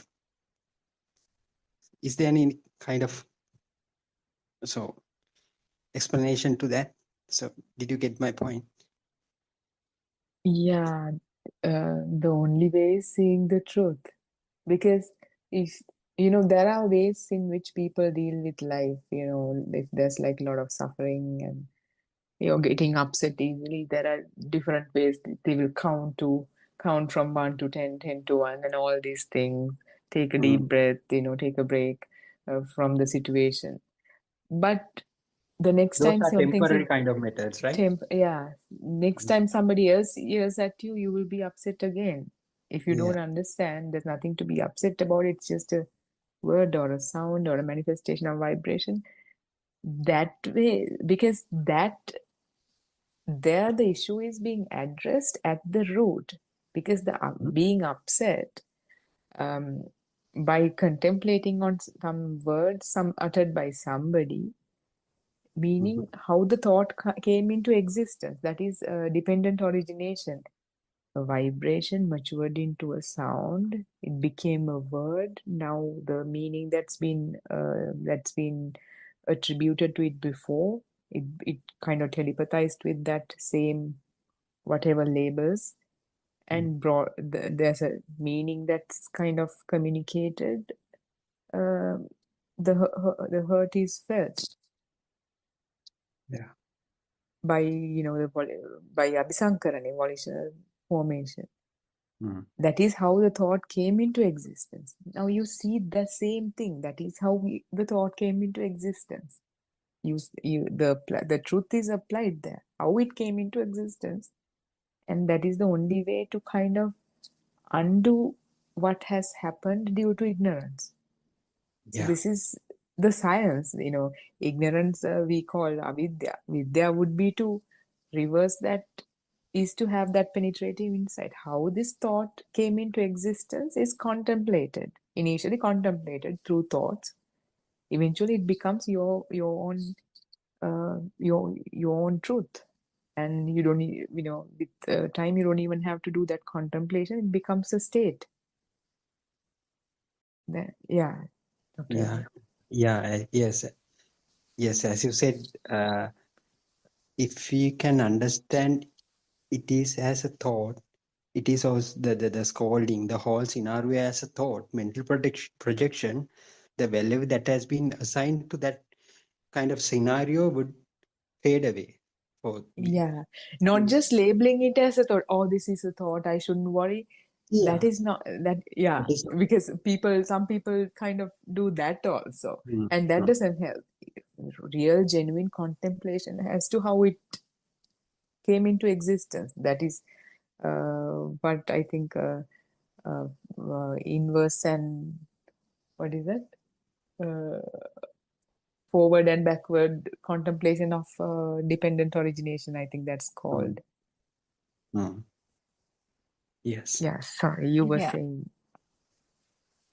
Yeah, also I think you can work it out in different angles. Now, if you know the magic, you can still enjoy it, but there's, nothing true behind it, isn't it? Yeah. Now, if you see a beautiful rainbow, you can still enjoy it, or so beautiful, and it's making almost a full circle.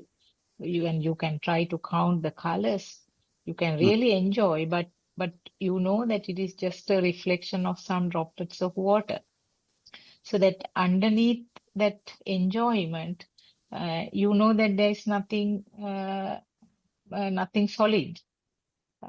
Also, I feel that we can look at this now, the same example, scolding by your boss, something that now if you can look at it in different angles. Now, if you are completely deaf, or if you don't know a single letter of the language that he used, now this more easily you can apply to a message you receive, an email or a WhatsApp message in a different language. So the person may have sort of blackguarded you badly, but if you don't know a letter of this, if you don't know a single letter of that language that he has used, it will be just a picture to your eye, and you will be just cool and okay, some letters which I don't understand. So it's in the same way. So you have to, then you realize that this is creation of the mind with the help of the past data. And if your organs or senses are functioning, and if you have relevant data related to that topic, you will get this thought, and then which is quickly followed by the clinging, aversion, or all sorts of defilements. So I think looking at it in different angles help us to sort of understand the truth of this, isn't it? Yeah. Yes. Yeah. Exactly. Okay. Thank you. Thank you very much for the explanation for both of you. Yes, Ashi. Yeah, if that's all for today, we can wrap up. Anyone has a question? Yeah.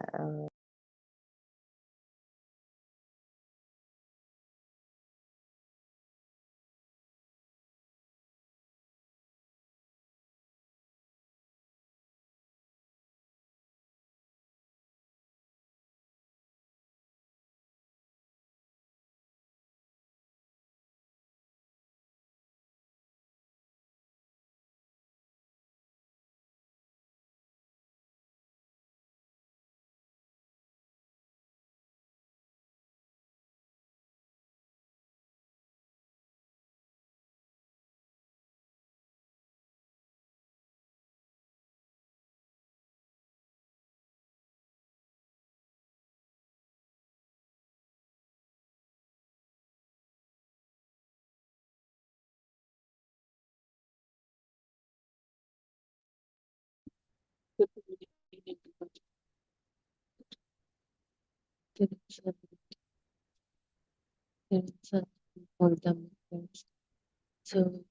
let's start our morning Dhamma discourse. So, like night, before even listening to these words, thoughts are already a reflection, an image, feeling, a recognition. Something happens, and also the feeling immediate, not as a process, but as something immediately happens. It feels real, it feels natural, and it seems like already existing on its own. But today we look carefully. What actually is a thought? How did it appear? What triggered it? Why does it feel real? And how does an entire world and an entire self grow from it?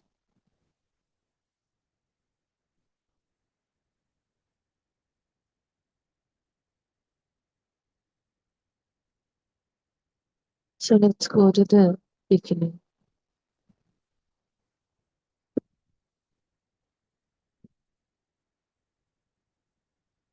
A simple sense of contact occurring. Everything starts here. A sense of contact. A sound is heard. A color is seen. A sensation is felt.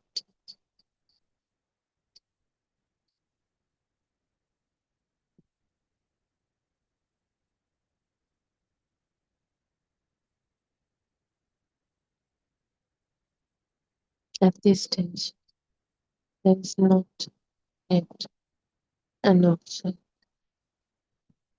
a story, a self.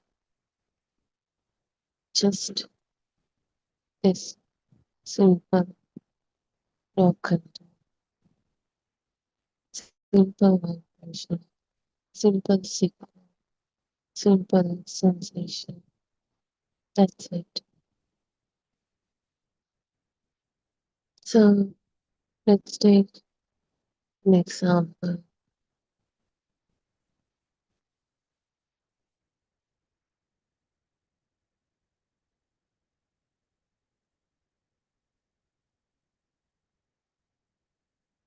The word mango.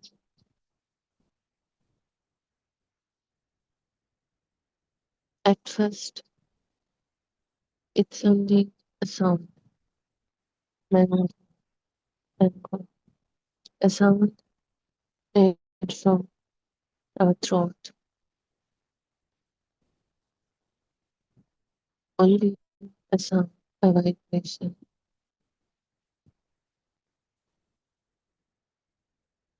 And that vibration touching feeling, and then a hearing is occurred.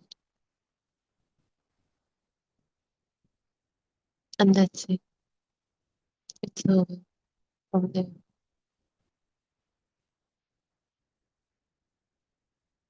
That's what really happens. But it doesn't end there for us, for humans. Then suddenly this sound, it doesn't stay isolated. It triggers resonance, like tuning fork.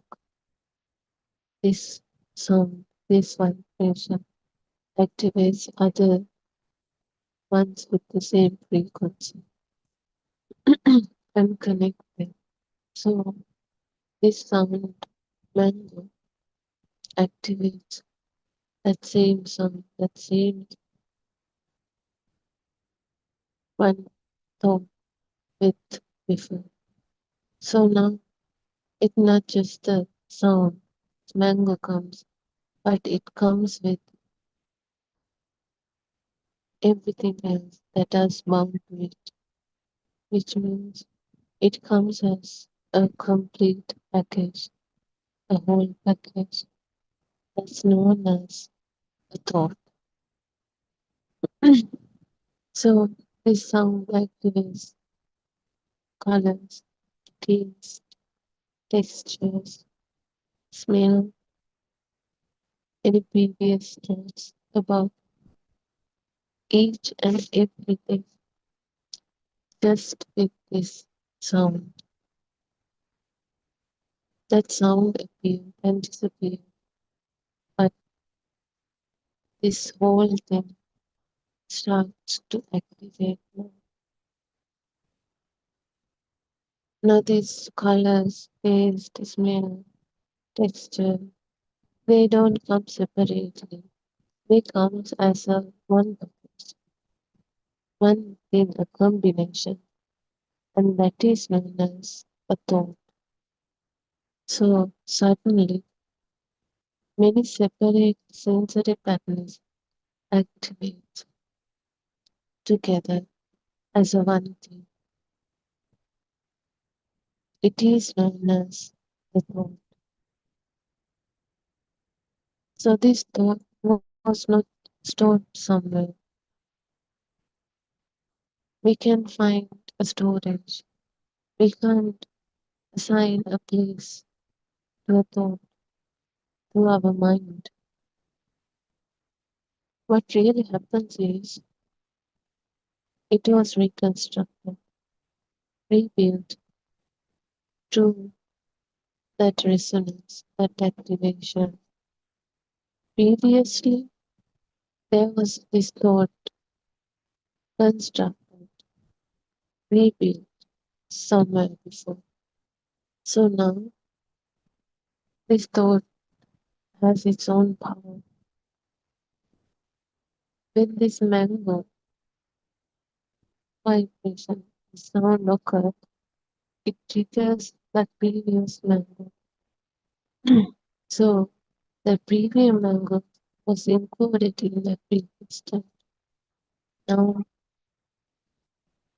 not that sound only, but this whole thought activates because this thought is more powerful.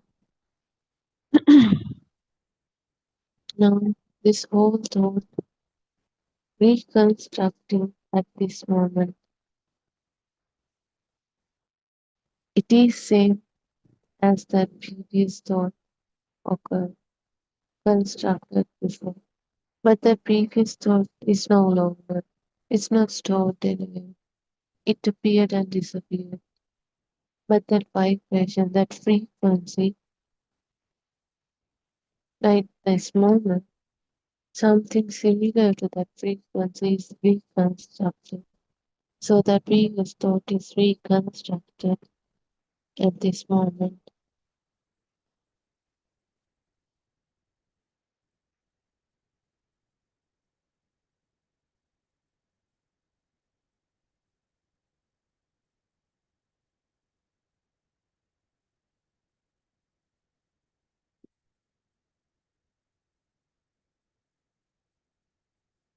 So likewise, the thought appears in a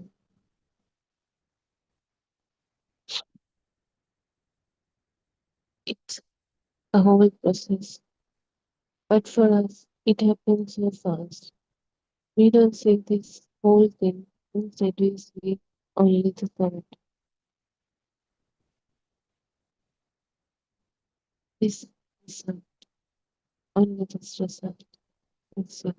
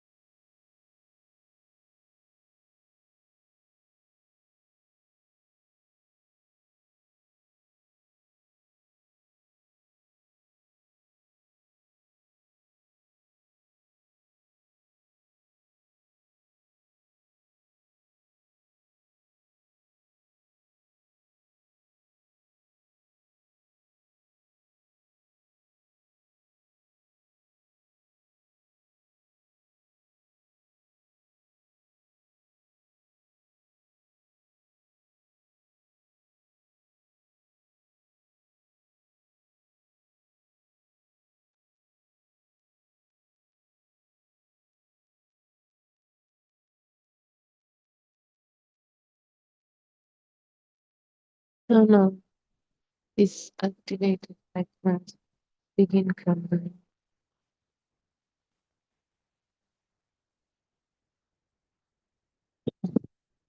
We know how thought is created.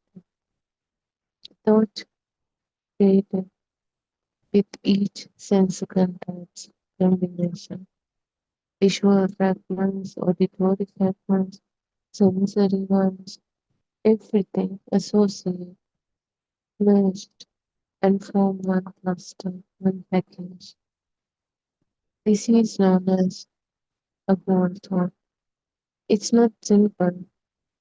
When we keep using it, it gets even more powerful, even more real. It almost feels like existing on its own now. So now there's suddenly this mango thought appears. And now it feels like real, solid object, thing, known, clear, with weight, with that heaviness. But look carefully. It was just a sound. Sound was triggered this whole object thing. But it is not present at this moment. It was built from those combined contents.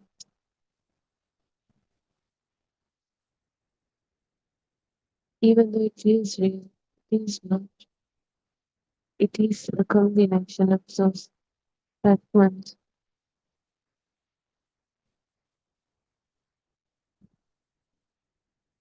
And those they don't even exist. They appear and disappear. But each and every time we reconstruct a same thought, a similar thought that previous one occurred. But it's not the same thought. We blindly believe it is the same thought that is occurred. It is the same object we are saying, but it's not. Each and every time a new, fresh thought appears, constructed, reconstructed, it's not the same thought. It's always new thought. But somehow we blindly believe that it is the same thought, it is the same object, it is the same situation. For anything that we think, it is the same thing, same situation, same person, anything. It's not the truth.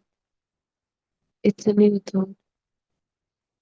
But why does it feel familiar? Because it is same as the previous one, but it is not the previous one.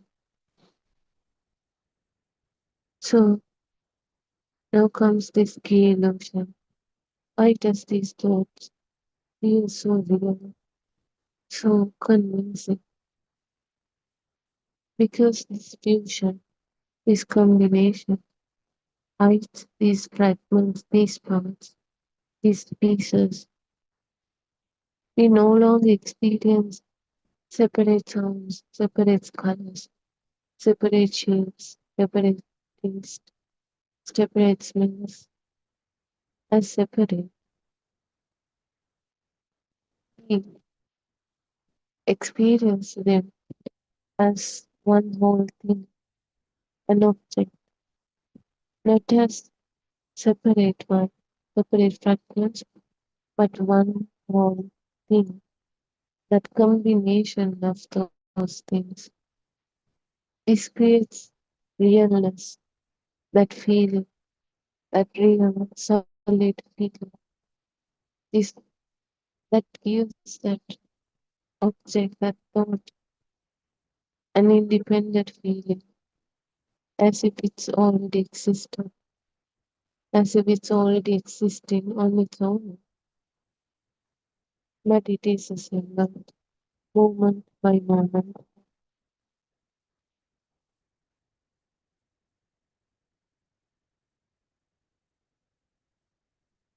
It is not existing real thing as it seems to be, as it feels to be.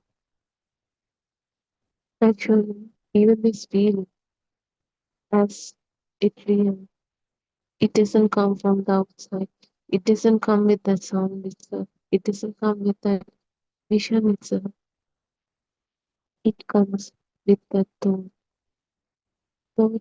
which was created on our own mind, nowhere else. So this mind can gives it the power that life or see it as it is, as the truth. This mind can create this illusion, blindly believe something that is not real, as something solid. That's what actually happens.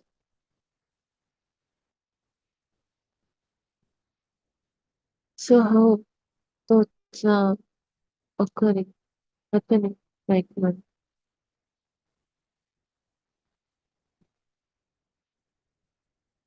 So now you can observe right now this.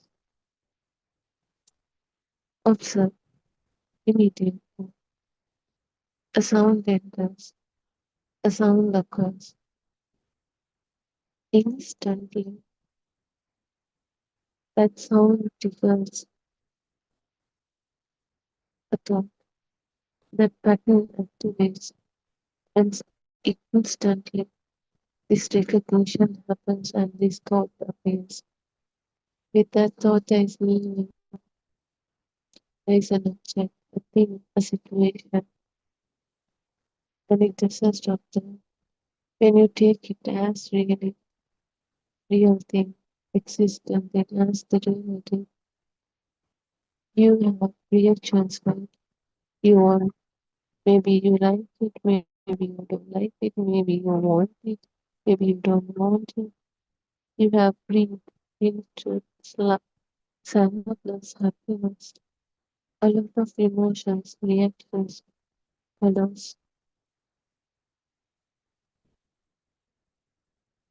all happening now. And all of these are thoughts. They comes naturally without an effort because that's what we are used to. We did it. We did it like that. We tried to think. We thought. We reacted in that way for each and everything since our childhood. So now it comes a first step. A first step. Sorry, it's normal. That's how we feel. But it's not. Each and everything is thought. Just because they comes naturally doesn't mean it is the reality.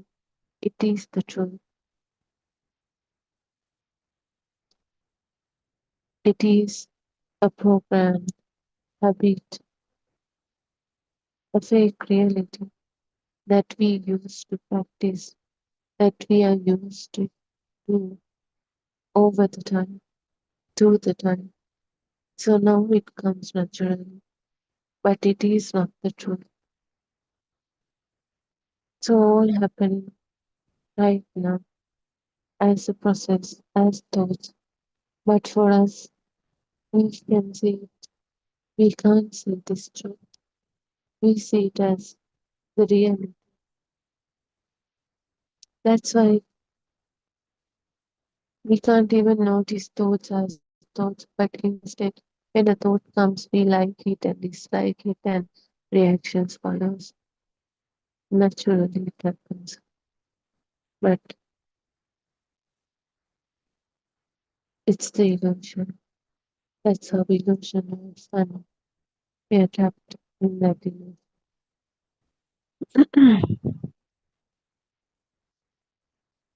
We can't even notice the process, these thoughts, steps, how these thoughts appearing step by step. Instead, we see them as a continuous flow.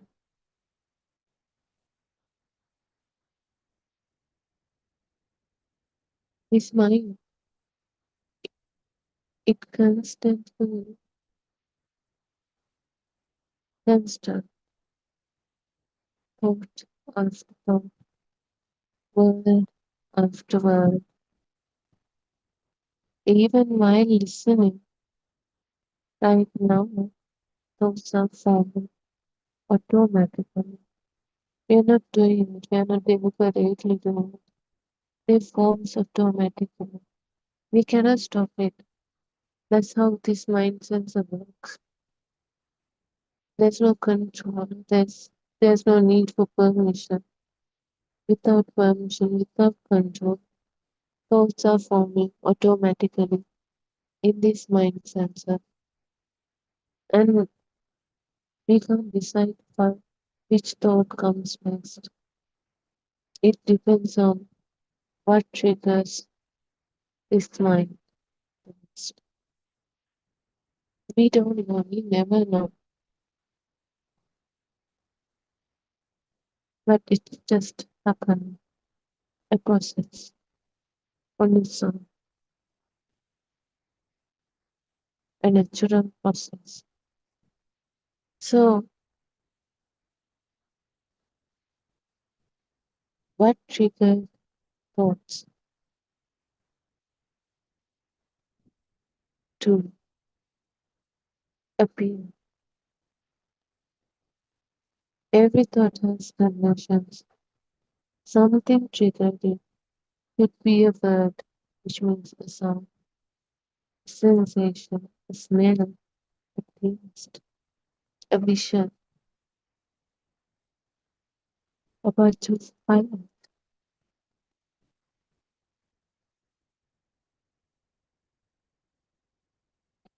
Or maybe a thought, another thought itself, an emotion, anything. Because thoughts do not appear from nowhere. They arise through activation. For activation, it needs something,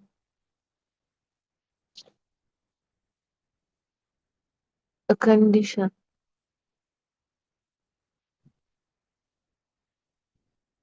So otherwise they won't appear.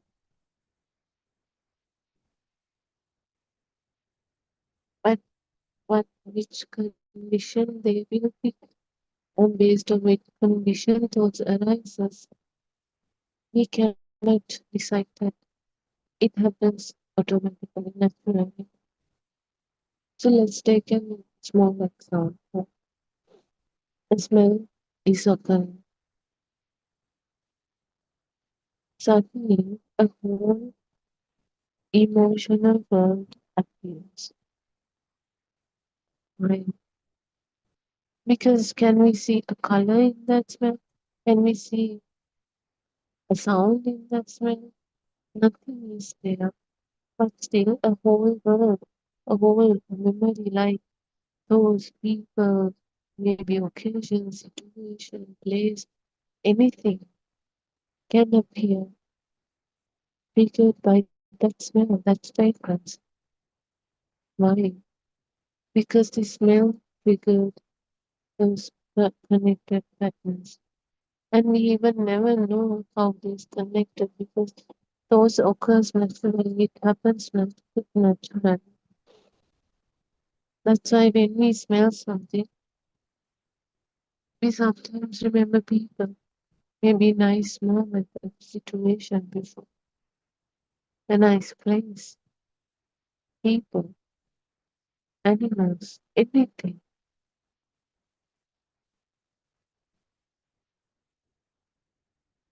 None of them came out of nowhere. We never even knew those thoughts could appear, but this near triggered it, and now suddenly they open. So this one sense of control, anyone, anyone from one of our five sense contacts can activate this network. And the thing is, it doesn't come as a simple process, but it feels as if the reality. It becomes an experience. If you take it as it's mine, it's ours, then we will driven, we will stuck in this process. We take it as it's happening to me. I am thinking, and the thoughts becomes real. We are stuck in this selection. But if we see it as a process that is happening, we can notice how this works, how this illusion builds from simple sense of contact to complex stories.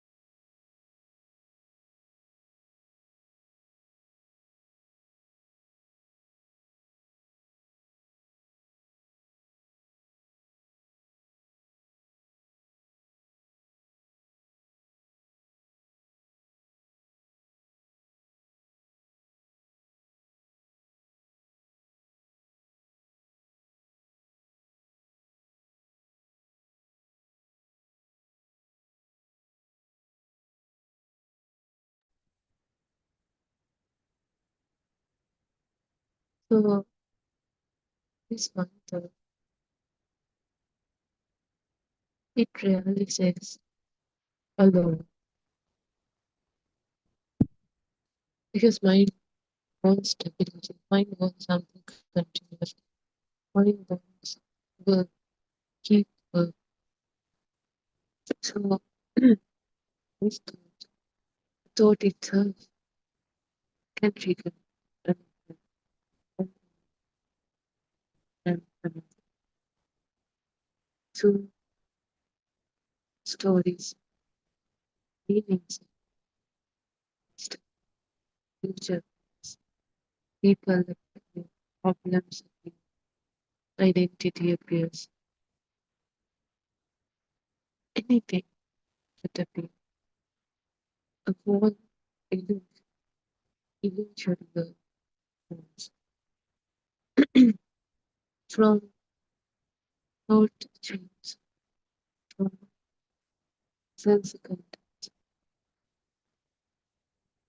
not just once, but continuously, non-stop.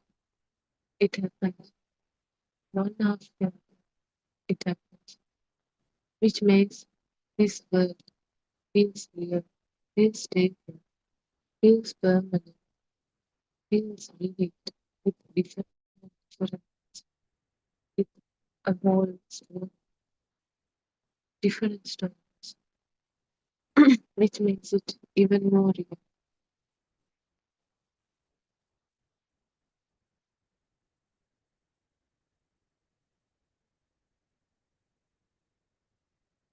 So part of the solution is self. It is another illusion, another thought, a strongly self. Drive us in this illusion. It is one of the deepest layers. Let's say a thought of this, and suddenly there is this self who's behind it, who's with it, who's doing it, owning it, who's affected by it. But this self, it also appears each and every time, with each and every thought. But somehow we feel as if it's existing. Because this self appears with each and every thought. What can be different? It can be a chair and the next coming year. But this self, it is there with each and every day.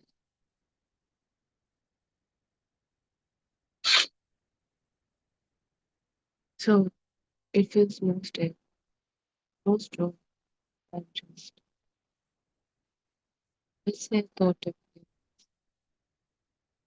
and meaning. And we don't sometimes systems automatically. Instead, we feel it as if we are owning it. We are the ones who think. That's why when a thought appears, there's another deep feeling comes as I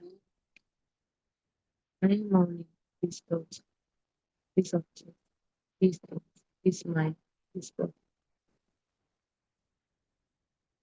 my thoughts, my feelings, my experience, my objects, my will. Then this self, a think, a control, a center, an organ. But the thought came first. The I came after. We never notice it. Likewise, how we blindly believe thought is real. Thought is not as the reality, not as something that was triggered as a result, but as the final thought.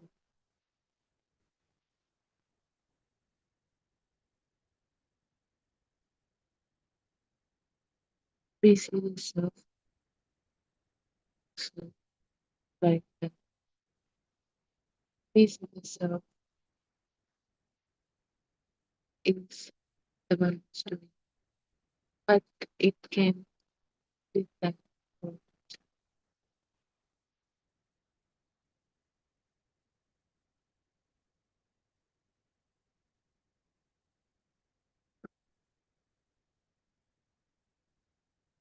This self is another construction added on this process.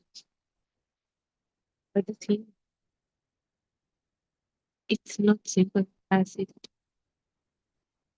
when it's beginning, because we used to this way of thinking, this way of seeing, this way of interpreting.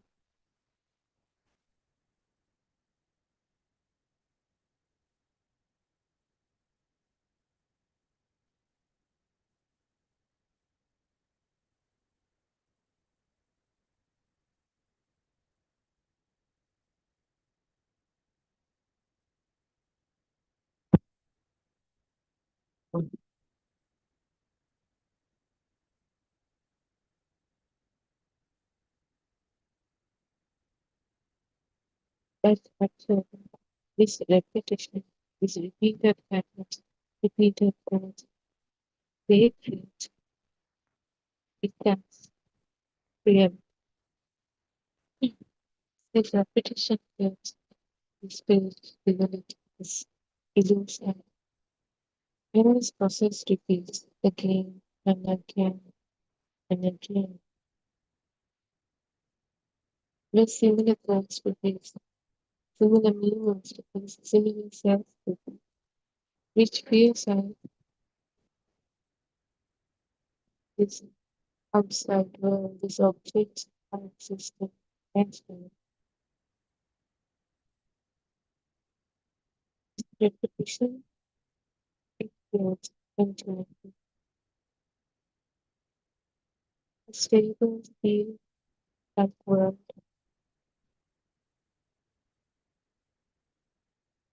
A stable feeling like identity. Stable feeling like it is not stable, but it feels like stable. That's where we have started in this dimension. It feels like real. It feels like stable, but it is not.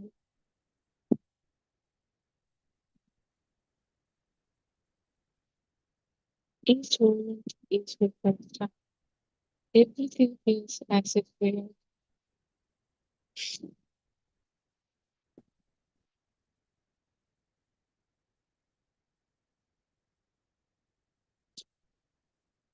But each and every moment is reconstructed. Each and every thought is reconstructed. It's because thoughts, they don't exist. They don't store anymore. They're not stored anymore. They appear and disappear. It's not existing anymore. But something similar to that frequency of that thought, of that power, reconstruct right at this moment. And somehow we blindly believe it is the same thought, same situation, same thing, but it is not. It is something similar to that, but it doesn't mean it is that. It is the same one.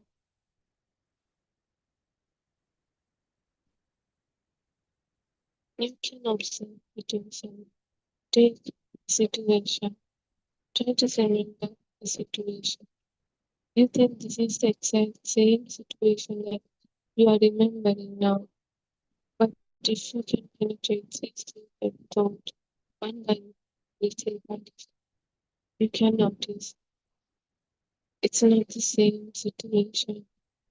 You can see, you don't remember the exact thing, but somehow there's an idea, something like this happened. Somehow this thought has its power. It's the self, it's the thought that carries the power. It's not the situation itself. It's not the situation. It's the power of that thought that occurred at that moment. That feels real, but it is not the reality. None of the situation that really happens in this special thought. But somehow we are blindly thinking it's the same situation, same thought. We are remembering the same situation that happened while ago. That's how we are trapped in this illusion. Seeing this illusion clearly, something starts to change. When this process is seen clearly, each and every moment again and again, with different viewpoints, different ways, you get the confirmation that it is a illusion. It is not the reality. But for that, you have to look for it, experiment with it. You have to get the confirmation yourself, not because this Tamil says, not because everyone else says, but use this and try to say to yourself, is this really the truth? Because only you can do it yourself. Only you can see to yourself. No one else can do it for you. So you have to do it. You have to see. You have to observe. You have to experiment with things, with situations. Whatever it will stand, you have to try to say to yourself, is it really something real? Is it seems to be as it used to be? Is it those real? Are those actually existing? Is it real life? You have to question yourself and try to observe, answer yourself. So when this process is really seen as it is as a process as big or as it is, thoughts lose suddenly. It's not disappearing. Thoughts can never be disappeared. Because mind sensor is working. Mind sensor keep generating thoughts. But before, we don't see them as thoughts. We saw them as the reality, as things, as objects. But now we know these are thoughts. These are constructs. These are not the reality. These are fragments, combination of fragments. This is the whole process which activates with seeming frequency. It's not someone doing it, it's something happening. So thoughts, they don't lose. They never, like, they're not disappearing. But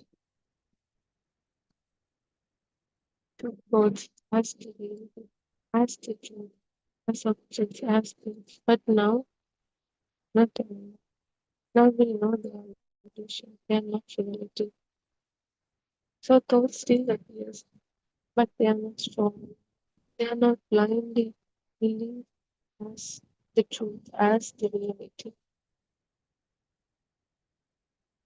Not just one time, but when this happens to each, everything, this world, this whole world, situations, objects, anything, whatever thing we call these thoughts, this world starts to become, starts to feel like less fixed, less absolute. Not only the world, but the self.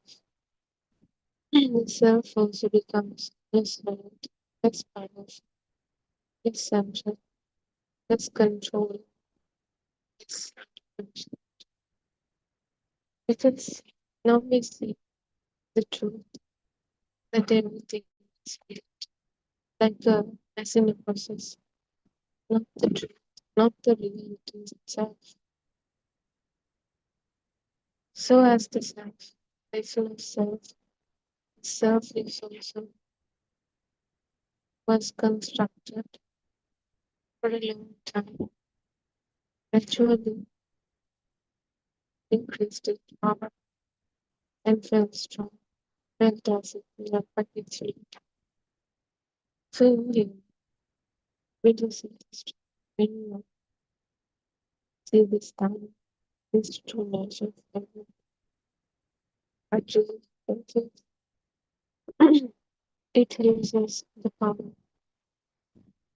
that we strongly believed as things real, solid, 3D, existed, continuous. These feelings are no longer there. Everything becomes light, everything becomes sin. Thoughts appears, but they are not taken as the truth, as the reality. Even the self, there's no self, there's no existing self, there's no feeling of self, doing everything, thinking, controlled by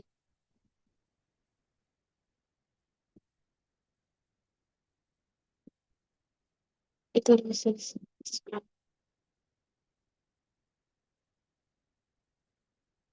But the thing is, we can't force any of these things to happen.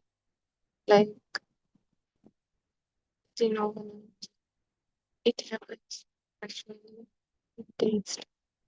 Only thing we can do is get the confirmation about